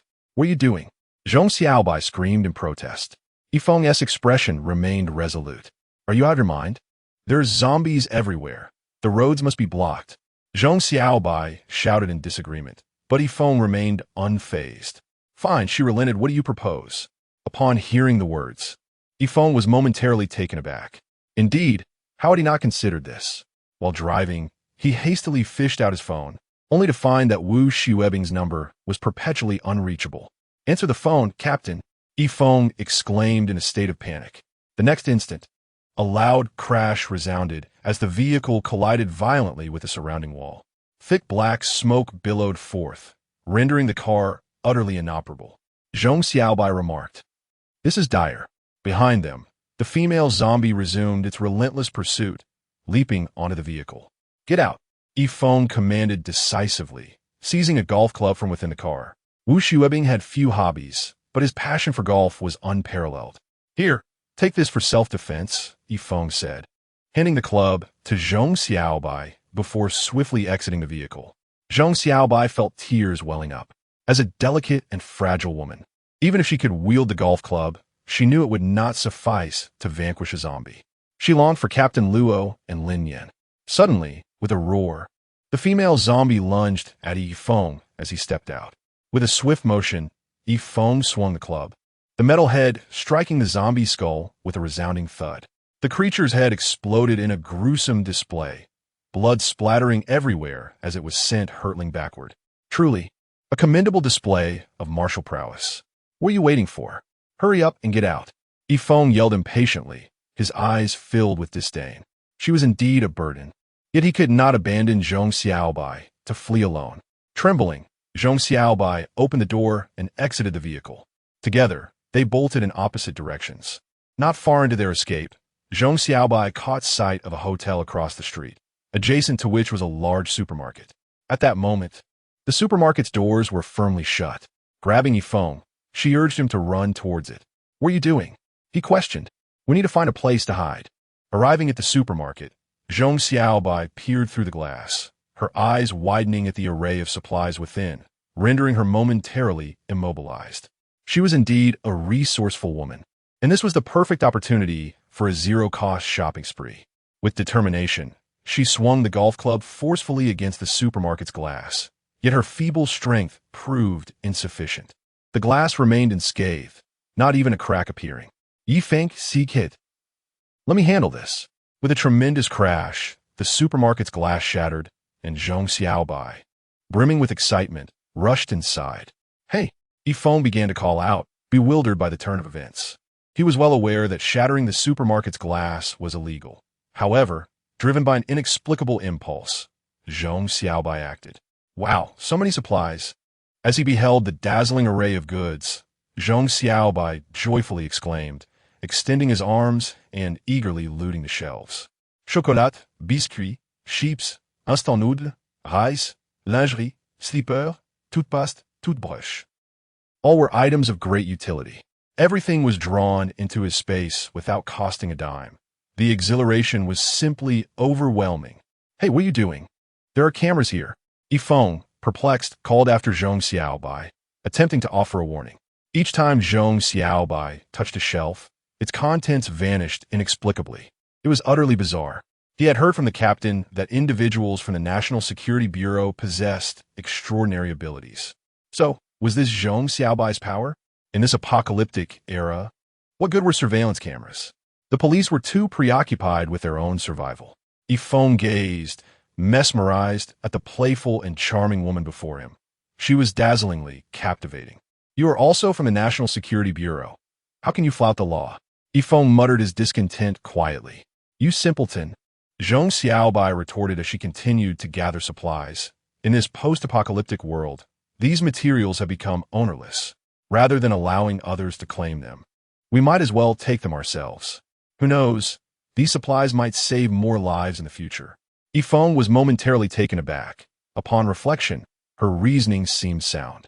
They proceeded to the second floor of the supermarket. Men's clothing, women's clothing, children's clothing, outdoor gear. Zhong Xiaobai spared none of it. That's enough, Yifeng interjected. Will you never change your clothes or wear shoes again? As a reborn individual, Zhong Xiaobai understood that resources would become scarce in the future. Seizing the moment while the apocalypse had just begun, she aimed to gather as much as possible. The goal was to fill her space. With a fully stocked inventory, she could do as she pleased in the future, even if it meant merely lounging around. Ha ha ha. Just thinking about it brings such joy. Zhong Xiaobai involuntarily burst into laughter. Yifeng was left speechless, pondering how this girl seemed a bit eccentric. Half an hour later, the entire second floor was stripped bare, save for the unmovable shelves. She had even taken the hangers. Yifeng found the sight terrifying. The third floor was filled with high-end luxury goods, smartphones, tablets, designer bags, jewelry, fine cigarettes, and liquor, tea, and nourishing delicacies like bird's nest. Zhong Xiaobai continued her spree unabated. While some items, such as smartphones and designer bags, would be of little use in the apocalypse, passing by treasure without collecting it seemed illogical. So, she gathered everything. The fourth floor was dedicated to sports equipment. A myriad of luxurious athletic shoes, sportswear, hats, socks, windbreakers, ice skates, badminton rackets, and baseball bats. Zhong Xiaobai's eyes sparkled with delight as she eagerly absorbed it all into her space. These were her cherished treasures. With such a vast collection, she could change outfits daily for several years without exhausting her options. By the way, Yifeng, what size shoe do you wear? Suddenly, Zhong Xiaobai, in a buoyant mood, inquired. Yifeng. This was the first time Zhong Xiaobai had addressed him by name, and it felt rather pleasant. Size 42. Here, this style is splendid. I shall gift you a pair. Subsequently, Zhong Xiaobai generously tossed a pair of the latest sneakers to Yifeng. Change into these.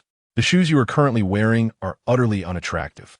Yifeng had intended to retort, as he was donning military-issued rubber boots. However, the words caught in his throat as he obediently swapped them out. This sensation was peculiar. He wished to present his finest self to Zhong Xiaobai. When she deemed something unsightly, he complied without hesitation. All right, let us depart from this place. Zhong Xiaobai glanced at the vacant supermarket, dusted off her hands, and spoke softly. Not hiding anymore? Yifeng promptly rose to follow her. With the glass wall broken, how could one conceal themselves? Zhong Xiaobai replied with a hint of guilt. It was only upon seeing this supermarket that she had rushed over. By the way, this is for you. In the next moment, Zhong Xiaobai retrieved a baseball bat from her space and handed it to Yifeng.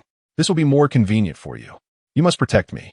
Yifeng, taken aback, accepted it and nodded. A satisfied smile graced Zhong Xiaobai's face. Just as the two descended to the first floor of the supermarket, two frantic figures burst in. Behind them trailed two bloodied individuals clad in hotel uniforms. Help! Help! They've gone mad and are biting everyone. A man, supporting an injured woman, looked up in desperate plea. Upon recognizing the two at the staircase, the man froze. Zhong Xiaobai? Zhong Xiaobai's eyes widened. Louis Xuan? Her detestable ex-boyfriend. She never anticipated encountering him here. Memories of past anguish flooded her mind, causing her expression to cool significantly. Had she not joined the National Security Bureau, she would have plotted revenge against this scoundrel.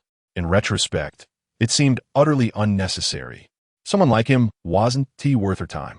Even revenge felt like a waste of energy. The scoundrel would ultimately face divine retribution. Xiaobai, please save me. A glimmer of surprise flashed in Lu Yishuan's eyes as he pulled the injured woman toward the staircase in a panic. This is fantastic. When encountering acquaintances, Zhong Xiaobai could never ignore them. In a moment of crisis, he even pushed Zhong Xiaobai forward to confront the danger. Just as the two rushed toward the staircase, two zombies followed closely behind. Stay away, Zhong Xiaobai shouted, retreating in fear. This was truly a twisted fate. Meeting Lu Yishuan at such a perilous time was undoubtedly going to bring her demise. In the next instant, Yifeng tightened his grip on the baseball bat and charged forward. Regardless of the circumstances, he had to eliminate those two zombies first. Zhong Xiaobai could only helplessly call out, Yifeng, aim for their heads. With impressive agility, Yifeng managed to keep the zombies at bay. The crisis was averted. Lu Yishuan cast a sardonic glance at Zhong Xiaobai, remarking, "No wonder you broke up with me. It appears you found someone else." Zhong Xiaobai, fuming, retorted, "So what if I have? He has already shared a room with another woman. I not entitled to find someone too?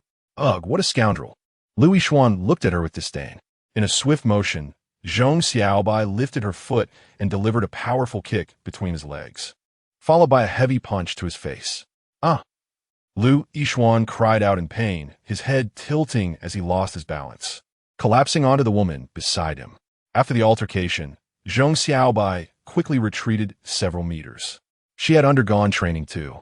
"If you dare insult me again, I will make you pay," she warned, feeling immensely satisfied.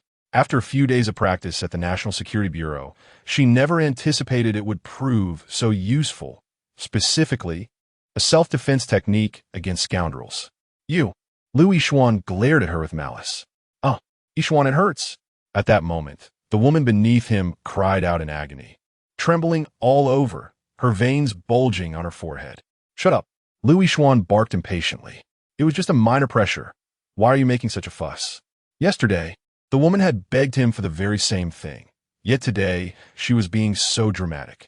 Zhong Xiaobai cast a cold glance, her expression suddenly darkening. Something was off. That woman was behaving strangely. Chapter 56. The truth of the apocalypse in the next moment. The woman let out a piercing scream and sank her teeth into Lu Yixuan's neck. Let go. Are you insane? Release me," Lu Yixuan shouted. His fist clenched as he struck back. At that moment, he no longer cared about being gentle. The pain in his neck was searing, warm liquid oozing from the wound, and he wore a look of utter horror, his face turning pale. What a stroke of misfortune. With a powerful blow from Lu Yixuan, the woman bit down hard, tearing away a chunk of flesh before finally releasing him. In the next moment, a chilling sound of gnashing teeth erupted. The woman's eyes were bloodshot, resembling a bloodthirsty demon. Her face smeared with crimson as her rows of teeth clashed violently against one another. Blood and shredded flesh flew in all directions. This scene was utterly grotesque. A madwoman. Lu Yixuan, both startled and enraged, lost control, unleashing a flurry of punches upon the woman's head. Bang, bang, bang, bang. In an instant, his face and body were splattered with blood, his clenched fist stained a deep crimson. Lu Yixuan's eyes bulged with fury, more terrifying than any monster in that moment. Bang! The zombie woman's skull was crushed, letting out a mournful wail before she breathed her last.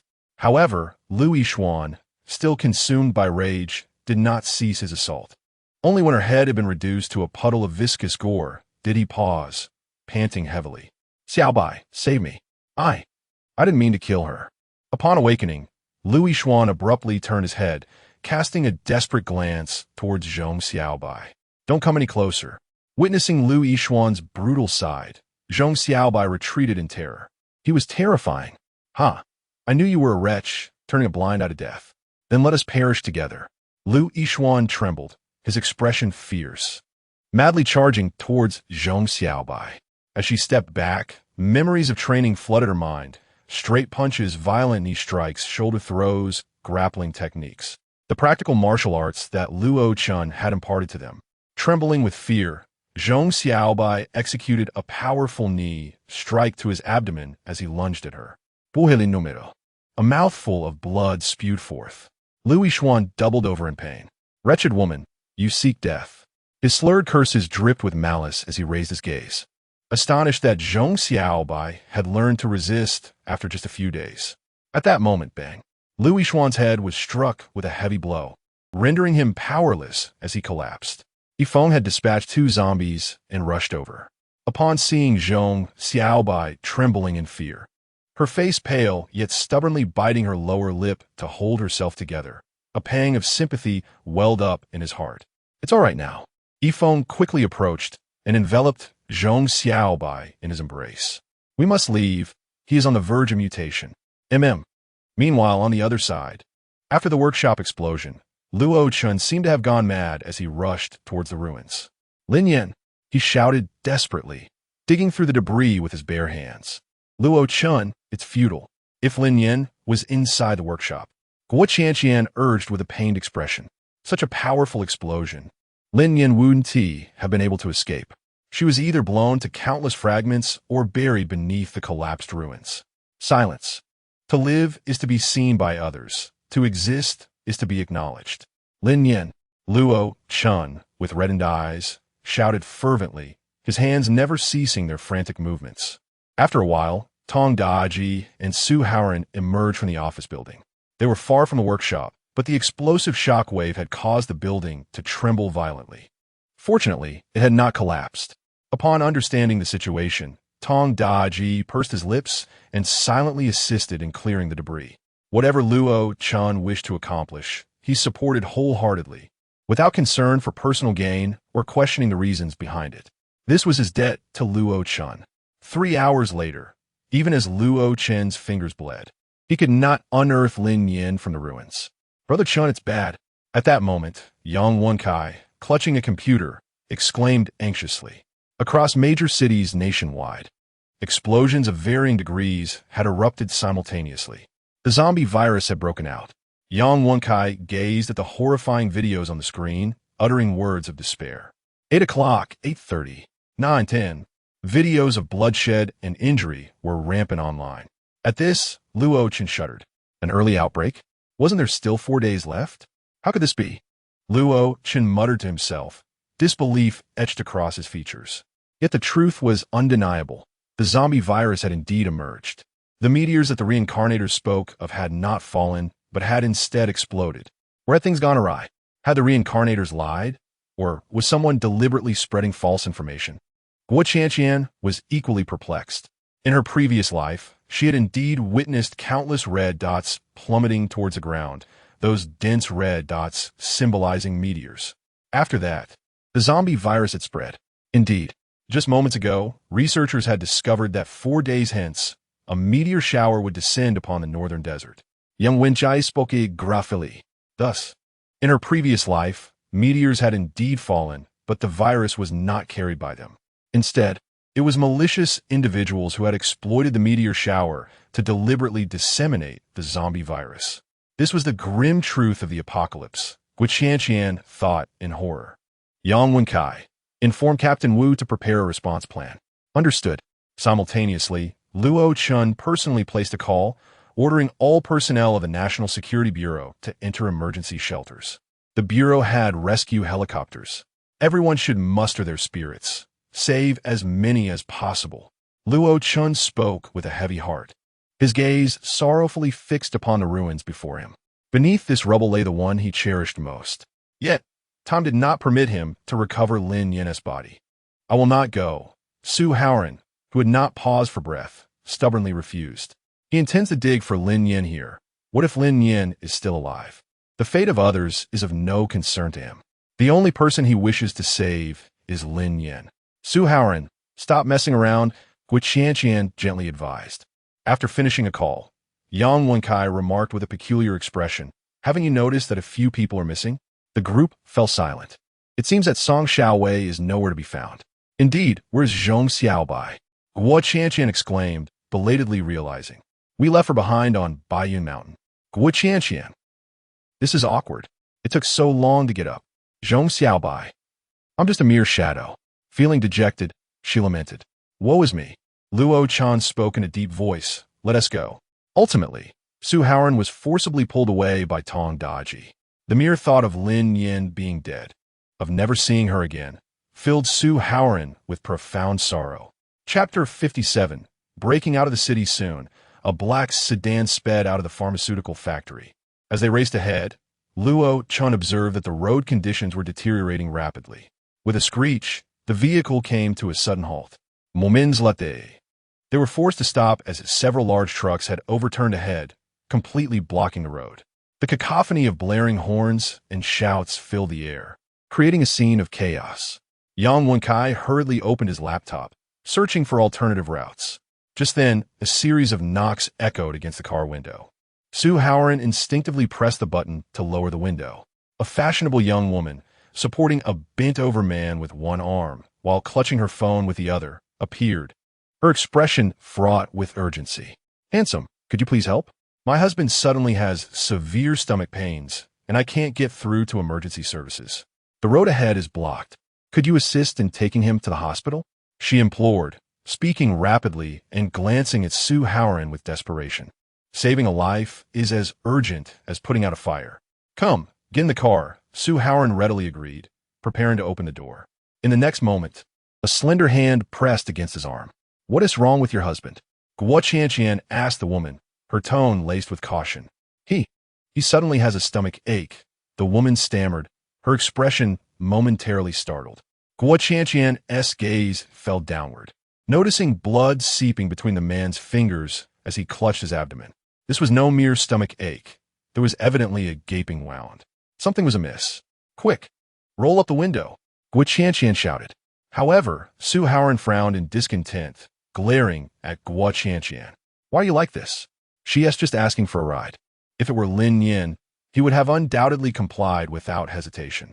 However, Guo Qianqian was disinterested in her words. When she requested to close the window, he obstinately refused. Beautiful lady, just a few minutes more, I implore you. Guo Qianqian responded, there is no space left in our vehicle. Then let two of you step down and drive us to the hospital. The woman pleaded, casting a furtive glance at the accident scene ahead, her urgency palpable. Guo Qianqian thought to herself, is she foolish? The vehicles ahead were ensnared, with only their car able to turn back. Step down two individuals and wait to be overwhelmed by zombies. Just then, a man let out a chilling scream, forcefully pushing the woman aside as he lunged towards the car. His eyes glowed crimson, his hands smeared with thick blood, his abdomen a gruesome sight, with entrails spilling out. Clearly, he was a zombie freshly transformed. A wave of putrid odor assaulted the senses. Su Haoran instinctively recoiled and fell back onto Guo Qianqian. What are you doing? Get off.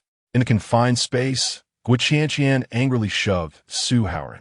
The male zombie half entered the vehicle, missing a bite, and opened its mouth again.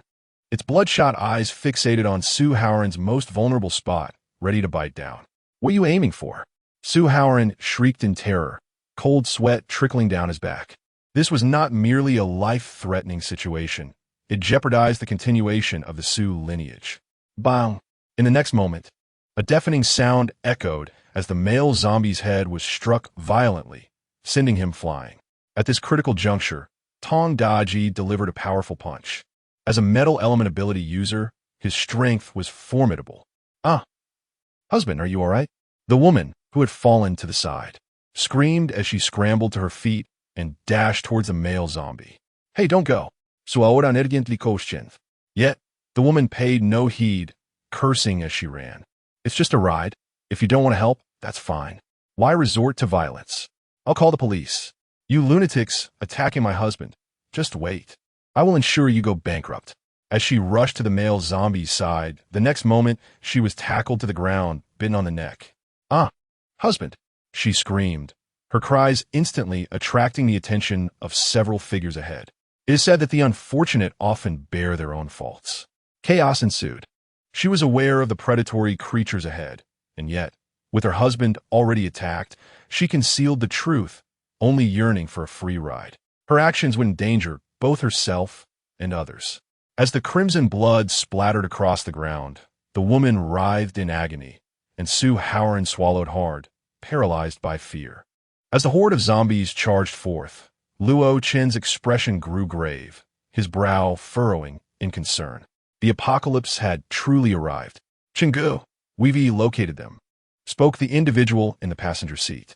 Reverse, then proceed right for 500 meters. There's a small path.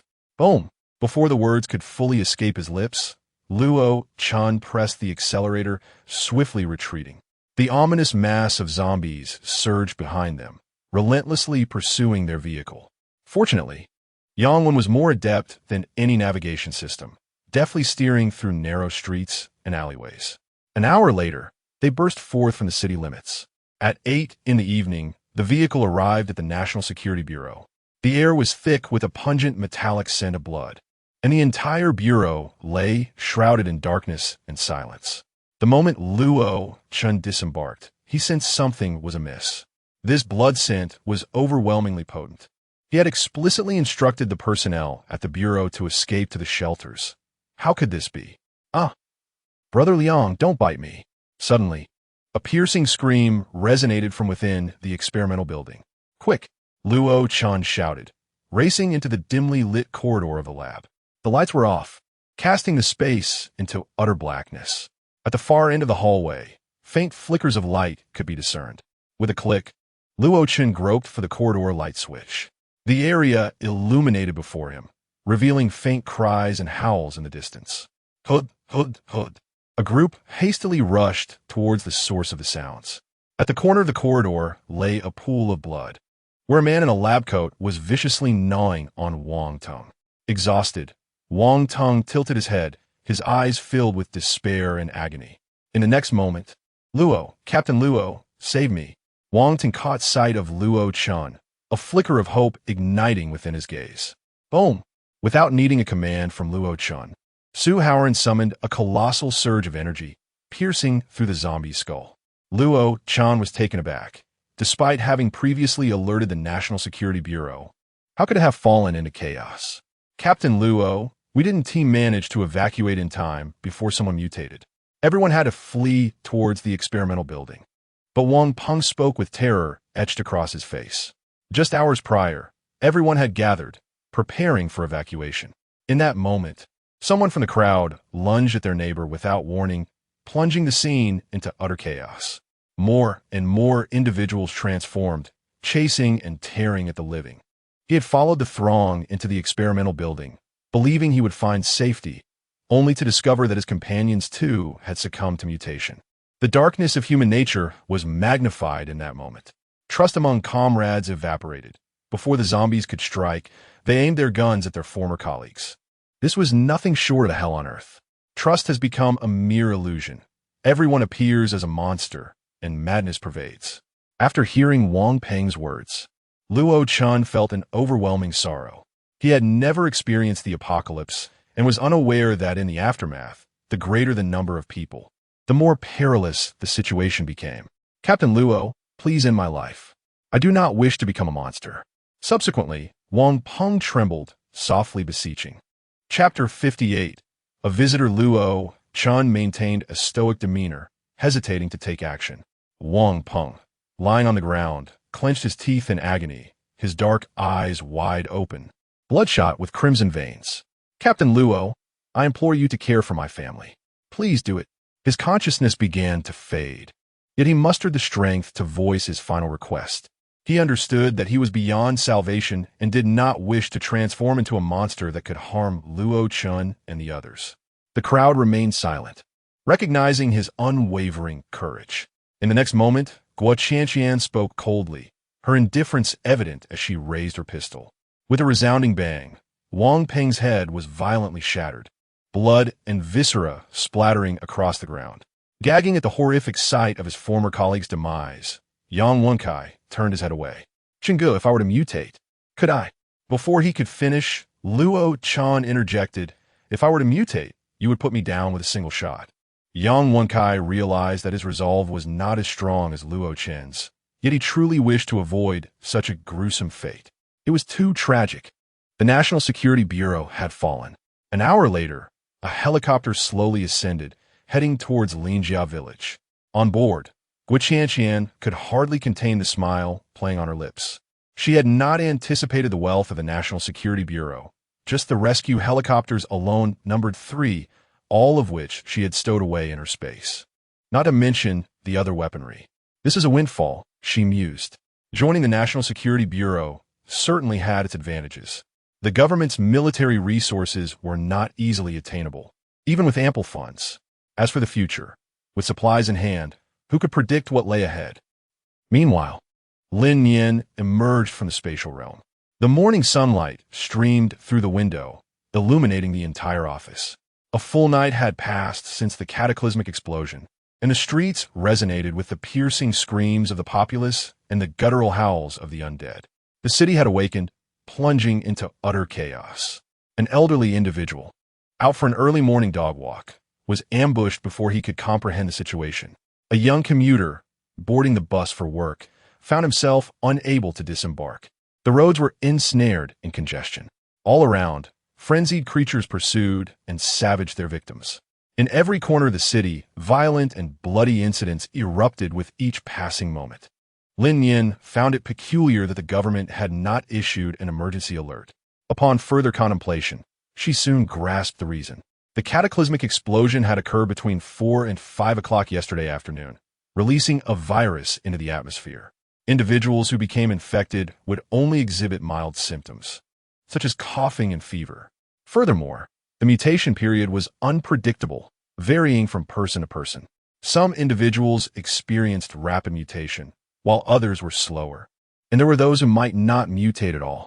Lin Nian speculated that the initial group of individuals to undergo mutation likely emerged in the dead of night. The community, bars, and 24-hour establishments were the first locales to descend into chaos. Emergency services responded promptly, with police and medical teams rushing to these sites. However, it was only this morning that the outbreak of the zombie virus reached its zenith. The timing was askew. Government officials, media correspondents, and prominent bloggers had yet to commence their day. By the time they awakened and ventured out to work, they would find themselves besieged along the way. Lin Nian let out a soft sigh. Ultimately, the National Security Bureau failed to prevent the advent of the apocalypse. In his previous life, Shun Jinhai had set out for work, barely stepping out of the neighborhood, when he witnessed a horrific scene of someone being savaged, their visage unrecognizable, drenched in blood. By sheer luck, their family managed to evade the initial outbreak of the zombie virus. Following that, the cries and roars echoed incessantly throughout the community. 3 days later, Shun Jinhai felt an urge to break free. However, as he opened the door, he caught sight of a neighboring family fleeing, only to be annihilated in an instant. Gradually, he discerned a pattern. As long as they maintained silence and secured the doors and windows, the zombies would not breach their sanctuary. As for sustenance, the Shin family was relatively affluent, accustomed to stockpiling grains and oils, and with prudent rationing, they could endure for several months. A month into the apocalypse, the horde surrounded the Shun villa, and in a moment of desperation, Shun Jinhai callously cast Zhang Ma into the neighboring Su family courtyard. The immediate threat was averted. Another month passed, and he struck Uncle Li unconscious, disposing of him in the Chun family's backyard. As long as the zombies did not invade the Shin residence, all be well. 3 months into the apocalypse. Fortunately, this time, things were different from the last. Lin Nian adjusted her gear and stepped outside. After enduring the infection, she felt as light as a swallow. Her speed, agility, mental acuity, and even strength had significantly improved. Her senses were heightened. In the dim corners of the corridor, a small spider scurried across a dusty web, making a soft, rustling sound. Lin Nian could distinctly observe the movements of the spider and hear the sound of its crawling. This was indeed a testament to the saying that those who survive great tribulations are destined for future blessings. Would she, from now on, be immune to the scratches and bites of the zombies? As long as her neck remained unsevered, these fearsome creatures would pose no threat to her. Just the thought of it filled her with delight. In an instant, Lin Nian's spirits soared, and she felt an invigorating rush beneath her feet, unconsciously quickening her pace. In the dimly lit stairwell, on the 13th floor, the sound of hurried footsteps echoed. In the next moment, Lin Nian collided head-on with a fully armed group ascending from below. Among them was a woman adorned with heavy makeup, dressed in a tailored skirt suit. The woman appeared to be around 25 or 26 years old, her expression tinged with a hint of arrogance. In a flash, a dozen small red dots were aimed at Lin Nian's body. Lin Nian's body stiffened, rooted to the spot, as she helplessly raised her hands. What an unfortunate circumstance. This group of individuals clearly appeared to be professionally trained, with quick reflexes and even swifter firearms. "Who are you? What are you doing here?" the woman inquired warily. Lin Nian cast a glance upstairs and said, "I am an employee of Yaochen Technology." The woman looked at Lin Nian with a face full of skepticism, questioning, "How come I have never seen you before?" Lin Nian smiled awkwardly, declaring, "I am merely a humble assistant. Chening, please proceed to locate Dr. Yao." At this moment, the masked man beside them spoke in a low voice as a reminder. Chening nodded and, feeling uneasy, inquired, "Is everything all right at the top?" Lin Nian shook her head, perhaps surmising the intent of this group of individuals. They were here to seek someone. At this moment, instead of fleeing, they appeared remarkably calm while searching for that person, which was quite peculiar. Wait a moment. Dr. Yao? Lin Yan's eyes flickered momentarily. Could it be Dr. Yao from his 6th hospital? She recalled that the old man had quite the arrogance. Wasn't he taken away for questioning by the authorities? You. Come with us upstairs. Subsequently, Chunning glanced at Lin Nian and spoke in a commanding tone. Lin Nian firmly declined without a moment's thought. I won't go. At this moment, what purpose would it serve to meddle further? It was beyond her control. Chun-Ying spoke sharply, her long legs striding over to Lin Nian's side. Those who wish to survive should follow me. Lin Nian. She was threatened once again. Chapter 59, The Inhibitor. The entire 20th floor of the building was a temporary laboratory, a place off-limits to all. Bang! With a resounding crash. The security door on the 20th floor was violently breached, and everyone immediately became alert. Chun-Ying swiftly pulled Lin Nian in front of her, shielding her. A pawn. This was the reason she brought Lin Nian along. In the face of danger, she would use Lin Nian as a shield. Armed personnel stood in 2 professional lines, assuming defensive stances, crouching as they raised their weapons. Should anything amiss occur, they would fire immediately. After a few seconds, silence reigned. An individual, vigilant and armed, cautiously stepped forward to investigate. Confirming that there was no danger in the vicinity, he gestured for entry. Everyone hurriedly moved into the corridor. Chun-Ying forcefully pushed Lin Nian aside, joyfully advancing ahead. Lin Nian. Damn it. This woman is truly insufferable. As soon as Lin Nian stepped onto the 20th floor, he sensed an unmistakable difference. The incandescent lights ahead were illuminated, indicating that this level had power. How intriguing. Upon realizing this, Lin Nian suddenly found himself reluctant to leave. Perhaps accompanying them would lead to unexpected surprises. Soon, the group traversed the corridor and halted before an enormous glass security door. Through the transparent barrier, numerous offices were visible. Beep, beep, beep. Chun-Ying produced an identification card and entered a password. Ding. Password accepted. Verification successful. The tightly sealed glass door swung open. A glimmer of joy flickered in Chun-Ying's eyes. Let us go. Dr. Yao is just ahead. The echo of hurried footsteps reverberated through the empty corridor. The offices flanking the corridor were entirely enclosed, devoid of windows, leaving Lin Nian unable to discern the contents within. Bang! Suddenly, as the group passed by one of the offices, a cacophony of roars and the sound of something crashing against the iron door erupted from within. Lin Nian halted her steps with caution.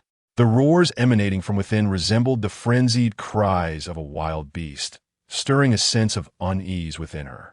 She could not help but wonder what was contained inside. Was it a zombie or an animal? She admonished herself to suppress her curiosity. Lin Nian pouted slightly and followed suit. They entered a spacious laboratory. Through the glass window, Chun-Ying observed the surroundings and smiled as she turned the doorknob. Dr. Yao, you are indeed still here, she said with a tone of utmost respect. As the door swung open, the diligent staff within the laboratory turned their attention to her in unison. All were clad in heavy sterile suits, wrapped up tightly. Xiaoying, what brings you here? At that moment, an aged voice, tinged with mild displeasure, resonated. She turned to look in the direction of the voice. Lin Nian observed a stooped figure, holding a test tube filled with a cerulean liquid. With a smile, Chun-Ying approached, saying, Dr. Yao, the apocalypse has arrived ahead of schedule. General Liu has sent me to escort you. Lin Nian gazed intently at Dr. Yao, yet the sterile suit obscured much of his face, rendering his features elusive. Premature outbreak? Dr. Yao exclaimed in astonishment, placing the test tube down with a clatter, his voice rising in anger. Are you all insane? This agent is not yet mature. How could they allow the virus to erupt prematurely? If something goes awry, who will take responsibility? Rest assured, Dr. Yao, the results will exceed your expectations. In just one day, humanity across the globe will be infected.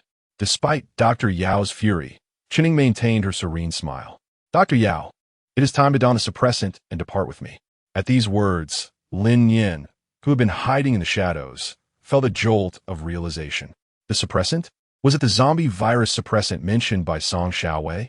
He had once stated that shortly after the apocalypse, bases began selling the suppressant at exorbitant prices, with demand far surpassing supply. Thus, it became evident that the Dr. Yao before him was indeed the creator of the suppressant. Lin Nian's mind raced swiftly. With him around, once the word got out, there would undoubtedly be a throng of eager visitors.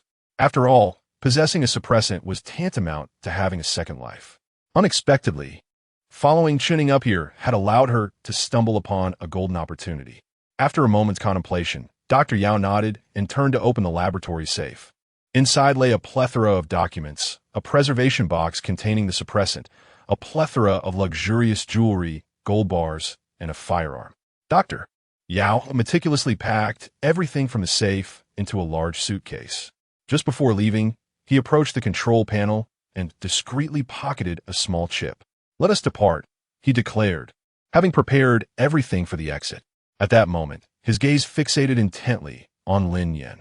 "Miss, you seem remarkably familiar. Have we crossed paths before?" A classic line. In that instant, Lin Nian was utterly convinced that this man was Dr. Yao from the 6th hospital of the city. Dr. Yao was indeed a formidable figure. Through sheer determination, he had researched both the zombie virus and its suppressant, thereby altering the course of the world. However, Lin Nian was merely a junior assistant. "The power will be cut soon. We must leave," Chuning urged, her eyes greedily fixed on the suitcase in Dr. Yao's possession. "Wait!" Dr. Yao suddenly became alert, shaking his head as he said, "She is from the National Security Bureau. I have seen her before." At this revelation, the atmosphere in the laboratory grew tense. The armed personnel once again aimed their weapons at Lin Nian. Lin Nian curled her lips into a faint smile and said languidly, "Dr. Yao, your discerning eye is remarkable. Having only met once, you are able to recognize me." Lin Nian did not attempt to argue, ultimately conceding. Eliminate her." A cold snort escaped. Without uttering another word, Chuning issued the command for execution. After all, she never intended for Lin Nian to leave this building alive. Bang, bang, bang, bang, bang, bang. As her words hung in the air, a relentless barrage of bullets was unleashed upon Lin Nian. Whoosh, whoosh, whoosh. Lin Nian swiftly evaded, simultaneously hurling the energy sphere she had meticulously gathered in her palm. She was not foolish, knowing full well that this group of menacing figures harbored ill intentions. She would undoubtedly take precautions. With a resounding boom, a searing fireball erupted, its force comparable to that of a bomb. In an instant, a tremendous shockwave surged through the entire laboratory.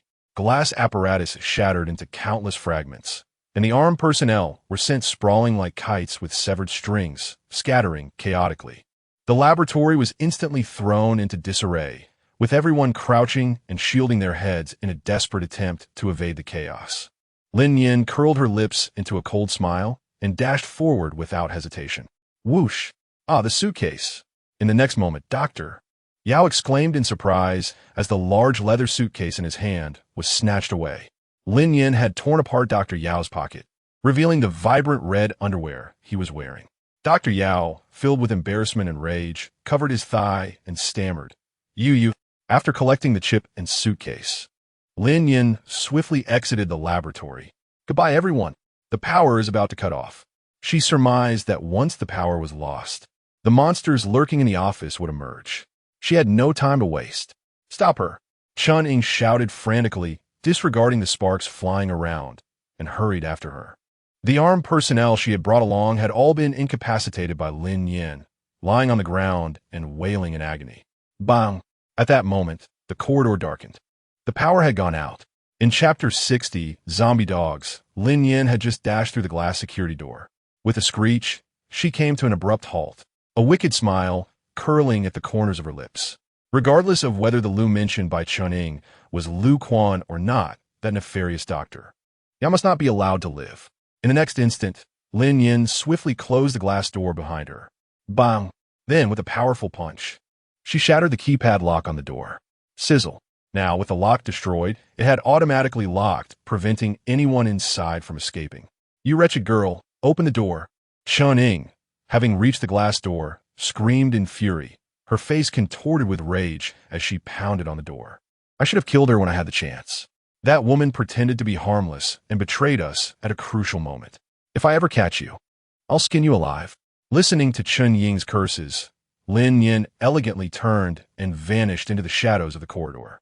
When action is required, there is no need for idle chatter. Engaging in a verbal exchange with Chun Ying was merely a waste of precious time. Shouting. At that moment, Dr. Yao, clutching his exposed thigh, limped after her. The laboratory staff and the injured personnel followed in his wake. "Dr. Yao, please open the door. I want to go out and kill that little wretch." Chun Ying screamed like a harpy, her voice filled with madness. "It's futile. The keypad is broken. It can't be opened unless we find a professional locksmith. Perhaps we should call the manufacturer," Dr. Yao said calmly, glancing at the glass door. Chun Ying was nearly choking on her fury. "The manufacturer? My goodness. It's the apocalypse. They all fled. Where'll we find a locksmith?" She bellowed in frustration. Just then, a deep, guttural roar echoed from the office once more, sending a shiver down everyone's spine. "Get out of the way." With a rapid succession of gunfire, an armed personnel unleashed a barrage at the glass door. The glass door stood immovable. A colossal gunshot reverberated through the air, leaving the crowd dizzy and their ears ringing. "Are you out of your mind? This is bulletproof." Chun Ying delivered a swift kick to the man, her voice laced with fury. "Truly a band of incompetent allies. What do you propose we do then?" The man retorted, his neck strained in frustration. Lin Nian hid in the shadows, watching with rapt attention as the apocalyptic drama unfolded on screen. The film had premiered. Just as the two individuals were embroiled in a heated argument, a resounding bang echoed through the air as the door in an office was violently flung open. A zombie, clad in a tattered green hospital gown, lunged forward, its cavernous maw agape with insatiable hunger. With a blood-curdling scream, a staff member at the rear was unceremoniously taken down. The creature, with its crimson lips, emitted a low growl as it savagely sank its teeth into the man's neck. In less than a heartbeat, the staff member's throat was severed, warm blood gushing forth in a torrent. His limbs convulsed uncontrollably, eyes wide with terror. The ravenous zombie offered no chance for a plea for mercy. Death came with eyes wide open. "Ah, someone kill it!" Chun Ying shrieked, retreating in fear, her eyes filled with terror. In quick succession, the office windows of the experimental building shattered, releasing the hordes of zombies that had been confined within. The pungent scent of blood and the scent of the living drove them into a frenzied state. They howled in unison and charged forward in a manic frenzy. Witnessing this, both Chun Ying and Dr. Yao turned pale, trembling as they pressed against the glass door. "Ah! Doctor, save me. Ah, get away, don't bite me." The first to suffer were the group of staff members, clad in heavy sterile suits. Unable to flee swiftly or defend themselves, they fell with a single lunge. The scene devolved into chaos and bloodshed. Bang! Bang! Bang! Armed personnel retreated to the glass door, firing indiscriminately.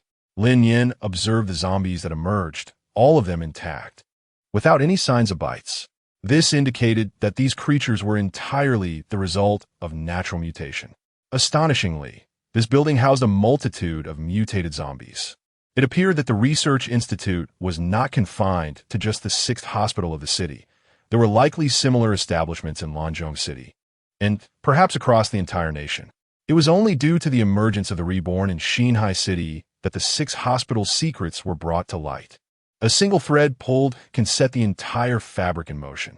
The unseen orchestrator, compelled by circumstances, hastened the onset of the apocalypse.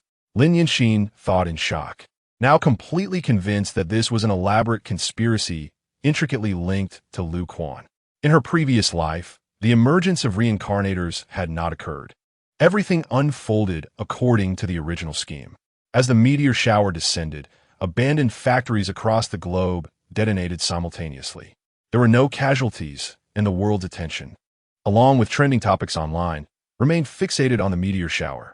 Who would notice that they had quietly unleashed a virus? No one would think to investigate the psychiatric hospital or the office buildings. What a sinister plan it was.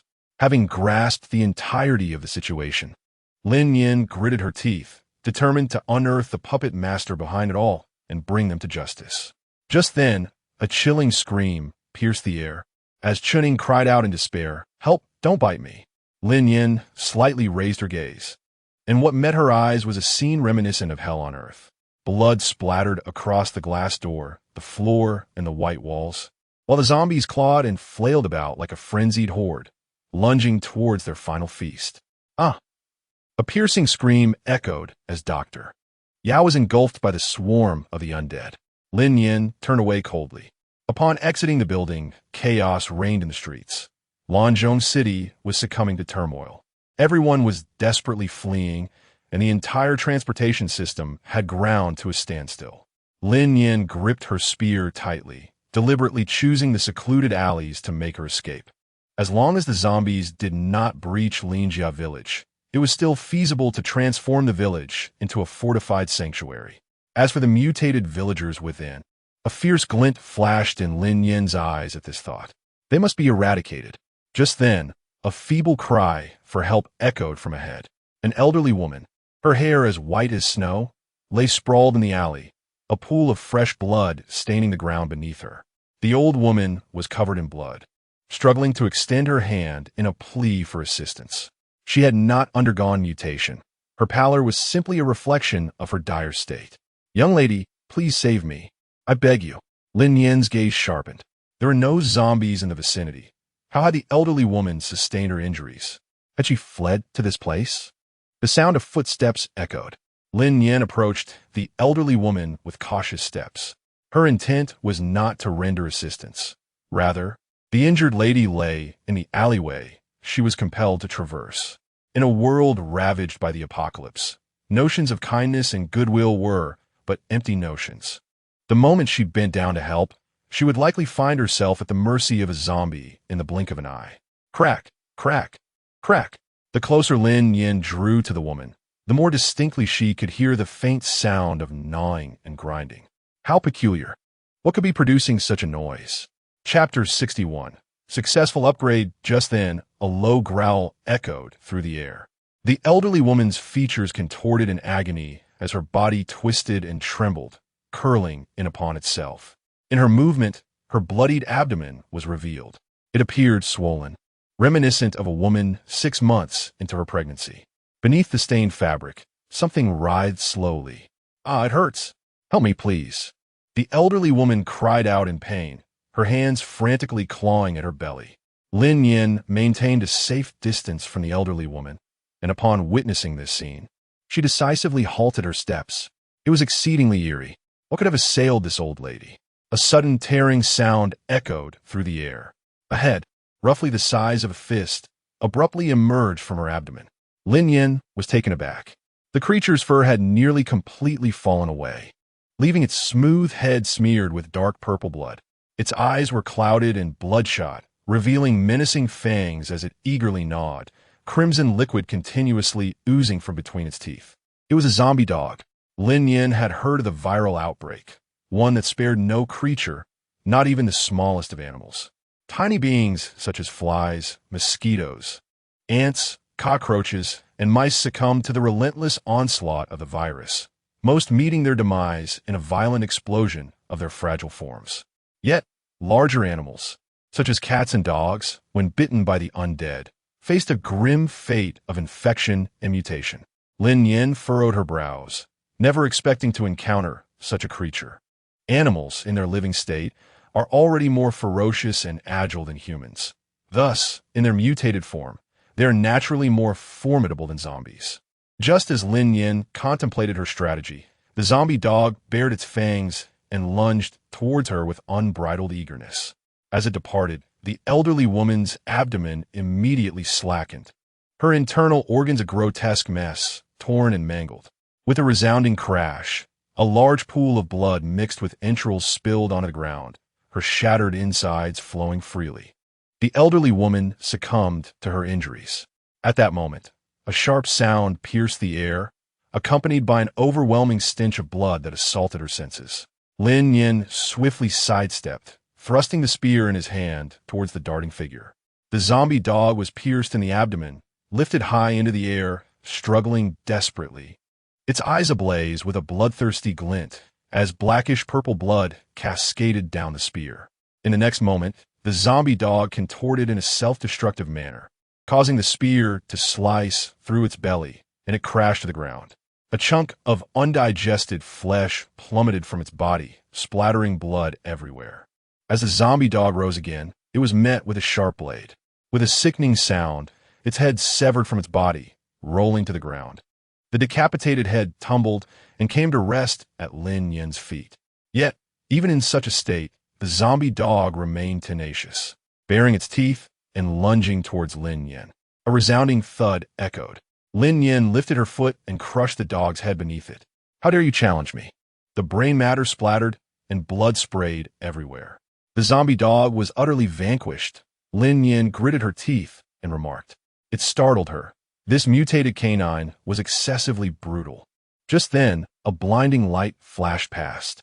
Lin Nianshuang's eyes sparkled as she stirred the pool of crimson with her spear. Before her appeared a radiant crystal, roughly the size of a pea. Lin Nian, disregarding the filth, joyfully picked it up. The crystal core. She had only heard of it, never seen it before. After rinsing it with mineral water, a milky white spherical crystal core emerged. The currency of the apocalypse. The crystal core contained immense energy. Those with supernatural abilities could absorb it, enhancing their powers and elevating their levels. Ordinary individuals could exchange the crystal core for any resources they desired. However, the crystal core only formed within the brains of mutated zombies and animals, serving as their source of strength. Yet, not every zombie possessed a crystal core. Among 1,000 zombies, perhaps only a few would have condensed one. Naturally, higher-level zombies in the later stages were typically those endowed with crystal cores. Lin Nian, with a bright smile, had just acquired a crystal core. Today was indeed fortunate for her. As the virus erupted, she was fortunate enough to receive a crystal core. The core, tossed by Lin Nian, fell directly into the small pool within her space. In the next moment, the emerald surface of the pool rippled, the water roiling, and dense mist began to rise. After absorbing the mist, the dark energy within the pool grew more solidified. Soon, Nian, we shall meet again shortly. Following this, a deep, magnetic voice resonated within the space. Unbeknownst to Lin Nian, events were unfolding in her space. As she stepped out of the narrow alley, suddenly, her blood began to boil, and her body temperature soared to an unbearable level. The heat was intolerable. A frenzied power surged violently within her, causing her legs to weaken, nearly bringing her to her knees.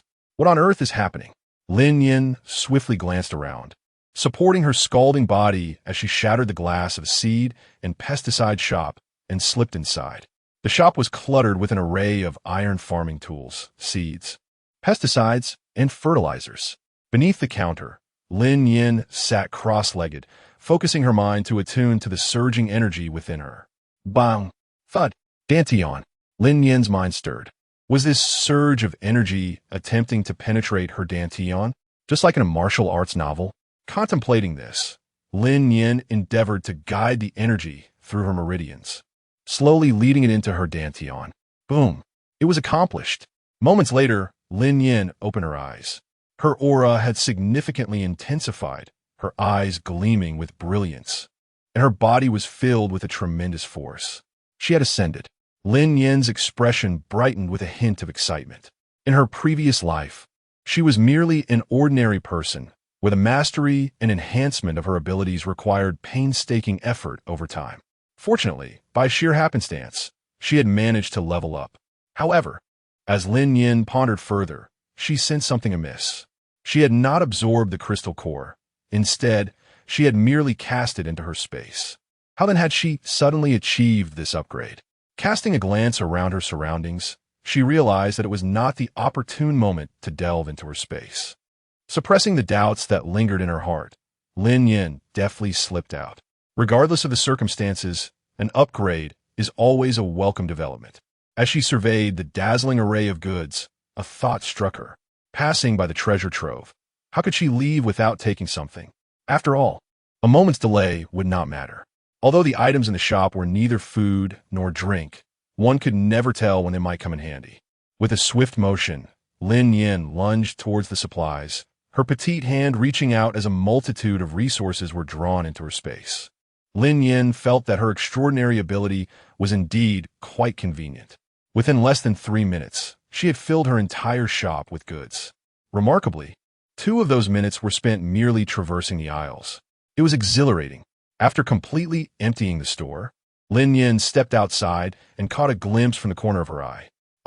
Adjacent to her was an expansive agricultural supply store, stocked with various models of harvesters and seeders. Chapter 62. Frenzied looting with a resounding crash. Without a moment's hesitation, Lin Nian brandished her spear and shattered the glass of the shop. At this moment, it was already 10 in the morning. The street was desolate, devoid of any human presence. Such a splendid opportunity was not to be squandered. Regardless of whether she would have use for the items or not, she intended to seize everything. In a frenzy of looting, she plundered one establishment after another, leaving behind an immaculate trail in her wake. After about an hour, Lin Nian had cleared the entire commercial street. Floors, paint, tiles, curtains, guardrails, bathroom fixtures, solar generators, barbed wire, agricultural products, clothing, and even various books from the stationery store. Nothing escaped her grasp. The exhilaration of it all was indeed intoxicating.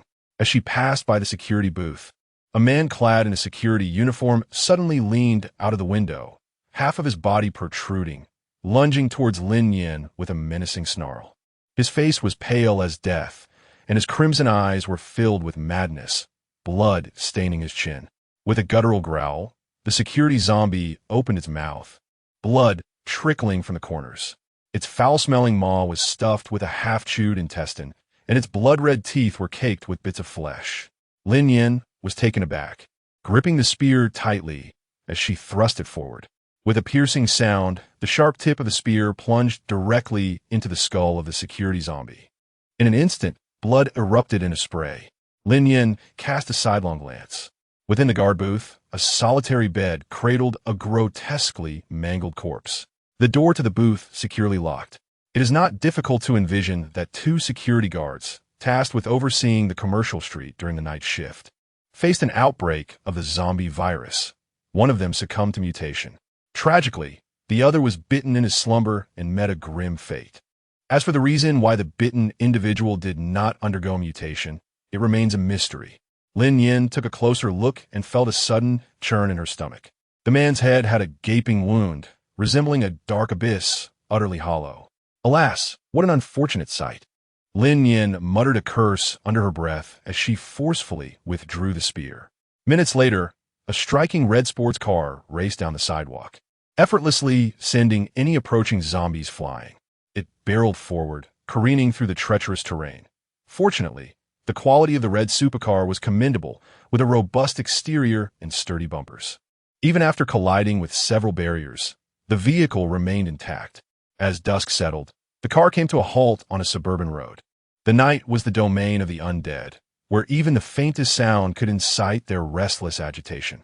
Lin Nian dared not drive away at night, so she parked her car by the roadside, lying still, hoping the zombies would overlook her vehicle. Meanwhile, Luo Chun and his companions arrived at Linjia village by helicopter. The village was surrounded by a formidable 5-meter-high barbed wire fence, reinforced every 2 meters by stout steel pipes. Outside the village, a dozen mutated zombies clung to the fence, shaking it vigorously and howling. Luo Chan furrowed his brow, instructing, "First, eliminate the zombies outside." Understood. She had invested a substantial sum to customize this barbed wire. She could not allow a few zombies to render it futile. Once connected to high-voltage electricity, this barbed wire would become an effective line of defense. Bang! A gunshot rang out as Guo Qianqian raised her weapon, skillfully blowing off a zombie's head.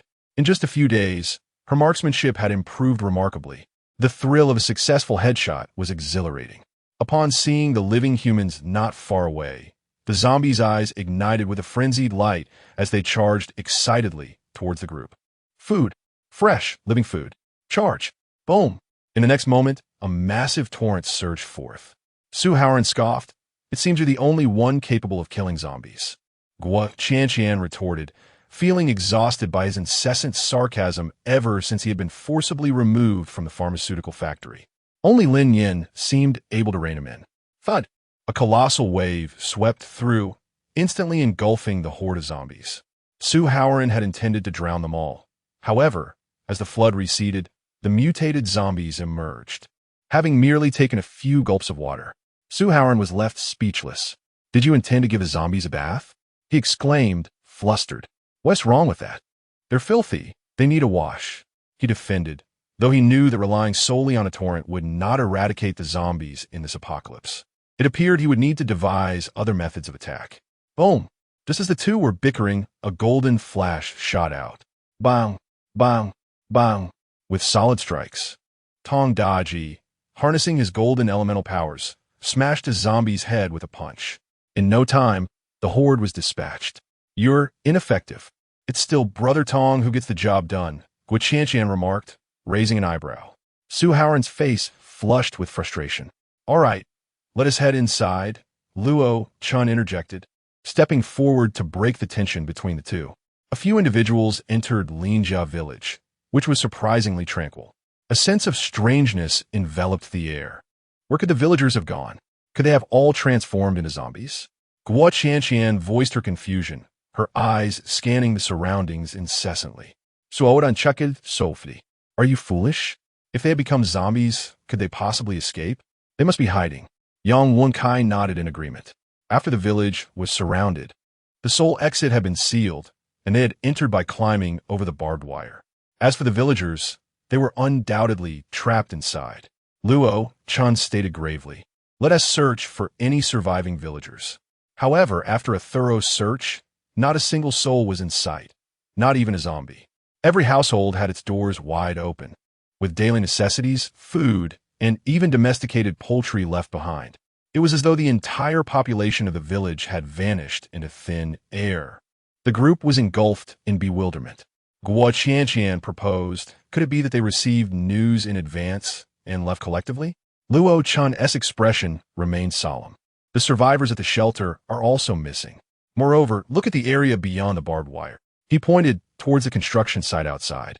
The excavators and tools are still here, and even the reinforcing materials you purchased have yet to be moved. It doesn't seem like a planned escape, but rather a hasty retreat. But where could they have gone? Luo Chun shook his head, unable to fathom that the villagers had hidden underground.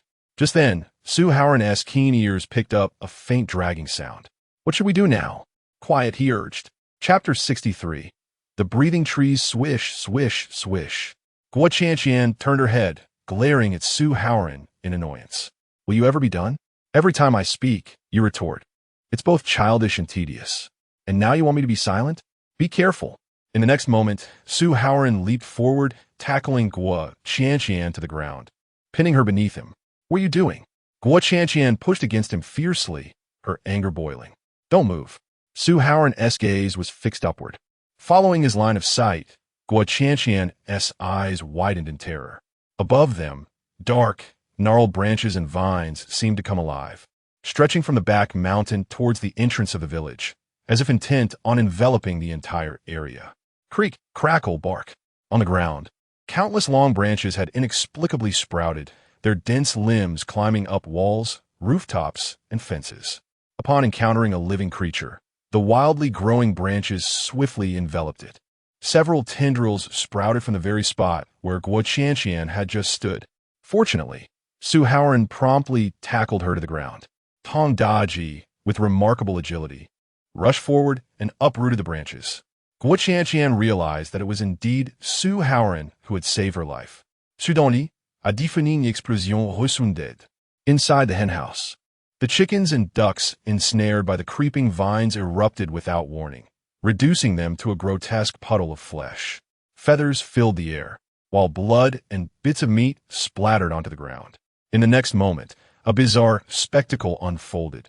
The earth of the henhouse appeared to breathe, drawing all the remnants of flesh into its depths, leaving no trace of the bloodied feathers behind. Guo Qianqian felt a chill run down her spine. "Get away." She pushed Su Howard off her and stood up, hopping away from the henhouse. This village had witnessed a mutation in its flora. The odds of encountering such an occurrence were infinitesimally low. "What bad luck. We must leave at once." "We need to clarify things," Luo Chun insisted, unwilling to depart so easily. After all, He had promised to look after the relatives of those in the bureau. Now, with not a single trace of the survivors found, he was reluctant to abandon the search. Although the virus could cause mutations in animals and plants, the likelihood of such transformations was far less frequent than in humans. Yet, once mutated, these entities proved to be more formidable than humans. Guo Qianqian urgently explained, "Take this mutated plant, for instance. Its power surpasses that of wood-type ability users, comparable to a man-eating flower. Once ensnared, ability users could be drained of their powers to the point of death, while ordinary creatures would merely serve as fertilizer." The group fell silent, the gravity of her words sinking in. Luo Chen inquired, "Is there any way to eliminate it?" Ultimately, he remained reluctant to relinquish this place. The villagers of Linjia village, survivors of the National Security Bureau, are those he wishes to protect. They must locate that mutated plant and uproot it entirely. The crowd has retreated to the edge of the barbed wire, and Guo Qianqian, gritting her teeth, declared that the entirety of Linjia village has been devoured by the plant, and it will not be long before the village transforms into the territory of the mutated flora. Any living creature within will become its sustenance, and as it grows, it will continue to spread outward. Damn it, her money, her sanctuary, all for naught. If only Lin Nian were still here, she would incinerate it in flames. Young Wen Jai, hiding behind Luo Chen, spoke in fear, longing for Lin Nian. Upon hearing Lin Nian's name, Luo Chen's body stiffened, and his gaze involuntarily dimmed. He missed Lin Nian dearly as well. Without Sister Nian's fire, I still have my water. It may not be possible to burn it, but it shall surely drown. Su Haoran declared indignantly, a faint blue light coalescing in front of his chest. Lin Nian is no longer here, so he shall protect her village. Are you foolish? Watering plants makes them grow faster. In the next moment, Guo Qianqian slapped Su Haoran on the head. What do you propose we do? Su Haoran, having relinquished his powers, asked defiantly. Guo Qianqian's gaze fell upon the hillside behind the village. Everyone was reluctant to abandon Linjia village. Thus, they had no choice but to fight with all their might. If they could locate the mutated tree, Linjia village would be saved. Ascend the mountain. With a single command, Luo Chen unsheathed the large machete from his back and resolutely made his way toward the hillside. Su Haoran scanned the surroundings and hoisted a hoe. Charge. Let us destroy it. Upon seeing this, Guo Qianqian picked up a sickle from the ground, and even Yang Wenkai sought a sharp kitchen knife. It's merely tree cutting. What is there to fear? Whoosh, whoosh, whoosh. Before the group could approach the hillside, a series of piercing sounds erupted. Countless dark green branches surged toward them. Luo Chen took the lead, wielding his machete, and slashed vigorously. Thwack, thwack. The branches were severed, spraying a viscous, foul-smelling green sap everywhere. Instantly, the air was thick with an unpleasant stench of decay. United in purpose, everyone brandished their weapons to confront the branches. This was a battle of endurance. Fortunately, the plants of Linjia village had only recently mutated and were still relatively weak. 3 hours later, Guo Qianqian could no longer lift her arms, and Su Haoran lay exhausted. In the group, only Luo Chen and Tong Daji retained any fighting spirit. Su Haoran lay on the ground, gasping at the sky. I can't go on. Let it consume me. I can't even lift a finger. This is utterly tormenting. Guo Qianqian, drenched in sweat, half squatted down, her sickle embedded in the earth for support. Captain, perhaps we should just give up. If we fail to find that mutated plant, we might exhaust ourselves to death. I truly cannot continue. Suodan. Guo Qianqian. Damn, is there such a form of training? It's relentless. Just then, Su Haoran slightly turned his head, and out of the corner of his eye, he caught sight of a tea tree. The tree was lush with foliage, its trunk as thick as a wrist, standing solitary in a hollow of the mountain. Su Haoran, possessing a modicum of knowledge, understood that such a tea tree had likely thrived for decades, if not centuries, classifying it as a rare gem among tea trees. The leaves it bore were both scarce and precious. Suddenly, Su Haoran's eyes widened in astonishment. He felt as though the tea tree was moving. No, to be precise, its trunk seemed to take a breath. Like a human, it inhaled and exhaled, its chest rising and falling. It has moved. Su Haoran gasped in astonishment, as if he had seen a ghost. In an instant, both Luo Chun and Tong Daji's gazes were fixated on the mutated tea tree. The next moment, Tong Daji surged forward with great speed. Chapter 64. Constructing a Sanctuary Squeak. Squeak, squeak. Sensing the surge of golden energy emanating from Tong Daji, the branches and leaves of the tea tree began to thrash wildly. Excited squeaks resonated through the air. Whoosh, whoosh, whoosh. In a flash, the tendrils entangling Luo Chun shot swiftly towards Tong Daji. This is it. Luo Chun gripped his machete and charged towards the mutated tea tree, simultaneously shouting, "Guoqianqian, use your gun." Relying solely on Tong Daji might not suffice to contend with a mutated tea tree. They must unite their efforts. Upon hearing this, Guoqianqian gritted her teeth and retrieved a gun from her spatial pocket. Her trembling hands aimed at the tea tree. Bang, bang, bang. She fired several shots in quick succession, but each bullet was either deflected or intercepted by the branches and vines. "Are you capable or not?" Su Haoran quipped from the side, his expression fraught with anxiety. Smack! In the next moment, Guoqianqian, in frustration, tossed aside the gun, saying, "If you're so capable, you try." Exhausted, she lamented her lack of precision. "Fine, I'll give it a shot." Bang, bang, bang. A few bullets were discharged, yet none even grazed the edges of the tea tree. Suodan. Awkward. Boom. Just then, Tong Daji clenched his fist and unleashed a powerful punch. In an instant, golden light erupted. Wherever the golden radiance passed, the mutated vines and branches turned to ashes. Simultaneously, Luo Chun, taking advantage of the cover provided by the golden glow, swung his machete down fiercely. Thud! The sharp blade struck the trunk, and crimson blood gushed forth immediately. Luo Chun was left in disbelief. He could hardly fathom that a mutated tea tree possessed such vibrant red blood. How? The mutated tea tree emitted a painful wail. Its gnarled roots anchoring it to the earth suddenly uprooted. Whoosh! A mud-encrusted root was hurled directly at Luo Chun. Bang! Struck by the root, Luo Chun was sent flying through the air, shouting, "Brother Tong, now is the time." A powerful roar erupted. Tong Daji dashed beneath the mutated tea tree, gripping its trunk tightly. With all his strength, he exerted himself to uproot the entire tree. Puffed. In an instant, a torrent of dark blood gushed forth from the gaping hole in the ground, thick and viscous, mixed with undigested raw chicken. Guoqianqian stared, wide-eyed and exhilarated, exclaiming, "Wow, I didn't realize Brother Tong is quite the beast." Su Haoran scoffed, "You're infatuated." And then, the mutated tea tree withered at a visibly alarming rate, leaving the soil behind, and within mere seconds, it transformed into a thick pool of crimson liquid. A fragment, no larger than a fingernail, fell to the ground.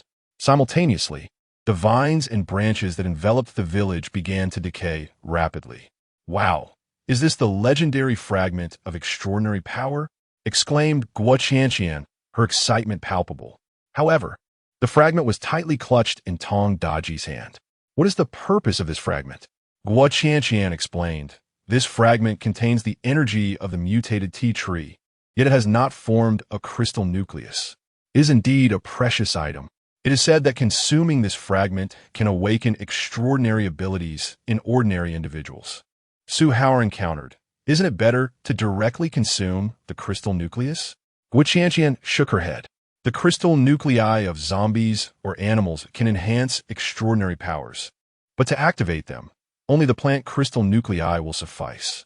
Although this is merely an incomplete fragment of a crystal nucleus, the fortune of acquiring it at this moment is considerable.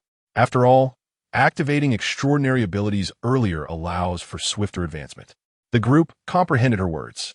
After a moment of deliberation, Tong Daji approached Luo Chun and opened his palm, saying, "You should consume it." Yang Wenkai looked on eagerly. Luo Chun placed the fragment into his pocket, stating, "Let us discuss this later. We must descend the mountain first." Upon reaching the foot of the mountain, to prevent further mutations of the tea trees, everyone prepared torches, cutting down trees to burn the hillside.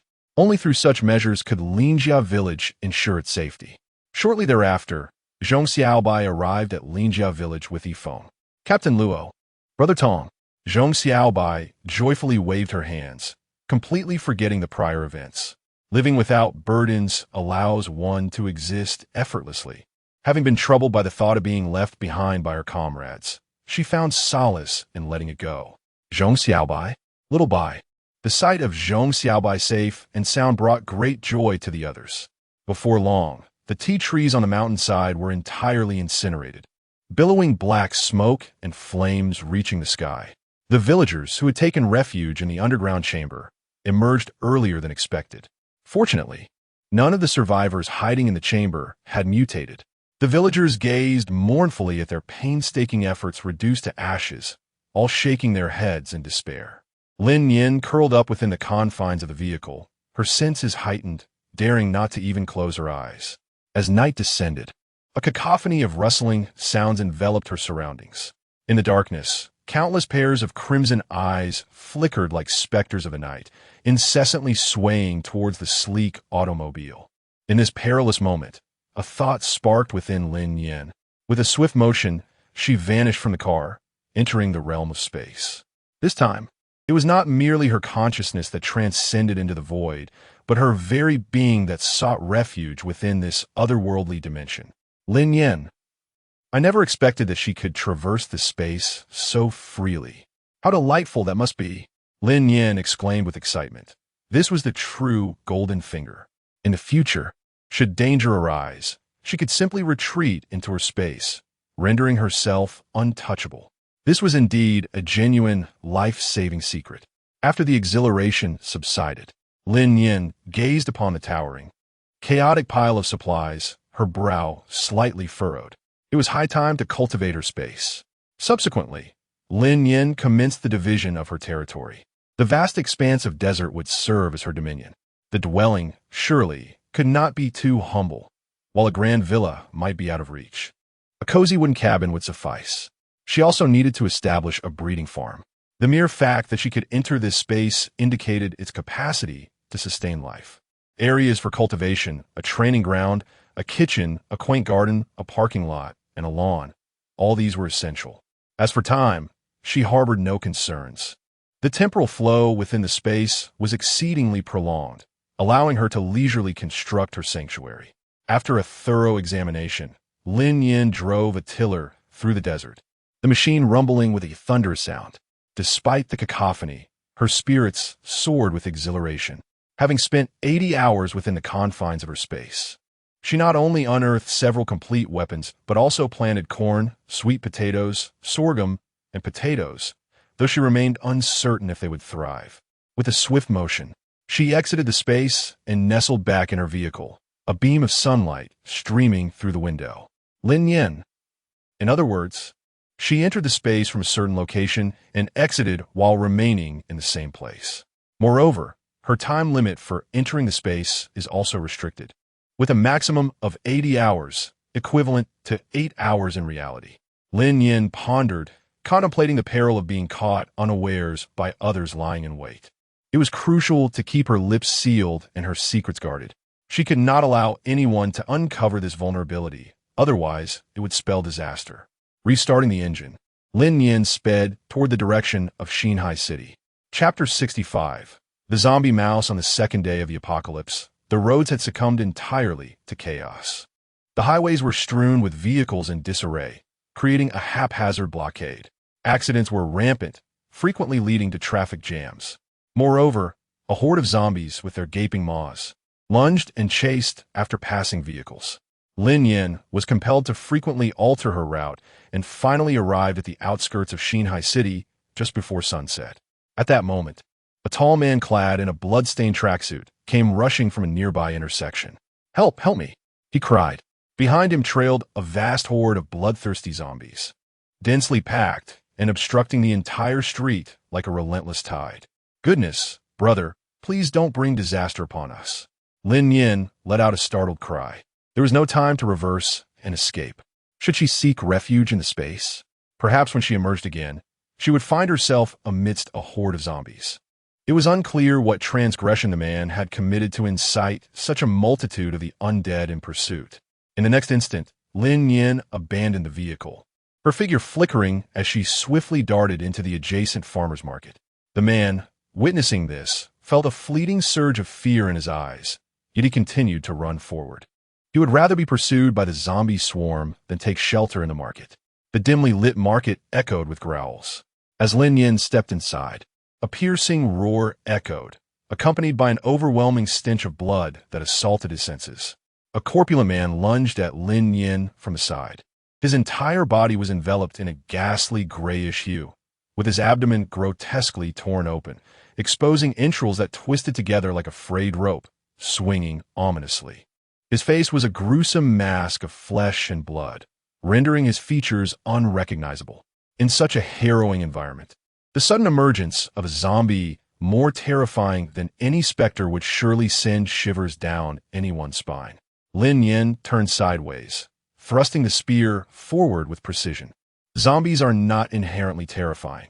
What is truly fearsome is the lack of courage to confront them. Much like the fleeing man who, paralyzed by fear, could only run. Ultimately, he would tire, unable to escape any longer, and become nothing more than a meal for the undead. In the presence of a zombie, there is but one command: act decisively. It is either you who vanquishes it, or who claims you. In this apocalyptic existence, the brave will triumph.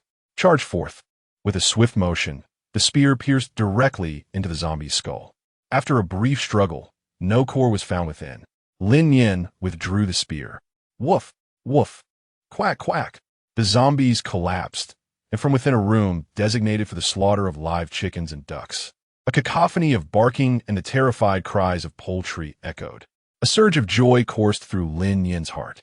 Her space was in need of some poultry, and the recent revelation that her domain could accommodate living creatures left her utterly captivated. Following the source of the sound, Lin Nian discovered a cage in the slaughterhouse filled with numerous chickens and ducks. A filthy, scruffy dog was tethered to a post, its size barely surpassing that of a corgi, yet its demeanor was decidedly fierce. The dog bared its teeth, its fierce gaze fixed on the dimly lit corner, resembling a fearless warrior standing guard over the poultry behind it. Lin Nian's eyes glimmered with admiration. Animals possess an innate understanding of humanity, particularly domestic dogs, who, regardless of the circumstances, faithfully safeguard their homes and their owner's possessions. Let's commend the little puppies. Though Lin Nian held a sense of admiration, she refrained from recklessly entering the slaughterhouse. Instead, she emanated a subtle wave of spiritual energy, meticulously sensing the surroundings. Suddenly, a faint squeaking sound reached her ears. In the next moment, a fireball shot into the corner. In the dimly lit recess, countless red dots flickered, densely clustered together in a vast array. Lin Yindong felt a shiver run down his spine. Goodness, it was a horde of zombie mice, countless in number. Lin Nian turned and fled. She began to comprehend why that man refrained from seeking refuge in a market, as well as the origin of the horde of zombies pursuing him. They were all the undead from the agricultural market. The man must have witnessed the swarm of zombie rats within the market, which compelled him to rush out recklessly. Zombie rats, as Lin Nian recalled from her previous life, were the most repulsive entities. They retained the habits from their living days, moving swiftly and adept at concealing themselves, preferring to linger in shadowy corners. A single poke could unleash a swarm, and once attacked by a horde of zombie rats, one would be devoured to the very bone. If one were to succumb to a zombie's bite, they could mutate into a zombie themselves. Encountering them truly meant leaving nothing behind. Lin Nian dashed swiftly towards the market exit, with a horde of ravenous zombie rats surging behind him like an unrelenting tide.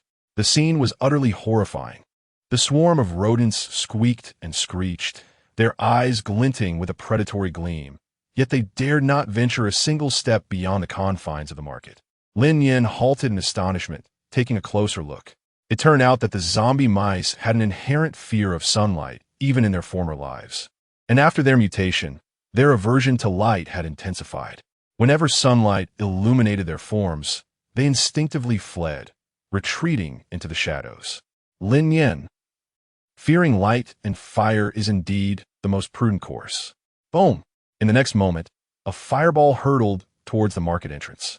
The dense swarm of rats squeaked and scattered in disarray. The fireball detonated, incinerating a considerable number of the zombie rats. Soon, the remaining zombie rats regrouped, frantically screeching and howling at Lin Nian. Lin Nian's lips curled into a smirk. No matter how fiercely they roared, they dared not emerge.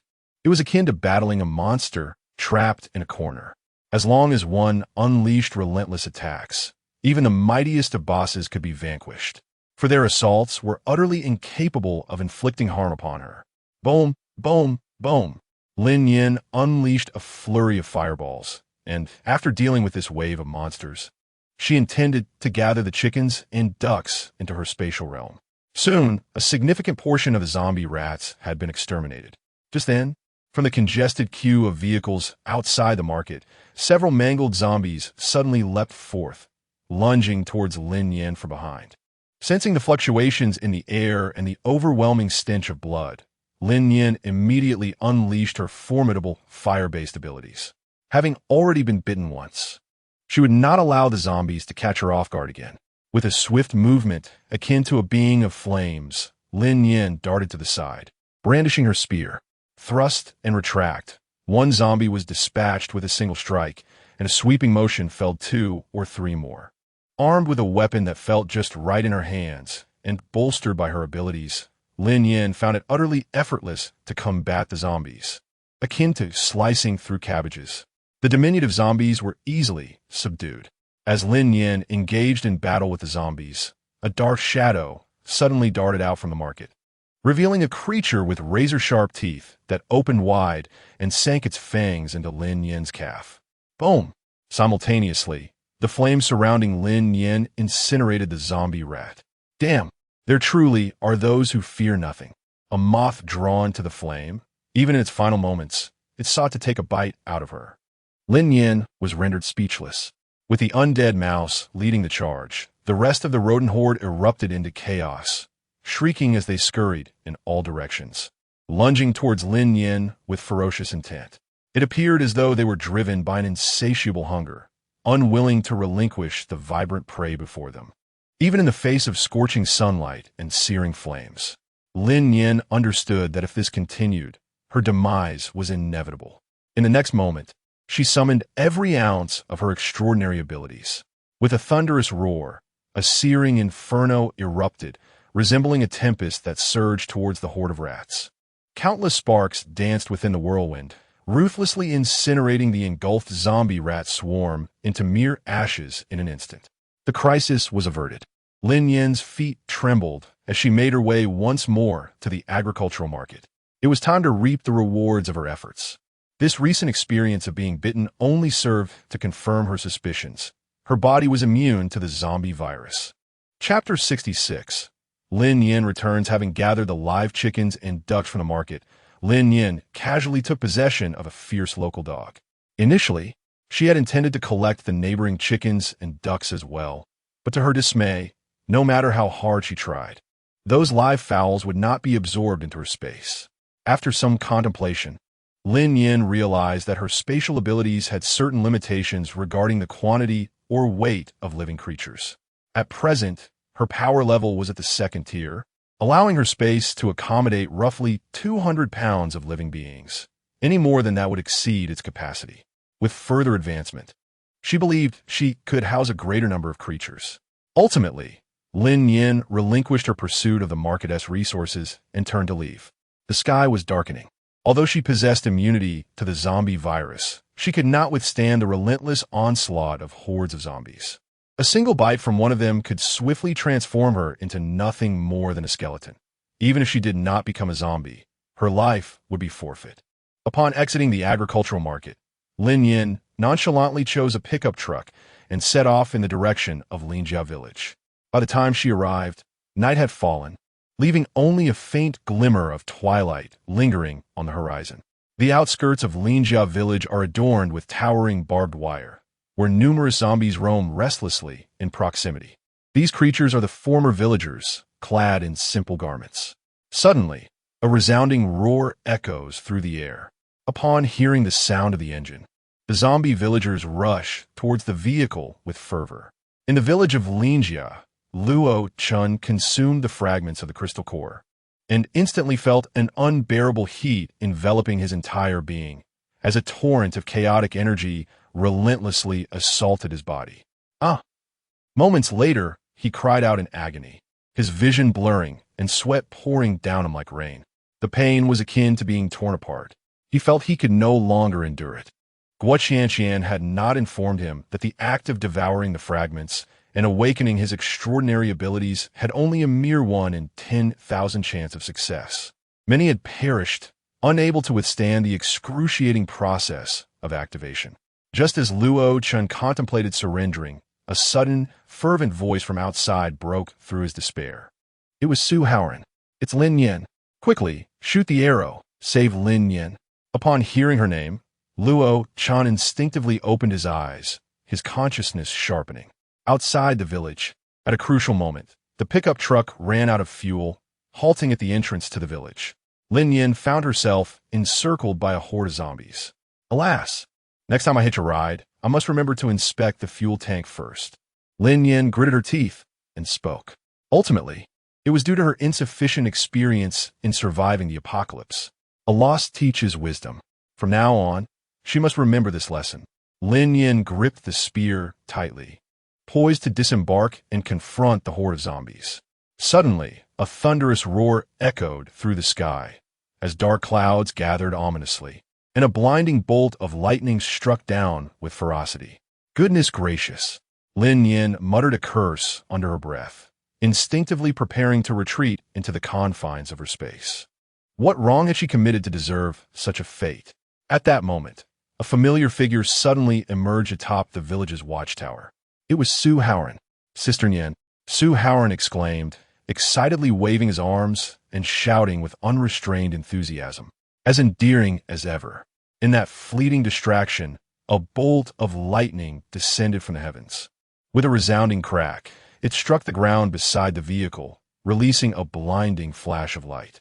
The surrounding horde of zombies was instantly propelled away by the tremendous force.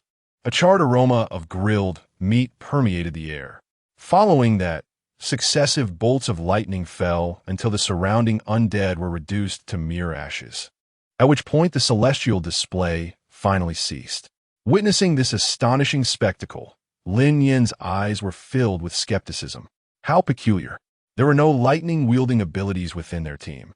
From whence did these bolts originate? In the next moment, the iron gate of Lin family village swung open, revealing a tall figure standing at the threshold. Lin Nian stepped out of the car in a daze. Luo Chan exuded a profound aura, as if he had undergone a transformation, embodying an entirely different essence. The former Luo Chan was cold and taciturn, radiating a sense of righteous vigor. Yet at this moment, he appeared as gentle as jade, with an ethereal quality enveloping him. Lin Nian could hardly believe her eyes. As they gazed at each other, their glances intertwined. An infinite longing permeated the air. The atmosphere was tinged with a subtle ambiguity, leaving Lin Nian momentarily at a loss for words. "Sister Nian," he exclaimed, "I knew you were alive." At that moment, Su Haoran rushed out, his eyes glistening with tears. Lin Nian. They had thought she was dead. Indeed, given the magnitude of the explosion, the odds of survival were minuscule. "Oh, you terrified me." In the next moment, tears cascaded down Su Haoran's cheeks as he extended his arms towards Lin Nian. Reunited at last, all he desired was to hold Lin Nian tightly. Suddenly, the air trembled as a fierce wind swept through. Lin Nian was pulled aside by Luo Chun. Bang! Su Haoran fell to the ground, completely unprepared. Lin Nian. The speed of Luo Chun is astonishing. That flash of lightning must have been unleashed by him. Has he become an extraordinary being? Gon Nyanyi. You're alive? Su Haoran exclaimed with excitement. At that moment, Guo Qianqian rushed out, and upon seeing Lin Nian, words of astonishment escaped her lips. What on earth? Guo Qianqian, what do you mean by that? Are you wishing for Nian Jia's demise? Su Haoran shouted in discontent. Guo Qianqian, an utterly unreasonable man. Shortly thereafter, Tong Daji, Zhong Xiaobai, Yang Wenkai, and Zhang Bo also emerged. Upon catching sight of Lin Nian, joy sparkled in their eyes. The group then entered Lin family village. Lin Nian gazed in astonishment at the transformations within the village. In just a single day, a guard post and arrow towers have been erected, with groups of 8 villagers, each armed with a weapon, taking turns to patrol the settlement. The Lin Jia village has begun to take on the form of a foundational base. In the Lin family's ancestral home, the crowd exchanged excited and eager inquiries regarding Lin Nian's circumstances. Lin Nian merely stated that the explosion had caused a spatial turbulence, which had transported her and Song Xiaowei to another location.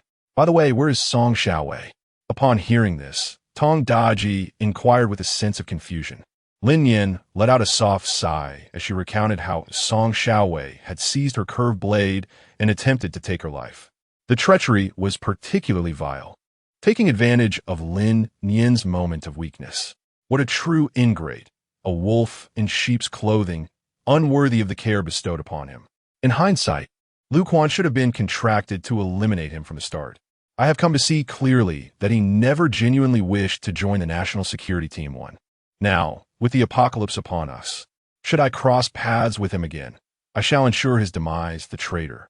The crowd seethed with indignation, voicing their outrage vehemently. Lin Nian waved her hand dismissively. A weapon can reveal one's true nature. It is in fact quite worthwhile. She then added, by the way, I have gifts for you all.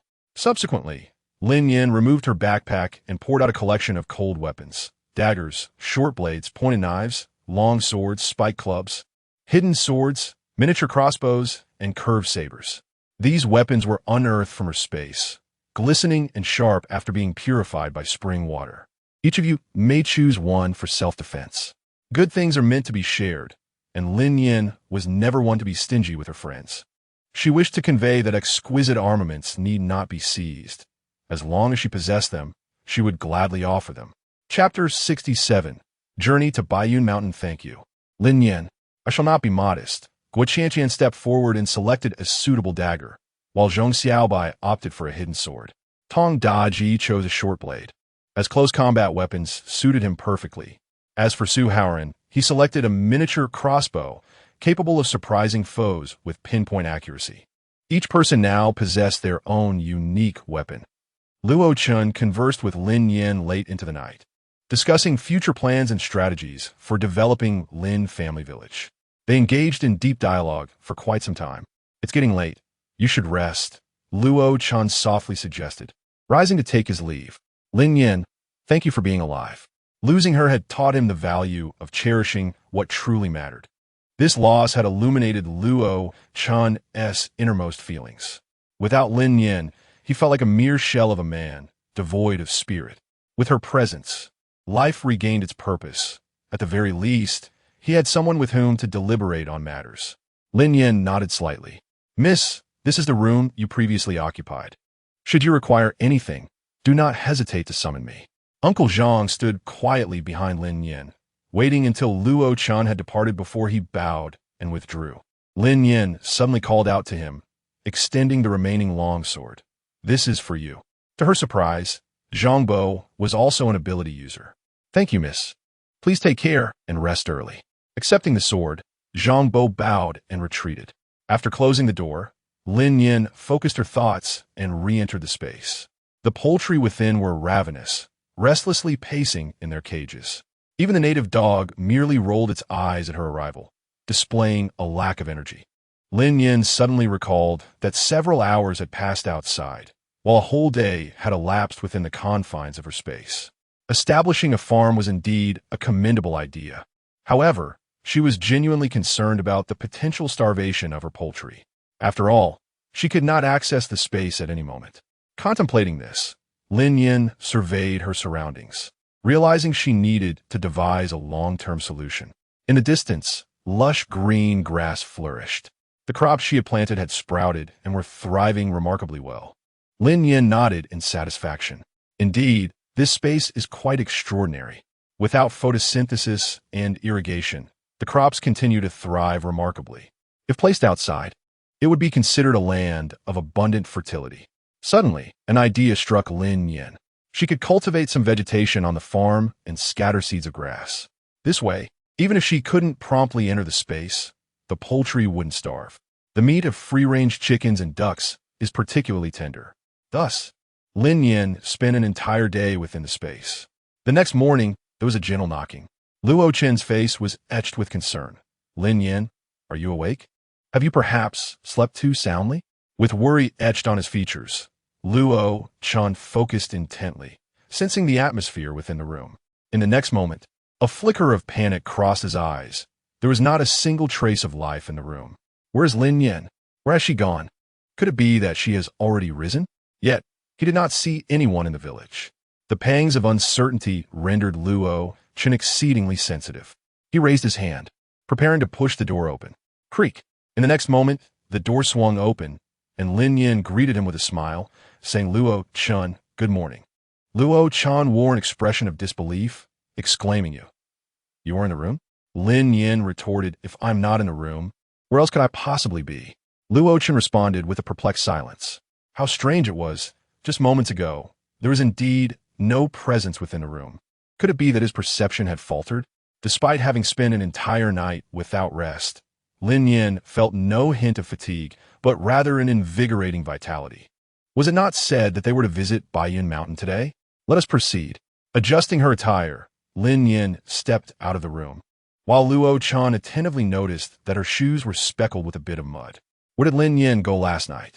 Luo Chen's eyes flickered with intrigue, yet he refrained from pressing for answers. He understood that Lin Nian harbored secrets. Soon, a rescue helicopter ascended slowly from Linjia village, heading towards Betrayal Mountain. The national security team was divided into two smaller groups. Luo Chen, Lin Nian, Zhong Xiaobai, and Yifeng ventured towards Betrayal Mountain, while Su Haoran, Guo Qianqian, Tong Daji, and Zhang Bo remained in the village to construct defensive walls. As for Yang Wenkai, a competent assistant and versatile talent, piloting the helicopter was naturally his responsibility. The division of labor had been discussed the previous evening. Lives needed saving, the base had to be fortified, and supplies could not be neglected. On the third day of the apocalypse, the city lay in ruins. Roads were choked with congested vehicles. Towering buildings stood lifeless, and most storefronts were firmly shuttered, with a few having been forcibly breached. The sounds of gunfire and explosions echoed through the air, accompanied by plumes of black smoke. As a city densely populated with reincarnators, Xinhai City transformed into a haven for them in the initial days of the catastrophe. While ordinary citizens sheltered at home, awaiting rescue, the reincarnators emerged, wreaking havoc, pillaging resources, and slaying zombies. Thus, Xinhai City descended into greater chaos than other cities. An hour later, the helicopter landed atop Betrayal Mountain.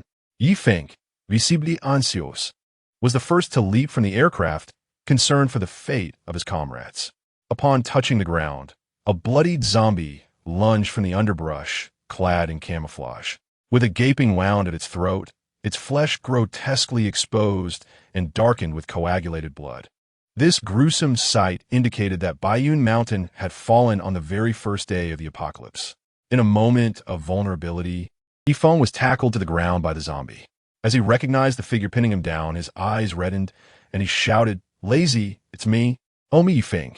Wang Lei, his dorm mate, had entered the military in the same year, serving together in the same company, having shared 5 years of camaraderie. Yifeng could hardly fathom encountering Wang Lei again under such dire circumstances. The zombie's eyes gleamed with a ravenous hunger, and regardless of Yifeng's struggles and cries, it lunged, intent on devouring his flesh. At that moment, Lin Nian and the others disembarked from the helicopter. Zhong Xiaobai, seeing Yifeng in peril, rushed forward, only to be restrained by Lin Nian. Let him handle it, she urged. If Yifeng could not overcome this psychological barrier, survival in the apocalypse would prove exceedingly difficult. Slaying zombies was not inherently challenging. The true difficulty lay in turning one's weapon against former friends, family, or loved ones. Many found it impossible to take such action. Lazy, I am so sorry. As he gazed upon the former friend who had transformed into such a ghastly figure, Yifeng's heart ached profoundly. In an instant, he thrust his knee forward, sending the zombie reeling away. With a swift motion, a small, exquisite dagger pierced directly into the creature's skull. Chapter 68. The speed of the mutated zombies noticing the weapon in Yifeng's hand. Lin Nian raised an eyebrow, her peripheral vision darting towards Zhong Xiaobai. If her memory served her right, it was Zhong Xiaobai who had chosen that very dagger last night. How did it come to be in Yi Feng's possession? With tears brimming in his eyes, Yi Feng withdrew the dagger, collapsing helplessly to the ground. He had just taken the life of a once-beloved comrade. It was an act of cruel torment. Yi Feng, are you all right? Blood splattered as the zombie fell, and Zhong Xiaobai rushed over, her face etched with concern. Surely, Yi Feng's heart was laden with sorrow at that moment. Roars echoed around them, as hordes of zombies surged towards the helipad atop the mountain, clad in tattered, blood-stained camouflage. Their crimson eyes glimmered with a thirst for blood. The scent of the living, the allure of fresh prey, ignited their frenzied howls, resembling leeches in their relentless advance. Prepare for battle, Luo Chan commanded gravely, drawing forth his hefty blade. The relentless tide of zombies left them no avenue for escape. They could only retaliate head-on. Yi Feng, suppressing his grief, rose to his feet, his gaze resolute. His comrades had devoted their lives to safeguarding their homeland. They would never wish to become bloodthirsty monsters. He would grant them release. With veins bulging at his temples, Yi Feng charged forward, shouting. The sharp edge of his sword cleaved into the forehead of a zombie, parting the thick skull and lodging the blade within. Lin Nian, rest in peace, he murmured, exerting all his strength to withdraw the dagger. The zombie collapsed slowly, its lifeless eyes fixated on Yi Feng. Chenju, rest in peace. Liu Hai, Li Yunyu. Yi Feng, as if possessed by a war god, swung his sword again and again. Each zombie he encountered a former comrade. He remembered every name. Crackling thunder and flames intertwined, raining down upon the horde of zombies. 3 minutes later, the helipad was strewn with lifeless bodies. The battle had concluded. Yi Feng, do you know where the granary is? Luo Chan inquired softly, aware there was no time to tend to the battlefield. Yi Feng nodded solemnly. Let us go. They made their way to Baiyin Mountain, driven by the dual purpose of rescue and the acquisition of supplies. As a secondary refuge, Li Guowei had stored a substantial amount of supplies here. When they departed, they did not take anything with them. Guided by Yi Feng, the group fought their way through hordes of zombies and finally arrived at the warehouse where the grains were kept. With a resounding crash, the heavy doors of the sealed warehouse swung open, releasing a fragrant aroma characteristic of millet that enveloped them. The warehouse was filled to the brim with unprocessed rice, piled high like a mountain. However, the rice was not neatly packaged in bags. Instead, it was scattered haphazardly throughout the space. Zhong Xiaobai's storage could not absorb the rice all at once, necessitating a gradual collection, piece by piece, which proved to be quite slow. Lin Nian observed the situation with keen eyes, her heart filled with urgency. When would this be completed? If only Guo Qianqian were here, or perhaps someone capable of swiftly gathering all the rice within would alleviate much of the burden. Luo Chan turned his gaze towards Lin Nian and suddenly spoke. Lin Nian's heart sank. Did he discover something? There was no remedy. None of us were spatial ability users, and we could only wait patiently. I must guard my secret closely and ensure it remains concealed. It is not that she is unwilling to collaborate with Luo Chan and the others, but rather that she wishes to keep a card up her sleeve at all times. Only then can one survive longer. Oh, a glimmer flickered in Luo Chen's eyes as he softly exclaimed. Just then, a shriek erupted from Zhong Xiaobai. A skeletal arm emerged unexpectedly from the pile of grains, seizing Zhong Xiaobai with no warning. In an instant, Zhong Xiaobai was thrust forward, plunging into the heap of grains. One must understand that a mound of grains resembles a mire. Once ensnared, it is exceedingly difficult to escape.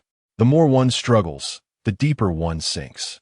Zhong Xiaobai fought desperately, and in the blink of an eye, much of her body was engulfed by the grain pile. Xiaobai! Yi Feng cried out in terror as he rushed forward. Luo Chen's palm was charged with a luminous sphere of power. How could there be zombies here? Yang Wenkai gazed at Zhong Xiaobai with a tense expression. He too yearned to rush forward and save her. Alas, he lacked any abilities or combat prowess. It was truly maddening. Lin Nian shouted loudly, Zhong Xiaobai, do not move. In the next moment, a long whip suddenly appeared in her hand. Luo Chan thought to himself, I knew Lin Nian possessed spatial abilities, yet she still refuses to admit it. With a swift motion, the whip cracked through the air, securely ensnaring Zhong Xiaobai's left foot. With a powerful tug, Lin Nian yanked, and Zhong Xiaobai flew out from the grain pile. A gaunt zombie clung tightly to her arm, soaring out alongside her. The zombie bore no visible wounds. Its skin was taut against its bones, resembling a desiccated corpse. "Ah, help!" Zhong Xiaobai screamed, suspended in midair, her face as pale as parchment. The gaunt zombie opened its cavernous mouth, its rows of teeth snapping together frantically, reminiscent of a piranha surfacing for prey. With a thud, Zhong Xiaobai and the zombie landed, one after the other. "Zhong Xiaobai!" Yifeng rushed forward. "Roar! A deafening scream erupted as a fireball hurtled toward the zombie. Boom! In the next moment, the emaciated creature was blasted away, landing squarely in the mound of rice. Immediately, a rustling sound ensued, as the zombie burrowed into the straw like a cockroach returning to its nest. The onlookers stood dumbfounded. What was happening? Yifeng rushed to Zhong Xiaobai's side, helping her to her feet. "Are you all right?" he inquired. Trembling with fear, she shook her head. "I almost got bitten to death by that zombie. It can dig," she pondered. "Could it possess Earth-based abilities? Its speed was astonishing. We must be cautious." Just then, several grains of rice erupted from the pile, scattering everywhere. As shadows darted past, Luo Chen remarked, "Are the mutated zombies emerging from the grain heap? But where are the others?" He quickly scanned the surroundings. Above, Lin Nian shouted suddenly, prompting everyone to look up. Hanging from the rafters of the warehouse were 3 similarly sized zombies, with their mouths agape, revealing rows of glistening teeth. They lunged toward the crowd. Whoosh, whoosh, whoosh. Several afterimages flitted by. The speed of these zombies was astonishing. Crack! A few bolts of lightning descended from the heavens. Yet they deftly evaded them. Just as the 3 zombies approached Yifeng and the others, a torrent of flames erupted from the side. Sizzle, sizzle. The fire engulfed all 3 zombies, crackling as it blazed, while the creatures emitted frenzied howls. Chapter 69. The psychic abilities. Yifeng narrowed his eyes. They're the shadow guards of the granary, to prevent covert grain theft. Each granary on the mountain is guarded by 3 shadow guards from the martial arts unit. They stand watch 24 hours a day, with shifts changing at the opening of the granary each day. It can be said that on the majestic Betrayal mountain, these shadow guards endure the greatest hardships. In their relentless pursuit to safeguard the provisions, they often go an entire day and night without tasting a morsel of warm food, subsisting solely on compressed biscuits and mineral water. To their astonishment, they too have succumbed to the fate of the undead. Upon hearing Yifeng's words, a sense of admiration arose among the crowd. Suddenly, a faint sound echoed, as if something had fallen to the ground. Lin Nian collected the flames. 3 zombies had been reduced to ashes, and on the ground lay a crystal nucleus, no larger than a pea. Wow, what is this? A crystal nucleus. Whoosh. Lin Nian swiftly picked up the crystal core. "Xiaobai, continue to collect," she urged. Zhong Xiaobai, filled with trepidation, nodded in agreement. She feared the reappearance of zombies amidst the rice piles. Yet, this was her duty, and there was no alternative. An hour later, Zhong Xiaobai had successfully gathered provisions from 3 warehouses, finally completing the stockpile. In the last warehouse, various weapons, ammunition, fuel, and armored vehicles were stacked high. All were collected without exception. Upon the completion of the material gathering task, Luo Chen spoke. "It is time to seek out Wu Xiaoyu." "Indeed," came the reply. Lin Nian allowed a soft hum. They had vowed to find Wu Xiaoyu, regardless of what happened to Betrayal Mountain in the event of an apocalypse. The group skillfully made their way to Wu Xiaoyu's room. The glass enclosure remained intact, and Wu Xiaoyu sat quietly in her wheelchair, assembling the blocks on the table. "Xiaoyu," Lin Nian called softly, relieved to see her alive. Wu Xiaoyu lifted her gaze slightly and offered a faint smile, before her attention returned to the blocks. It seemed as though she was unaware of the events unfolding outside. "Xiaoyu, I'm here to take you away from this place. Will you come with me?" Lin Nian cautiously spoke as she approached the glass house step by step. Suddenly, she was engulfed by an unprecedented sense of peril. The pores of her skin widened in an instant, and a chilling sweat began to seep out. Lin Nian involuntarily shivered. A sense of danger loomed. With a clang and a thud, the sound resonated. A colossal shadow descended upon Lin Nian's head. The shadow turned around, revealing an immensely large figure, its muscles bulging with an overwhelming force. The fabric of its clothing had long since torn apart, and deep, bone-visible scratches marred its chest. At first glance, it resembled a hefty individual weighing 300 to 400 pounds. However, upon closer inspection, it was none other than Captain Wu. How had he transformed into this? Both Luo Chun and Yi Feng simultaneously recognized the figure of Wu Xuebing. Before the apocalypse, Wu Xuebing had a robust and towering physique. However, after the cataclysm, he had transformed into a gigantic entity, as if he were swelling in size. Lin Nian was nearly unrecognizable. With a fierce roar, it charged towards the crowd. In an instant, the entire ground trembled, and the houses creaked ominously. "Run!" Lin Nian shouted decisively, turning and sprinting out of the room. The immense force exhibited was such that, if engaged in combat with the martial artist, it could potentially harm Wu Xiaoyu. Just as the martial artist was about to be lured from the room, a tender voice echoed, "Daddy, don't go." As the words fell, the colossal zombie came to an abrupt halt, obediently vanishing from sight. In the corridor, Lin Nian gazed in disbelief at this scene. A creature devoid of humanity was, astonishingly, responding to a little girl's plea. What should we do now? To flee or not to flee? Yang Wenkai maintained his escape motion, perplexedly inquiring. Luo Chan pressed his lips together. Lin Nian, communicate with Xiaoyu. We must take her away. Lin Nian nodded. Previously, she had conversed with Xiaoyu. Although Xiaoyu was not very talkative, she was an exceptionally understanding child. Xiaoyu, would you care to join us as we depart? Lin Nian spoke again. I will not leave. My father is here. But your father? Lin Nian was at a loss for words. Yang Wenkai, with an anxious expression, interjected. Captain Wu has transformed into a monster. If you do not leave, he will devour you. You speak nonsense. In response, Wu Xiaoyu shouted furiously, a glimmer of golden light flashing in her eyes. Lin Nian keenly sensed the fluctuation of psychic energy. It was a mental-type ability. Get out, she commanded. You villains. Father is not a monster. In an instant, Wu Xiaoyu's emotions surged, and she shouted fervently. Lin Nian urged, run. In an instant, a colossal zombie crashed through the door and wall, tumbling into the corridor and lunging toward the group. Suddenly, a torrent of flames erupted, instantly filling the narrow passage with searing heat. The gigantic zombie was engulfed by the inferno, unable to escape its fiery demise. A flicker of melancholy passed through Lin Nian's eyes. To be candid, Wu Xuebing was a commendable individual. In such a conspicuous scene of murder, he could have easily imprisoned them all. Yet, Wu Xuebing chose to show them mercy. This kindness had always been etched in Lin Nian's memory. She was reluctant to engage in conflict with him unless absolutely necessary. As an old saying goes, the most challenging debt to repay in this world is that of gratitude. Just then, a colossal zombie let out a deafening roar as it emerged from the raging inferno. Lin Nian's eyes widened in disbelief. How could this be? Her flames had proven invincible, reducing zombies to mere ashes. Why was a martial arts soldier unscathed? In the next instant, Lin Nian's gaze sharpened. The muscles of the martial arts soldier appeared as tough as bronze and iron. A mutant zombie of immense strength. The flames could not penetrate its skin. Crackle. At that moment, several bolts of lightning descended, striking the towering zombie directly. The force of the lightning caused the giant zombie to momentarily falter. It was effective.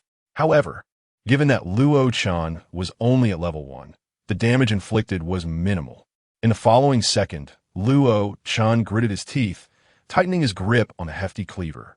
Since his abilities could not harm the giant zombie, he would have to resort to weaponry. Whoosh! Luo Chan swiftly maneuvered past Lin Nian, charging toward the colossal undead. Bang! With a powerful swing, he brought the blade down. Instantly, blood splattered as the sharp edge carved a deep gash into the giant zombie, exposing bone beneath. Roar! Boom!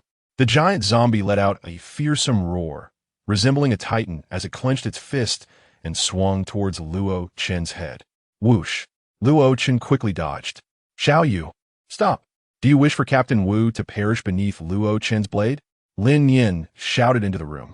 Although the colossal zombie possessed skin as tough as bronze and bones as strong as iron, the weapons within her space could slice through steel as if it were mere clay. Thus, it seemed inevitable that the martial arts soldiers would face defeat. Their sole intention was to rescue Wu Xiaoyu, without the desire to annihilate the martial arts soldiers. Yifeng chimed in, Indeed, Xiaoyu. We are here to take you away, as instructed by your father. He worries that you might starve in the glass room.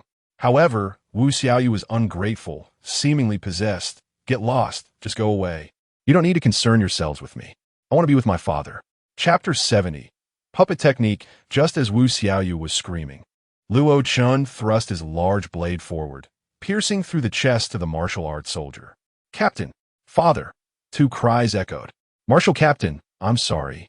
Luo Chen murmured softly. Before him lay two choices.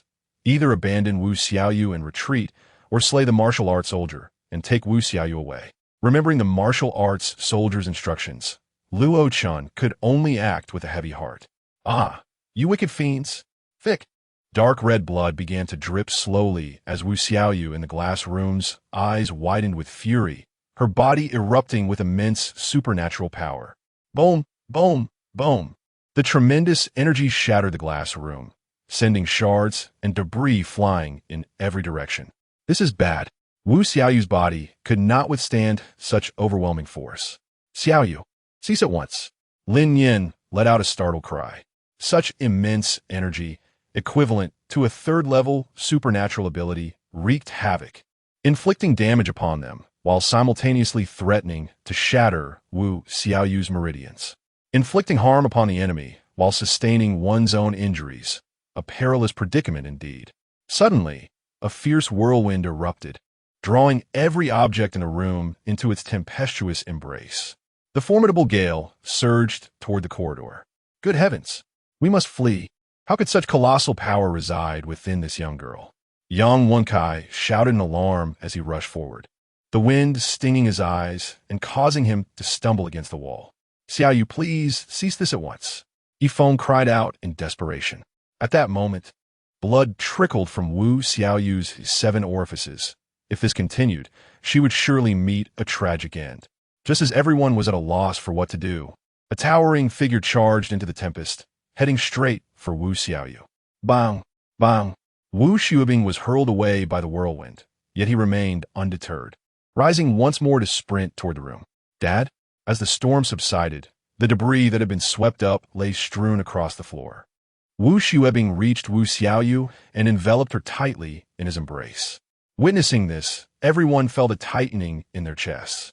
After all, Wu Xiaobing was now a zombie. Would he seize this opportunity to harm Wu Xiaoyu? Wu, Dad, I miss you so much, came the sound of her soft sobs. Lin Nian and the others stood frozen in place, their hearts brimming with anxiety. What should they do? Moreover, Wu Xiaoyu was unwilling to leave with them. This predicament was truly overwhelming.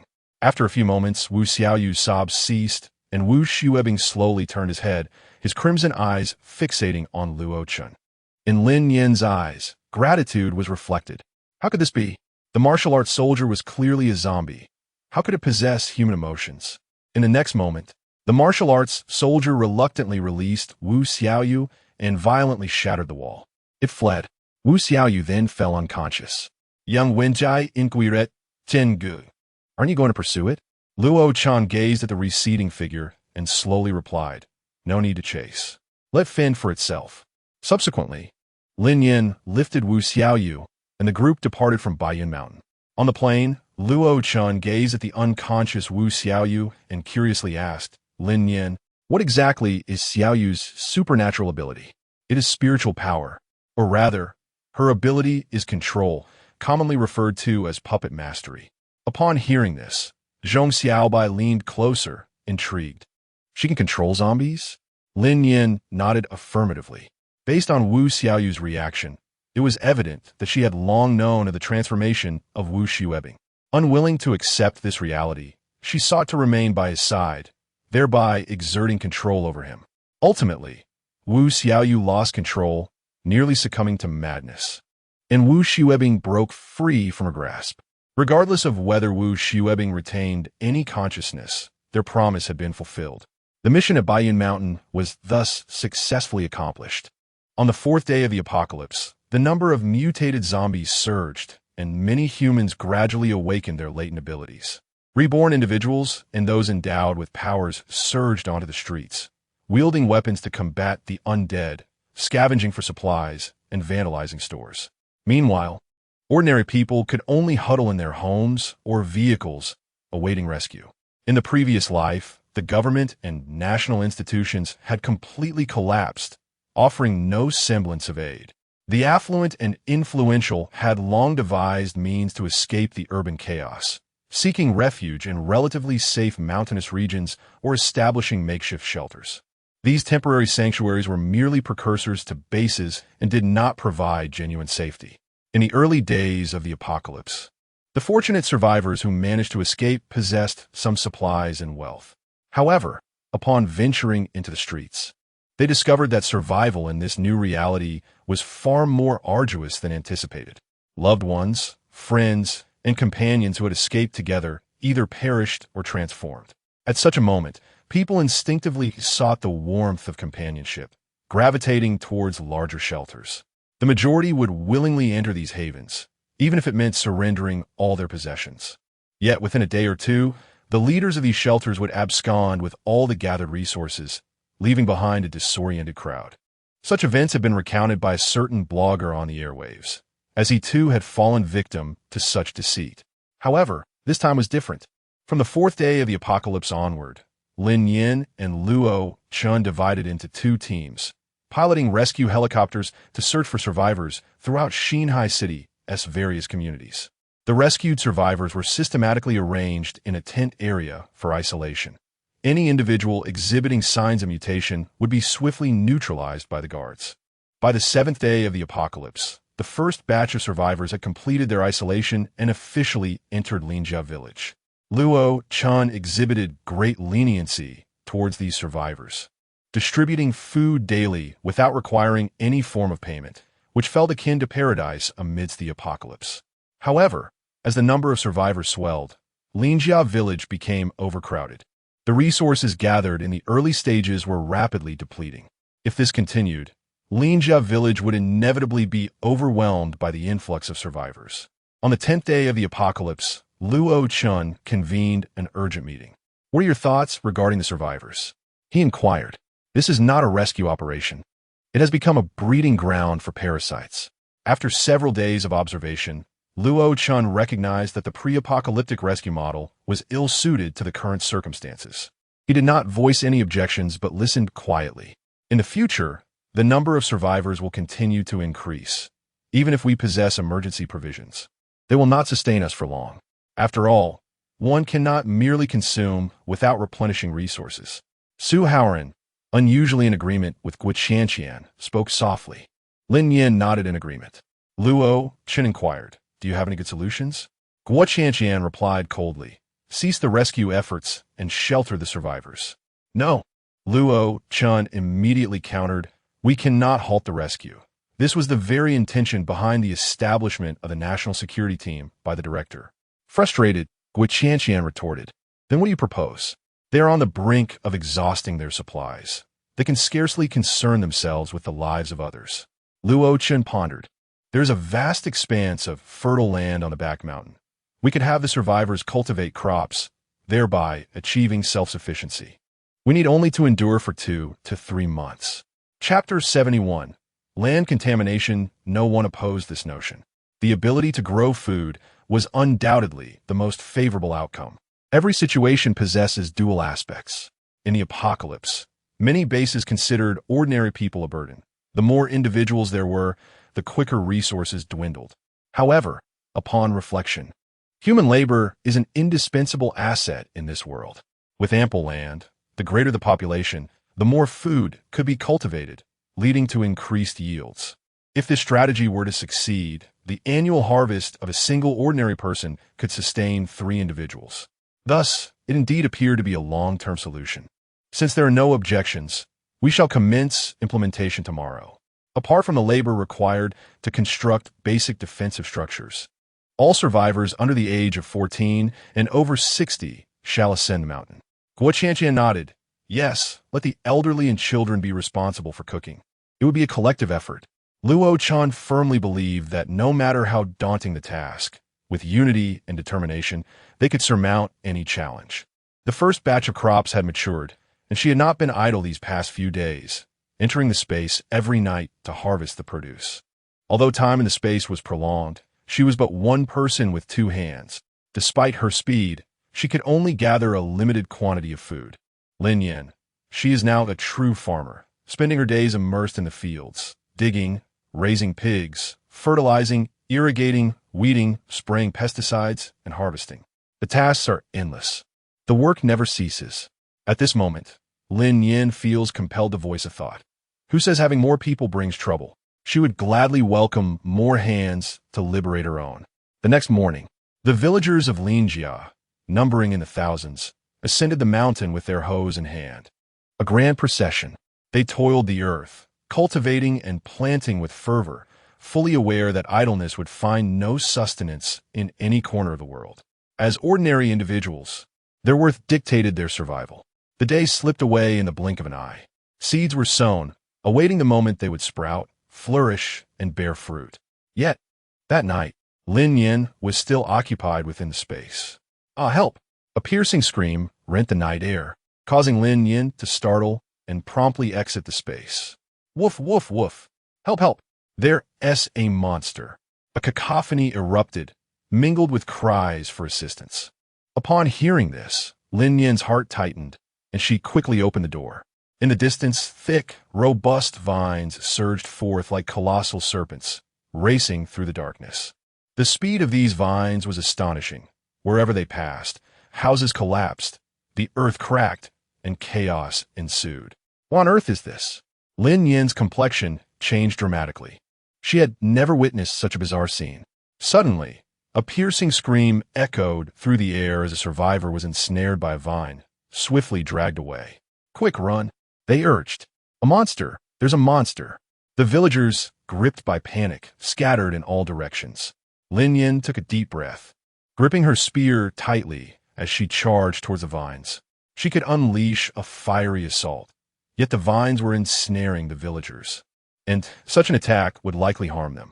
With a swift motion, the spear gleamed with cold light, piercing directly into the vines, causing the ensnared villagers to tumble down. She needed to find a place to take cover. Lin Nian exclaimed urgently, once again brandishing her spear to engage with the creeping vines. Bang! Bang bang! Bang bang bang! At that moment, a series of gunshots erupted. Crack! A bolt of lightning struck down with precision. Rescue first! The comrades from the National Security Team rushed in. With a swift motion, Guo Qianqian teleported to a nearby vine, her dagger slicing downward with remarkable speed. How could there be so many mutated plants? Su Haoran hesitated to use his water-based abilities and resorted to gunfire instead. Damn it, didn't we burn that mutated tea tree to ashes last time? Although this wave of mutated flora posed little direct threat, their sheer numbers were overwhelming, an incessant tide that seemed impossible to vanquish. Lin Nian furrowed her brow, realizing that this situation could not persist. Witnessing the villagers ensnared by the vines now safe, she summoned all the extraordinary powers within her. With a swift motion, torrents of fire rained down from the heavens, illuminating the surroundings with a brilliant glow. The vines, having just burrowed into the earth, began to lurch towards the villagers once more. They must not be allowed to penetrate the soil. Lin Nian's gaze sharpened as she swiftly gathered her extraordinary powers once more. With a resounding thud, a fireball descended forcefully upon the ground. The earth erupted, creating a vast crater, with flames cascading outward, incinerating the vine-like tendrils that sought refuge in the soil. Sister Nian, you are truly remarkable, Su Haoran exclaimed, his face filled with admiration as he gazed at Lin Nian. The village near the rear mountain lay in ruins, unrecognizable, yet fortunately, all the mutated flora had been eradicated. Lin Nian gazed at the back mountain, resolutely deciding to investigate what had transpired. A group of individuals arrived at the rear hillside, where the land had only recently been cultivated. The seeds they had sown had all germinated. The once dark soil now lay in disarray. Lin Nian bent down, scooping up a handful of soil and inhaling deeply, only to be met with an overpowering stench of decay. The earth had been tainted. Lin Nian's sheen, filled with trepidation, slowly advanced forward. Unsurprisingly, the entire soil of the back mountain had been tainted. Such soil could not yield crops. It would only produce mutated, carnivorous plants. Upon returning to the village, the expressions of every individual were grave. Bang! What shall we do now? Without food production, we cannot survive long in this apocalyptic world. Su Haoran slammed his fist on the desk, speaking with palpable anger. How long can we endure relying solely on resources acquired through plunder? Moreover, as we venture further, the supplies diminish. This signifies that the number of those who can survive will dwindle as well. Guo Qianqian calmly interjected. Could it be that only the land of Lin family village has been contaminated? Zhang Bo replied in a deep voice, no. The neighboring village has also recently experienced plant mutations that attacked the villagers. Yang Wenkai inquired, how do you know this? Zhang Bo responded, does it really matter? Lin Nian inquired, Uncle Zhang, do you mean to say that all the land has been contaminated? As it stands, that appears to be the case. Consider this. The blood of zombies and mutated plants has undoubtedly seeped into the soil, resulting in pollution. As a practitioner of earth-based abilities, Uncle Zhang holds the most authority on this matter. Upon hearing his words, a profound silence enveloped the conference room. Soil contamination is no trivial matter. Chapter 72. Exposure of the space after much deliberation. The group could not devise an effective solution.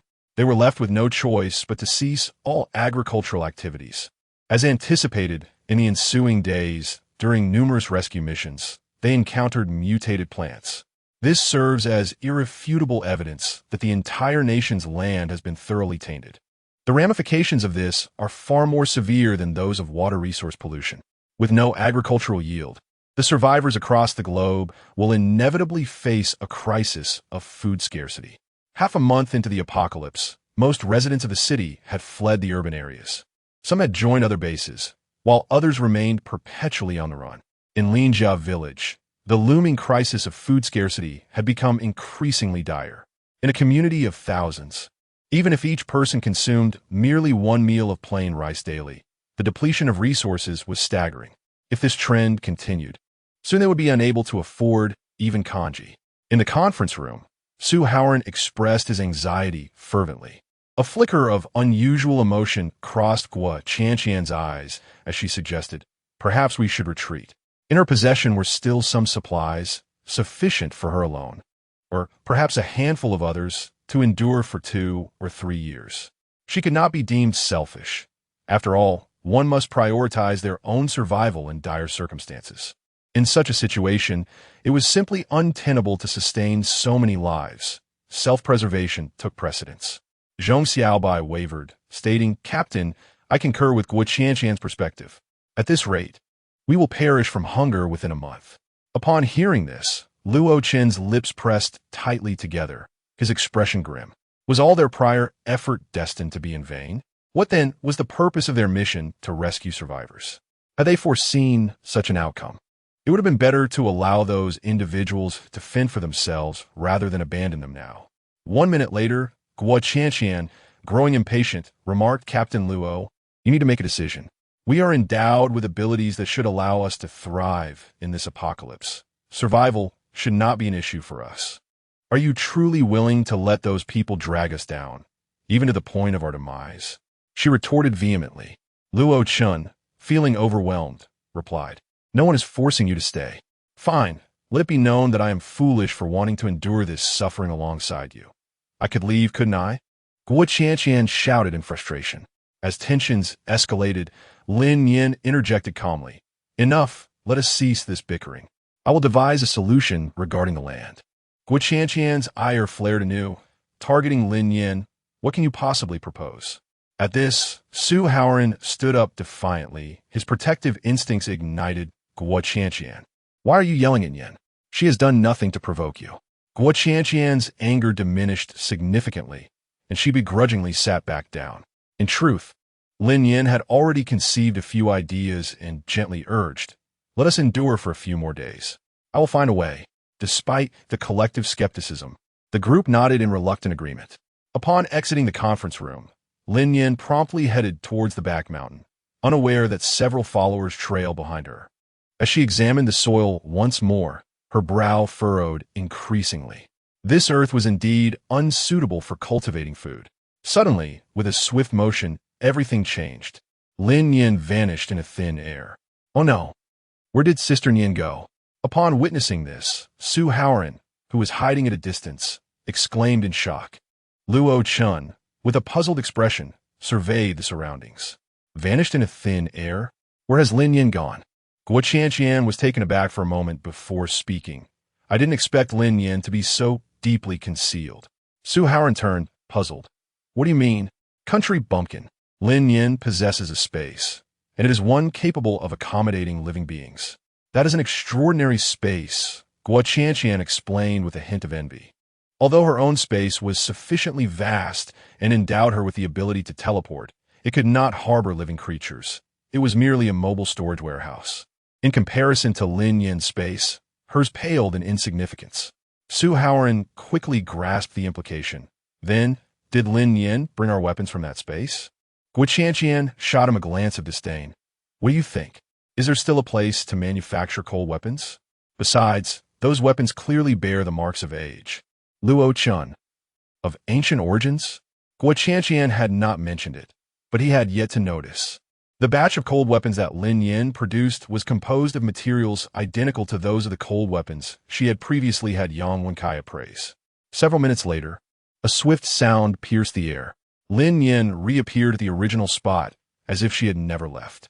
On her back, she carried a large, bulging bag filled with sand, freshly excavated from her spatial realm. Subsequently, she poured the sand out onto the existing soil, creating a thick layer atop it.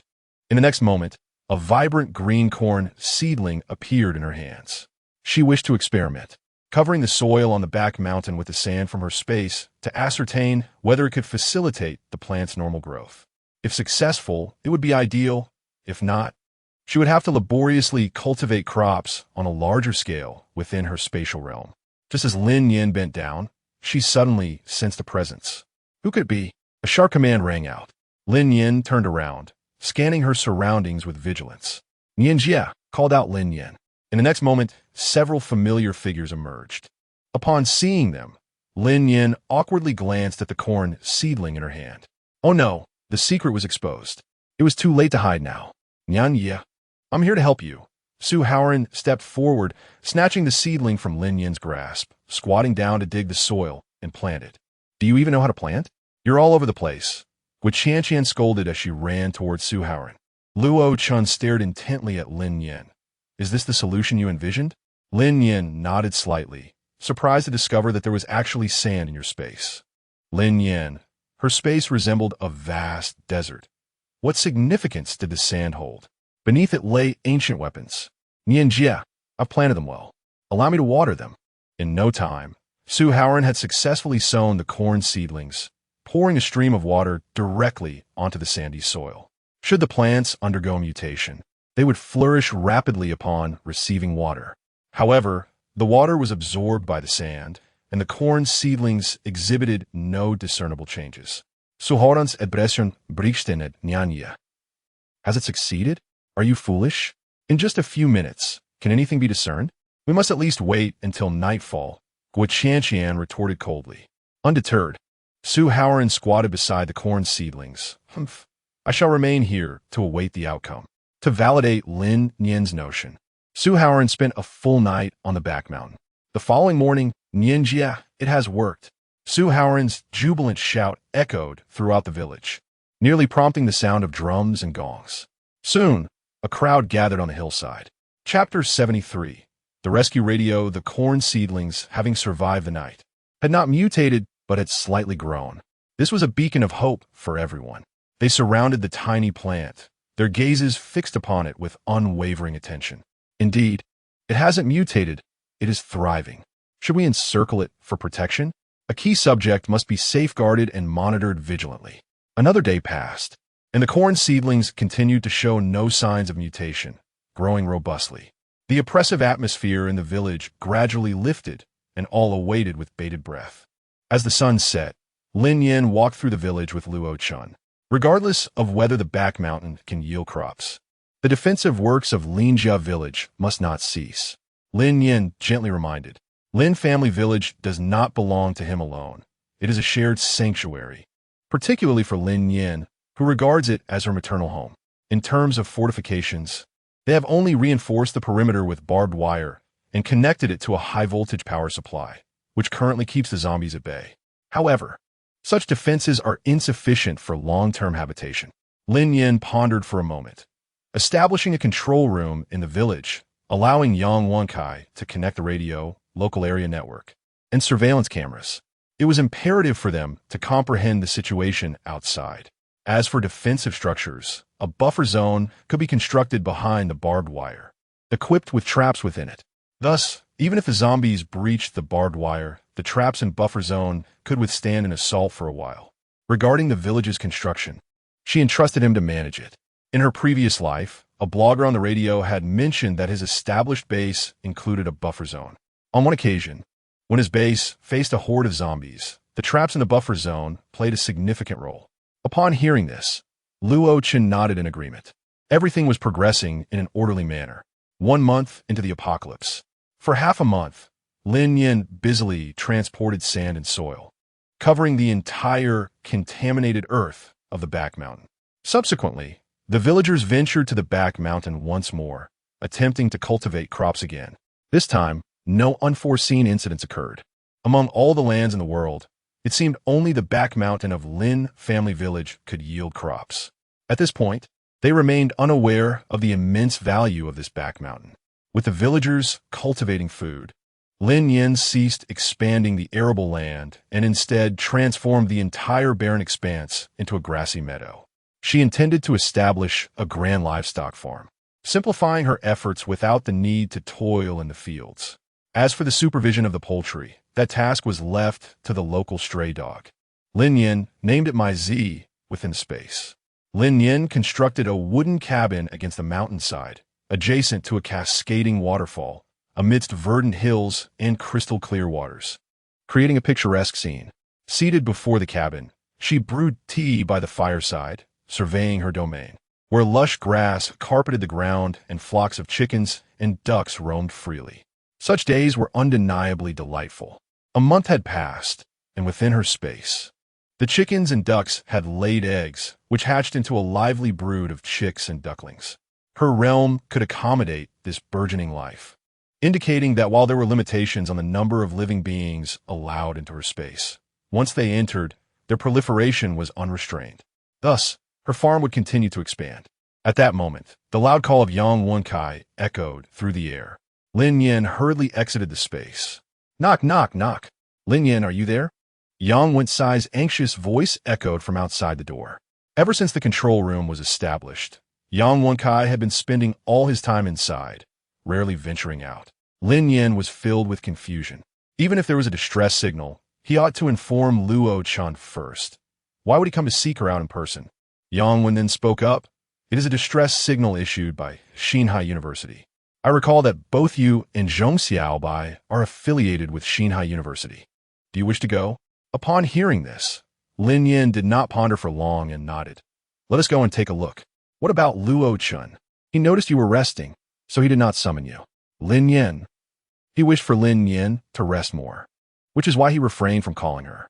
At the helicopter pad on the back mountain, Luo Chen was preparing to board when Yang Wencai's voice erupted. Chun Ge, wait a moment.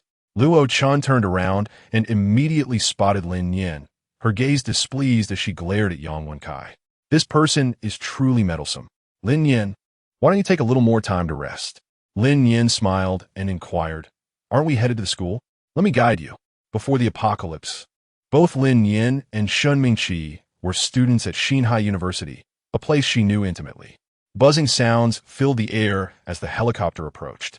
Yang Wenkai boarded the helicopter, cautiously reporting, the distress signal was sent by a male student named Li Ming. According to him, they have been trapped in the university library for a month, surviving by stealthily procuring supplies from the school cafeteria. At that moment, there were 7 students in the library, 4 males and 3 females.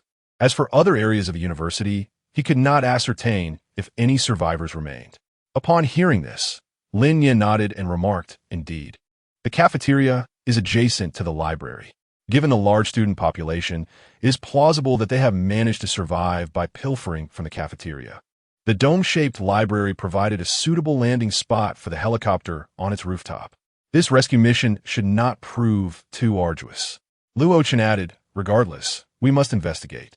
In the early days of the apocalypse, we conducted search and rescue operations in various neighborhoods, and we visited Xinhai University once. It is surprising to learn that there are still survivors." As the sun dipped below the horizon, a swarm of zombies ran amok within Xinhai University, howling and flailing their arms, frantically pursuing the helicopter's flight path. The helicopter soon landed atop the library. A male zombie clad in lightweight athletic attire and high-top sneakers lunged towards the aircraft. Its left side of the face was grotesquely mangled, flesh and blood nearly torn away, exposing ghastly white bones, with decaying flesh appearing as if it might fall off at any moment. The sight was utterly terrifying. As the helicopter descended slowly, the athletic male zombie dashed beneath it, raising its arms and suddenly leaping high into the air. With a jolt, the helicopter shook violently. Astonishingly, the zombie managed to grasp the aircraft, shaking it forcefully while pressing its bloodied face against the glass, gnashing its teeth hungrily. The sharp sounds of its teeth scraping against the glass sent chills down the spine. Amidst this chaos, the cabin door swung open.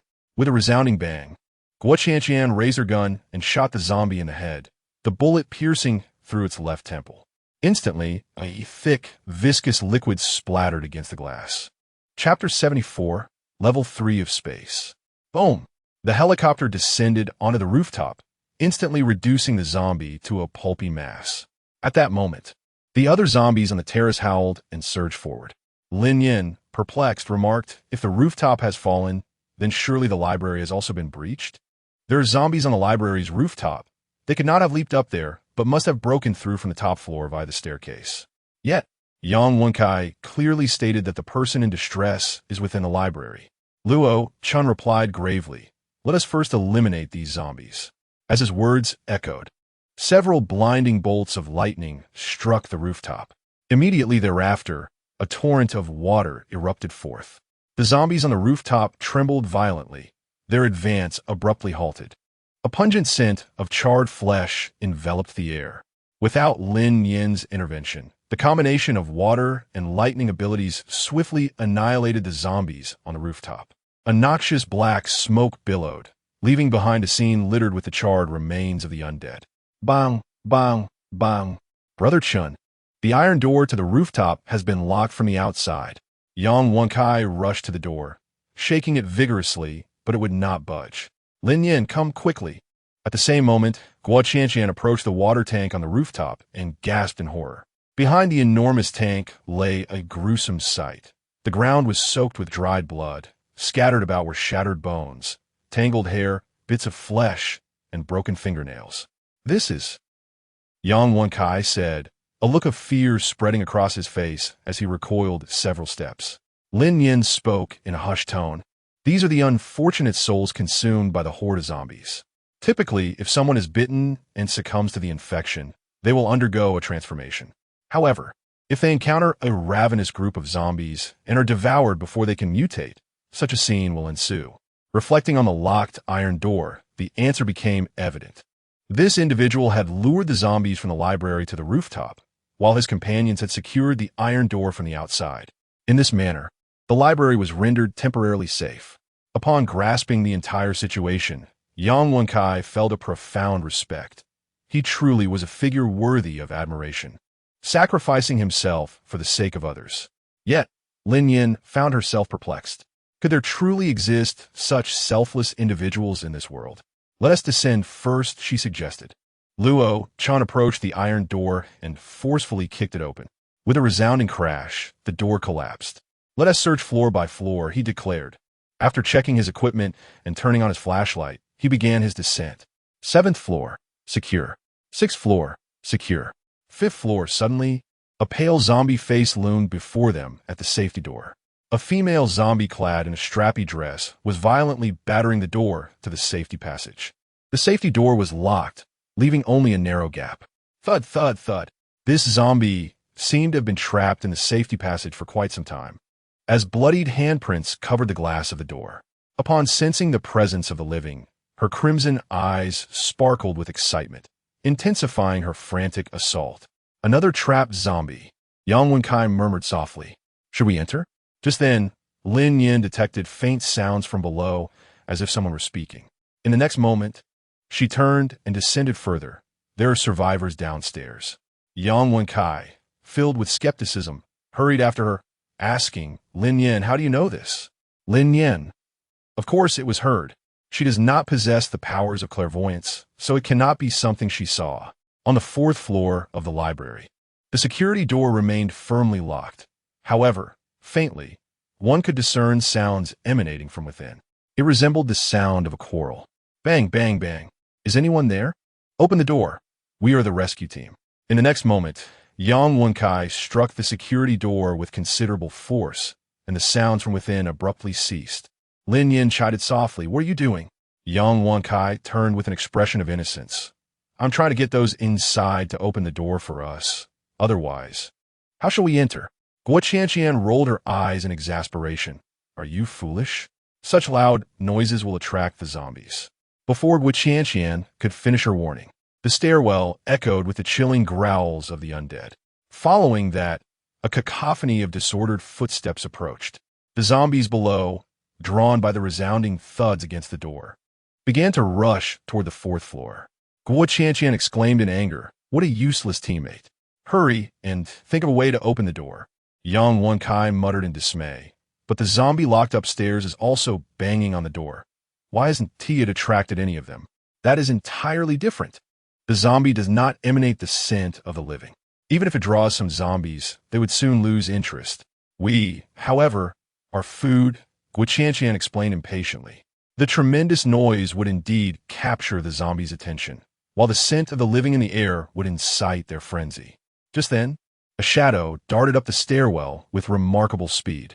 It moved with the agility of a monkey, swiftly leaping in front of Lin Nian, a chill breeze following in its wake. Lin Nian discerned its visage. With exquisitely defined features, a handsome countenance, and a pallid complexion devoid of any wounds. Its crimson eyes radiated a bloodthirsty glimmer, while its mouth revealed a full set of fangs. A second-tier speed-type mutated zombie. In an instant, Lin Nian thrust her spear forward. However, it missed its mark. The zombie, agile and swift, lunged towards Yang Wenkai by the door. Yang Wenkai thought, damn, it targets the weak ones. Is it really that pragmatic? It seemed to choose him, the most vulnerable, as its prey. This time, Yang Wenkai, with newfound resolve, did not evade. Instead, he drew the curved blade from his waist and executed a horizontal slash.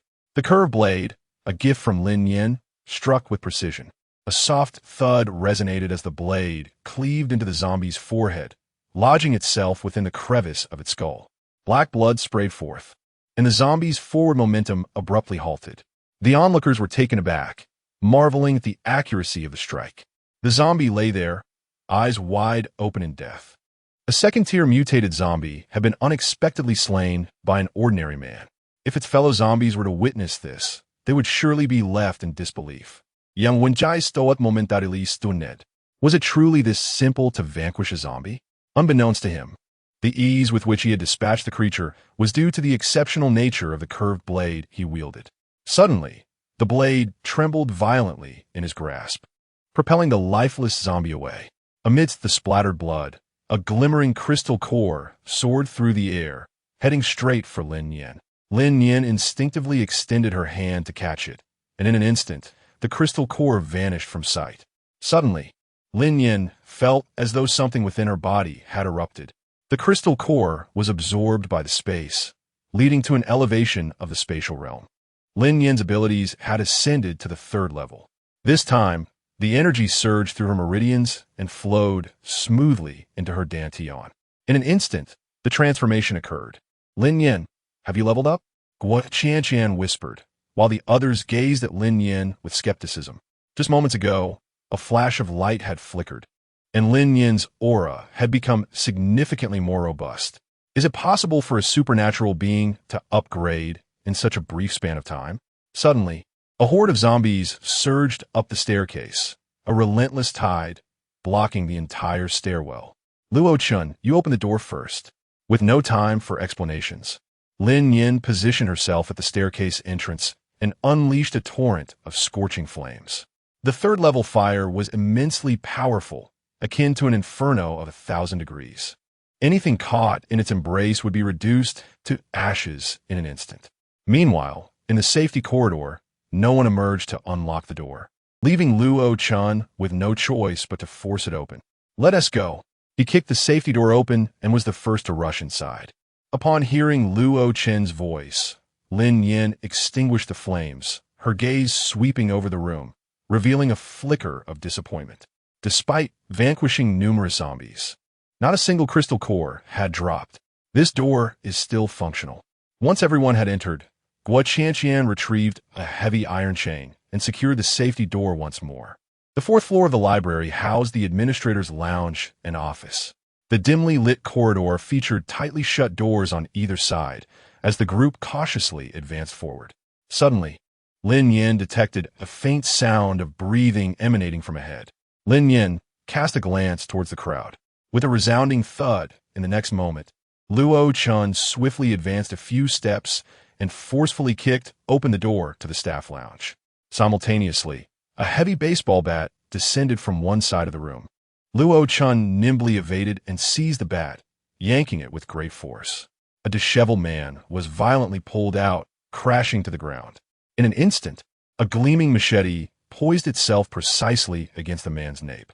The slightest movement would result in a severed head. No, please don't kill him. A terrified plea echoed through the room. In that moment, beams of flashlight illuminated the scene. In a cramped space, four filthy women huddled together, trembling like frightened little rabbits as they cowered behind a bed frame. In the corner, two gaunt men squatted. The room was a chaotic mess, littered with empty snack wrappers and discarded water bottles. A pungent odor reminiscent of stale, old wine assaulted the senses. 3 men and 4 women. These individuals appeared to be the survivors who had sent out the distress signal. Do not be afraid. We are from the National Security Bureau, here to rescue you, Yang Wenkai softly reassured them. Upon hearing this, a figure eagerly dashed forward, rushing towards Luo Chun. Captain Luo Wa, Lin Nian. This voice so familiar. With a swift motion, Luo Chun retracted his large broadsword, pointing it directly at the newcomer. In the past, he would not have exhibited such wariness. However, in the present circumstances, who could ascertain whether the person rushing towards him had been bitten or infected? He stood there, speaking coldly. The figure came to an abrupt halt, their voice laden with grievance. Captain Luo, it is I, Shun Mengqi. Lin Nian was momentarily taken aback, scrutinizing the woman before him. Her attire was tattered, her hair disheveled, and bruises marred her face, rendering her a mere shadow of her former self. The once alluring Shun Mengqi, with her well-proportioned figure, had now withered to a mere reed, ravaged by the apocalypse. It was no wonder Lin Nian failed to recognize her. As he regarded Shun Mengqi, a flicker of profound disdain flashed in Luo Chen's eyes. His colleague at the National Security Bureau had perished because of the Shun mother and daughter. How could this woman still possess the audacity to stand before him? Shun Mengqi? Yang Wenkai exclaimed in astonishment. He too had not anticipated encountering her here. So, it was her intention to send a distress signal to the National Security Bureau? Had he known, he would have refrained from coming. What a calamity she was. In response to Luo Chen's cold and disdainful demeanor, Shun Mengqi had already prepared her defense. Captain Luo, I am truly not to blame for what happened at the detention center. It was Gao Yuan. He is the one responsible. He killed my mother and sought to kill me as well. If INT escaped, so swiftly her voice trembled as she spoke, biting her lip in a show of vulnerability. However, she was utterly alone. All valuable jewelry, furniture, and cash from the safe had been taken. The Shen household had been thoroughly ransacked. She suspected it was the work of their maid, Zhang Ma. Yet, as a fugitive herself, she dared not report it to the authorities. Ultimately, she had no choice but to seek refuge in the school dormitory. Yet the apocalypse erupted. Are you here for rescue? Please save us. At that moment, several others in the room emerged, gazing at Luo Chan with hopeful eyes. Yes, Yang Wenkai nodded, revealing their identity. We are from the National Security Bureau. No, we are the rescue team from Linjiao Village. Habitually introducing themselves, Yang Wenkai found it difficult to change his words. Is it true? This is wonderful. I can't believe there is indeed a rescue, exclaimed Mengqi. Thanks to you, we awaited this rescue. Relief washed over the group, their faces lighting up with excitement as they turned to express their gratitude and admiration toward Shenmingqi. The inhabitants of Linjiao Village murmured, "How peculiar. They came to our rescue." Yet all the accolades seemed to belong to Shenmingqi. Amidst a chorus of flattery and sycophancy, a frail woman with short hair coldly scoffed in rebuttal. What is there to thank her for? Have you all forgotten that our survival is largely due to Chenhai? If it weren't for him luring away the zombies. As she spoke, a shadow of melancholy flitted across her eyes. Instantly a tall, slender boy encircling Shenmingqi expressed his discontent. That was his choice. Lin Nian and the others quickly comprehended that the Chenhai they spoke of was the skeletal remains that had been gnawed upon atop the rooftop. The short-haired woman bellowed, "What do you mean by voluntary? If it weren't for Shenmingqi brainwashing him, would he willingly lead those zombies away? You even locked him on the rooftop." Upon hearing this, several survivors instantly began to rally in condemnation. Enough. Were you not in agreement at the outset? Indeed. What purpose does this discussion serve now? Exactly, you survived, did you not? Chapter 76. Collapse and Descent. 6 individuals surrounded the short-haired woman, bombarding her with accusations. They cannot fathom why Wuhan suddenly brought up Chenhai. Through all the hardships and trials, they had persevered, so close to escaping their dire circumstances. What was Wuhan's intention at this moment? Wuhan gazed at the crowd, a smirk curling at the corners of her lips. The collapse of an adult can occur in an instant. In the next moment, Wuhan shouted, "Indeed, we are all murderers. We are the ones who killed Chenhai." At her words, the crowd's expressions shifted in shock, and Shenmingqi angrily interjected, "Wuhan, be silent." She understood well that Luo Chan was a person of integrity. If they learned the full story, the consequences were too terrifying for Shenmingqi to contemplate. Nevertheless, the profound guilt that tormented Wuhan overwhelmed her, and in that moment, she could no longer contain herself. Chenhai, his death was so tragic in truth. Wuhan had always harbored affection for Chenhai. However, he preferred to be a sycophant to Shenmingqi rather than acknowledge her presence. The unattainable forever stirs within one's heart, leaving a lingering sense of discontent. After the apocalypse erupted, they took refuge in the library. When Shenmingqi deceived Chenhai in alluring the zombies to the rooftop, Wuhan did not intervene. In hindsight, she regretted it deeply. A sharp slap echoed in the air.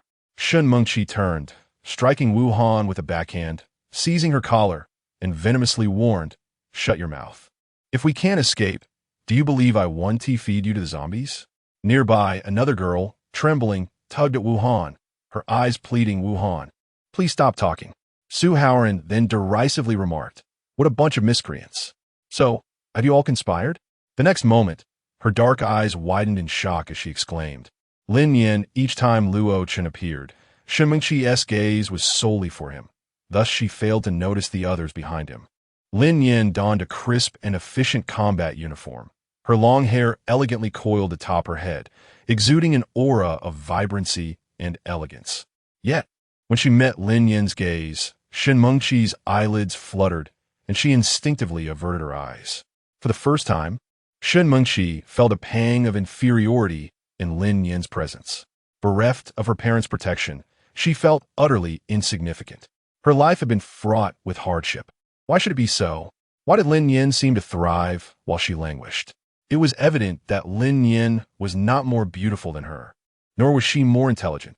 A tempest of jealousy and resentment surged within Shenmingqi. At that moment, Wuhan's face burned with pain, yet she appeared oblivious. Her gaze vacant as she muttered incessantly, "Chenhai, what a tragic death. Chenhai, wait for me." In the next instant, Wuhan, seemingly deranged, spun around and dashed towards the window with astonishing speed. A deafening crash ensued as Wu Han hurled herself through the shattered glass, plummeting from the fourth floor of the library. The abrupt turn of events was shocking. A gust of wind rushed into the room, carrying with it a heavy scent of blood. Shen Mingqi and her companions hurried to the windowsill, peering down. Wu Han lay in a pool of blood, her face upturned. A grotesque expression etched upon it, her dark eyes fixated on the fourth floor, a sinister smile playing at the corners of her mouth. Shen Mingqi spat venomous curses. Look at her, so eager to die. If she cared so much for Chen Hai, why didn't she die in his place?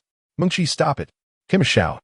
In the next moment, a zombie lunged at Wu Han's lifeless body, its jaws wide open as it bit down. Soon after, another one appeared, followed by a horde of zombies. In the blink of an eye, the body below was reduced to a grotesque spectacle. Meanwhile, Shen Mingqi and her companions continued to watch the unfolding horror. Suddenly, a voice cried out, "This is bad. We must leave." Lin Nian suddenly realized, letting out a scream as she turned and raced towards the staircase. The scene of the zombie horde besieging the villa flooded her mind. Wu Han intended to drag everyone down, seeking to avenge Chen Hai's life. A few individuals from Linjia village closely follow behind. Upon hearing the rustling footsteps, Shen Mingqi turned around in suspicion, only to find the corridor deserted. A surge of panic gripped her heart, and she hurriedly chased after them. They had come this far. There was no way she would let them slip away. The air was thick with the pungent scent of blood, inciting the entire horde of zombies within the campus to frenzy.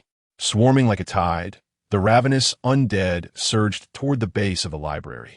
On the fourth floor, the stairwell was choked with a dense mass of zombies, their clawing hands reaching out and their guttural roars echoing as they pressed towards the safety door. The narrow gap filled with their ghastly pale arms. Lin Nian came to a halt, and a wave of mental energy swept through him, causing his expression to darken ominously. At some point, the zombies confined on the fifth floor had breached the security door and swarmed to the fourth floor. In such dire circumstances, how could they possibly reach the rooftop? Assistant Yang, zombies are ascending to the rooftop. I must leave immediately. The anxious voice of the pilot crackled through Yang Wensai's earpiece. The helicopter remained stationed on the rooftop, piloted by a survivor from the village. Understood, su ahora responded. What shall we do now? Should we force open the security door and confront them? Lin Nian extended his mental energy, his expression grave. The entire library was besieged by a horde of the undead. Recklessly breaching the security door would only plunge everyone into peril. Moreover, their chances of escape were uncertain. At that moment, a hesitant male student suggested, "We could take refuge in the cafeteria." Upon hearing this, Yang Wenkai slapped his forehead and quickly retrieved his tablet. Although there was no internet available, he had prepared a topographical map of Xinhai University prior to their departure. The situation was dire. They all gathered at the end of the fourth-floor corridor. Below, a sky bridge led to the cafeteria, which was currently teeming with ravenous zombies. Yang Wenkai spoke in a low voice. "This is the only route to the cafeteria. Surely, none of you would consider jumping down? I can assure you, I absolutely refuse to do so." Shen Mingqi merely cast a glance and immediately shrieked, retreating in alarm. What a ridiculous notion. The corridor's glass window was over 3 meters high from the sky bridge, with a throng of zombies below. Wasn't that tantamount to seeking death? The cacophony from above instantly drew the attention of the undead horde, their heads thrown back as they roared, their red eyes gleaming with a fervent hunger. Luo Chan braced himself, positioning himself on the windowsill. "I will go down first. You follow." As for Shen Mingqi, whether she jumps or not is of no concern to anyone. It's entirely up to her. In an instant, Luo Chan leapt down and, simultaneously, countless bolts of lightning struck the rooftop. Witnessing this spectacle, the survivors in the corridor were left wide-eyed in astonishment. Wow, that was incredibly impressive. Chapter 77. Seeking water. Immediately following, a searing flame erupted onto the sky bridge. Lin Nian also leaped down. At the moment the flames erupted, a wild jealousy flickered in Shen Mingqi's eyes. Fire. A fire element ability user. Unbeknownst to her, had the chasm between herself and Lin Nian widened so significantly? Fate had been rather benevolent towards Lin Nian. The profound envy twisted Shen Mengqi's features, and with an inexplicable surge of courage, she dashed toward the window. She could not afford to lose. Absolutely must not lose. Lin Nian could jump, and so could she. Bang! Ah! In the next moment, Shen Mengqi let out a piercing scream, while others landed steadily on the ground. Only she, upon jumping down, twisted her left foot and fell to the ground. Mengqi, are you all right? Your physique is far too frail. Upon seeing this, Guowei hurriedly helped Shen Mengqi up, wrapping an arm around her slender waist. Shen Mengqi, irritated, pushed Guowei away, exclaiming, "Get off me. Stop messing around. Let us go." They departed. Guowei remained unfazed, assisting Shen Mengqi as they swiftly pursued ahead. The zombies on the rooftop were soon cleared away by Lin Nian and the others, and everyone dashed toward the cafeteria with great urgency. It was a narrow escape. However, the cafeteria was not safe, as several zombies still roamed within. Roar, roar, roar. Lin Nian and Luo Chun rushed into the cafeteria, one on the left and the other on the right. At that moment, a burly middle-aged zombie, clad in an apron, lunged at them from the side, its gaping maw dripping with blood. Its left hand was wrapped in blood-stained bandages, with 5 fingers conspicuously absent. The grotesque wounds were already rotting and exuding a foul stench. It was evident that in life, he had been an employee of the cafeteria, having lost his fingers while fighting off the undead, and had attempted a hasty bandaging of his injuries. Yet, he ultimately succumbed to the mutation. Lin Nian, Zheng, Luo Chun urgently warned. Simultaneously, Lin Nian gripped her spear tightly and thrust it forward with great force. Puchi, as Shen Mengqi stepped into the cafeteria, she was met with this shocking scene. On Lin Nian's face, there was not a trace of panic. She remained calm and composed. The sharp spearhead plunged effortlessly into the zombie's skull, executed with precision and grace. Shen Mengqi recalled vividly the zombie that had been slain. Just a few days prior, while sneaking into the cafeteria with Chun Hai, they had encountered it. Possessing immense strength and formidable combat prowess, the zombie had relentlessly pursued them, even injuring Chun Hai. It was astonishing that such a formidable adversary could be dispatched so swiftly by Lin Nian with a single strike. Lin Nian glanced around while drawing out a spear, crimson blood splattering in all directions. Remaining in the cafeteria was not an option. Young Wenjai, yes. The only course of action now was to flee to the nearest Building 3. The rooftop could accommodate a helicopter. Lin Nian nodded. Let us proceed. Without daring to linger, the group made their way towards the exit of the cafeteria, simultaneously fending off the attacking zombies. The library was no longer an option. They had to seek out a new safe haven, where boarding the helicopter would signify their safety. The distance from the cafeteria to Building 3 was not far, merely a minute's journey. Lin Nian and a few others charged ahead, skillfully dispatching a zombie with each strike of their blades. Yang Wenkai followed closely behind, wielding a dagger as he probed the skulls of the undead, hoping to uncover a crystal core that might lead to prosperity. They burst into the classroom, systematically inspecting each room with familiarity. When the apocalypse erupted, classes had yet to commence, leaving the classrooms eerily vacant, even safer than the cafeteria. Ascending the stairs, at Luo Chen's command, the group swiftly followed upward. Occasionally, 1 or 2 zombies clad in janitorial uniforms lurked in the stairwell, swiftly eliminated. Suddenly, Lin Nian sensed an overwhelming presence emanating from above. An unprecedented wave of oppressive energy washed over them. Lin Nian hurriedly grasped Luo Chen's hand, leading him towards a classroom on the 4th floor. In the empty classroom, Luo Chen spoke up. Lin Nian shook her head, suggesting a brief respite to regain some of their extraordinary abilities and strength. She felt uncertain about the formidable presence emanating from above, unsure whether it belonged to a human or a zombie. Throughout their journey, the group's powers had been nearly depleted, making the prospect of ascending the stairs recklessly quite perilous. Luo Chen pondered for a moment before agreeing. Let us all take a break. Why pause now when we have come so far? We are merely 2 flights away from the rooftop. We should hasten our pace. Shen Mengqi retorted with dissatisfaction. Then go ahead by yourself. Shen Mengqi grumbled, realizing her own folly and promptly silencing herself. Soon after, Lin Nian retrieved several bottles of mineral water from her backpack, distributing them among her companions.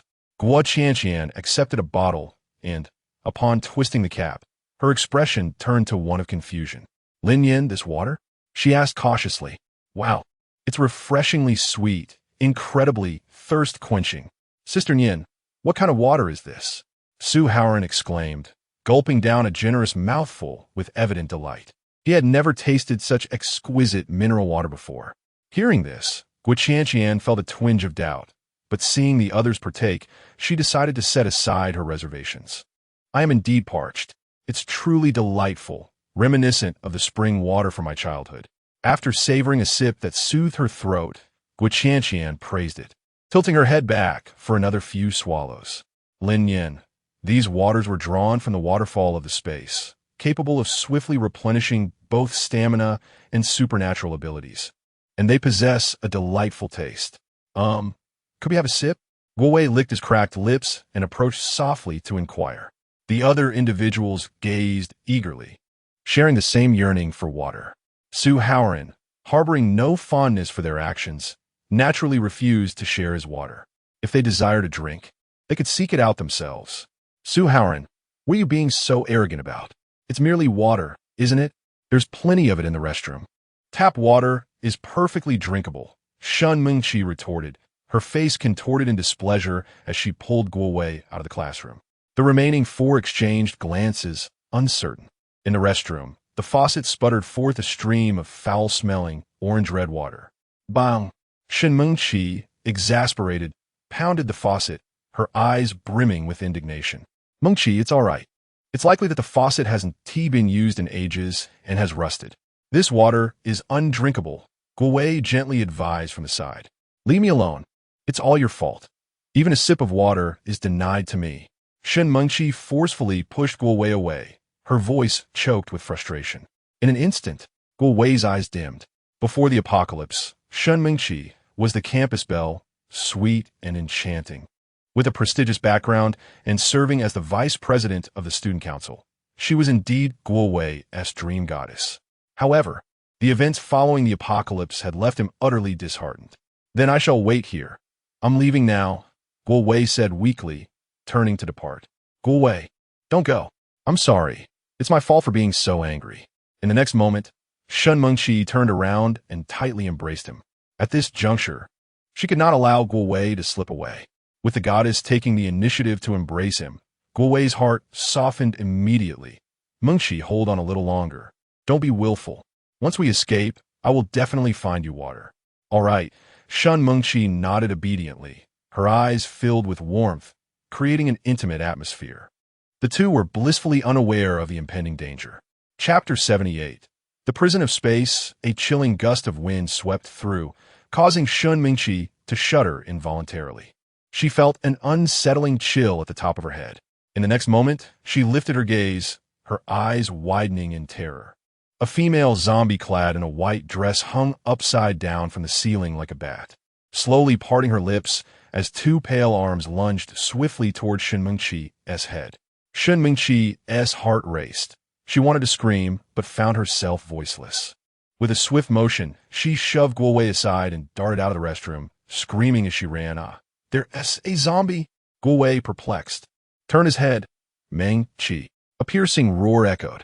Suddenly, Guo Wei was pounced upon by the female zombie, crashing to the ground as her gaping maw lunged toward his head.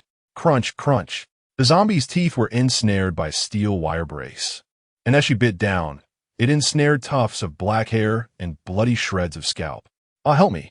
With a thud, she was knocked to the ground by an unseen force. No, please don't kill me. Shen Mengqi, where's the zombie? A cold voice emerged from Lin Nian. Shen Mengqi, trembling, raised her head and instinctively pointed towards the restroom. Upon noticing this, Lin Nian's brow furrowed. Guo Wei was not by Shen Mengqi's side, which led her to wonder if Shen Mengqi had abandoned him. After a moment's contemplation, Lin Nian tightened her grip on the spear and advanced forward. Shen Mengqi was no stranger to peculiar behavior. It was not surprising for her to leave Guo Wei behind and flee alone. Lin Nian was alone. Contemplating this, Shen Mingqi's eyes glimmered with a hint of malevolence as she mustered her courage to follow closely behind Lin Nian. The dimly lit restroom was a scene of horror. The floor splattered with crimson blood, and Guowei lay rigidly on the ground. A short-haired female zombie, drenched in blood, was mercilessly pinning him down, ravenously gnawing and sucking on his brain matter. Shen Mingqi, gripped by fear, tightly covered her mouth, her stomach churning in turmoil. Lin Nian raised the spear and thrust it towards the head of the female zombie. At that moment, the creature seemed to sense the impending danger, abruptly lifting its head with a fierce glint in its eyes, glaring intensely at Lin Nian. Its face was smeared with blood, droplets trickling from the corners of its mouth. And as it opened its maw, a substantial mass of pale, gruesome brain matter erupted forth. With a whoosh, the spear struck the female zombie's head directly. However, a faint golden light shimmered around it, as if its flesh and bones had undergone a hardening process, rendering the sharp spearhead unable to penetrate even the slightest bit. Lin Yan's heart sank. A second-level gold-type mutant zombie stood before her, its skin as tough as bronze and its strength formidable. In the blink of an eye, a tremendous force jolted Lin Nian, causing her grip on the spear to falter, and it clattered to the ground. The female zombie sprang forward with remarkable speed, lunging towards Lin Nian. Lin Nian sidestepped gracefully. At that moment, Shen Mingqi maliciously extended a foot. Lin Nian stumbled as she was tripped, instinctively grasping Shen Mingqi's arm and pulling her with force. This sudden motion brought Shen Mingqi face to face with the female zombie. A nauseating stench assaulted her senses. At such a close distance, she could clearly see the decayed visage obscured by matted hair. It was a countenance in a state of grotesque decomposition, with yellow pus mingling with blood oozing forth, while maggots of a pale hue writhed and feasted upon the putrid flesh. The sight was both repulsive and terrifying. Luo Chun, help me! Shen Mingqi shrieked, desperate to escape the clutches of such a revolting creature. As Lin Nian grasped Shen Mingqi, she steadied her own stance, her gaze turning slightly frigid. Still plotting against her. She deserved it. Initially, Lin Nian contemplated allowing the zombie to bite Shen Mingqi to her demise. But in the next moment, she altered her decision. To let her perish so easily would be too lenient. With this thought, Lin Nian focused her mind. Whoosh! Suddenly, Shen Mingqi vanished, and the female zombie snapped its gaping maw at thin air, a flicker of confusion passing through its crimson eyes. Where had the food gone? The duck that was almost in its grasp had flown away. In the next instant, a curved blade, radiating a crimson glow, materialized in Lin Nian's hand. Whoosh! In a moment, the zombie was momentarily stunned. The blade cleaved towards its head. This time, the curved knife sliced through the hardened skin and bone of the zombie with the ease of cutting through sugarcane. The female zombie, with its glaring red eyes, toppled straight down. The battle was concluded. Lin Nian picked up the crystal nucleus from the ground, a satisfied smirk gracing her lips. Her thoughts were indeed astute. After her upgrade, her space could now accommodate living beings, and this time, she had chosen to capture Shen Mingqi, rather than ending her life. It was preferable to confine her within this space, allowing her to radiate residual warmth. Whether she served as a maid or a servant would solely depend on Lin Nian's whims. In the next instant, Lin Nian entered the space, and as soon as she arrived, she was met with Shen Mingqi's curses. Lin Nian, you wretched woman, let me out at once. I will kill you. I swear I will. What? Don't come any closer. Lin Nian stood before the wooden cabin, gazing down from her elevated position at Shen Mingqi, who appeared like a diminutive ant, sprawled upon the verdant lawn. The earthy dog bared its sharp teeth, watching her with a fierce and vigilant stare. Suddenly, a screen resembling a projection materialized before Lin Nian. The screen was filled with numerous grids, each containing living entities from within the space, meticulously labeled and categorized. For instance, chickens and ducks were classified as poultry, their movements confined to the boundaries of the farming area designated by Lin Nian. The earthy dog was classified as an administrator with a broader range of movement, free to traverse both the planting and farming zones. At that moment, a miniature version of Shen Mingqi sprang forth. New living entity detected. Please classify. A line of prominent text appeared, followed by a series of categories. Lin Nian cast a fleeting glance backward, relegating Shen Mengqi to the role of a laborer. In essence, this meant that Shen Mengqi's future activities would be confined solely to the planting area, rendering her unable to venture into other realms of the space. As for sustenance, she would occasionally toss down a morsel when her mood permitted. This could be deemed as Lin Nian having constructed a prison for Shen Mengqi. Shen Mengqi worked diligently. Otherwise, you shall go hungry.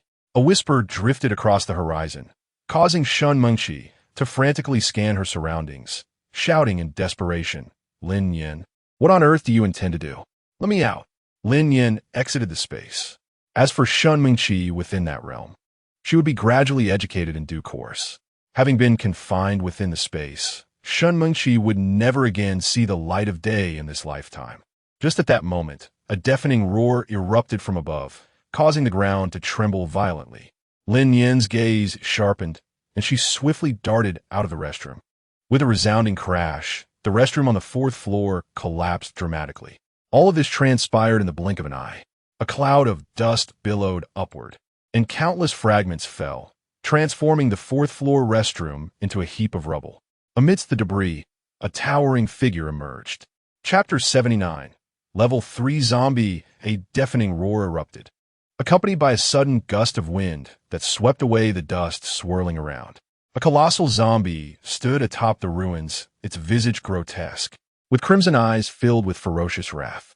Towering over 3 meters and weighing between 400 to 500 pounds, its robust limbs and bulging flesh resembled a small mountain, topped with a disproportionately tiny bald head that appeared exceedingly incongruous.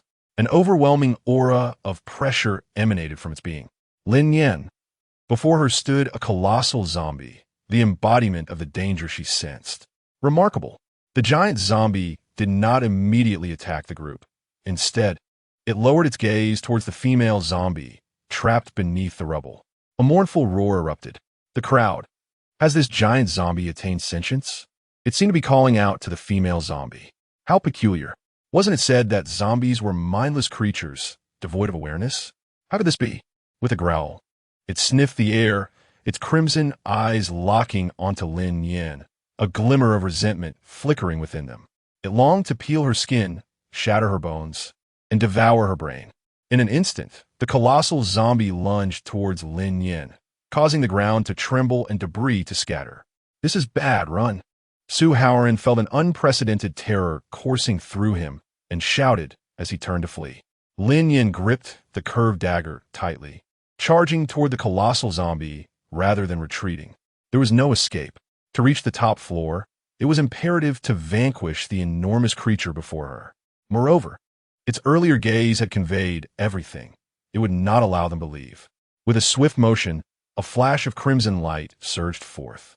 Lin Nianfei leapt into the air, wielding his curved blade as he struck fiercely at the colossal zombie's head. Help! With a loud shout, Luo Chun harnessed the power within him, summoning a multitude of lightning bolts that descended upon their foe. Su Haoran had barely taken 2 steps when he abruptly halted, exclaiming, "Damn it, let's give it our all." As he turned around, countless droplets of water coalesced before his chest. With a whoosh, these droplets shot forth like high-velocity bullets, filling the air with their relentless barrage. In that moment, everyone unleashed their most formidable attacks. Bang! Lin Nian's assault arrived first, just as the sharp blade was poised to cleave the zombie's skull. It was firmly caught between its 2 hands.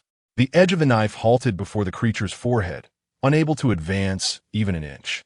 Lin Nian. Such immense strength. Crack! In the next moment, Luo Chen's lightning followed in quick succession. Lin Nian deftly drew her curved blade and swiftly dodged. Boom! Countless bolts of lightning struck the gigantic zombie. However, the enormous creature, with its layers of flesh and fat, remained unscathed, merely shivering in delight. Luo Chun. A massage? Whoosh, whoosh, whoosh. Immediately after, the high-pressure water droplets shot by Su Haoran struck the colossal zombie. Bang, bang, bang. The tremendous impact failed to penetrate the zombie's skin, instead bursting one after another. Streams of water cascaded over the zombie's blood-soaked body. Suodan, is this giving a bath? The onlookers gazed in astonishment, a flicker of fear crossing their eyes, having never encountered such a formidable zombie. Their abilities were utterly ineffective against it. What to do? Roar, roar, roar. In the next instant, the giant zombie pursued Lin Nian, who had just evaded its attack. It dismissed the minor abilities of the others with disdain. It was determined to eliminate Lin Nian. Just then, Guqianqian arrived with 4 survivors. It's Director Yin. Xin Jiao exclaimed in shock upon recognizing the zombie's visage.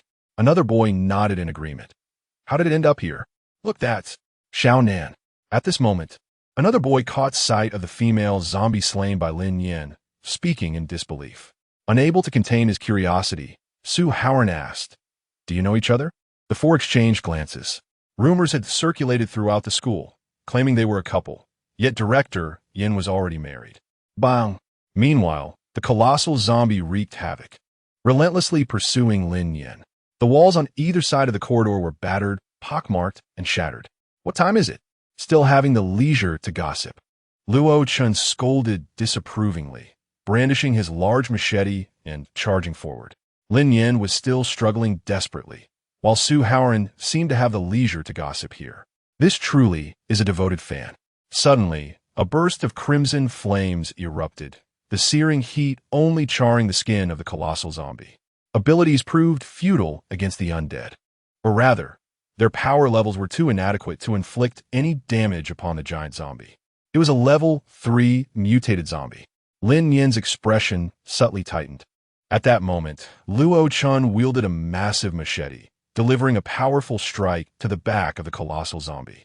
With a resounding impact, the blade left a crimson mark upon the creature's back.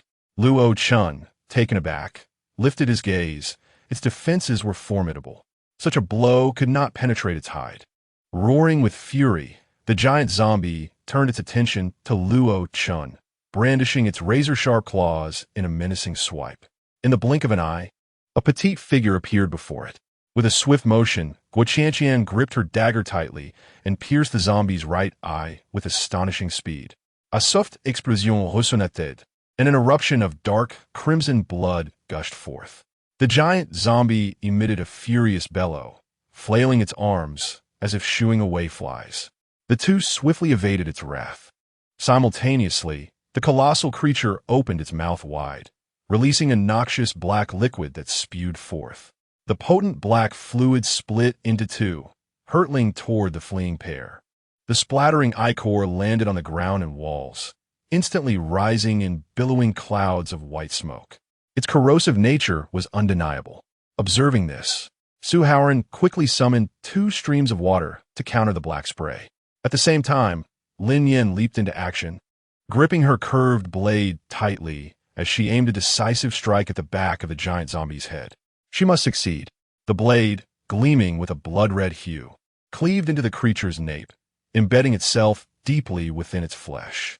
Lin Nian exerted all her strength and delivered a powerful slash. With a resounding thud, a torrent of thick black blood erupted like a fountain. The colossal zombie's skull was forcibly cleaved open, revealing a level 3 crystal nucleus that tumbled out. The zombie, in its last moments, had already sensed the impending danger the instant Lin Nian took flight. However, it held unwavering confidence in its defenses. Its copper skin and iron bones were not easily penetrable by mere blades. Little did it anticipate that it would meet its demise due to its own complacency. The curved blade in Lin Nian's grasp was no ordinary weapon.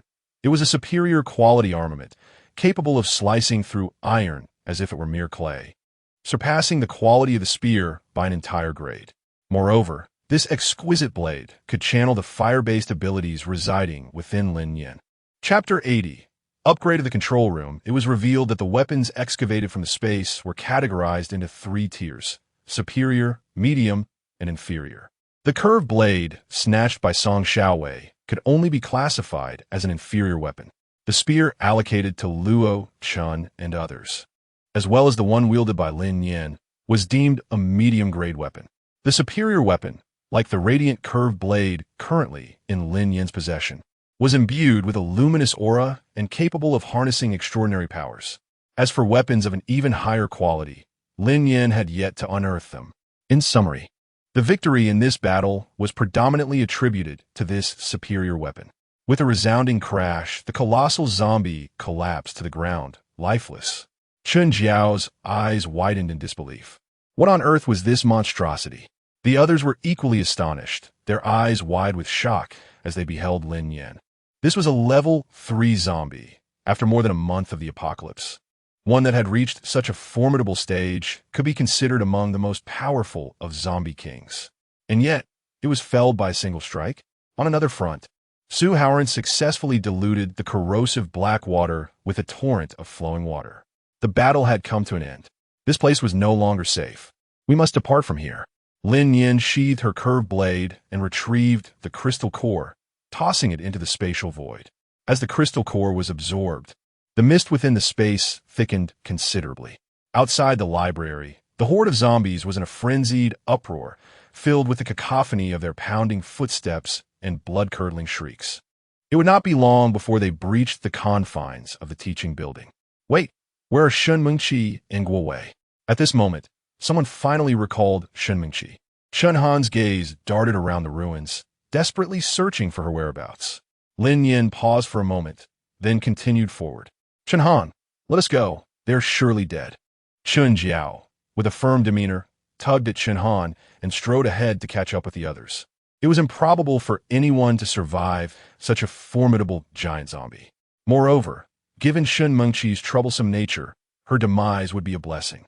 Meanwhile, within the confines of the space, Shun Mengqi was throwing a tantrum, cursing vehemently, yet no one paid her any mind. This time, everyone ascended to the top floor with remarkable ease, efficiently dispatching several zombies above, while the helicopter gradually approached. The university rescue mission was successfully accomplished, and 4 surviving students joined Lin's village.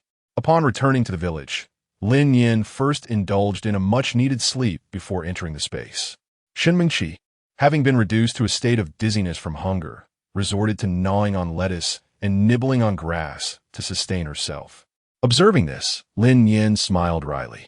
The training of Shun Mengqi had only just begun. Once she entered Lin's space, she would find herself at Lin Nian's mercy. The beginning of the apocalypse was just a month in. The transformation of Linjia village has been completed, and it has been renamed Xingho Base. The control room of the base has undergone a comprehensive upgrade. Only a select few members of the national security team are permitted entry, while the remaining residents are denied access. In the month of the apocalypse, dozens of drones have been deployed around the base, conducting round-the-clock surveillance. Upon detecting any signs of zombies, they are immediately neutralized. Hundreds of cameras meticulously monitor all activities outside the base. By the second month of the apocalypse, the crops flourishing on the back mountain of the base thrive under the care of Su Haoran, the sole water-based abilities user, who oversees the irrigation tasks. After more than a month of diligent work, the base finally reaps its harvest, yielding an abundance of fresh vegetables that surpass daily consumption. Furthermore, the base has established a food processing factory, a large cafeteria, a school, a clinic, a research laboratory, and a breeding farm. The infrastructure is now complete, though it lacks specialized personnel. In terms of defense, in addition to the essential electric fences, traps, buffer zones, and watchtowers, numerous security checkpoints and robust defensive walls have been erected. The future appears promising, as life at Xingho Base flourishes. However, in the second month of the apocalypse, the climate has become erratic, heralding the approach of extreme weather. In her previous life, Lin Nian survived only 3 months, during which the oppressive heat began to manifest, with temperatures steadily rising and the air thick with a lingering stench of decay. The zombies outside are rapidly decomposing while simultaneously evolving. Within the confines of the space, the temperature remains a steady 20 degrees Celsius. Displeased with the sweltering conditions outside, Lin Nian often retreats within. Shun Mengqi has become compliant, laboring daily with a hoe to till the soil, remove weeds, and spray pesticides, engaging in the toils of a laborer. Disheveled and downcast, she appears withdrawn, her eyes devoid of their former luster.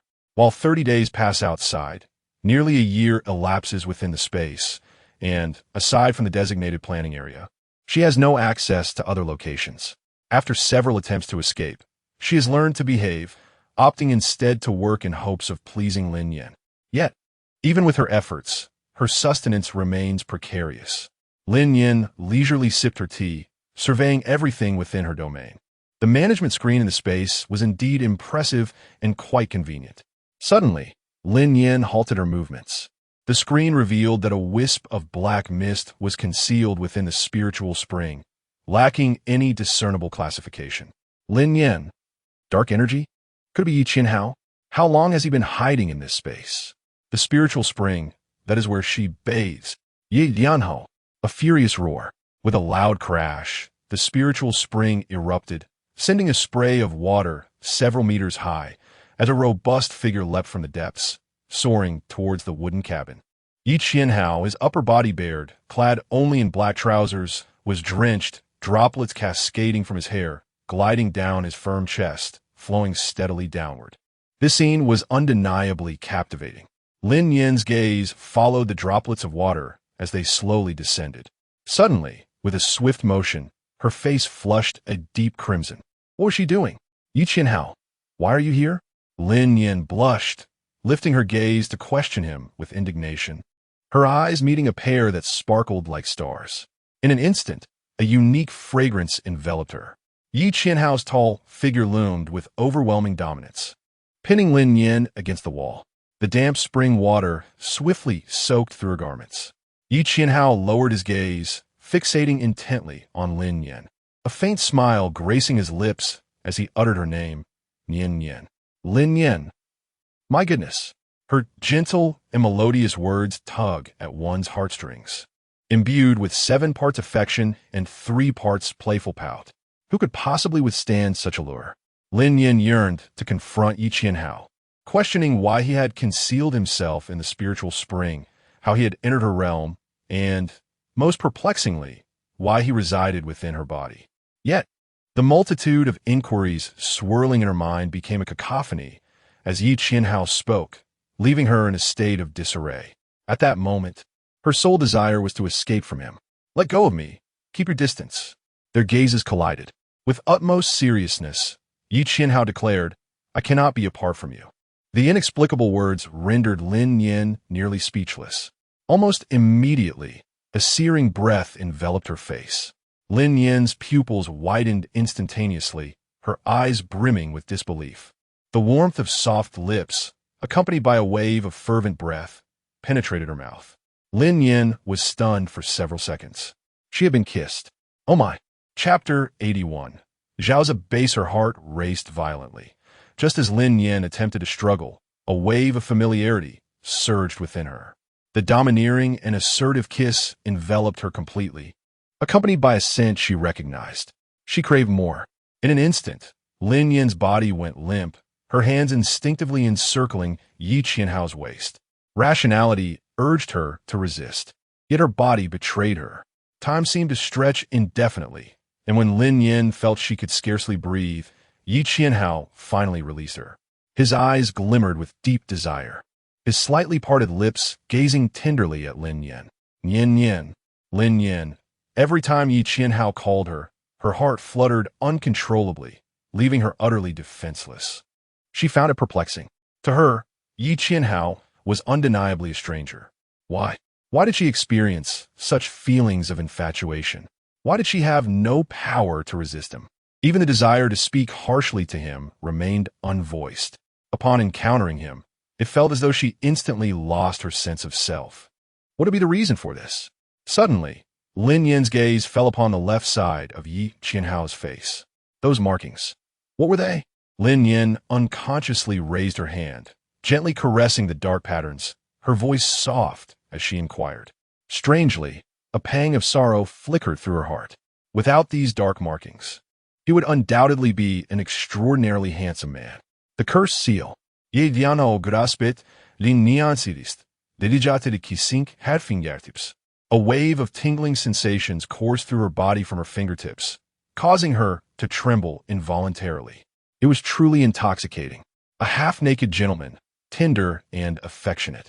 exuding a deep romantic aura.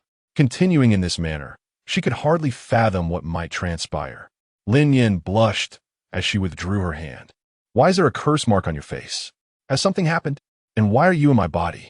Yi Qianhao, with a tender expression, replied, to protect you. All of this was solely for the purpose of safeguarding Lin Nian. Lin Nian gazed at him in confusion. At that moment, Lin Nian sent someone outside calling her. I will go out first. And in a flash, she was gone. Lin Nian vanished into the void. After her departure, Yi Qianhao repressed all tenderness, his countenance icy as he approached the precipice, casting a cold gaze upon the cultivation area, murmuring, Shenmingqi, you should have perished long ago. I never imagined that Lin Nian would spare your life. Crack! As the words left his lips, a bolt of lightning struck Shenmingqi directly. A piercing scream echoed through the air. Shenmingqi, who had been idly passing the time, was instantly rendered unconscious by the shock. Lin Nian, are you there? I am coming in, Guo Qianqian inquired as she pushed open the door.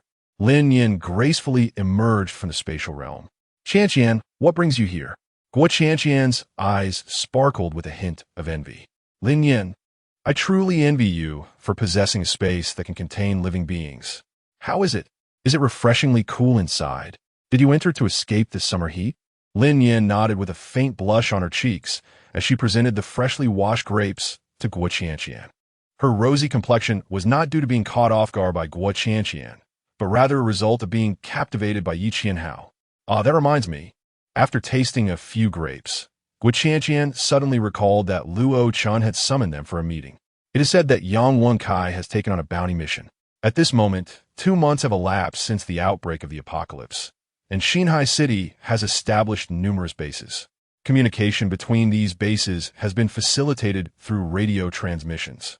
Should a base encounter a task deemed insurmountable, it will broadcast a paid message over the airwaves.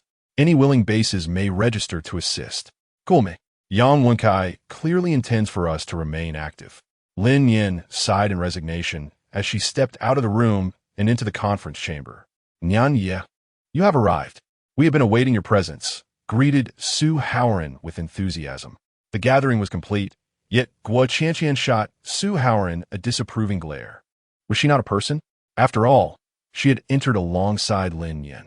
Please take your seats. Yang Wenkai, let us commence, spoke Luo Chun in a deep voice, his expression slightly haggard. The internal affairs of the base, external defenses, and an array of trivial matters all required his decision-making. Lin Nian chose to lie flat, often retreating into her space to enjoy the tranquility. Guo Qianqian was solely concerned with the weapons housed within that space. Meanwhile, Zhong Xiaobai and Yi Feng were preoccupied with their romantic entanglements. Indeed, being the captain is no easy task. Alrig, Jin Gu, Yang Wenjai Nodet. Yesterday, the base radio received an invitation from the Chaoya base in Xinhai City. A month prior, Chu Zhaoxiong established the Chaoya base in the southern suburbs of Xinhai City. The Chaoya base developed rapidly, becoming one of the largest bases in Xinhai City within just a month. The base boasts a population of 1,000, among which more than 300 are capable of supernatural abilities. Hiss! Upon hearing this, Guo Qianqian gasped in astonishment. What does having over 300 supernatural beings signify? The Xingho base has merely 7 supernatural beings in total. It is no exaggeration to say that the Chaoya base has gathered at least half of the supernatural beings in Xinhai City. This is absolutely remarkable. Who exactly is this Chu Zhaoxiong? Lin Nian inquired with curiosity. In her previous life, she had never heard of the Chaoya base, nor did she know of Chu Zhaoxiong's name. Could it be that he was a reincarnator? At the onset of the apocalypse, Chu Zhaoxiong attracted a significant number of scientific talents, and with formidable strength, he recruited many individuals with special abilities. The population of the Chaoya base had consistently remained around 1,000. It was said that a survival of the fittest system was implemented within the base, where any survivor who failed to contribute or was deemed weak would be eliminated from the community. The crowd murmured. The concept of survival of the fittest sounded harsh. Yet in a world ravaged by the apocalypse, particularly in the face of scarce resources, such a system could be considered the most effective. Only the strong could endure in such dire circumstances. What formidable tasks could a base of such power possibly require that they would seek to invite other bases to join? Guo Qianqian asked, her curiosity piqued. Yang Wenkai slowly replied, a suppressant for the zombie virus. Lin Nian's heart tightened. Inhibitors? During the outbreak of the apocalypse, she had seized several vials of inhibitors in Lancheng City. Do these inhibitors truly possess efficacy? Are they genuine viral inhibitors? Will using them prevent mutations? Will it safeguard one from zombie bites? Instantly, the conference room erupted in a flurry of curious inquiries. Yang Wenkai, with a sense of helplessness, remarked, I am uncertain. This mission entails breaching the Municipal Research Institute to uncover the inhibitors stored within. The Municipal Research Institute is located in the high-tech zone of Xinhai City, an area teeming with factories and zombies, making it exceedingly perilous. Given Chu Xiaoxiong's prowess, penetrating the Research Institute should pose no issue. However, the losses incurred would be substantial, which is why he has issued this invitation. Upon hearing this, the expressions of the gathered individuals grew grim. Although the high-tech zone of Xinhai City lacks the vibrancy of the urban center, it is home to numerous factories, each employing thousands of workers. With resources scarce, no one is eager to venture into the high-tech zone. Chapter 82. Assembly observing their reactions, Yang Wenkai continued. Mr. Chu has stated that regardless of the mission's success, any base willing to send 3 ability users to the Research Institute will receive a distribution of 1,000 caddies of grain. Furthermore, all obtained inhibitors will be auctioned off, and the total resources garnered from the auction will be allocated among the participating ability users. This arrangement appears quite fair and just. Moreover, the mere act of participation guarantees 1,000 caddies of grain, a tremendous boon for smaller bases. Lin Nian inquired Yang Wenkai. Are you certain there are no hidden agendas here?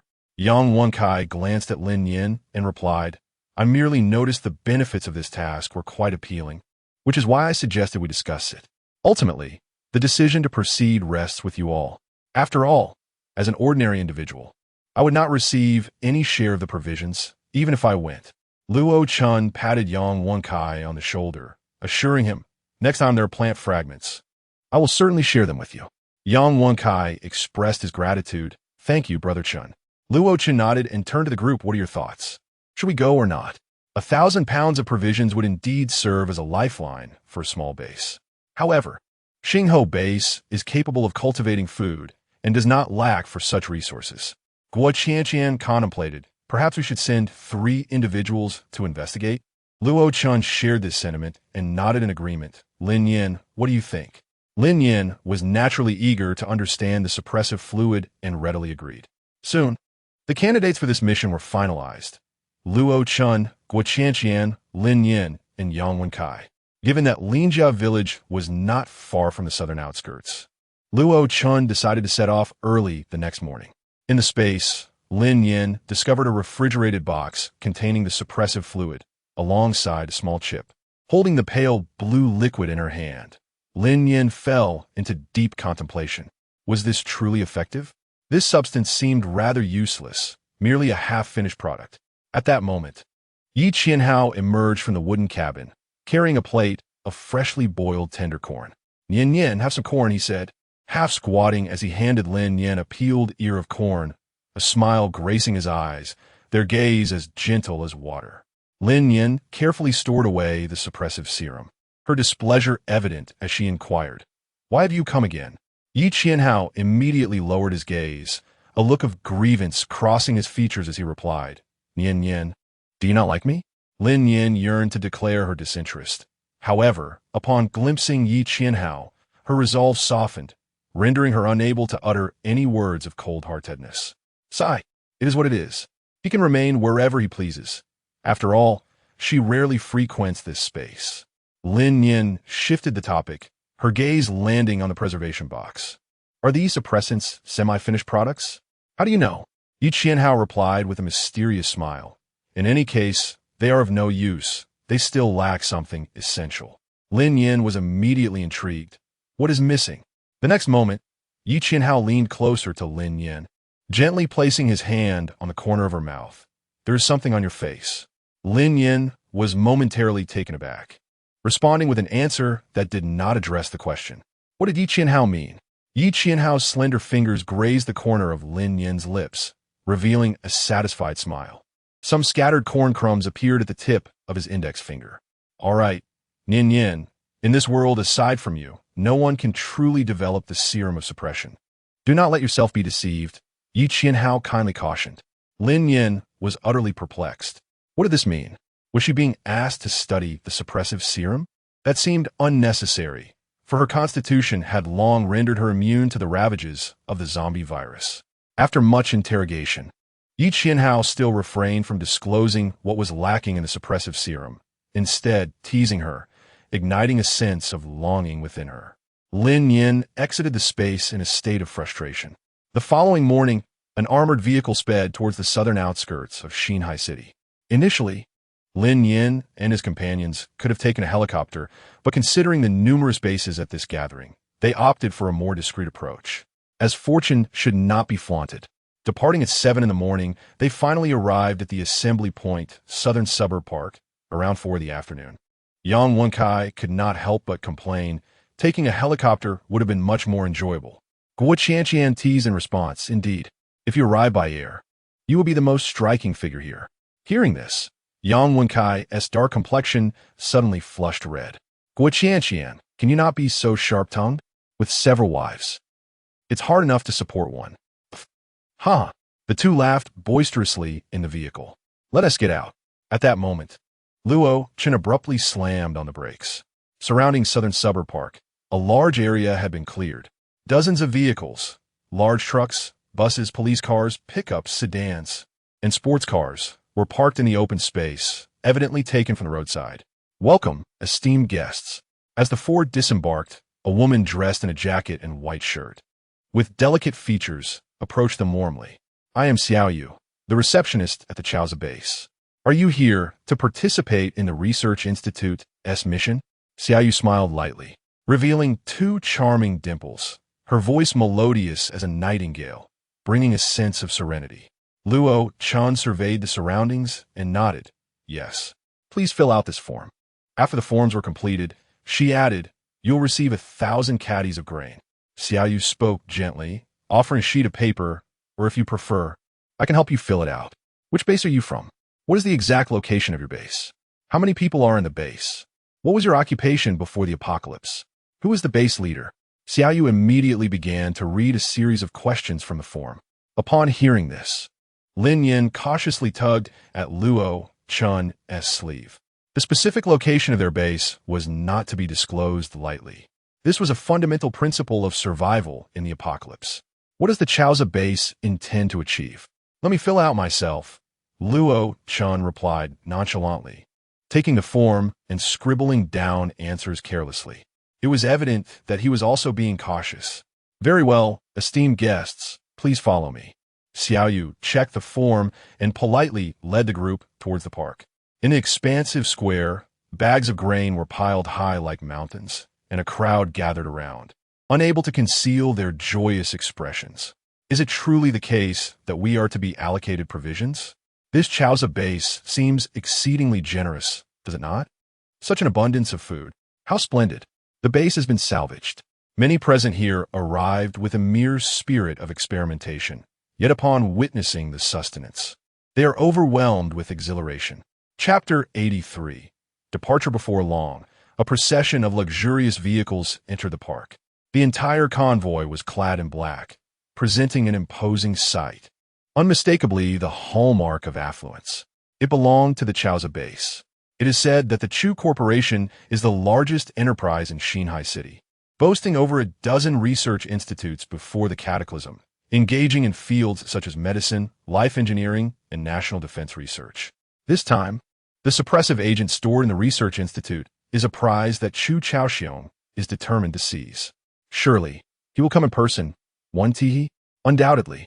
I have insider information that this suppressive agent is a collaborative project between the Chu Corporation and the Research Institute, and due to the abrupt outbreak of the virus, the final product was stored there.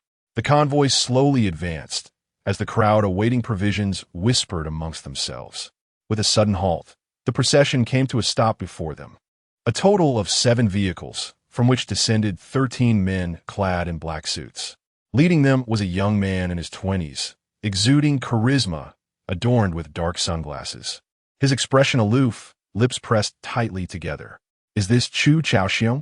How youthful he appears. The attendant, Xiao Yu, approached with reverence, stating base leader. Today a total of 15 bases have arrived, 3 from Lanzhong City, 2 from City A, with the remainder hailing from the vicinity of Xinhai City. In total, 130 individuals have come, including 53 with abilities. Upon hearing Xiao Yu's report, Chu Chaoxiong's brows furrowed in displeasure. Evidently dissatisfied with the number of abilities present, he had invested a considerable sum to recruit these bases, hoping to gather a greater number of ability users. Yet only 53 had shown up. Greetings, Base Leader Chu. I am from Liuhe Base, and we have brought 5 individuals. Base Leader Chu. I am from Chengwei Base. Base Leader Chu. As Chu Chaoxiong approached, the crowd eagerly encircled him, extending warm greetings. Chu Chaoxiong merely nodded indifferently in acknowledgement. A throng of sycophants. At that moment, a voice of derision whispered in Lin Nian's ear. Lin Nian lifted her head, and a handsome young man, around 18 or 19 years of age, spoke with a tone of disdain. Noticing Lin Nian's gaze upon him, the boy raised his chin and cast an angry glare in her direction. Lin Nian smiled gently. The rebellious young man certainly looked down upon such sycophantic behavior. At that moment, Chu Zhaoxiong stepped forward, raising his hand to signal for silence. In a cold voice, he addressed the crowd. I appreciate everyone for attending this mission. The Chaoza base honors its word. Any base with 3 supernatural beings present will receive 1,000 pounds of grain. You may claim it now. As his words echoed, the crowd erupted into a frenzy, astonished at the prospect of receiving provisions even before the task had commenced. Lin Nian couldn't help but furrow her brow. Could such a fortunate event truly occur? What was the true purpose of the Chaoza base? Liuhe Base announced that they had 1,000 pounds of grain available for collection. Soon, the maidens distributed the grain to each base, and those who received it were filled with joy, while those who did not awaited eagerly. Chu Zhaoxiong's gaze swept over the crowd. Once the grain was fully distributed, an amusing scene unfolded. How would everyone carry away 1,000 pounds of grain? Apart from those bases that had arrived in large trucks or possessed spatial abilities within their ranks, the remainder looked towards Chu Zhaoxiong with uncertainty. The grain has been distributed. Everyone, we shall commence our journey now, Chu Zhaoxiong announced coldly, disregarding their apprehensive glances. Chu Base Leader, we cannot possibly undertake our mission with such a large quantity of grain. Indeed, grant us a moment, they implored. Can we depart tomorrow instead? A smirk crossed Chu Zhaoxiong's lips as he firmly rejected. Time waits for no one. The clock is ticking, and our mission is pressing. He had no intention of granting anyone additional time. After all, the goal of distributing the grain had already been accomplished. From his observations, 3 spatial ability users had arrived this time, sufficient for his needs. Any unforeseen events during the transport of grain were beyond his foresight. He only required the ability users and the spatial ones. 10 minutes later, over 50 ability users were seated in the luxurious vehicles of the Chaoza base, leaving behind the ordinary individuals under the pretext of the grain distribution. On the vehicle, Lin Nian quietly inquired, Luo Chun, what do you think Chu Zhaoxiong intends to do? He deliberately left those ordinary people behind. Luo Chun nodded. His gaze toward Guo Qianqian seemed rather unsettling. We must proceed with caution. Guo Qianqian interjected, Chun Go. You must protect me. The journey from the park to the research institute was not far, approximately 1 hour. As they traveled, Lin Nian noticed that the roads they passed appeared to have been cleared of traffic and wandering zombies, as if the path had been prepped in advance. The journey was remarkably smooth. At 6:30 in the evening, the convoy arrived near the research institute. How strange, knowing that nightfall was imminent. Why did Chu Zhaoxiong insist on heading to the research institute? Observing the dimming sky, Lin Nian expressed her skepticism. Every arrangement made by Chu Zhaoxiong seems deliberate, intentionally leaving the ordinary people behind and timing their arrival at the research institute with the onset of darkness. What could his true intentions be? Chenggu, perhaps we should quietly slip away, Guo Qianqian suggested softly, sensing the unusual tension. In the apocalypse, undertaking missions at night was akin to courting death, akin to moths drawn to a flame. Luo Chen's expression grew serious as he gazed out into the darkness. Although the zombies in this vicinity have been mostly eradicated, an unsettling feeling lingered within him. "Everyone, please disembark. Our vanguard has thoroughly cleared the rest area," announced Chu Zhaoxiong. Reluctantly, the group exited the vehicle. "Director Chu, is it safe here at night?" Someone inquired. "Indeed, night is the domain of the zombies. We should have come tomorrow." Several of the first to disembark voiced their discontent. "Is there really any difference between acting by day or by night? I didn't hear such complaints when we were receiving provisions." The group fell silent. A soft heart towards food and a shorthand for favors. Very well. We shall abide by the employer's directives. Soon, they entered a secure, abandoned building where Chu Zhaoxiong produced a map. The research facility has 4 entrances: east, south, west, and north. We shall divide into 4 teams and assault from different directions. He pointed to a vacant area on the map. We will regroup in the parking lot beneath the research building. Some appeared puzzled. "Director Chu, wouldn't it be easier for everyone to breach a single door together?" "Indeed. Why split up?" Chu Zhaoxiong furrowed his brow. "The research facility is a labyrinth teeming with zombies. If a battle occurs at one entrance, the rest will swarm in. We would never be able to eliminate them all. Previously, when I led dozens of abilities users through the east door, we were overwhelmed by a horde before even reaching the parking lot, suffering significant losses." Reluctantly, he had extended invitations, hoping to try a simultaneous advance. As for manpower, the Zhao base did not solely depend on his decisions. After the last incident, where dozens of abilities users were lost, the management refused to deploy more personnel. Upon hearing this, the crowd murmured in concern. The combined power of dozens of abilities users should not be underestimated. What could possibly exist within that research facility to annihilate such a force? Immediately, some contemplated withdrawing. The danger of this mission seemed exceedingly high. But do not fret. Once we breach the parking lot, the zombie virus suppression liquid will be within our grasp. At that time, the provisions you receive will amount to at least tens of thousands of tons, Chu Zhaoxiong assured them, adept at winning hearts. A collective gasp arose at the mention of tens of thousands of tons of provisions, enough to sustain a small base for several years. Such temptation was sufficient to spur them into action. They would adhere to Director Chu's arrangements. The base leader from Liuhe immediately expressed agreement, and the others soon followed suit. The team assignments were swiftly organized. Several spatial abilities practitioners have been assigned to the team led by Chu Chaoxiong. Guo Qianqian gazed at Luo Chan with a look of deep resentment, her eyes brimming with complaints. When it was time to collect provisions, she had intended for Lin Nian to handle it, yet Luo Chen insisted that she be the one to do so. Now, she found herself separated from her teammates. With a command issued, the 4 teams surged forth, racing in different directions toward the eastern gate of the Research Institute. Lin Nian and Luo Chan were assigned to the same team, with Yang Wenkai, an ordinary individual, naturally accompanying them. The rebellious young man, Li Chong, was also placed in Lin Nian's team. The commander of the Liuhe base, Lu Yong, had been designated as their leader by Chu Zhaoxiong. Throughout their journey, Li Chong incessantly grumbled, his face contorted with disdain. "Humph. What is there to be proud of for a leader who attained his position through flattery and sycophancy? Just look at him. He is clearly a coward. Why should he be the captain? I refuse to listen. It's all nonsense." Lin Nian listened to Li Chong's rambling, feeling quite overwhelmed. It was the first time she encountered a youth even more foolish than Su Haoran, leaving her utterly astounded. Well, flattering others is indeed a skill, but if one possesses such talent, why not demonstrate it? A middle-aged woman could no longer contain herself and scoffed. "Humph. I wouldn't deign to engage." As her words lingered in the air, a sudden and intense disturbance surged around them. A deep, resonant roar echoed through the atmosphere. Lin Nian's expression turned serious as she extended her mental energy outward. Lu Yong turned his head, reprimanding sternly, "What are you yelling about?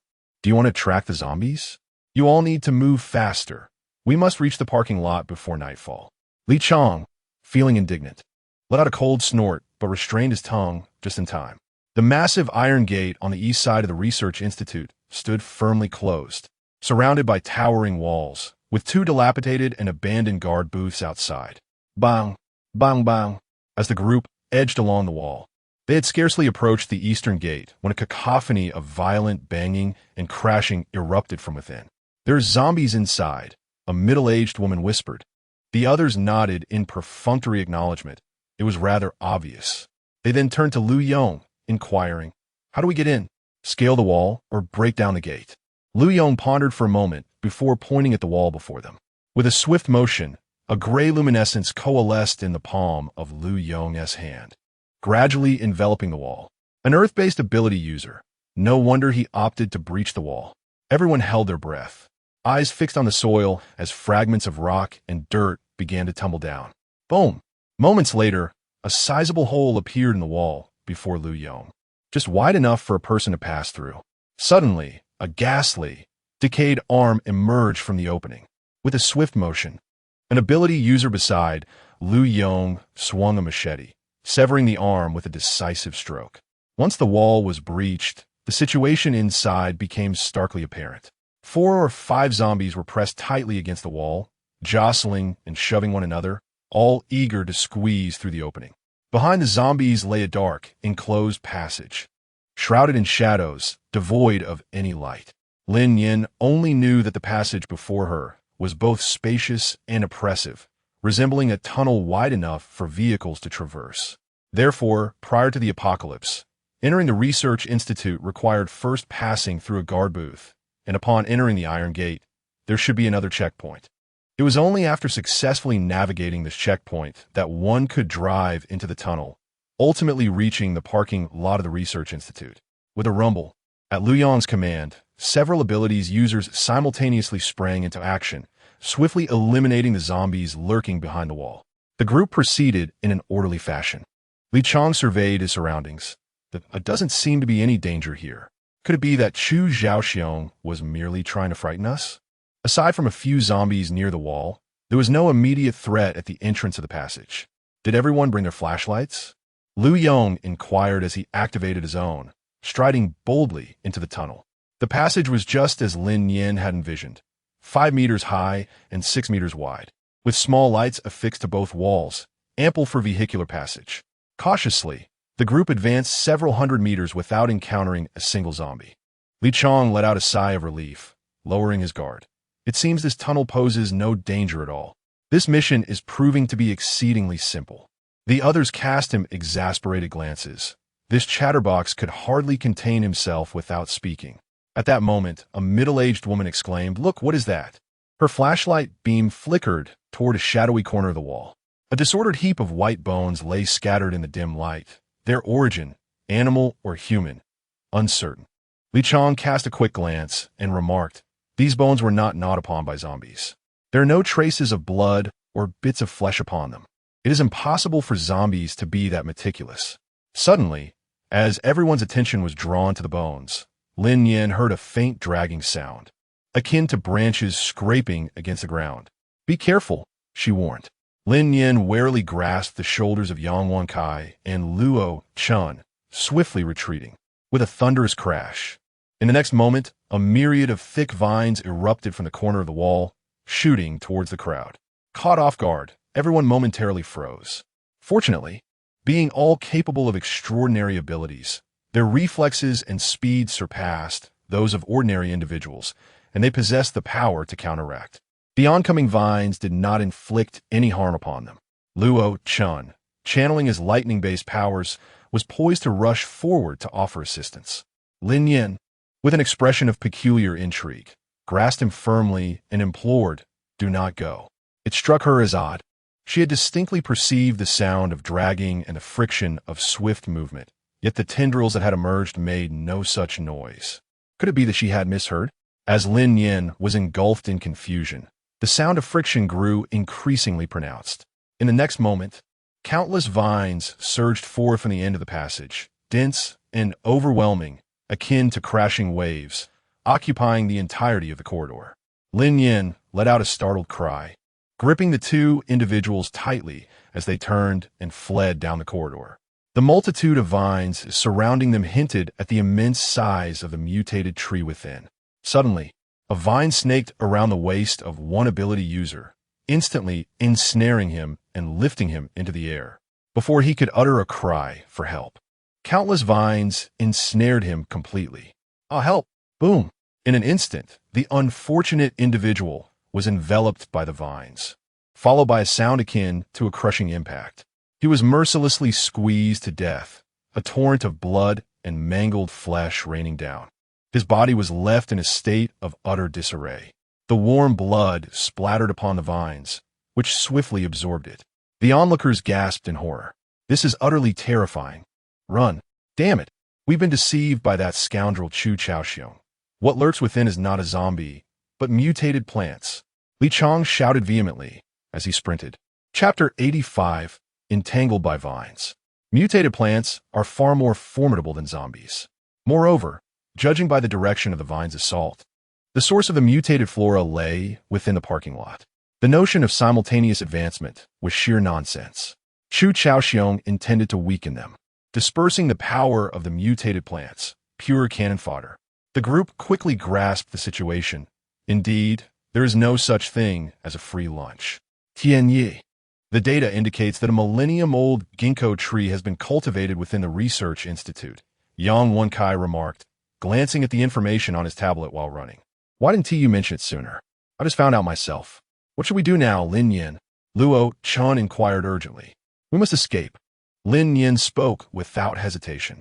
Indeed, they had fallen into another trap.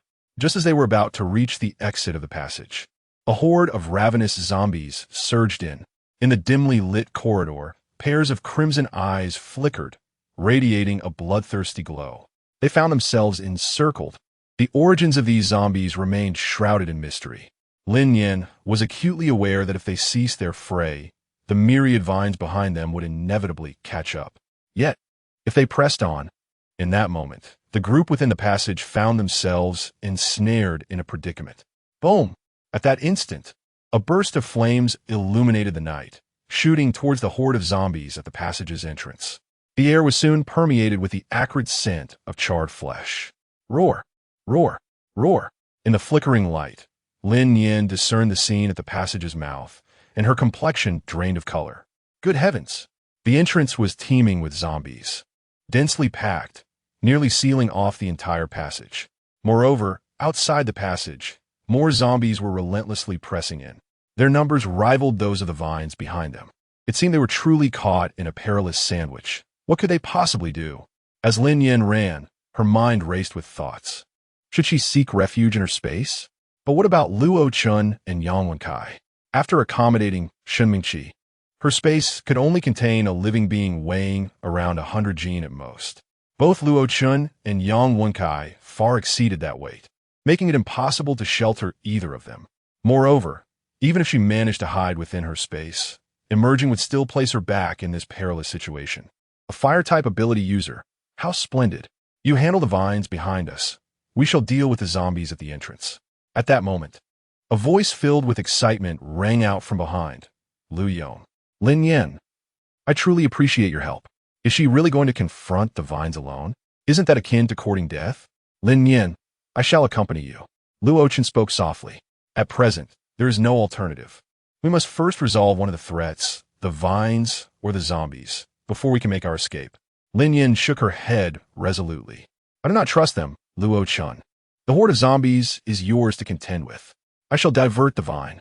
With her words hanging in the air, Lin Nian turned and charged towards the vines behind her. Luo Chen's lightning would prove ineffective against such a colossal mass of vines. It would be far more prudent for him to eliminate the zombies, perhaps carving out a path to safety. Boom! In the next moment, a searing flame erupted, instantly transforming into a wall of fire. Crackle! Countless vines surged into the fiery barrier, producing a cacophony of crackling sounds. The third-tier flames exhibited formidable power. An abundance of vines surged into the inferno, rapidly disintegrating into ashes as dry tinder met fierce flames, billowing smoke and intensifying the blaze. However, Lin Nian remained vigilant. Just then, whoosh! A vine, engulfed in roaring flames, hurtled towards Lin Nian. Lin Nian, I knew it all along. It is not that her flames lack potency, but rather that the sheer number of vines is overwhelmingly excessive. Lin Nian gripped the crimson, curved blade tightly and swung it towards the vine. With a sharp crack, a section of the vine was severed, and a thick, dark green sap erupted forth. Hissing sounds resonated as the liquid splattered onto the ground, where it immediately began to emit wisps of white smoke. The earth was corroded beneath its caustic touch. Lin Nian raised her brow. Indeed, this mutated ancient tree was formidable due to its potent corrosiveness. Meanwhile, in the distance, the flame soared as Luo Chun realized Lin Nian had made her move. With a powerful shout, Luo Chun summoned a tremendous surge of extraordinary energy, unleashing a torrent of lightning. Yang Wenkai, in a panic, cowered in the corner. What to do? As an ordinary person, he was no match for the zombies and vine creatures. Engaging them would only distract Luo Chun from Lin Nian. Yet, he yearned to assist. Suddenly, a spark of inspiration struck Yang Wenkai, and he retrieved his tablet. When combat prowess fell short, intellect could bridge the gap. He could attempt to locate the ancient tree's precise position, or, in the next moment, a flicker of joy crossed his face. The research institute still had power. Where there was electricity, there was internet. This was indeed Yang Wencai's domain. With fervor, he began to type on the keyboard. Boom! At the entrance of the passage, various energy orbs soared through the air, and the ability users were fully committed to exterminating the zombies. Just then, a figure was hurled backward, crashing heavily beside Yang Wenkai. The man lifted his head and shouted in frustration, "Damn it! We are fighting for our lives up front, and you are here playing on the computer?" A surge of indignation flared within him as he quickly rose, clenched his fists, and swung at Yang Wenkai. "Watch out!" Yang Wenkai exclaimed, narrowly evading the man's punch, drawing out his dagger and thrusting it forward. Roar! A gaunt zombie, clad in security attire, descended from above, lunging at the man. Thud! The dagger plunged directly into the zombie's skull. The man, startled, turned his head and asked, "How did you notice it?" He had connected to all the surveillance cameras in the research institute, including those in this passage, providing a complete 360-degree view. Tian Yi, watch your head. Young Wenjai showed that a zombie, resembling a spider, hung upside down from the ceiling of the passage, like a predator in the darkness, motionless, waiting for the opportune moment to strike. The zombie awaited its prey to venture beneath, ready to deliver a crushing blow, its claws capable of ripping out a beating heart and devouring its flesh. And that prey was none other than Luo Chun, who was just beneath the zombie. Roar! The zombie emitted an excited growl, propelling itself towards Luo Chun. Whoosh! Luo Chun swiftly dodged. Had it not been for Yang Wencai's warning, he would have undoubtedly been toppled by the zombie. The man in the corner stared in disbelief. Was this truly an ordinary person? Chenggu, to the right. Yang Wencai's voice continued to urge. Soon, amidst the fierce struggle of the ability users, the zombies at the entrance were vanquished. Chenggu, battles have erupted at all 4 gates, and we have temporarily dealt with the zombies on our side. Yang Wenkai sighed in relief, reporting softly. The Group S faces brightened with joy as they swiftly rushed toward the tunnel entrance, entirely oblivious to the fact that Lin Nian was still entangled with the vines within. Chapter 86. Uprooted by a bunch of ingrates, Yang Wenkai scoffed, adjusting his glasses and cursing vehemently. If it weren't for Lin Nian dragging the vines, they would have long been trapped and perished from both sides. These ungrateful wretches. Go lend a hand, Luo Chun commanded, brandishing his machete as he turned and charged back into the tunnel. It was no wonder that Lin Nian harbored distrust towards those ability users. At this moment, only 5 individuals remained in the tunnel, besides the 3 from Xingho base. There was also the rebellious boy Li Chong and the man, Yang Bo, who had lunged at Yang Wenkai. Yang Wenkai followed closely behind Luo Chun, the computer screen ablaze with a myriad of green dots. Chenggu, there's simply too many vines. We should call Lin Nian to retreat. The sounds of crackling fire and thick smoke filled the tunnel ahead, where flames soared and the vines burned with a relentless crackle. Lin Nian, with her agile movements, engaged in a fierce struggle with countless vines. However, As her supernatural abilities became excessively drained, her stamina waned, causing her movements to gradually slow. Suddenly, a flaming vine struck Lin Nian with great force. Bang! Lin Nian was directly sent flying. Whoosh, whoosh, whoosh. In the next moment, a series of sounds pierced the air as numerous vines shot towards Lin Nian. How infuriating! As Lin Nian was sent hurtling through the air, she found herself ensnared by the relentless grip of numerous vines around her feet, rendered powerless to escape. Her extraordinary abilities had been depleted. What was she to do? Suddenly, in a moment of peril, several blinding bolts of lightning descended, severing the vines that ensnared Lin Nian. With a crackle, a dark green sap splattered onto her ankle, swiftly corroding her skin. Lin Nian winced in pain, and at that moment, she fell heavily to the ground. Lin Nian, Luo Chun swiftly rushed to her side and helped her to her feet, asking, "Are you all right?" Lin Nian shook her head. "We must retreat." Upon witnessing this, Luo Chun suppressed the deep-seated anxiety within him and, supporting Lin Nian, made to flee. Yet Lin Nian seized him firmly. "We cannot escape. The sap of these vines is corrosive. Fleeing blindly will only lead to our demise at their hands. There is no way out." As they beheld the overwhelming onslaught of the encroaching vines, Luo Chun's expression grew grave, and he released Lin Nian. Since escape was no longer an option, they would confront the threat head-on. With a decisive flick, Luo Chun's massive blade resonated with a sharp, exhilarating clang, exuding both excitement and madness. Tianyi. The teams at the other three entrances have reached the passageway. The ancient tree's core lies within the parking lot. Yang Wenkai shouted in the next moment. Luo Chen nodded and surged forward with remarkable speed. It became evident that their only path to survival lay in vanquishing the vines within the passage. With a swift motion, the blade flashed, severing countless vines in twain, their corrosive, dark green sap spraying everywhere. Surrounding Luo Chen was a halo of silvery light. As the sap splattered against the barrier, it instantly transformed into wisps of azure smoke, vanishing without a trace. This was the power of the extraordinary energy shield. Lin Nian exclaimed in astonishment. Indeed, how had she not realized this? The external manifestation of her abilities enveloping her entire body formed a protective barrier. Thus, she no longer needed to worry about the corrosive splashes of liquid, allowing her to focus entirely on severing the vines. With this thought in mind, Lin Nian emulated the idea, conjuring a flame-based shield with the scant power she possessed. "Attack!" she commanded with a fierce shout. Lin Nian brandished his curved blade and charged forward. The two subsequent ability users joined the fray. "Come on, Chungo. You can do it, Lin Nian. We're almost there. The passage is about to be cleared." Yang Wenkai shouted encouragingly, his eyes fixed on the computer screen. Li Chang interjected, "What good is cheering from the back? Why don't you join in?" A few minutes later, a sound pierced the air. Lin Nian adeptly severed a vine, allowing a beam of light to penetrate the surroundings.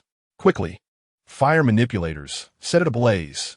In the parking lot, flames soared high into the sky as Chu Zhaoxiong directed a multitude of supernatural beings, encircling a towering ancient tree in a fierce assault. Indeed, there is strength in numbers. Such a formidable millennium-old tree could not withstand the combined might of numerous powers. Crimson sap oozed from its trunk, and its branches were engulfed in flames. It appeared gravely wounded. Witnessing this scene, hope flickered in the eyes of several individuals. They were on the verge of reuniting with the main force. Salvation was near. "Keep going."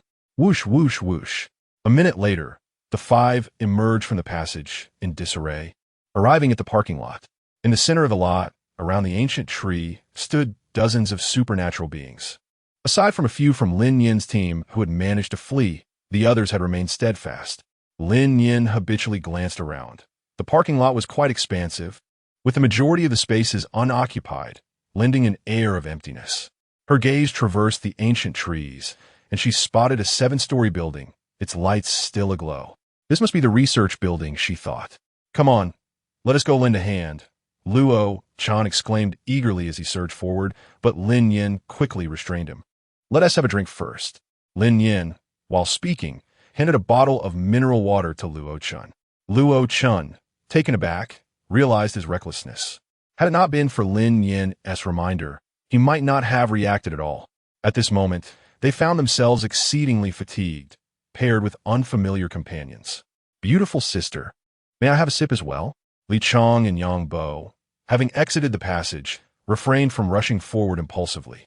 Li Qian, Bunting Khabili, shamelessly requested water to quench his thirst. Lin Nian retrieved 2 unopened bottles of mineral water from her backpack and handed them to them.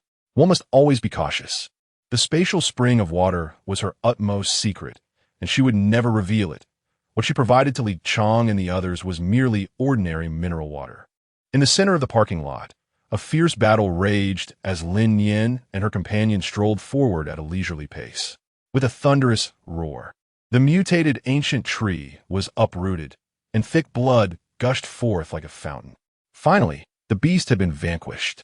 This mutated ancient tree was indeed a formidable foe. Victory was theirs. It was truly thanks to the command of the base leader, Chu. Indeed, without his guidance, we might have perished here. After the ancient tree was defeated, the crowd was exhilarated, with some grumbling darkly while others seized the opportunity to flatter. "Everyone, you have worked hard," Chu Chaoxiong said, a glimmer of light flashing in his eyes as he eagerly turned to gaze at the nearby research building. The zombie virus suppressing serum lay within that very building. Let's charge ahead. Regardless of who obtained the suppressing serum, the reward would be doubled. Chu Chaoxiong effectively rallied the crowd, igniting their excitement as they completely disregarded the immense consumption of their abilities and rushed towards the building. "Are you not coming? If we delay, someone else will seize the suppressing serum." Li Chong and Yang Bo stirred restlessly behind. In truth, Lin Nian's heart was already overflowing with joy. These fools. The mutated ancient tree undoubtedly possessed a crystal core. Instead of excavating the core, they chose to pursue the suppressing serum. Is that not foolishness? Then we shall take our leave. Upon hearing this, Li Chong and Yang Bo wasted no time and sprinted towards the research building. Chapter 87. A hot potato. Lin Nian and the 3 of them exchanged glances, their eyes brimming with ecstatic joy. With a soft sound, they embraced the moment. Lin Nian approached the ancient tree, uprooted from its very foundation, and unsheathed her spear, the sharp tip piercing directly into the trunk. Luo Chun scanned the surroundings with vigilant eyes. Yang Wen-Sai's gaze sparkled with anticipation as he looked at the ancient tree. "Brother Chun, why aren't they extracting the crystal cores?" It was known that mutated plants contained crystal cores, a fact revealed to them by Guo Qianqian, who had come back from a rebirth to discover this knowledge. This implied that if their team lacked a reborn individual, uncovering the crystal cores within the ancient tree would prove exceedingly difficult. After all, the apocalypse had only recently erupted, and even the heads of zombies lacked crystal cores, let alone the mutated ancient trees. Yang Wenkai wore a triumphant expression, grateful for their ignorance. Just then, Lin Nian heard a faint clatter. With a sudden surge of force, she struck her spear. A crack formed in the trunk of the ancient tree, and a thumb-sized orb, emanating a faint green glow, fell to the ground. Lin Nian swiftly picked up the bead, scarcely taking the time to wipe off the bloodstains before slipping it directly into her pocket. How magnificent! Yang Wen-Sai's eyes sparkled with excitement. Lin Nian nodded with a cheerful demeanor, exclaiming, "Indeed, this is at least a level 4 crystal core. Such a rarity. If I were to absorb this core, I would undoubtedly ascend to a higher level. However, this particular plant crystal core is reserved for Yang Wenkai. Rest assured, this core shall be saved for you." They made their way towards the research building. Luo Chun gently patted Yang Wen-Sai's shoulder, speaking softly. He never hesitated to share with his comrades. Yang Wenkai had been by his side the longest, consistently diligent in his work and unwaveringly committed to his tasks. Whether it be a level 4 or even a level 5 crystal core, he would honor his promises. The trio proceeded towards the research building, where chaos reigned supreme. The cacophony of zombie growls, the frantic shouts of humanity, the hurried footsteps, and the thunderous gunfire converged into a deafening symphony. Driven by self-interest, madness reigned. Chu Zhaoxiong, accompanied by 3 spatial ability users and his 12 guards, headed straight for the laboratory on the 7th floor. Simultaneously, a group of individuals clad in black infiltrated the research building. Ding! The research building was equipped with 3 elevators, and Lin Nian opted for the leftmost one. Lin Nian, which floor? Yang Wenkai inquired with an upbeat spirit, eagerly wishing for the task to conclude swiftly. Typically, the most significant items were either located on the top floor or hidden deep underground. Naturally, she would not search each floor one by one. "All right," she replied. The elevator doors began to close slowly. At that moment, a rapid succession of gunfire erupted, the sound of bullets raining down unexpectedly. Lin Nian and her companions, filled with terror, desperately evaded the bullets that pierced through the air. What the hell? Who is so violent? Suddenly, the elevator doors began to open slowly. In an instant, a figure lunged forth from the side, leaping out of the elevator and swiftly tackling one of the assailants with remarkable precision. A flash of crimson light surged forth. Lin Nian thrust the curved dagger directly into the man's heart. The assailants outside the elevator, clad in black, swiftly reacted, brandishing their weapons towards Lin Nian. However, at that very moment, 2 figures darted out from the elevator with remarkable speed. Gunfire erupted, a cacophony of explosive sounds echoed. In less than 3 seconds, the 5 men in black outside the elevator were slain. Lin Nian gazed upon the fallen individuals, her expression one of perplexity. How peculiar. They were not part of this mission. The 5 donned identical attire, their weapons and equipment uniform, unmistakably indicating they were not mere cannon fodder. Could it be that others had infiltrated the research building? Upon this realization, Lin Nian's demeanor shifted, becoming grave. On the 7th floor, Chu Zhaoxiong led a group of individuals, adeptly locating the central laboratory. At the heart of the lab, a glass case encased a pale blue test tube. The suppressive agent remained intact. What splendid fortune! Beep, beep, beep. Chu Zhaoxiong lunged towards the glass enclosure, his heart racing with trepidation and excitement as he inputted the password. Guo Qianqian, her curiosity piqued, stared intently at the suppressive agent. A flicker of light dancing in her eyes. Just one? Could it be that Chu Zhaoxiong had deployed a smokescreen, misleading everyone into believing there were numerous suppressive agents scattered throughout the floors, when in truth, only this solitary vial existed? Ding! The password was confirmed. A mechanical voice echoed, and the glass case slowly opened. Chu Zhaoxiong retrieved a pre-prepared preservation box, cautiously placing the suppressive agent inside. "You 3. He then turned to Guo Qianqian and her companions, issuing a command. "Gather every piece of equipment and apparatus from this laboratory that can be transported." Guo Qianqian cast a disdainful glance. Just then, a thunderous noise erupted. The laboratory's door was forcefully breached, a multitude of ultraviolet red dots flooding the space. Bang! Bang! Bang! Before anyone could react, a barrage of gunfire erupted.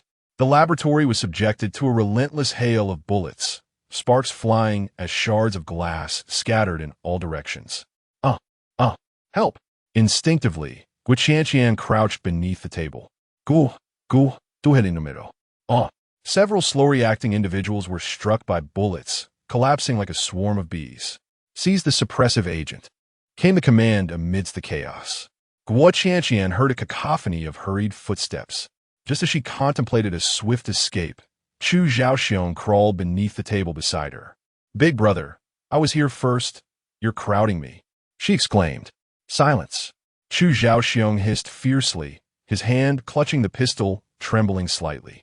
A bullet had grazed his thigh, blood seeping profusely. "Damn it, Lu Quan, you will pay for this," Chu Zhaoxiong muttered through gritted teeth, completely oblivious to Guo Qianqian's avaricious gaze fixated on the preservation box. "Chu Zhaoxiong, hand over the suppressive agent, and I shall spare your life." A triumphant voice resonated within the laboratory. Despicable, Chu Zhaoxiong silently seethed. Whoosh! At that moment, the box in Chu Zhaoxiong's hands inexplicably vanished. He turned around in astonishment. Guo Qianqian wore a mischievous smile and swiftly disappeared beneath the table. "Which base are you from? Show yourself," he shouted in frustration. In an instant, the taut nerves of Chu Zhaoxiong snapped. Disregarding the need for concealment, he cursed and overturned the table. "Zhu Zhao Si Xing, where's the suppressive serum?" That woman took the box. Pursue her. What are you waiting for? Do you think I will believe you? A gunshot rang out, and Chu Zhaoxiong felt a sharp pain as another bullet struck his thigh, bringing him to his knees. Lu Quan, you damn it. Chu Zhaoxiong gritted his teeth in anger. Not going to speak. I wouldn't mind sending you on your way. Just then, a crackle echoed through Lu Quan's earpiece. Moments latte. Quick, pursue her. Lu Quan disregarded Chu Zhaoxiong, leading his men towards the exit of the laboratory. Whoosh. Guo Qianqian instantly transported herself to the corridor. Her expression one of triumph. What a bunch of fools. You all can fight it out in there. I'm leaving. At that moment, a stern voice cried out. Yes, over there. Bang, bang, bang. Following that, the deafening sound of gunfire erupted. Guo Qianqian had no time to comprehend what was happening before she teleported once more. In the next instant, a group of people pursued after her. Liu Ye. There's blood on the floor. She has been injured. You few, guard the stairway. The rest follow me to the elevator. Chapter 88, Zero Zombie. At the 7th floor elevator entrance, the elevator doors opened slowly. Before Lin Nian and the others could step out, a figure rushed in with great speed. The air was thick with the pungent scent of blood. Lin Nian. Is it impossible to exit this elevator today? Whoosh. In the next moment, the red moon blade lunged toward the shadow. Lin Nian, it's me. A weak yet familiar voice emerged, prompting Lin Nian to halt her attack just in time. Upon recognizing the figure before her, Lin Nian inquired solemnly, Guo Qianqian, how did you get injured? No need to speak, Guo Qianqian replied. I snatched the suppression serum from the laboratory and was targeted by a pack of rabid dogs. This is truly maddening. No matter where she teleported, those men in black could always locate her with alarming speed. Lin Nian. Having seized a hot potato, it is only natural to be pursued. Ding. With no time for further inquiries, Lin Nian swiftly pressed the elevator door close button. The elevator descended rapidly. Guo Qianqian let out a sigh of relief. Feeling liberated at last. It was all her fault. She had been too greedy. Moments later, the group of men in black arrived at the 7th floor elevator entrance. Watching the elevator descend, Lu Quan irritably removed his black mask, revealing a grotesque scar. Uncle. She got away. Wait for her on the ground floor. They cannot escape. Remember, I want her alive. At this moment, Lin Nian and her companions remained oblivious to the impending danger. The elevator button indicated the 1st floor. However, Lin Nian sensed that it continued to descend. A series of unsettling sounds echoed. This was an unprecedented situation for her. Moreover, Chu Zhaoxiong had not mentioned that there were additional floors beneath the research institute. A flicker of astonishment crossed Luo Chen's eyes as he glanced around. Guo Qianqian leaned against the wall, weakly cursing. Damn it, even the elevator is against me? Yang Wensai's mind raced, suddenly considering a grim possibility. Oh no. Chingu, could this elevator be under someone else's control? No sooner had he spoken than a thunderous crash resounded. The elevator finally came to a halt. The button illuminated the negative 1st floor. It was imperceptible at a glance. Ding! The elevator doors slowly opened, casting the only light from within. The illumination was insufficient, leaving the group to perceive nothing but an impenetrable darkness. Silence enveloped them, accompanied by a chilling breeze. In that enveloping darkness, Lin Nian was overwhelmed by an inexplicable sense of oppression, a profound premonition of impending danger. In the next moment, her heart began to race uncontrollably as she hastily pressed the button to close the door. She was not foolish. She understood the peril that lay ahead, and yet, why would she charge in? However, no matter how fervently Lin Nian pressed the button, the elevator remained unresponsive. It would not close, nor would it allow her to escape. How infuriating! Lin Nian's low curse escaped her lips in a fit of anger. At that moment, a series of deep, guttural roars echoed through the darkness. The sound was all too familiar. It was the growl of zombies. Realizing there was no escape, Lin Nian attempted to extend her psychic energy outward. However, to her astonishment, she could perceive nothing at all. Lin Nian had never encountered such a situation. The only explanation was that something within was obstructing her mental prowess. A profound sense of oppression engulfed her. It was perilous, exceedingly perilous. Suddenly, the elevator was illuminated. Upon discerning the scene before them, Everyone was taken aback. A series of tightly packed glass chambers housed a multitude of zombies clad in hospital garb. Some large, some small, some elderly, and some young. Their bodies bore no conspicuous wounds. Yet the pale visages of the undead were illuminated by the ravenous glint in their crimson eyes. The closest zombies to the elevator fixated hungrily on Guo Qianqian's bleeding shoulder, violently battering against the glass barrier. How could there be so many zombies here? Just then, a chilling voice emanated from the loudspeaker. You dare to steal the suppressive serum? Your audacity is remarkable. At the sound, Lin Nian sharply raised her head, her gaze traversing the glass chambers. There in the control room, she caught sight of several figures moving in a distinct chamber on a distant platform. This voice, she felt, was eerily familiar. Guo Qianqian bit her lip, visibly unwilling to concede. The suppressive serum is with me. If you have the courage, come and take it. A cold countdown resonated from the loudspeaker. Confusion enveloped the crowd, while Yang Wenkai huddled in the elevator, frantically tapping on the keyboard. 3, 2. Suddenly, a cacophony erupted as an increasing number of zombies began to assault the glass walls. Spiderweb-like fissures rapidly spreading across the surface. Lin Nian seemed to comprehend the intentions of the shadowy figures lurking in the background, her grip tightening around her weapon, bracing herself for battle. Even if they surrendered the suppressive liquid, those within would not spare them. Her only recourse was to buy time for Yang Wenkai. With a resounding crash, shards of glass scattered across the ground. The air was filled with the guttural growls of the undead. As a horde of zombies surged forth from the glass enclosure, they flailed their arms and bobbed their heads, resembling a chaotic dance of malevolence, lunging towards the elevator with ferocity. In response, Luo Chun was the first to unleash his lightning abilities, stepping boldly out of the elevator. No matter the cost, they had to hold the line. At that moment, a particularly aggressive zombie lunged at Luo Chun, its mouth agape in a grotesque snarl. With a sharp crack, a bullet pierced its forehead, creating a gruesome wound from which dark, viscous blood mixed with pale brain matter erupted. A headshot. Guo Qianqian emerged from the elevator, weapon in hand. The sound of gunfire erupted. Bullets flew forth as if they were free, engaging in a desperate battle. With overwhelming firepower, Guo Qianqian unleashed a relentless assault on the zombies, no longer holding back. In the control room, a voice emerged. Lu Ge, these 3 individuals are quite formidable. What should we do? Indeed, that woman's firepower is impressive.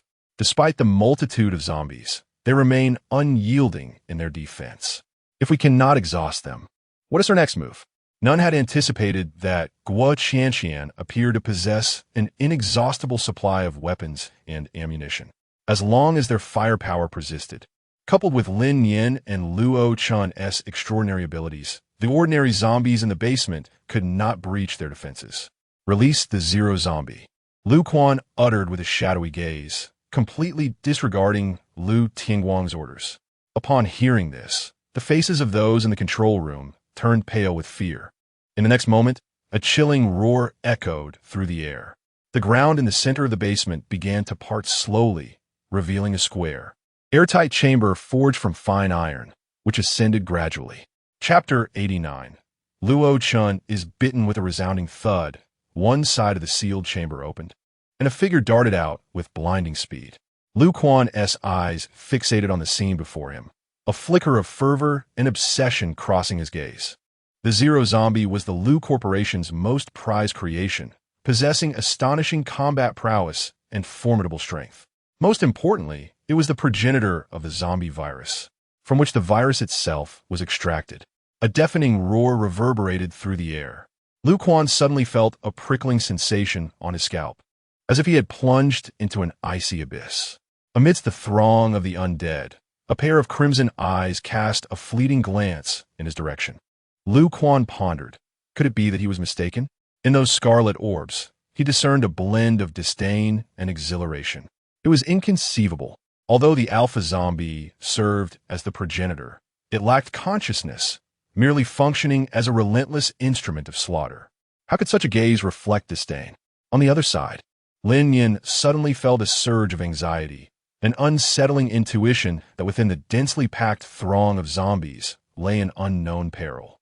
Just then, a fierce gust of wind swept through, causing the air to ripple. Lin Nian instinctively raised her hand while wielding the curved blade. A sizzling sound echoed in the air.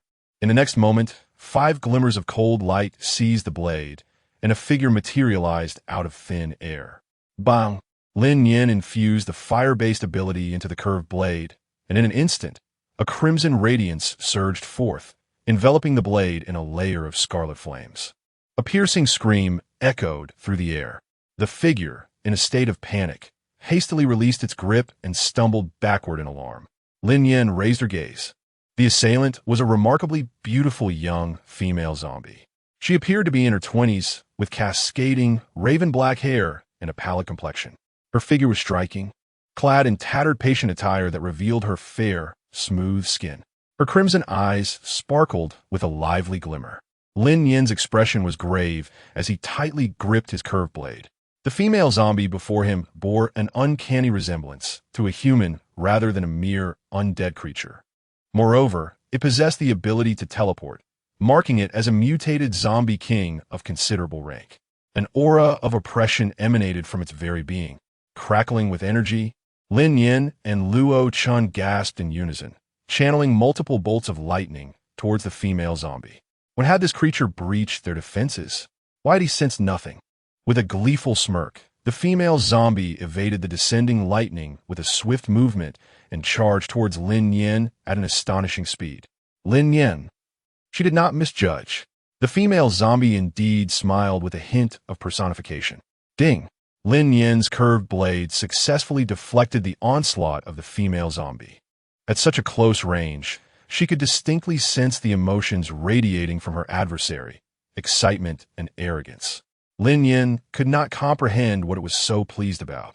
Ha ha ha! Immediately thereafter, an excited growl emanated from the throat of the female zombie. In a flash, she vanished once more. Lin Nian's body was taut, her vigilant gaze sweeping her surroundings. In combat, it is the space ability users who prove to be the most formidable, for one can never anticipate when they might launch a surprise attack.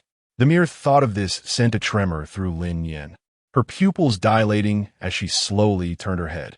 Luo Chun was approaching her. Luo Chun, do not come any closer, Lin Nian shouted fiercely. In an instant, a female zombie materialized behind Luo Chun, its sharp claws sinking into his shoulder. With a chilling howl, the zombie opened its gaping maw and bit down on Luo Chen's neck. No! Vivid crimson blood gushed forth. Luo Chen's body went rigid, as if frozen in time, his gentle gaze fixed upon Lin Nian. Lin Nian's mind was a blank slate, her eyes clouded with a crimson hue. Luo Chen had been bitten. No, it couldn't be. Lin Nian rushed towards Luo Chun. The sound of her rapid heartbeat echoed in her ears, drowning out all else. As the surroundings became a blur, suddenly, a spray of blood erupted forth. Lin Nian observed as the female zombie slowly lifted her head, revealing a provocative smile accompanied by her vividly red lips parting and closing. Next, it will be you. Bang! Her heart skipped a beat. Chaotic sounds echoed once more, and the surrounding scene sharpened into focus. Thud! Luo Chun collapsed straight to the ground. Luo Chun. Lin Nian called out loudly as she rushed forward, only to find that the female zombie had vanished. Lin Nian, hurry and escape. Blood trickled from the corner of Luo Chen's mouth, and the wound on his neck gushed forth warm, crimson liquid. Even after being bitten by the zombie, his concern remained solely for Lin Nian's safety. Luo Chun, do not be afraid. I have the suppressant. You will be fine. In a state of panic, Lin Nian spoke hastily, retrieving a suppressive serum from her space and forcefully injecting it into Luo Chen's arm. She had never anticipated that this suppressor would be used on him, nor had she ever considered the possibility of losing Luo Chun. No matter the circumstances, he must not succumb to becoming a zombie. At that moment, a covetous gaze pierced through the air. Originally, the female zombie had intended to target Guo Qianqian, but upon noticing the suppressive serum in Lin Nian's hand, it instantly shifted its focus. Give it to me, the female zombie rasped, appearing above Lin Nian, its fingers clawing toward her head. Run. Seeing this, Luo Chen tightened his grip on Lin Yan's wrist, attempting to push her away. Don't move. Lin Yan focused intently as she administered the suppressor. A minor sting was inconsequential. After all, she was immune to the zombie virus. With the injection halfway completed, she knew she could not afford to falter. Lin Yan gritted her teeth, bracing herself to withstand the zombie's strike. Just as the claws of the female zombie approached her, a sharp sound pierced the air, and a long, elegant hand materialized, grasping the female zombie's wrist with remarkable force. In an instant, the female zombie was sent flying away by a powerful surge. Meanwhile, Lin Nian completed the injection of the suppressant into Luo Chen. Still feeling uneasy, she followed it up by administering some spiritual spring liquid to him. Young Wenchai, take good care of Luo Chen. After accomplishing all this, Lin Nian stood up, radiating an aura of ferocity. Yi Qianhao cast a cold glance at Luo Chen before transforming into a wisp of black mist and merging into Lin Nian's body. Luo Chen's fate was of no concern to him. Suddenly, the female zombie attempted the same trick again, her body, suspended in mid-air, gradually fading from sight. Lin Nian stood before the elevator, her expression devoid of emotion. The female zombie had crossed her, provoking her ire. To harm Luo Chen was to tread upon her bottom line. She would kill. In the next instant, the female zombie appeared unexpectedly behind Guo Qianqian. Swiftly, Guo Qianqian vanished. Witnessing this scene, the female zombie was momentarily taken aback. Yet in an instant, a cold gleam flashed. The curved blade of Qi Wei plunged directly into the zombie's skull. The female zombie. When did Lin Nian rush over? Moreover, how could her speed be so astonishing? The female zombie was filled with questions, letting out a reluctant roar as she brandished her sharp claws, yearning to drag Lin Nian down with her. Yet Lin Nian would not afford her any opportunity. With a thunderous force, a powerful surge of energy surged into the female zombie's head. With a resounding bang, it exploded from within. In an instant, the female zombie's head was shattered, and a viscous, crimson liquid splattered everywhere. The zombie's claws froze mid-air, her eyes wide with disbelief. Then, in the next moment, a crystal core the size of a thumb fell to the ground. Lin Nian, with an expressionless face, grasped the crystal core and swiftly unsheathed her curved blade. It was damned. With a mere thought, the crystal core was absorbed into the void. Boom! A surge of formidable energy erupted from within Lin Nian, recklessly assaulting her dantian. Poof! Lin Nian spat out a mouthful of blood. 2 seconds later, a faint crimson glow enveloped her, and her aura grew profound. She had ascended in rank, now a level 4 ability user. How splendid! Lin Nian turned her head, her gaze icy as she looked towards the distant room. Lu, brother Lu, the mother zombie is dead. What should we do? How could it have been killed so easily? This is impossible. We're finished. Lu Lao will have us killed. As they watched the female zombie lie in a pool of blood, the men in black within the room screamed in terror.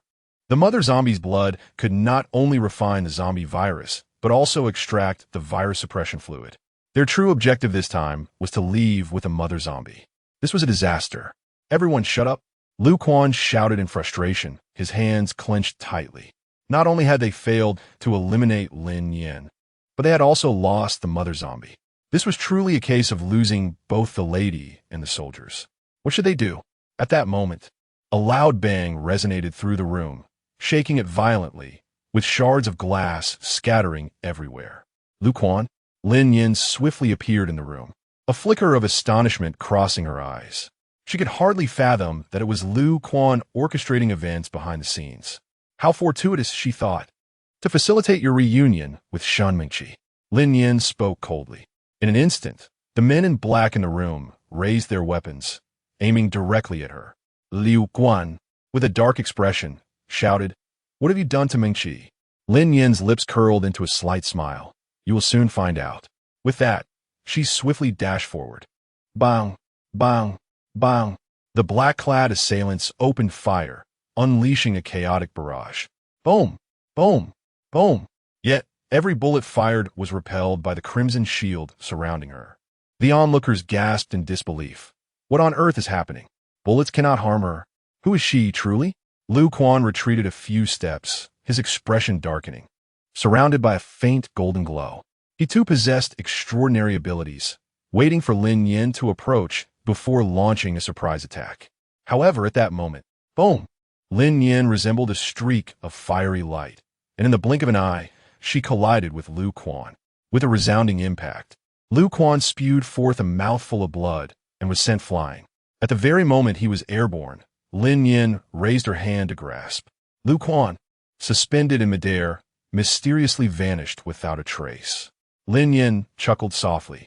Let him toil in the realm beyond to atone for his sins. With a gentle touch and a flicker of thought, this individual vanished from the world forever. How exhilarating! The crowd was taken aback, frantically searching for Lu Quan's presence.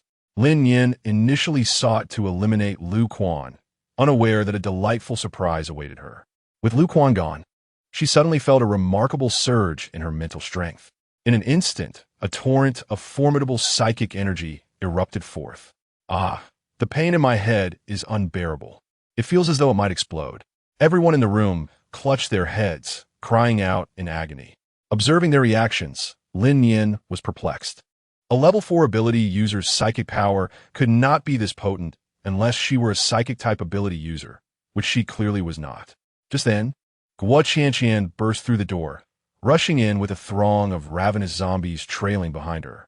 She had ingeniously utilized her injured body and teleportation powers to lure the zombies from outside. A divine assist. The zombies roared and clawed their way into the room, lunging at the men in black. "Ah, help! Don't bite me! Get away! Save me!" In an instant, blood splattered and chaos ensued. The horde quickly overwhelmed the few men in black present.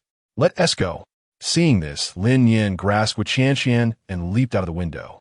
In the elevator, "Chinggu's done," Yang Wenkai exclaimed joyously, lifting his head. Indeed, he was a genius. However, the next moment, Luo Chun slowly raised his head. His eyes filled with crimson veins. His expression twisted as he fixed a chilling gaze upon him. "Chun, Tian Yi," Yang Wenchai gulped nervously, casting a pleading glance toward the elevator doors. Luo Chun had mutated, and there was no one outside the elevator. What was he to do? With a growl, Luo Chun turned his head, mouth agape, lunging toward Yang Wenkai. "Ah! Chengge, I haven't tea-bathed in days. My flesh is not appetizing. Please don't come any closer." Yang Wenkai screamed in terror, desperately dodging while clutching his tablet. Crack! Luo Chun lunged and bit down on the tablet that Yang Wenkai had raised high above his head. "Ah, help! Nyanya, Oyanya, Saveme, Tian Yi. It's me, Xiaoyang. Don't bite me." Tears welled up in Yang Wenkai's eyes as he fought back in panic, crying out for assistance. Roar! Having missed his target, Luo Chun grew visibly agitated, his blood-red eyes flashing with ferocity. With a roar, he swung his sharp claws toward Yang Wenkai. Fearful, Yang Wenkai shut his eyes and wailed, "It's over." Suddenly, the air shimmered with a strange energy. Bang! The pallid visage of the zombie, with its crimson eyes and body drenched in blood, signified that Luo Chun had undergone a transformation. In an instant, Lin Nian felt as though her heart had been constricted, a suffocating discomfort enveloping her. How could this be? She had unequivocally administered the suppressive serum to Luo Chun, yet he had still mutated? With a ferocious roar, Luo Chun tilted his head back, realizing he could not reach Yang Wenkai. He swiftly turned and lunged towards Lin Nian. Suddenly, with a resounding thud, Guo Qianqian delivered a powerful kick that sent Luo Chun flying. Yang Wenkai, opening his eyes, beheld Lin Nian, his gaze sparkling with fervor. Having narrowly escaped death, he realized that had he delayed even a second longer, he would have joined Luo Chun as a zombie. Drawing a dagger, Guo Qianqian fixated her gaze on the airborne Luo Chun, narrowing her eyes in determination. "What are you doing?" Lin Nian raised his hand to intervene. He had transformed into a zombie. Regardless of who has succumbed to this fate, they must be eliminated. Otherwise, the consequences will be dire. Lin Nian was acutely aware of Guo Qianqian's intentions. However, memories flooded her mind. The first encounter with Luo Chun, brimming with vitality and a sense of justice, lingered vividly in her memory. Under the streetlight, Luo Chen's confession remained etched in her heart. Every fragment of her rebirth was intertwined with his presence. Once a comrade in arms, how could she bring herself to act against him? With a roar, Luo Chen, having been violently thrown aside, lunged at her again with his gaping maw. Chapter 91, Half-Zombie. Grant me a moment. Lin Nian's gaze sharpened as she charged towards Luo Chen. Since she had no intention of taking his life, she decided to confine him within her space. Perhaps the spiritual spring in that realm could facilitate Luo Chen's recovery. Whoosh! Lin Nian swiftly evaded Luo Chen's lunge, her hand gripping his shoulder. A fleeting thought crossed her mind. Lin Nian attempted to draw Luo Chen into the space. However, a palpable rebound force emerged. As the space resolutely rejected the reception of Luo Chen, Lin Nian wore a perplexed expression. Having just ascended to the 4th level, she believed that even with Lu Quan by her side, accepting another companion would pose no challenge. Why then? In the space before the wooden cabin, Yi Qianhao stood with a notably grim countenance.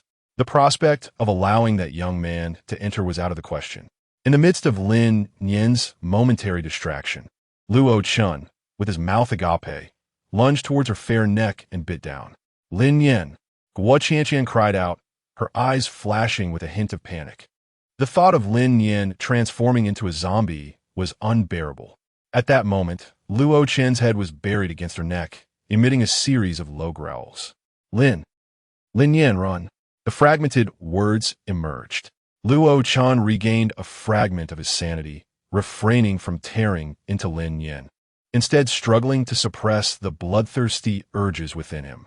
The woman before him was the one he cherished most. How could he bring harm to her? Run!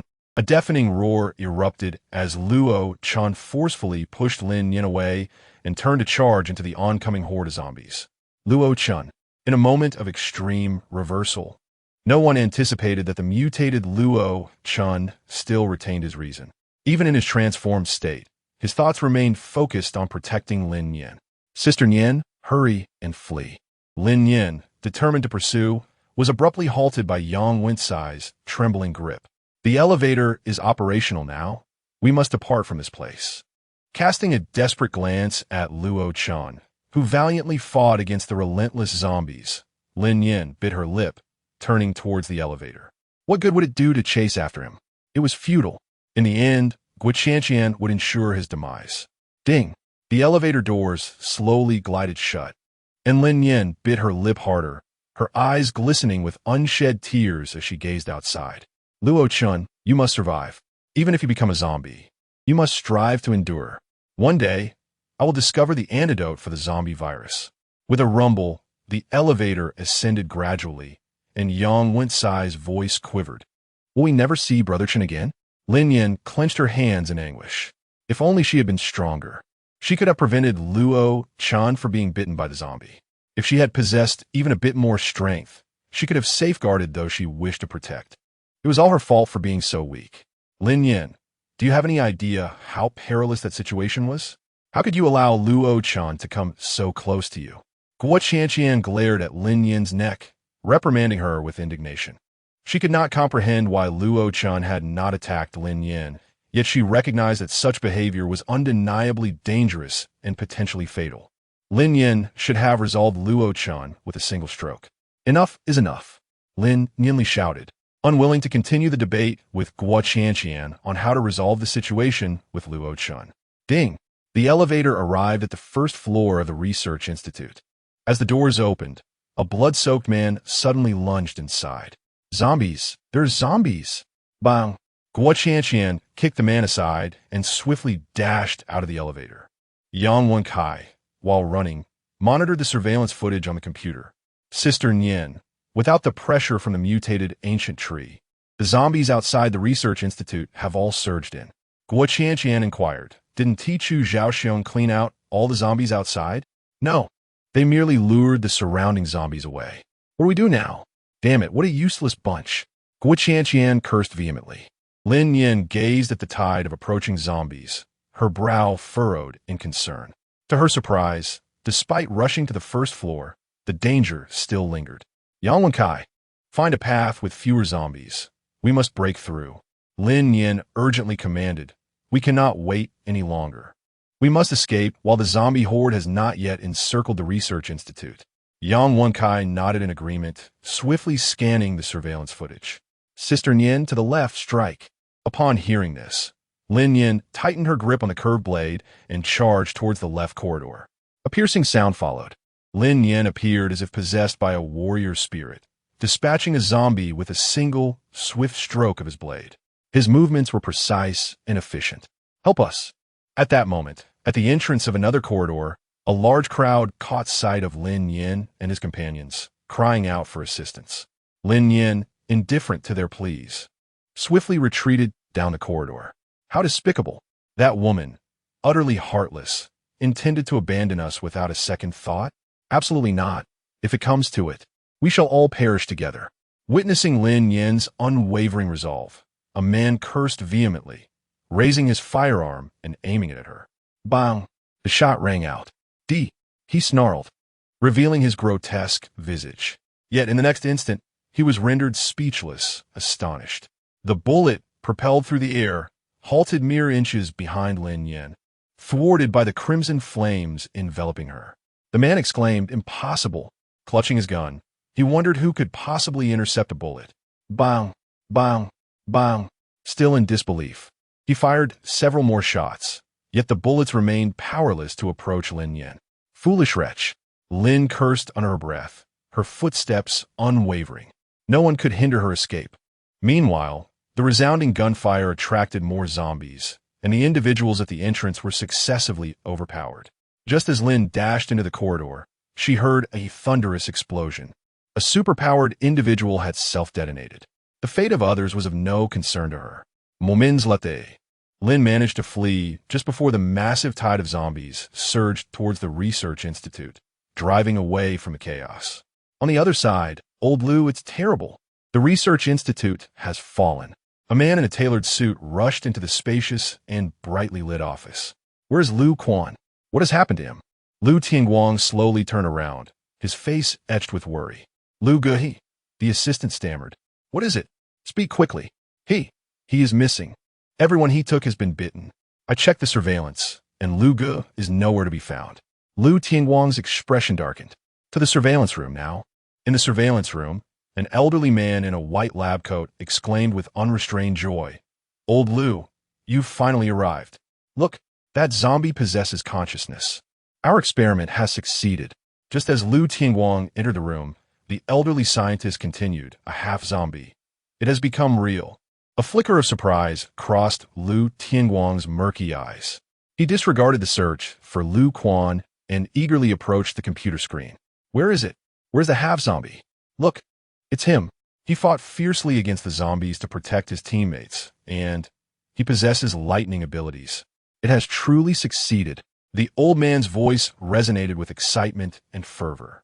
What they saw was not a mere zombie, but a half-zombie, one endowed with human consciousness and emotions, yet possessing an undying body.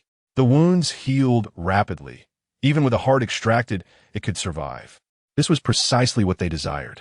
Is that him? Luo Chun. Lu Tianguang murmured as he recognized the figure on the video. You know him? Dispatch all forces immediately. Capture Luo Chun alive. Lu Tianguang commanded with palpable enthusiasm.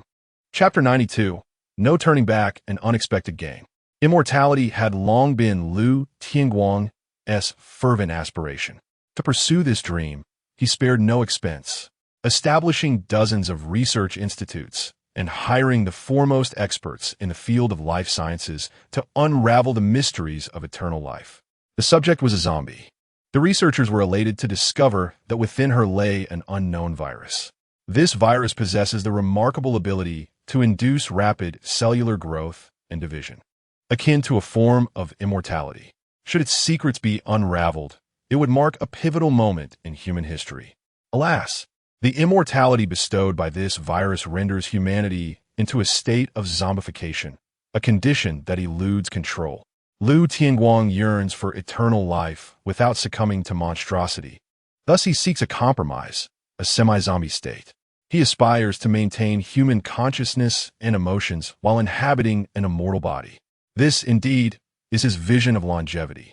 However, The research on semi-zombies remains elusive, primarily due to the scarcity of experimental subjects. The government forbids live testing, forcing experimentation to occur in secrecy. Year after year, Lu Tianguang's body grows increasingly frail, nearing its limit.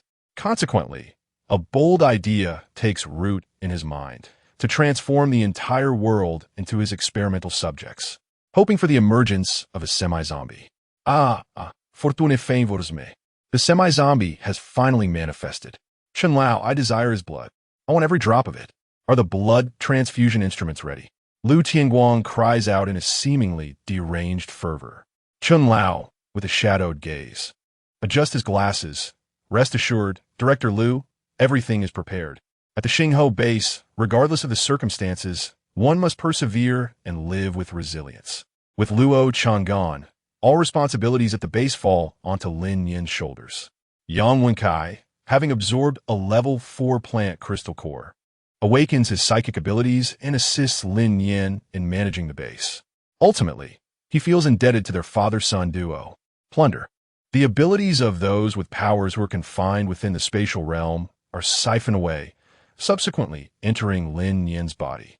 Take Lu Quan, for instance. He is a psychic ability user, and his powers have been claimed by Lin Nian, becoming not only assimilated but also enhanced. Thus, Lin Nian has evolved into a dual ability user. Plunder, indeed. Lin Nian gazed at the pitch-black sky, softly murmuring to herself. It was truly astonishing. This signified that her aspiration to become an all-encompassing ability wielder was not an insurmountable endeavor. The future held promise. Regrettably, however, in her envisioned future, there would be no place for Luo Chen. In a desolate high-rise, Luo Chen curled up in a shadowy corner, his crimson eyes filled with confusion. Where was he to go? Since the recollection of Lin Nian emerged, his consciousness had gradually returned, and he remembered everything, understanding clearly that he was unlike the other zombies. Yet he could never manage to quell the insatiable thirst for blood that surged within him. After escaping from the research facility, he had attempted to consume human food, but to no avail. Bread, rice, instant noodles, snacks. Every morsel he ingested was violently expelled. Following each bout of vomiting, his desire for fresh blood and raw flesh intensified. Suddenly, a gunshot rang out. Captain, there's a box of instant noodles in this room, along with several cases of mineral water. An excited voice echoed. Luo Chen, still nestled in the corner, sluggishly lifted his gaze. A small team of 3 burst into the room where he was hiding, eagerly transporting the food and water stacked beside the desk. At that moment, a blood-soaked zombie charged into the office, clad in a sharply tailored suit, its tie stained crimson, and its white shirt soaked in blood. It howled as it lunged toward one of the team members. Bang! In the next instant, a bullet struck its eye socket. With a sickening pop, blood splattered as the zombie's eyeball burst, rendering its left eye socket hollow. Despite its injuries, the suited zombie continued to press forward, undeterred. A barrage of gunfire erupted, a relentless hail of bullets perforating its body, transforming it into a sieve. The suited zombie gradually collapsed, its breath growing faint. What the hell is this? It dares to attack us? One of the men, gun in hand, approached the zombie, firing several rounds into its limbs, thick, dark red blood gushing forth. Weren't you fierce? Come on, get up and bite me. He taunted, a glimmer of mockery flashing in his eyes. Captain, if the blood in the zombie's body drains away, can it still survive? Could it turn into a desiccated corpse? Perhaps we could roast it over a fire and see if it turns into human flesh? Luo Chen thought to himself how utterly tedious these individuals were. He had seen many who toyed with life, but never those who played with zombies. Such a reckless pursuit of death. Why not dismember it entirely? Suggested another. Instantly intrigued, the man nodded in agreement, drawing a machete from his waist. The defenseless suited zombie was soon reduced to a mere plaything for the trio. The captain, with a visage of fury, wielded the machete, striking down again and again. Reminiscent of a butcher from the pre-apocalyptic era, the room was saturated with a pungent scent of blood. Luo Chen trembled as he shrank into a corner, desperately suppressing the bloodthirsty urge within him. Suddenly, he accidentally bumped into the corner of a table, producing a faint sound. "Captain, there is still a zombie hiding here." One of the three soon discovered Luo Chun. With blood dripping from their machetes, the trio approached him, their expressions twisted with malice. "Stay back. Don't come any closer." Luo Chun gritted his teeth, his voice hoarse. He had no desire to devour humans, to consume flesh, or to become a monster. "Don't force me." "Ha ha ha, Captain. Is this zombie scared out of its wits? Look at it, cowering like a quail. It's quite amusing." One jeered with interest at the sight of zombie that wouldn't attack humans. "Why not drain its blood?" suggested another. "Forget it. Let us not play around. Just kill it, and let South leave this place," the captain commanded coldly, casting a fleeting glance. The zombie in a suit was cleaved into 8 pieces, collapsing like a shattered doll into a pool of blood. Sometimes, they too needed to vent their frustrations, and the object of their release was, naturally, the zombies. With their spirits lifted, it was time to depart. Upon hearing the captain's orders, the 2 men immediately ceased their mockery, raising their guns to aim at Luo Chun. Bang! Bang bang! A deafening roar erupted. Reluctantly, Luo Chun realized that to survive, he must take action. Crackle! Countless blinding bolts of lightning descended. Luo Chun opened his mouth wide, his eyes gleaming with an eerie red glow, and bit through the man's throat. Warm blood gushed forth, and he greedily tore at it, ravenously swallowing the life essence. Such was the delicacy of the human realm. "Ah! Captain, help me! Don't bite me!" The room lay in disarray, the air thick with the stench of blood. 3 mangled corpses, grotesquely bitten, lay amidst the blood. Before long, a series of cracking bone sounds echoed as the 3 rose slowly in an eerie manner. Roar! Roar! The trio had mutated. They howled madly at Luo Chun, their crimson eyes filled with exhilaration. The next moment, Luo Chun slowly turned around, his gaze icy as it swept across them. The 3 zombies immediately recoiled. Quiet silence. The imposing figure before them radiated a formidable pressure, instilling fear that rendered them incapable of defiance. Afterward, Luo Chun acquired 3 zombie companions. Wherever he wandered, the 3 zombies followed closely behind. Whenever there was food, the leader would indulge first, and only after he had feasted would they pounce on the leftover scraps. Despite their ghastly nature, the 3 zombies felt a profound sense of happiness. Observe, by aligning oneself with the powerful, one need not worry about sustenance. In the 3rd month of the apocalypse, Luo Chun had been transformed for over half a month and gradually became accustomed to his identity as a zombie. He roamed the streets and alleys, and when he encountered supernatural beings on their missions, he would attack them. Drinking blood and consuming raw flesh became his daily routine. During the remaining hours, he wandered aimlessly. Devoid of a soul, he was left with nothing but an empty shell. Ah, how he yearned for Lin Nian. What was she doing now? Was the Starfire base still safe? Was she all right? One day, Luo Chun meandered into a narrow alley, where a cluster of brilliantly blooming begonia flowers emerged from the low wall. Luo Chun stood transfixed, gazing intently at the vibrant blossoms. In a world where not a single blade of grass could be found, it was indeed rare to witness such flowers blooming in a small garden. Roar! Ag! Not far off, the 3 zombies observed Luo Chun's sudden halt, a flicker of confusion passing through their eyes.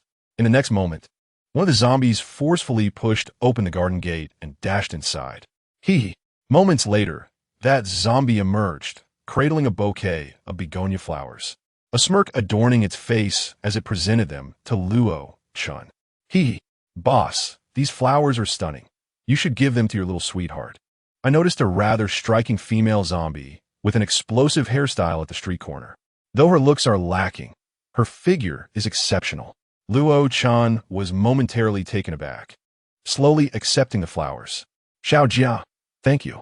He had named the 3 zombies Xiao Jia, Xiao Yi, and Xiao Bing to distinguish between them.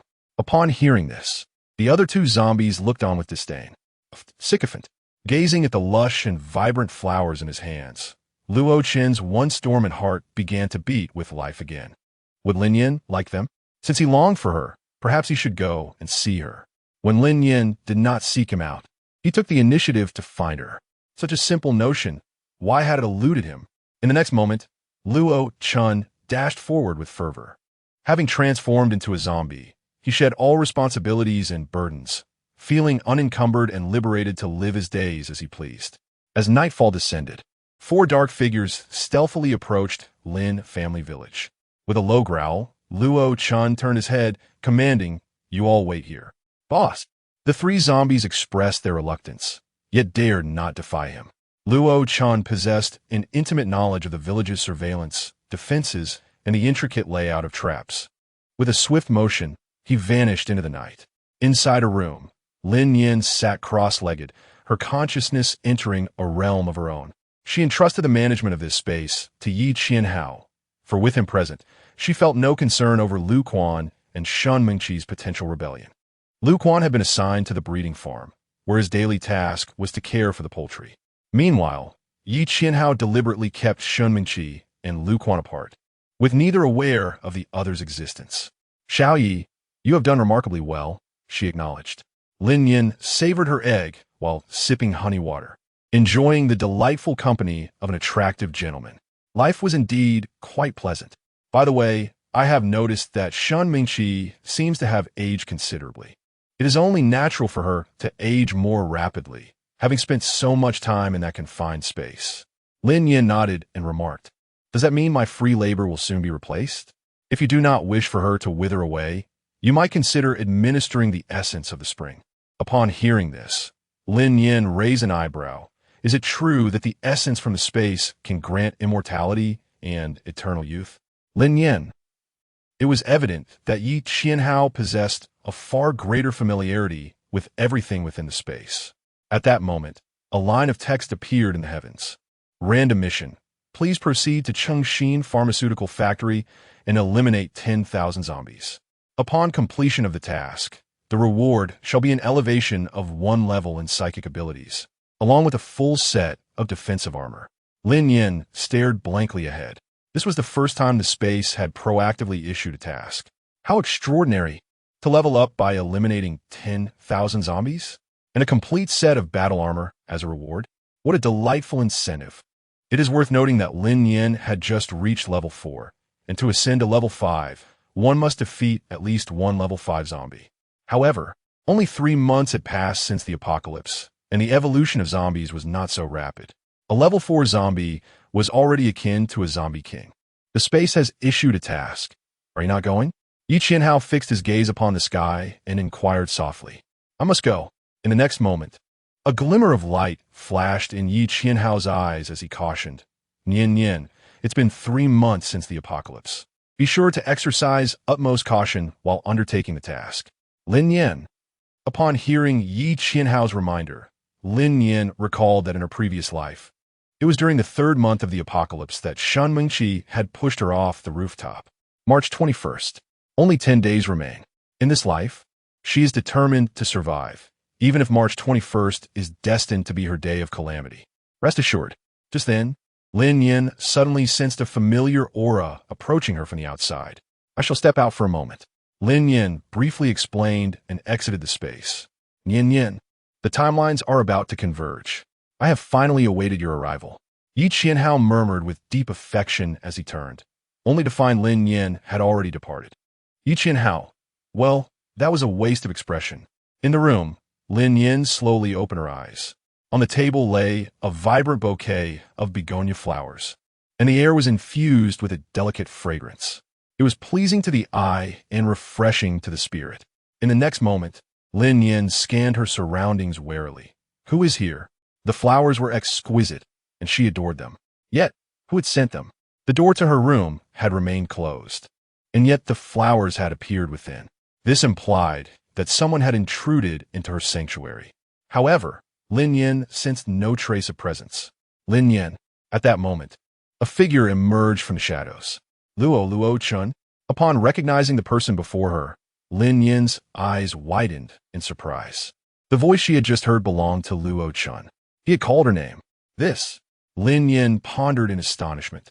For the zombies she was familiar with were incapable of speech, merely emitting guttural roars. Zombies lack consciousness, and therefore cannot construct language, save for instinctual howls. "It's me, Lin Nian, how have you been? Luo Chun approached Lin Nian slowly, a faint smile gracing his lips. His crimson eyes shimmered with an otherworldly glow, rendering him both enchanting and perilous. Chapter 94. Chengxin Pharmaceutical Factory. Lin Nian sensed the change in Luo Chun. Luo Chun, what has happened to you? Lin Nian inquired with a face full of suspicion, not daring to approach Luo Chun. You can speak, and you still remember me, right? Luo Chun took over the conversation, his expression shadowed. I don't know what's happening to me. I've become a monster. But Lin Nian, I miss you. I miss you dearly. Luo Chun unabashedly expressed his longing, stepping forward slowly. His pallid, zombie-like visage and blood-red eyes revealed a grim sight.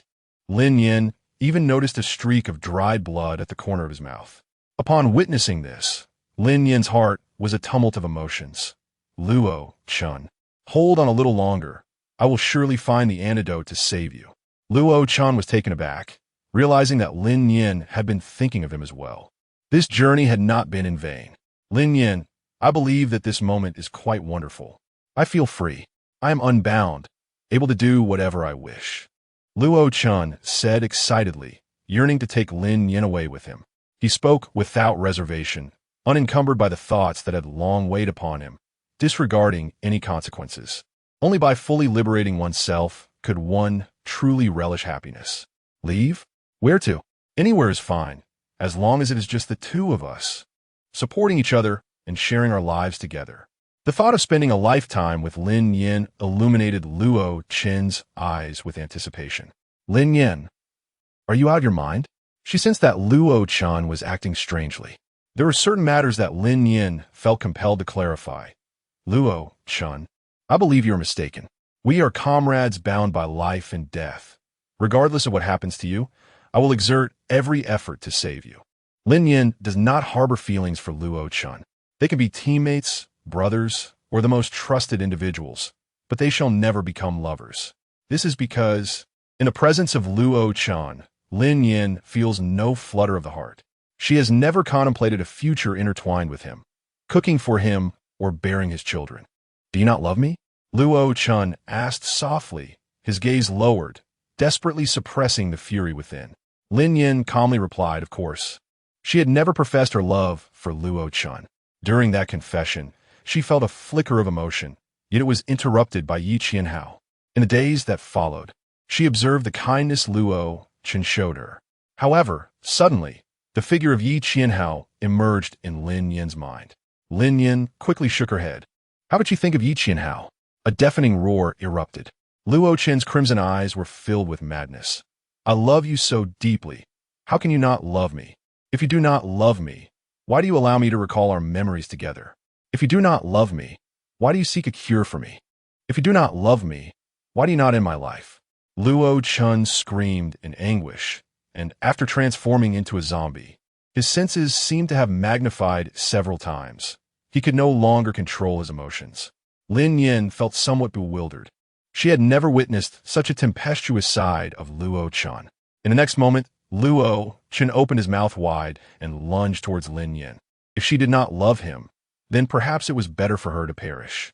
Luo Chun was perplexed, unable to fathom why such thoughts had arisen within him. Once that notion took root in his mind, he acted upon it. Luo Chun, awaken. Lin Nian deftly evaded, calling out loudly. Luo Chun was no longer her match. If she wished, she could easily take his life.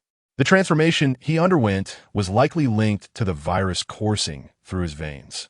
Though he retained consciousness and memories, he was unable to master the bloodthirsty and volatile impulses that plagued him. In brief, the current Luo Chun exhibited a simplistic mind, robust limbs, and a temperament marked by impulsiveness and rage. Bang, bang, bang, Lin Nian, zhu anzai. At that moment, the door was struck with great force. Luo Chun's anguished roars had drawn Guo Qianqian and the others. Lin Nian, if everyone were to witness Luo Chun in his current state, they would undoubtedly take action to eliminate him. We must leave at once. Luo Chun sensed several formidable presences outside the door and, begrudgingly, leapt out of the window. Bang! At that very moment, the door was forcefully flung open. Lin Nian, Sister Nian, A multitude rushed inside. Lin Nian awkwardly forced a smile, inquiring, "What brings you here?" I heard the chilling growls of the zombies. "Lin Nian, are you all right?" Guo Qianqian scanned the room with a skeptical gaze, her eyes landing on the wide-open window. Su Haoran quickly noticed the bouquet resting on the table. "Lin Nian, no worries. You arrived just in time. I need to make a trip to Qingxin Pharmaceutical Factory to undertake a task. For the time being, I shall entrust the matters of the base to you." Lin Nian offered no explanation. The more she elucidated, the more convoluted her words became, rendering silence a preferable alternative. Outside the window, every word spoken by Lin Nian was meticulously absorbed by Luo Chun. "Qingxin Pharmaceutical?" Su Haoran remarked. "Sister Nian, I shall accompany you." Lin Nian immediately declined, stating no, this time I must go alone. After all, the mission of slaying zombies could only be deemed valid if she was the one to execute it. Bringing too many people along would only hinder her efforts. Once the others departed, Guo Qianqian made her way to the control room, where she caught a glimpse of a shadowy figure on the surveillance video. Her suspicions were confirmed. It was Luo Chun. Guo Qianqian furrowed her brow, a myriad of questions swirling within her mind. Luo Chun had transformed, differing from other zombies. Was it due to the injection of the suppressor? Furthermore, she had long pondered how Lin Nian had acquired such a suppressor. As Guo Qianqian contemplated, new thoughts began to surface. In her possession, she still had a suppressor, and its value hinged on the nature of Luo Chen's transformation. If he could revert to human form, her fortunes would be made. "Young Wenjai, it's time to reposition the surveillance cameras," she remarked, patting his shoulder as she departed. Yang Wenkai, however, scoffed. "What nonsense. I want to change them." Once Guo Qianqian was gone, he concealed his disdain and turned his serious gaze to the computer screen, murmuring, "Brother Chun, is it truly you? Are you all right?" Meanwhile, in another location, a loud bang echoed. "They escaped? What are you all doing?" Lu Tingguang bellowed, trembling with rage. Everything was prepared. They were merely a half-zombie short. Yet this group of incompetent fools allowed Luo Chun to slip away. The supernatural beings in the room lowered their heads in fear, not daring to utter a word of dissent. Even if they felt discomfort within, they concealed it, for their powers had been awakened solely through the serums provided by Lu Tingguang, and any further enhancement depended on him.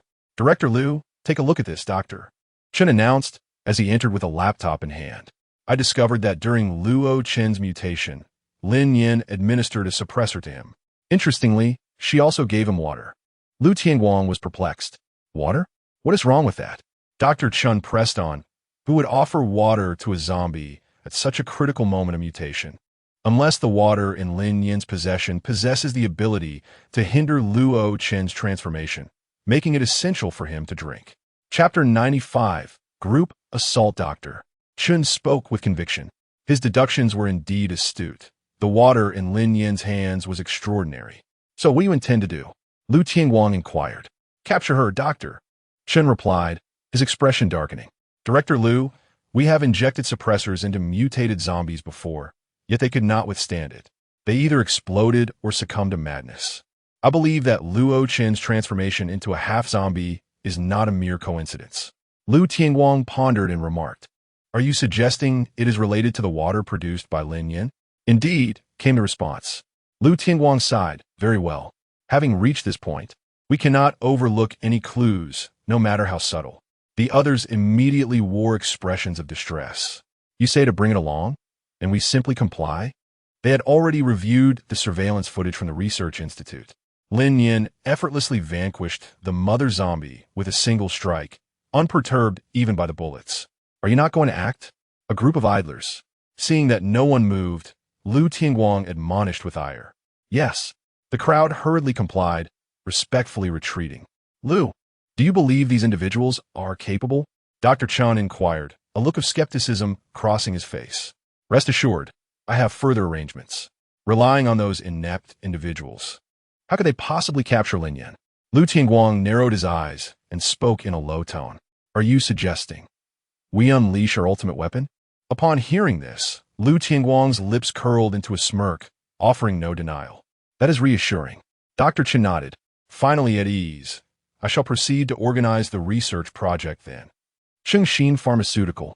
Lin Nian drove the armored vehicle, careening recklessly as the number of zombies killed surged upon entering the vicinity of the Chengxin Pharmaceutical factory. This perplexed Lin Nian. Why did the space require her to eliminate the zombies surrounding Chengxin? Were the zombies here somehow more enticing? At that moment, a decayed elderly zombie lunged at her, its mouth wide open, dripping with congealed blood. Its aged visage was marred by numerous festering sores and gaping wounds, while a multitude of white maggots writhed within the putrid flesh. With a resounding thud, the ghastly visage of the elderly zombie pressed against the windshield, revealing 2 rows of sparse, jet-black teeth as it attempted to bite down. A crunch echoed as several bloodied teeth shattered, crimson ichor trickling down the windshield. The sounds of growling and screeching filled the air, and even with its teeth lost, the elderly zombie's fervor for biting remained undeterred. Lin Nian shook her head and abruptly halted, instantly sending the elderly figure tumbling away. She began to comprehend the situation. The zombies here were not merely grotesque. They were rather foolish. A thunderous rumble echoed as the large armored vehicle continued its relentless advance. Ahead lay the production workshop of the Chengxin Pharmaceutical factory, where an increasing number of zombies had begun to gather. Countless undead emerged frantically from the workshop, clad in identical uniforms, a blue outer garment paired with a white shirt beneath. These zombies were likely the factory's former workers. A resounding crash followed. Lin Nian pressed the accelerator, swiftly propelling forward. Indeed, this heavy armored vehicle proved to be exceptionally effective. Standing 3 meters tall and constructed entirely of metal, the steel track treads roared as they rolled. Any zombie caught in their path was instantly reduced to a puddle of flesh.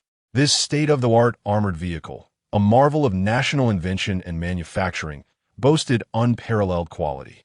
Before long, an increasing horde of zombies surrounded her. Without hesitation, Lin Nian firmly engaged the brakes, nimbly leaping out of the window to stand atop the armored vehicle. The zombies, upon noticing Lin Nian, erupted into a frenzy, their excited howls echoing through the air as they surged toward her, fresh prey. They charged, eager to tear her apart. Perfect with this many zombies. I should have enough to complete my mission, Lin Nian remarked with a faint smile, her spirits lifted.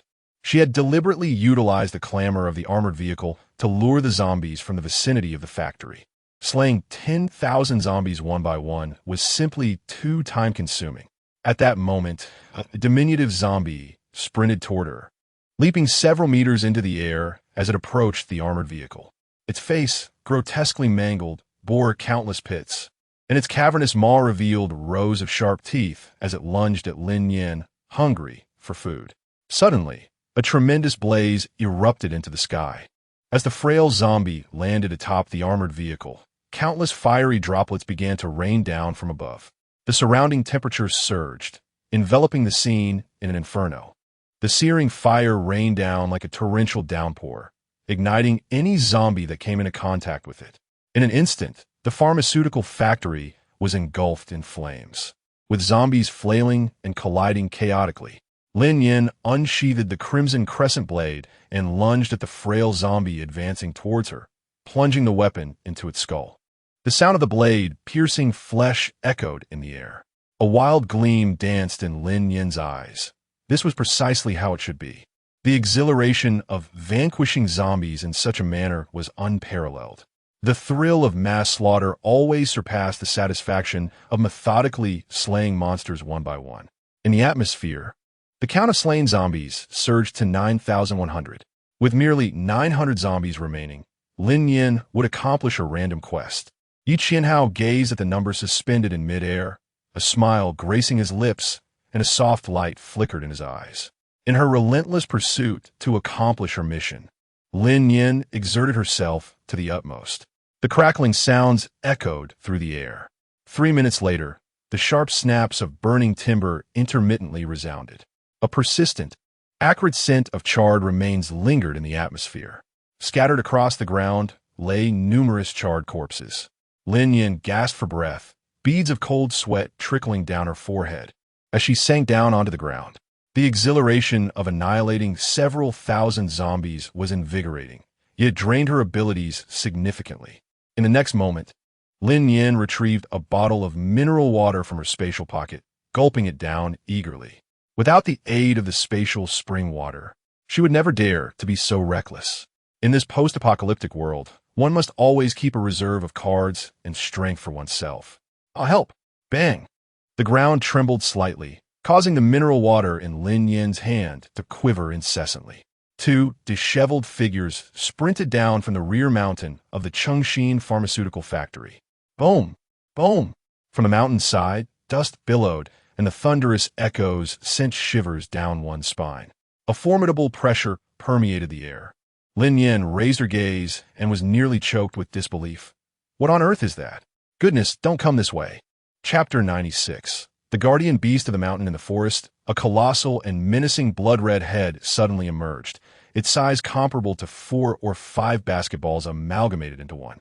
Rather than a head, it resembled an enormous, sanguine orb of flesh. It lacked hair and skin, enveloped only by a translucent membrane of blood that encased a murky brain and dark purple flesh. The features of its face were utterly indistinguishable. Its eyes were narrowed into mere slits, and beneath the hollow nostrils there were no lips, only a set of fearsome fangs that evoked a chilling terror. Its massive form loomed like a small mountain, and it continually emitted thunderous roars from its throat. Lin Nian gazed in astonishment, utterly perplexed by the nature of this colossal beast.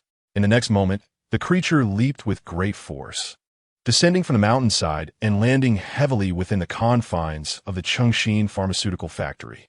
A fierce zombie, drenched in blood, lunged at the giant, seemingly asserting its territorial claim with a savage growl. With a thunderous roar, the beast lifted its head, revealing its menacing fangs, and seized the zombie's head in a single, decisive bite. The sound of crunching echoed as the beast devoured the zombie's cranium, severing it with brutal efficiency. The creature's massive jaws opened and closed rhythmically, producing an unsettling crunching noise, while viscous, murky blood mingled with bits of flesh dripped continuously from its gaping maw. Simultaneously, the beast raised its formidable claw with a casual flick. The headless zombie was sent hurtling away like a rag doll, crashing heavily in front of an armored vehicle. Lin Nian's heart skipped a beat. A formidable sense of oppression surged forth as the beast's slit-like eyes fixed upon her with an intense gaze. She could sense the exhilaration radiating from its very core. Meanwhile, the two individuals who had summoned the colossal creature had long since vanished from sight. Damn it, what terrible luck to encounter such a predicament while merely completing a task. In the next moment, a tremendous surge of psychic energy erupted from Lin Nian, radiating outward in a rippling wave. It was an indiscriminate assault. The surrounding horde of zombies immediately recoiled, clutching their heads and emitting anguished cries. Just then, Lin Nian heard a deafening roar erupt from behind her. Given the magnitude of such a roar, it was evident that the zombie responsible was of no ordinary caliber. Lin Nian felt an overwhelming sense of dread. Before her loomed a colossal beast, while behind her lurked mutated zombies. She had merely sought a spot to engage in battle, yet she inadvertently attracted high-level mutated zombies and a terrifyingly powerful creature. Truly, venturing out today was ill-fated. With a swift motion, she unleashed her full psychic power, and the monstrous entity ahead displayed a fleeting expression of agony, halting its forward charge abruptly. Lin Nian. It is now. Whoosh. In the next moment, she swiftly bent down and leapt into the driver's seat with remarkable agility. If not now, then when? Simultaneously, around the Chengxin pharmaceutical factory, several figures lurked in the shadows. Captain, she is attempting to escape. What shall we do? We cannot allow her to flee. Who summoned that monstrous creature? Damn it. Isn't this a calamity? A few murmurs arose. They were the team dispatched by Lu Tianguang to capture Lin Nian. Concealed among the horde of zombies was the mutated zombie, the ultimate weapon, a level 5 zombie king sent by Lu Tianguang. Originally, everything had been meticulously planned. The level 5 zombie king would launch a surprise attack, catching Lin Nian off guard, allowing the team's psychics to subdue her. As for the level 5 zombie king, it had been rigorously trained by Lu Tianguang to avoid turning against them. Otherwise, he would never have dared to unleash it. However, They had not anticipated the emergence of such a formidable beast at such a critical moment. Lin Nian's ears perked up as she detected the sound of conversation. However, at that moment, she was utterly preoccupied, her mind incapable of focusing on anything else. With a sudden press of the accelerator, she deftly maneuvered the steering wheel, and the armored vehicle careened around the corner, hurtling toward the exit of the pharmaceutical factory. Escape. Flee swiftly. The palpable sense of danger emanating from the two ferocious beasts made her heart race uncontrollably. If she slowed down even slightly, her fate could be sealed. At that very instant, a pair of deafening roars erupted. A level 5 zombie and a colossal creature leapt into action simultaneously, charging at the armored vehicle from opposite sides. Their singular target was Lin Nian inside the vehicle. In a heartbeat, the air around her surged violently, as if a tempest had swept through, causing the vehicle to sway involuntarily, resembling a drunken stagger as it navigated a serpentine path. Lin Nian grasped the steering wheel tightly, striving to maintain control of the armored vehicle. Mel, even before a direct confrontation, merely being ambushed left her flustered. This illustrates just how formidable those two titans truly are. Inside the vehicle, Lin Nian's eyes darted from side to side as the two formidable figures approached with equal swiftness, on the verge of colliding with the armored vehicle. Lin Nian steeled her resolve and pressed the accelerator to the floor. It was either to surge forward or be crushed like a sandwich. There could be no hesitation, not even for a second. In an instant, a tremendous crash reverberated through the air. The armored vehicle successfully broke through the encirclement, colliding with a level 5 zombie and a colossal beast. In that moment, dust billowed behind her as the ground cracked and collapsed. Yes, Lin Nian exclaimed joyfully, having successfully escaped. By the time those two formidable figures managed to regain their footing, she had long vanished without a trace. Lin Nian exhaled deeply as the vehicle maintained its speed, swiftly darting out of the pharmaceutical factory. Suddenly, a blinding flash of lightning descended from the sky. With a thunderous roar, it seemed as though something had ensnared the armored vehicle's tracks. Someone was intent on preventing her escape. Lin Nian thought in shock. Suddenly, a crack of thunder echoed as lightning struck the top of the armored vehicle, causing the entire body to lurch forward uncontrollably due to the force of inertia. Lin Nian chose to leap from the vehicle. With a thunderous crash, the armored truck collided with a wall, shattering it completely as the vehicle surged forcefully inside. Mere seconds later, the armored truck burst through the opposite wall, colliding heavily with the guardrail. The vehicle lay in ruins. After Lin Nian fell to the ground, she rolled over countless times, her exposed skin was scraped raw, and crimson blood flowed forth. Lin Nian felt a searing pain enveloping her entire body. Moments later, she gradually rose to her feet, gritting her teeth as she scanned her surroundings. Having seemingly escaped, she found herself halted by several mysterious abilities. Damn it, who could be responsible for this?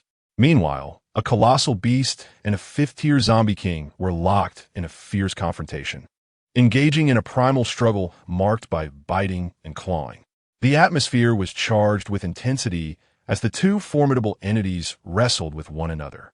With a savage growl, the 5th-tier zombie sank its teeth into the beast, tearing away a substantial chunk of raw flesh with a forceful tug. The beast, in agony, retaliated with a powerful swipe of its claws, sending the zombie king hurtling through the air. Their strengths were evenly matched. Lin Nian's gaze swept across the area. Not far away, two shadowy figures were sprinting towards the back mountain. I have found you.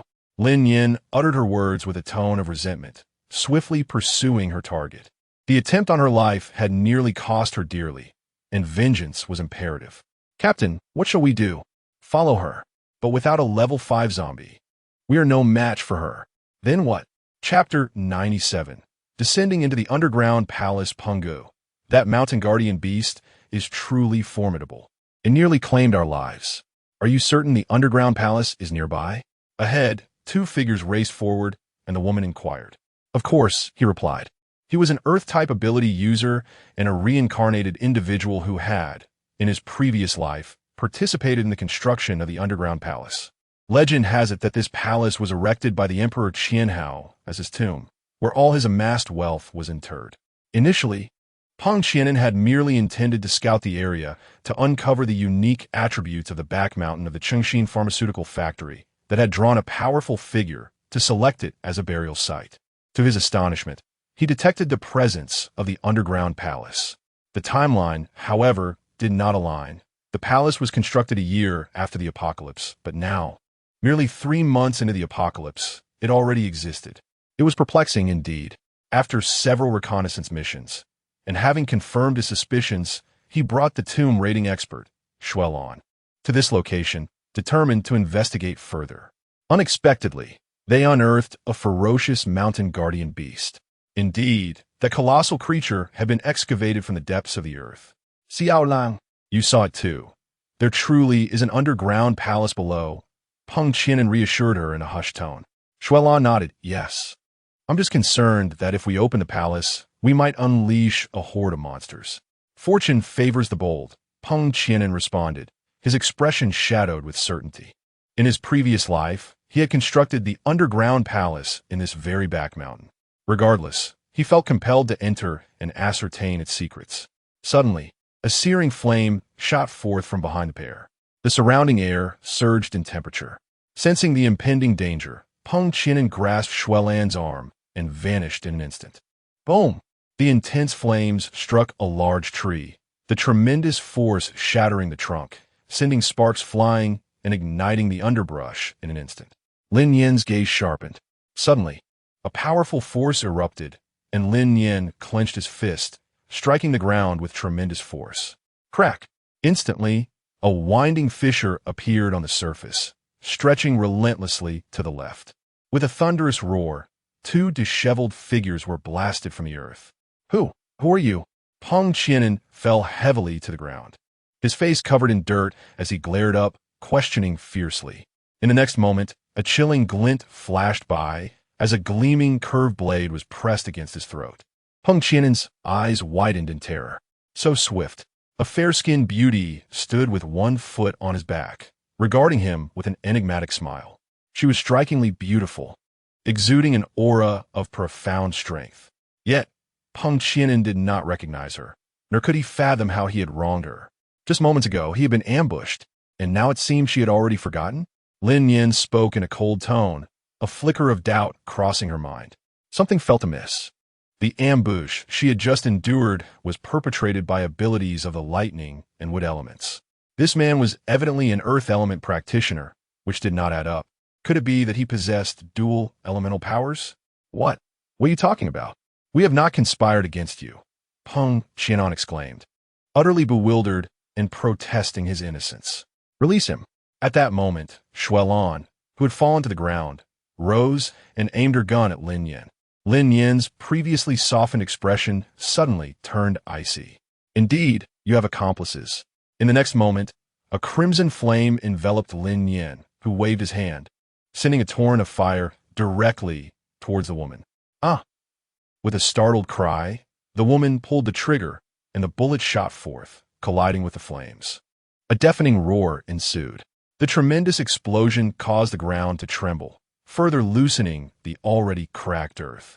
With a resounding crash, Lin Nian and Peng Qianan were unexpectedly plunged into the abyss. Countless fragments of stone and earth cascaded down as Lin Nian plummeted rapidly, 1,000 thoughts racing through his mind. Lin Nian reaffirmed that today was not a day for venturing outside. Merely dealing with 2 petty thieves could very well lead her into an abyss, and she was uncertain whether she would emerge alive. Thud, thud. In the next moment, both individuals plummeted into a deep pool. Fortunately, Lin Nian was adept at swimming. After a tumultuous struggle, she managed to clamber back onto the shore. Feeling utterly exasperated by her misfortune, Lin Nian gasped for breath, voicing her complaints. A mausoleum, indeed. At that moment, Peng Qianan's excited shouts echoed through the chamber. Yes, it's here. Absolutely right. I have been to this deep pool before. His eyes gleamed with fervor as he spoke to himself. What mausoleum? Lin Nian rose to her feet, her expression icy as she inquired. In the next moment, Peng Qianan turned around, whispering mysteriously, the underground palace is strewn with treasures. Food crystal cores. an inexhaustible wealth, all lie within this subterranean realm. My lady, I have not ambushed you. We have merely come to unearth riches. Lin Nian wore a puzzled expression. Grave robbers? Haha. Hung Qianxin, in a buoyant mood, waved his hand. Beautiful lady, would you care to join us? Lin Nian, is this person out of their mind? They've discovered a hidden palace, and yet invite her to join them? Shouldn't they eliminate her and claim the treasure for themselves? Peng Qianan seemed to sense Lin Nian's wariness and spoke up. You have witnessed the guardian beast of the mountain, which fled from this palace. We do not know what dangers lie within. Perhaps we should collaborate. Peng Qianan harbored his own intentions. Should another guardian beast emerge from the palace, his strength alone would be insufficient to contend with it. It would be wiser to enlist a formidable ally. After some contemplation, Lin Nian nodded. After all, she needed to find a way out, so it would be prudent to accompany Peng Qianan and explore further. Having reached an agreement, the two ventured deeper into the palace. Upon exiting the deep pool, they found themselves in a corridor 2 meters wide and 2 meters high. The corridor stretched on, paved entirely with heavy stone slabs. And along the way, Lin Nian encountered numerous branching paths. Without a guide, one could easily become lost within this palace. Considering this, Lin Nian cast a cautious glance at Peng Qianan. He appeared to be quite familiar with the routes of this palace. Who exactly was he? Suddenly, a distant and ancient chant seemed to resonate in Lin Nian's ears. The deeper she ventured, the more anxious her heart became, and her head grew increasingly heavy, as fragmented and indistinct memories surfaced in her mind. Where exactly was this? What was happening to her? Lin Nian leaned against the stone wall, her face as pale as death, her gaze unfocused as she shook her head. Beautiful lady, what troubles you? At that moment, a familiar voice echoed in her ears. It was Peng Qianan. Was he unharmed? Now that we have reached the underground palace, you are of no further use. Infected by the unique miasma of the palace, your time is short. Allow me to accompany you on your final journey.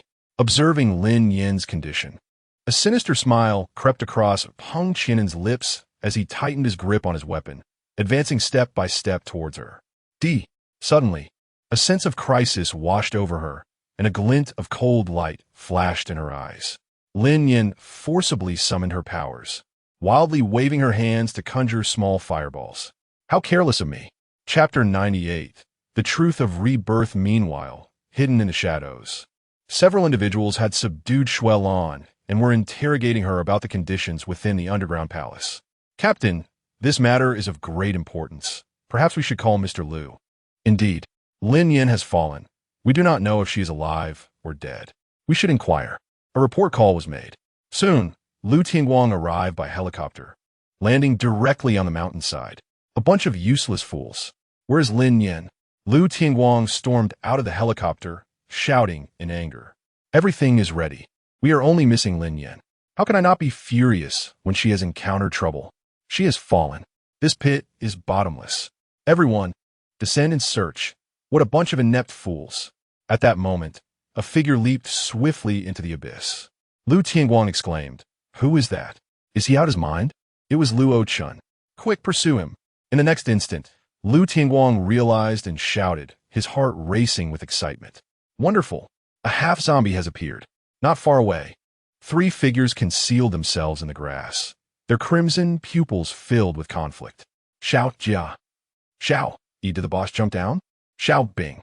Are we not going to help? Perhaps we should just kill those noisy humans. Xiao Jia. The boss instructed us to wait. Inside the underground palace, a rumble echoed as fireballs continued to erupt. Lin Nian could no longer bear the strain and weakly sank to the ground. Peng Qianan deftly dodged the fireball attacks, his dagger aimed at Lin Nian. At that critical moment, a wisp of black mist escaped from her body. With a flash of swordlight, Peng Qianan was struck down. Disbelief etched across his features. Emperor Qianhao. With a thud, Peng Qianan fell, his eyes wide with astonishment and terror, unable to close them in death. The wisp of black mist was none other than the emperor from a past life. How could he reside within Lin Nian's body? A soft sigh escaped. Yi Qianhao lifted the feeble Lin Nian, striding forward. Yi Qianhao, where are you taking me? Lin Nian asked weakly, her voice frail. As the world spun around her and breath eluded her, she found herself incapable of coherent thought. Go to where you must go, a deep voice resonated. Lin Nian's heart was filled with confusion. Where was it that she was meant to go? Were these events a mere coincidence or a calculated scheme? Once more, she recalled the matter of being summoned by the space to upgrade at the Chengxin pharmaceutical factory. With a resounding boom, the sound of the stone gate opening echoed, and the ancient chant once again resonated in her ears. Lin Nian raised her gaze, and before her appeared an immense altar. At its center, a gaunt man hung in a cruciform manner. His limbs were bound by heavy iron chains, the other ends of which were affixed to 4 colossal stone pillars. The pillars were inscribed with ancient symbols. Lin Nian. Those symbols resemble ancient script. Lin Nian swiftly cast a glance around her surroundings. How peculiar. She couldn't shake the feeling that this place was strangely familiar. Just then, a deep, husky voice resonated in the air. Lin Nian felt a jolt of surprise. Her gaze transfixed on the center of the altar. The voice emanated from the altar itself. Could it be that the man had not perished? In the next moment, the man upon the altar slowly lifted his head. He was emaciated, his desiccated skin clinging tightly to his skeletal frame, his eyes gleaming like stars. Gazing into those luminous orbs, Lin Nian murmured, "Yi Qianhao." Indeed, those eyes were unmistakably familiar. They belonged to Yi Qianhao. Yet how could this be? Wasn't Yi Qianhao supposed to be beside her, residing within her very being? Lin Nian slowly turned her head. Yi Qianhao wore a gentle smile at the corner of his lips and softly said, "Nian Nian, it is time for me to depart." Lin Nian's heart raced, and she blurted out, "Yi Qianhao, where are you going?"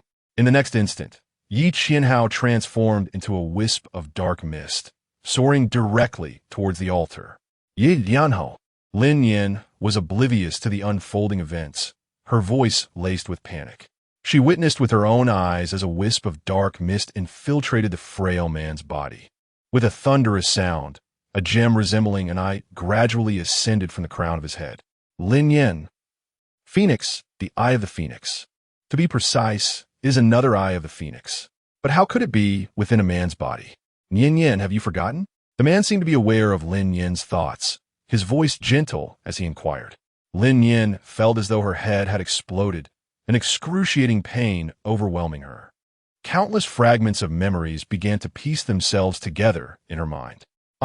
Lin Nian emitted a chilling scream, her gaze gradually turning distant and unfocused. Nian Nian, hold on. The hills behind Linjia village.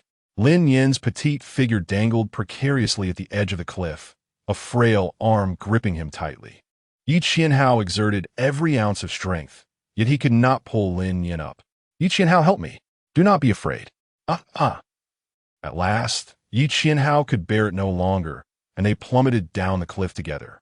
As they fell, Yi Qianhao held Lin Nian tightly in his embrace. A thunderous crash echoed as they met the ground. Lin Nian fainted. When she regained consciousness, she found Yi Qianhao lying not far away, his body drenched in blood and barely clinging to life. Yi Qianhao. Lin Nian cried out in alarm as she rushed over, intending to assess Yi Qianhao's injuries. However, a chorus of howls echoed around them. What should they do?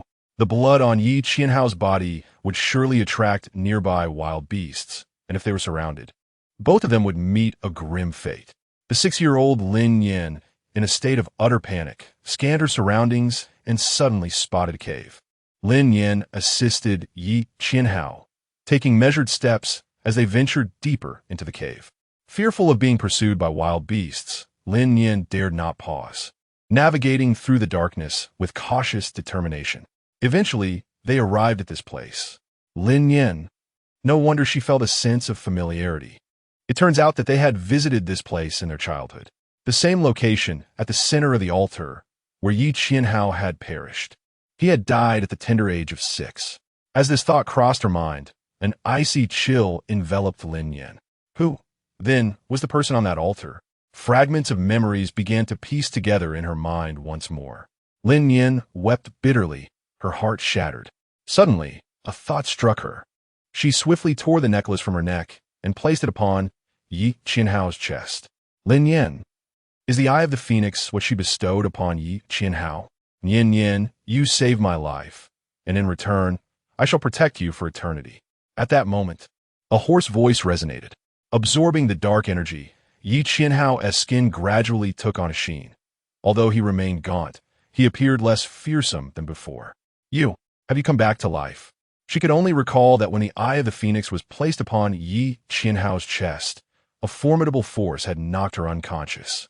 Upon awakening, all memories had eluded her, and Yi Qianhao had never reappeared. Indeed, I have returned. Then, the clansmen of Lin family village sought us out. Yi Qianhao lifted his gaze and spoke slowly. Since I am not a resident of Lin family village, but have utilized the Eye of the Phoenix, the head of the Lin family sentenced me to accompany Elder Zhang to guard the underground palace. I remained in the palace until the apocalypse erupted, causing chaos in Lin family village. Elder Zhang instructed me to search for you in Xinhai City. However, by the time I arrived, Chapter 99, Forbidden Techniques of Space, Lin Nian instantaneously comprehended everything. In her previous life, the man who whispered in her ear was none other than Yi Qianhao. Ultimately, she was still a step too late. By the time he arrived, Lin Nian had already been devoured by the horde of zombies. So what does this imply? Lin Nian gazed at the imprisoned Yi Qianhao with a face full of bewilderment. Had that wisp of dark energy accompanied her in her rebirth? Yi Qianhao's gazes sharpened, and the cracked lips curled into a slight smile. I am sorry, Lin Nian. Upon hearing this, Lin Nian's heart jolted. What did it mean? Was her rebirth a consequence of Yi Qianhao's actions rather than the benevolence of fate? Suddenly, she recalled the talisman on Yi Qianhao's left cheek. No wonder it felt so familiar. Those talismans were identical to the ones inscribed on the stone pillar. To defy the heavens and wield forbidden spatial techniques would surely incur backlash. In that moment, Lin Nian's heart was a tumult of emotions. Why? Why would he do this? Was it merely because she had saved him in her childhood? In truth, it was entirely unnecessary. Lin Nian, all of this is my heartfelt choice. Lin Nian inquired with confusion. What does that mean? Although the forbidden technique had succeeded, its maintenance required a continuous influx of energy. As long as I endure through that duration, the dimensions will completely overlap, and the forbidden technique will be deemed successful. Yi Qianhao patiently elucidated. Lin Nian's eyes welled with tears. It turned out that every day of her rebirth was sustained by the energy of Yi Qianhao. Although she could not truly empathize, the sight of his emaciated frame revealed the immense suffering he endured each moment. Why must you bear such a burden? Lin Nian walked forward step by step, her voice choked with emotion. There is no rebirth without reason. Someone must have paid an immense price for you to live again. How can she repay such profound affection? Ha ha! Lin Nian, I have finally found you. At that moment, a cacophony of maniacal laughter erupted from behind her. A flurry of chaotic footsteps ensued as a dozen armed figures clad in black burst into the scene. At the forefront stood an elderly man, his visage marked by the passage of time. Lin Nian turned around cautiously. Butler Lu. She immediately recognized the visitor as the butler of the Shun family from years past. Miss Lin, I trust you are well? Lu Tingguang stepped forward with a sinister smirk. Suddenly, his gaze fell upon the altar, filled with astonishment. Sacrifice of oneself. How is this possible?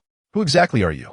Upon hearing this, a flicker of confusion crossed Lin Nian's eyes.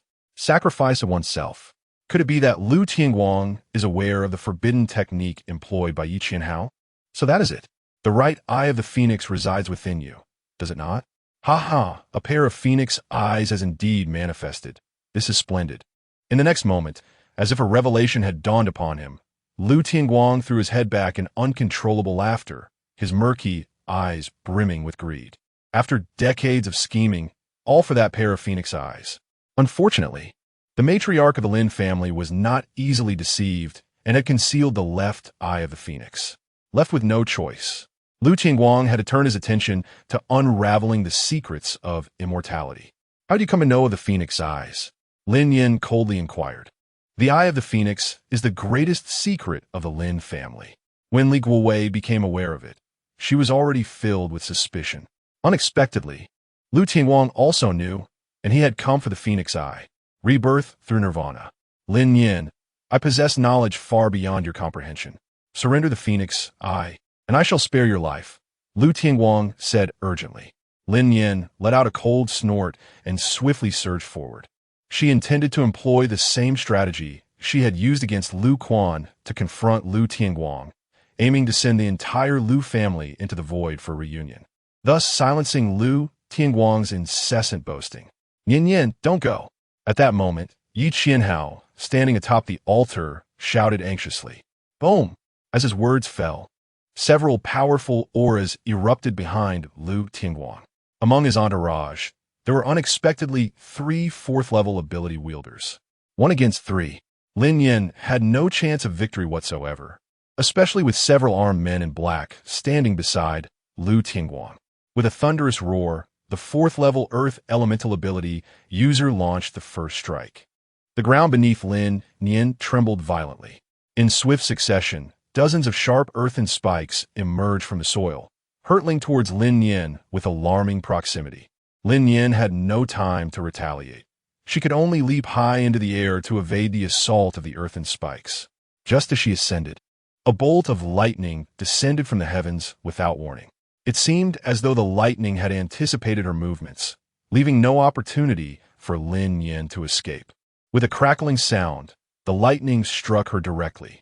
A level 4 bolt of lightning, its power immense, comparable to a high-voltage surge of 10,000 volts. Lin Nian instantaneously lost her combat capability and fell heavily. It was a hasty oversight, utterly unexpected. Lu Tianguang had surprisingly brought along 3 level 4 ability users. The clattering sound echoed ominously. Nian Nian, you seek your own demise. On the altar, the iron chains rattled violently as Yi Qianhao bellowed in fury. Witnessing Lin Nian's injury, he attempted to shatter the chains, but alas.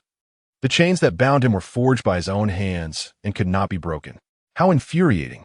Despite all calculations, he never anticipated that this brief moment of vulnerability would plunge Lin Nian into peril. The onslaught continued unabated. Before Lin Nian could plummet to the ground, a multitude of vines surged upward from the earth. These vines bore long, sharp thorns. In an instant, the vines ensnared Lin Nian's limbs, coiling around her entire body like a giant python. The thorns pierced into Lin Nian's flesh, a searing pain radiating throughout her being. Lin Nian cried out in agony. Drip, drop. Crimson blood flowed along the vines, continuously falling to the ground. In the blink of an eye, Lin Nian was left battered and bruised, ensnared tightly by the green tendrils, suspended in mid-air like a zongzi. Lin Nian, you cannot triumph over me. Surrender the phoenix, and I shall spare your life, Lu Tianguang declared with a smug smile, his gaze filled with malice. Lin Nian clenched her teeth, lacking even the strength to raise her head. I can offer you my phoenix eyes. Upon hearing this, Lu Tianguang's eyes sparkled with intrigue. However, you must reveal to me whether the death of my mother was orchestrated by you. What was her purpose in visiting the Welfare Institute? A flicker of surprise crossed Lu Tianguang's gaze, for he had not anticipated that, even at this juncture, Lin Nian would still be entangled in the mystery surrounding Lin Shuyi's demise. It is of no consequence to divulge, he replied. Lin Shuyi was indeed ensnared by our machinations. Her visit to the Welfare Institute was prompted by Shun Mingqi. Lu Tianguang sneered. She was well aware that Shun Mingqi was the daughter of Shun Jinhai, which is why she continually supported the Welfare Institute. Yet, little did Lin Shuyi suspect that it was Shun Mingqi who tampered with her vehicle. A real-life tale of the farmer and the snake. Lin Nian tugged at the corner of her mouth, a look of derision gracing her features. It turned out to be Shun Mingqi after all. Her mother, in her boundless kindness, had unwittingly fallen into their trap. I have divulged to you what you sought to know. Now, relinquish the phoenix eye. Chapter 100. Return to the starting point. Huh. Lin Nian let out a cold scoff. Are you aware of the concept of fire overcoming wood? Lu Tianguang replied. This is not good. In the next moment, a circle of scorching flames erupted around Lin Nian. The vines entwined around her were instantly consumed by the fire. Lu Tianguang, you. Curse be you. Lin Nian spoke coldly, and, as soon as her feet touched the ground, she surged forward with great haste. The vendetta for her mother was a matter of life and death. Although it was Shun Mengqi who had tampered with the vehicle, it was indeed Lu Tianguang who orchestrated it. Incorrigible. Eliminate her. Lu Tianguang bellowed in fury, his expression twisted with malice. Killing Lin Nian would still grant him the coveted phoenix eyes. However, this would prevent him from uncovering the mystery of how half-zombies were formed. Yet it mattered little. With a pair of phoenix eyes, he could still attain immortality. Just then, a furious roar echoed through the air. Luo Chun burst into the corridor, and upon seeing Lin Nian covered in blood, a bloodthirsty glint flashed in his eyes. Damn it, they all deserve to die. How dare they harm Lin Nian? With a fierce growl, Luo Chun charged toward a figure clad in black, opening his gaping maw to sever the man's throat in one swift bite. Simultaneously, sharp claws plunged directly into the black-clad man's chest. Lin Nian was injured, plunging Luo Chun into a state of utter madness. In a sudden, violent motion, he yanked forth a still-beating, bloodied heart. This gruesome spectacle struck the onlooker's visual senses with a jolt. The group of black-clad individuals instinctively recoiled in horror. It was utterly terrifying. What are you all just standing there for?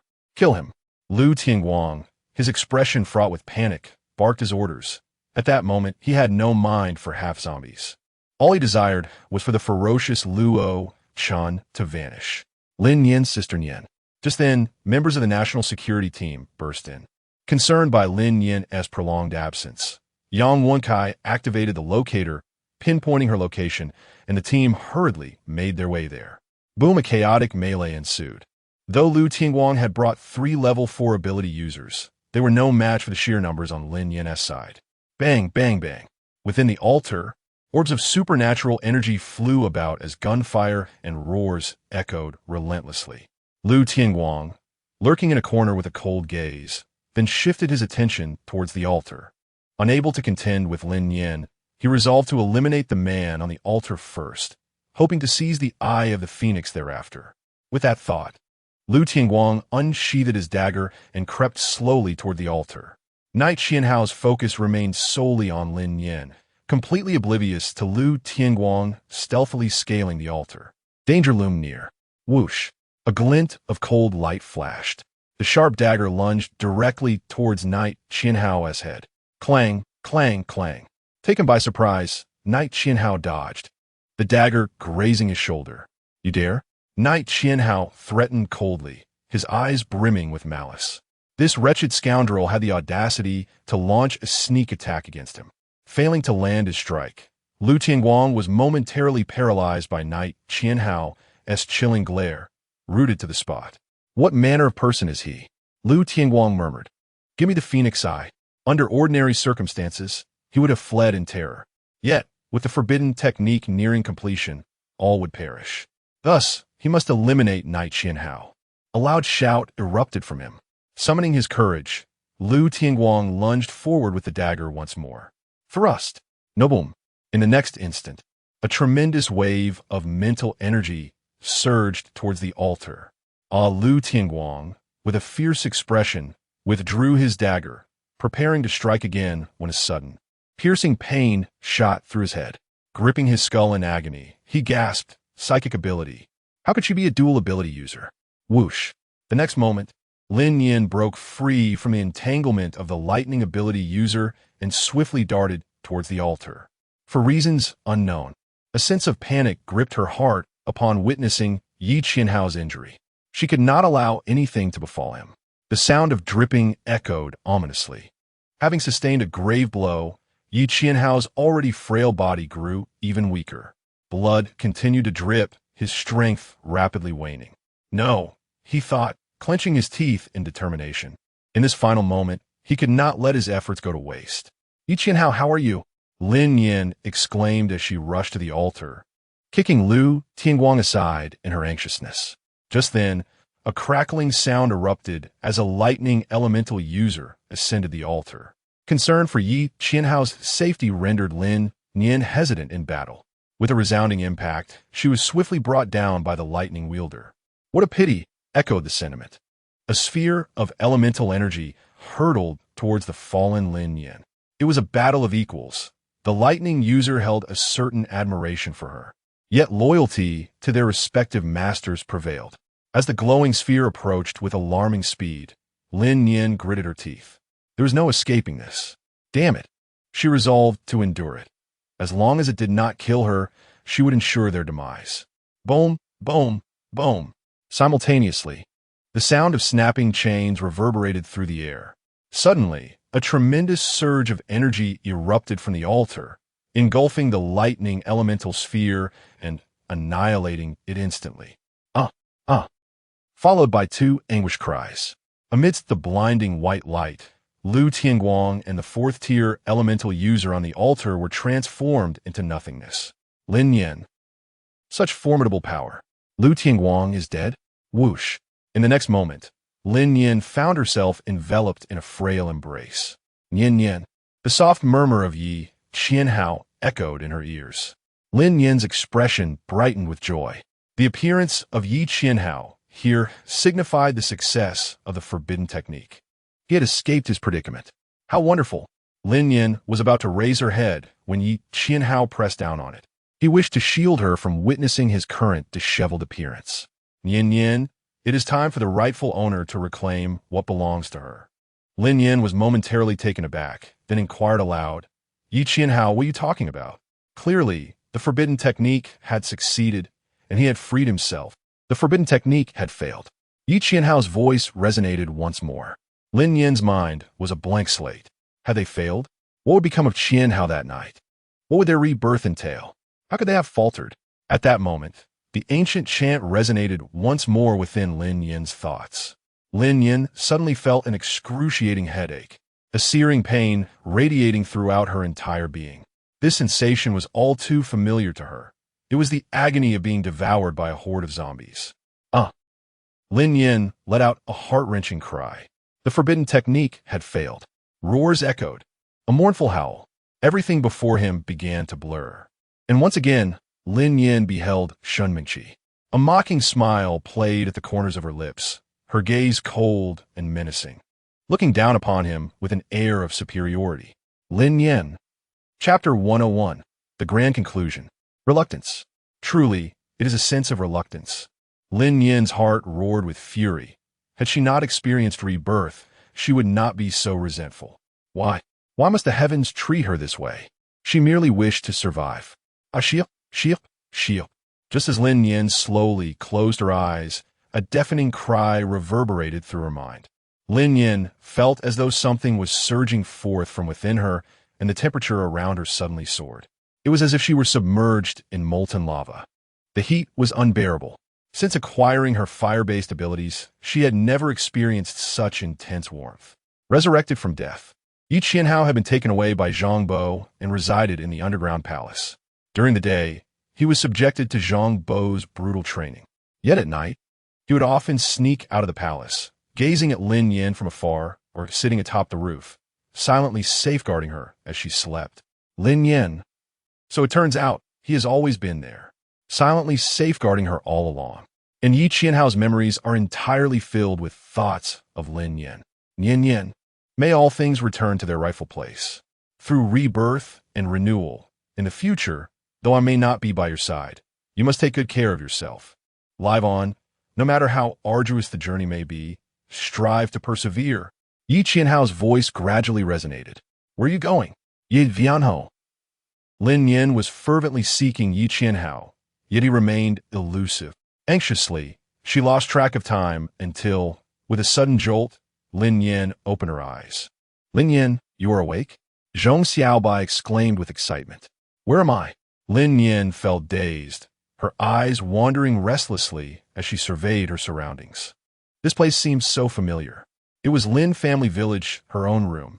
Zhong Xiaobai cautiously helped Lin Nian sit up against the headboard. How do you feel? Are you better? Lin Family Village? Wasn't he at the altar? Lin Nian was utterly bewildered. You have been in a coma for a month. You are no longer in the underground palace, said Zhong Xiaobai with a smile. What about Yi Qianhao? How is he? At that moment, everything that had transpired in the underground palace surged into Lin Nian's mind, and she inquired with urgency. Wasn't the forbidden technique a failure? The mention of Yi Qianhao caused Zhong Xiaobai's smile to vanish instantly, her demeanor shifting as she averted her gaze. Lin Nian, perhaps you should rest for a while. Oh, by the way, I have been preparing chicken soup. Let me check if it's ready, Zhong Xiaobai said. Sensing Zhong Xiaobai's desire to escape, Lin Nian abruptly seized her wrist, a sense of foreboding rising within her. Lin Nian, you're awake? Just then, the door swung open, revealing a familiar figure silhouetted against the light, standing at the threshold. Lin Nian was taken aback, her eyes widening in astonishment. Luo Chun? His eyes are not crimson. His complexion is rosy, no longer pale. He is not a zombie. He is human. This is utterly fantastical. Who can enlighten me on what has transpired? Am I still dreaming? Captain Luo, Lin Nian, let me speak. Xiaobai interjected. Luo Chun slowly entered the room, his gaze softening as he looked at Lin Nian. Lin Nian, Yi Qianhao, is dead. What did you say? Lin Nian questioned in disbelief. How could this happen? Yi Qianhao extracted the right eye of the phoenix from his own body and forcefully infused it into yours. Subsequently, a phoenix soared through the flames, engulfing the entire altar in fire. Shen Mingqi, Lu Quan, and all the resources within your space were consumed in the inferno. They perished in the blaze. I lost consciousness amidst the flames, and upon awakening, the virus within my body had dissipated. Luo Chun recounted the events slowly, still filled with trepidation. Though it was an intense fire, it ultimately led to his rebirth through the flames. Lin Nian was momentarily unable to digest Luo Chen's words, standing there in a daze. The space had vanished. Yi Qianhao was dead. The phoenix within that realm had been resurrected. What kind of jest was this? Lin Nian found it impossible to accept the reality. As she recalled everything, Yi Qianhao had perished. How could this be? Lin Nian, the forbidden technique of Yi Qianhao had failed. He chose to sacrifice his phoenix eye in order to ensure your survival. You must understand, without the phoenix eye, Luo Chen sighed. Lin Nian, without the phoenix eye, Yi Qianhao is left with no path but death. In an instant, Lin Nian's heart felt heavy, a tumult of emotions swirling within. A year later, at the ruins of the underground palace, a wisp of black mist slowly emerged. Suddenly, dark clouds gathered, fierce winds howled, and thunder rumbled ominously. Crack! A bolt of lightning struck down, and amidst the blinding white light, the black mist intensified, gradually coalescing into a figure.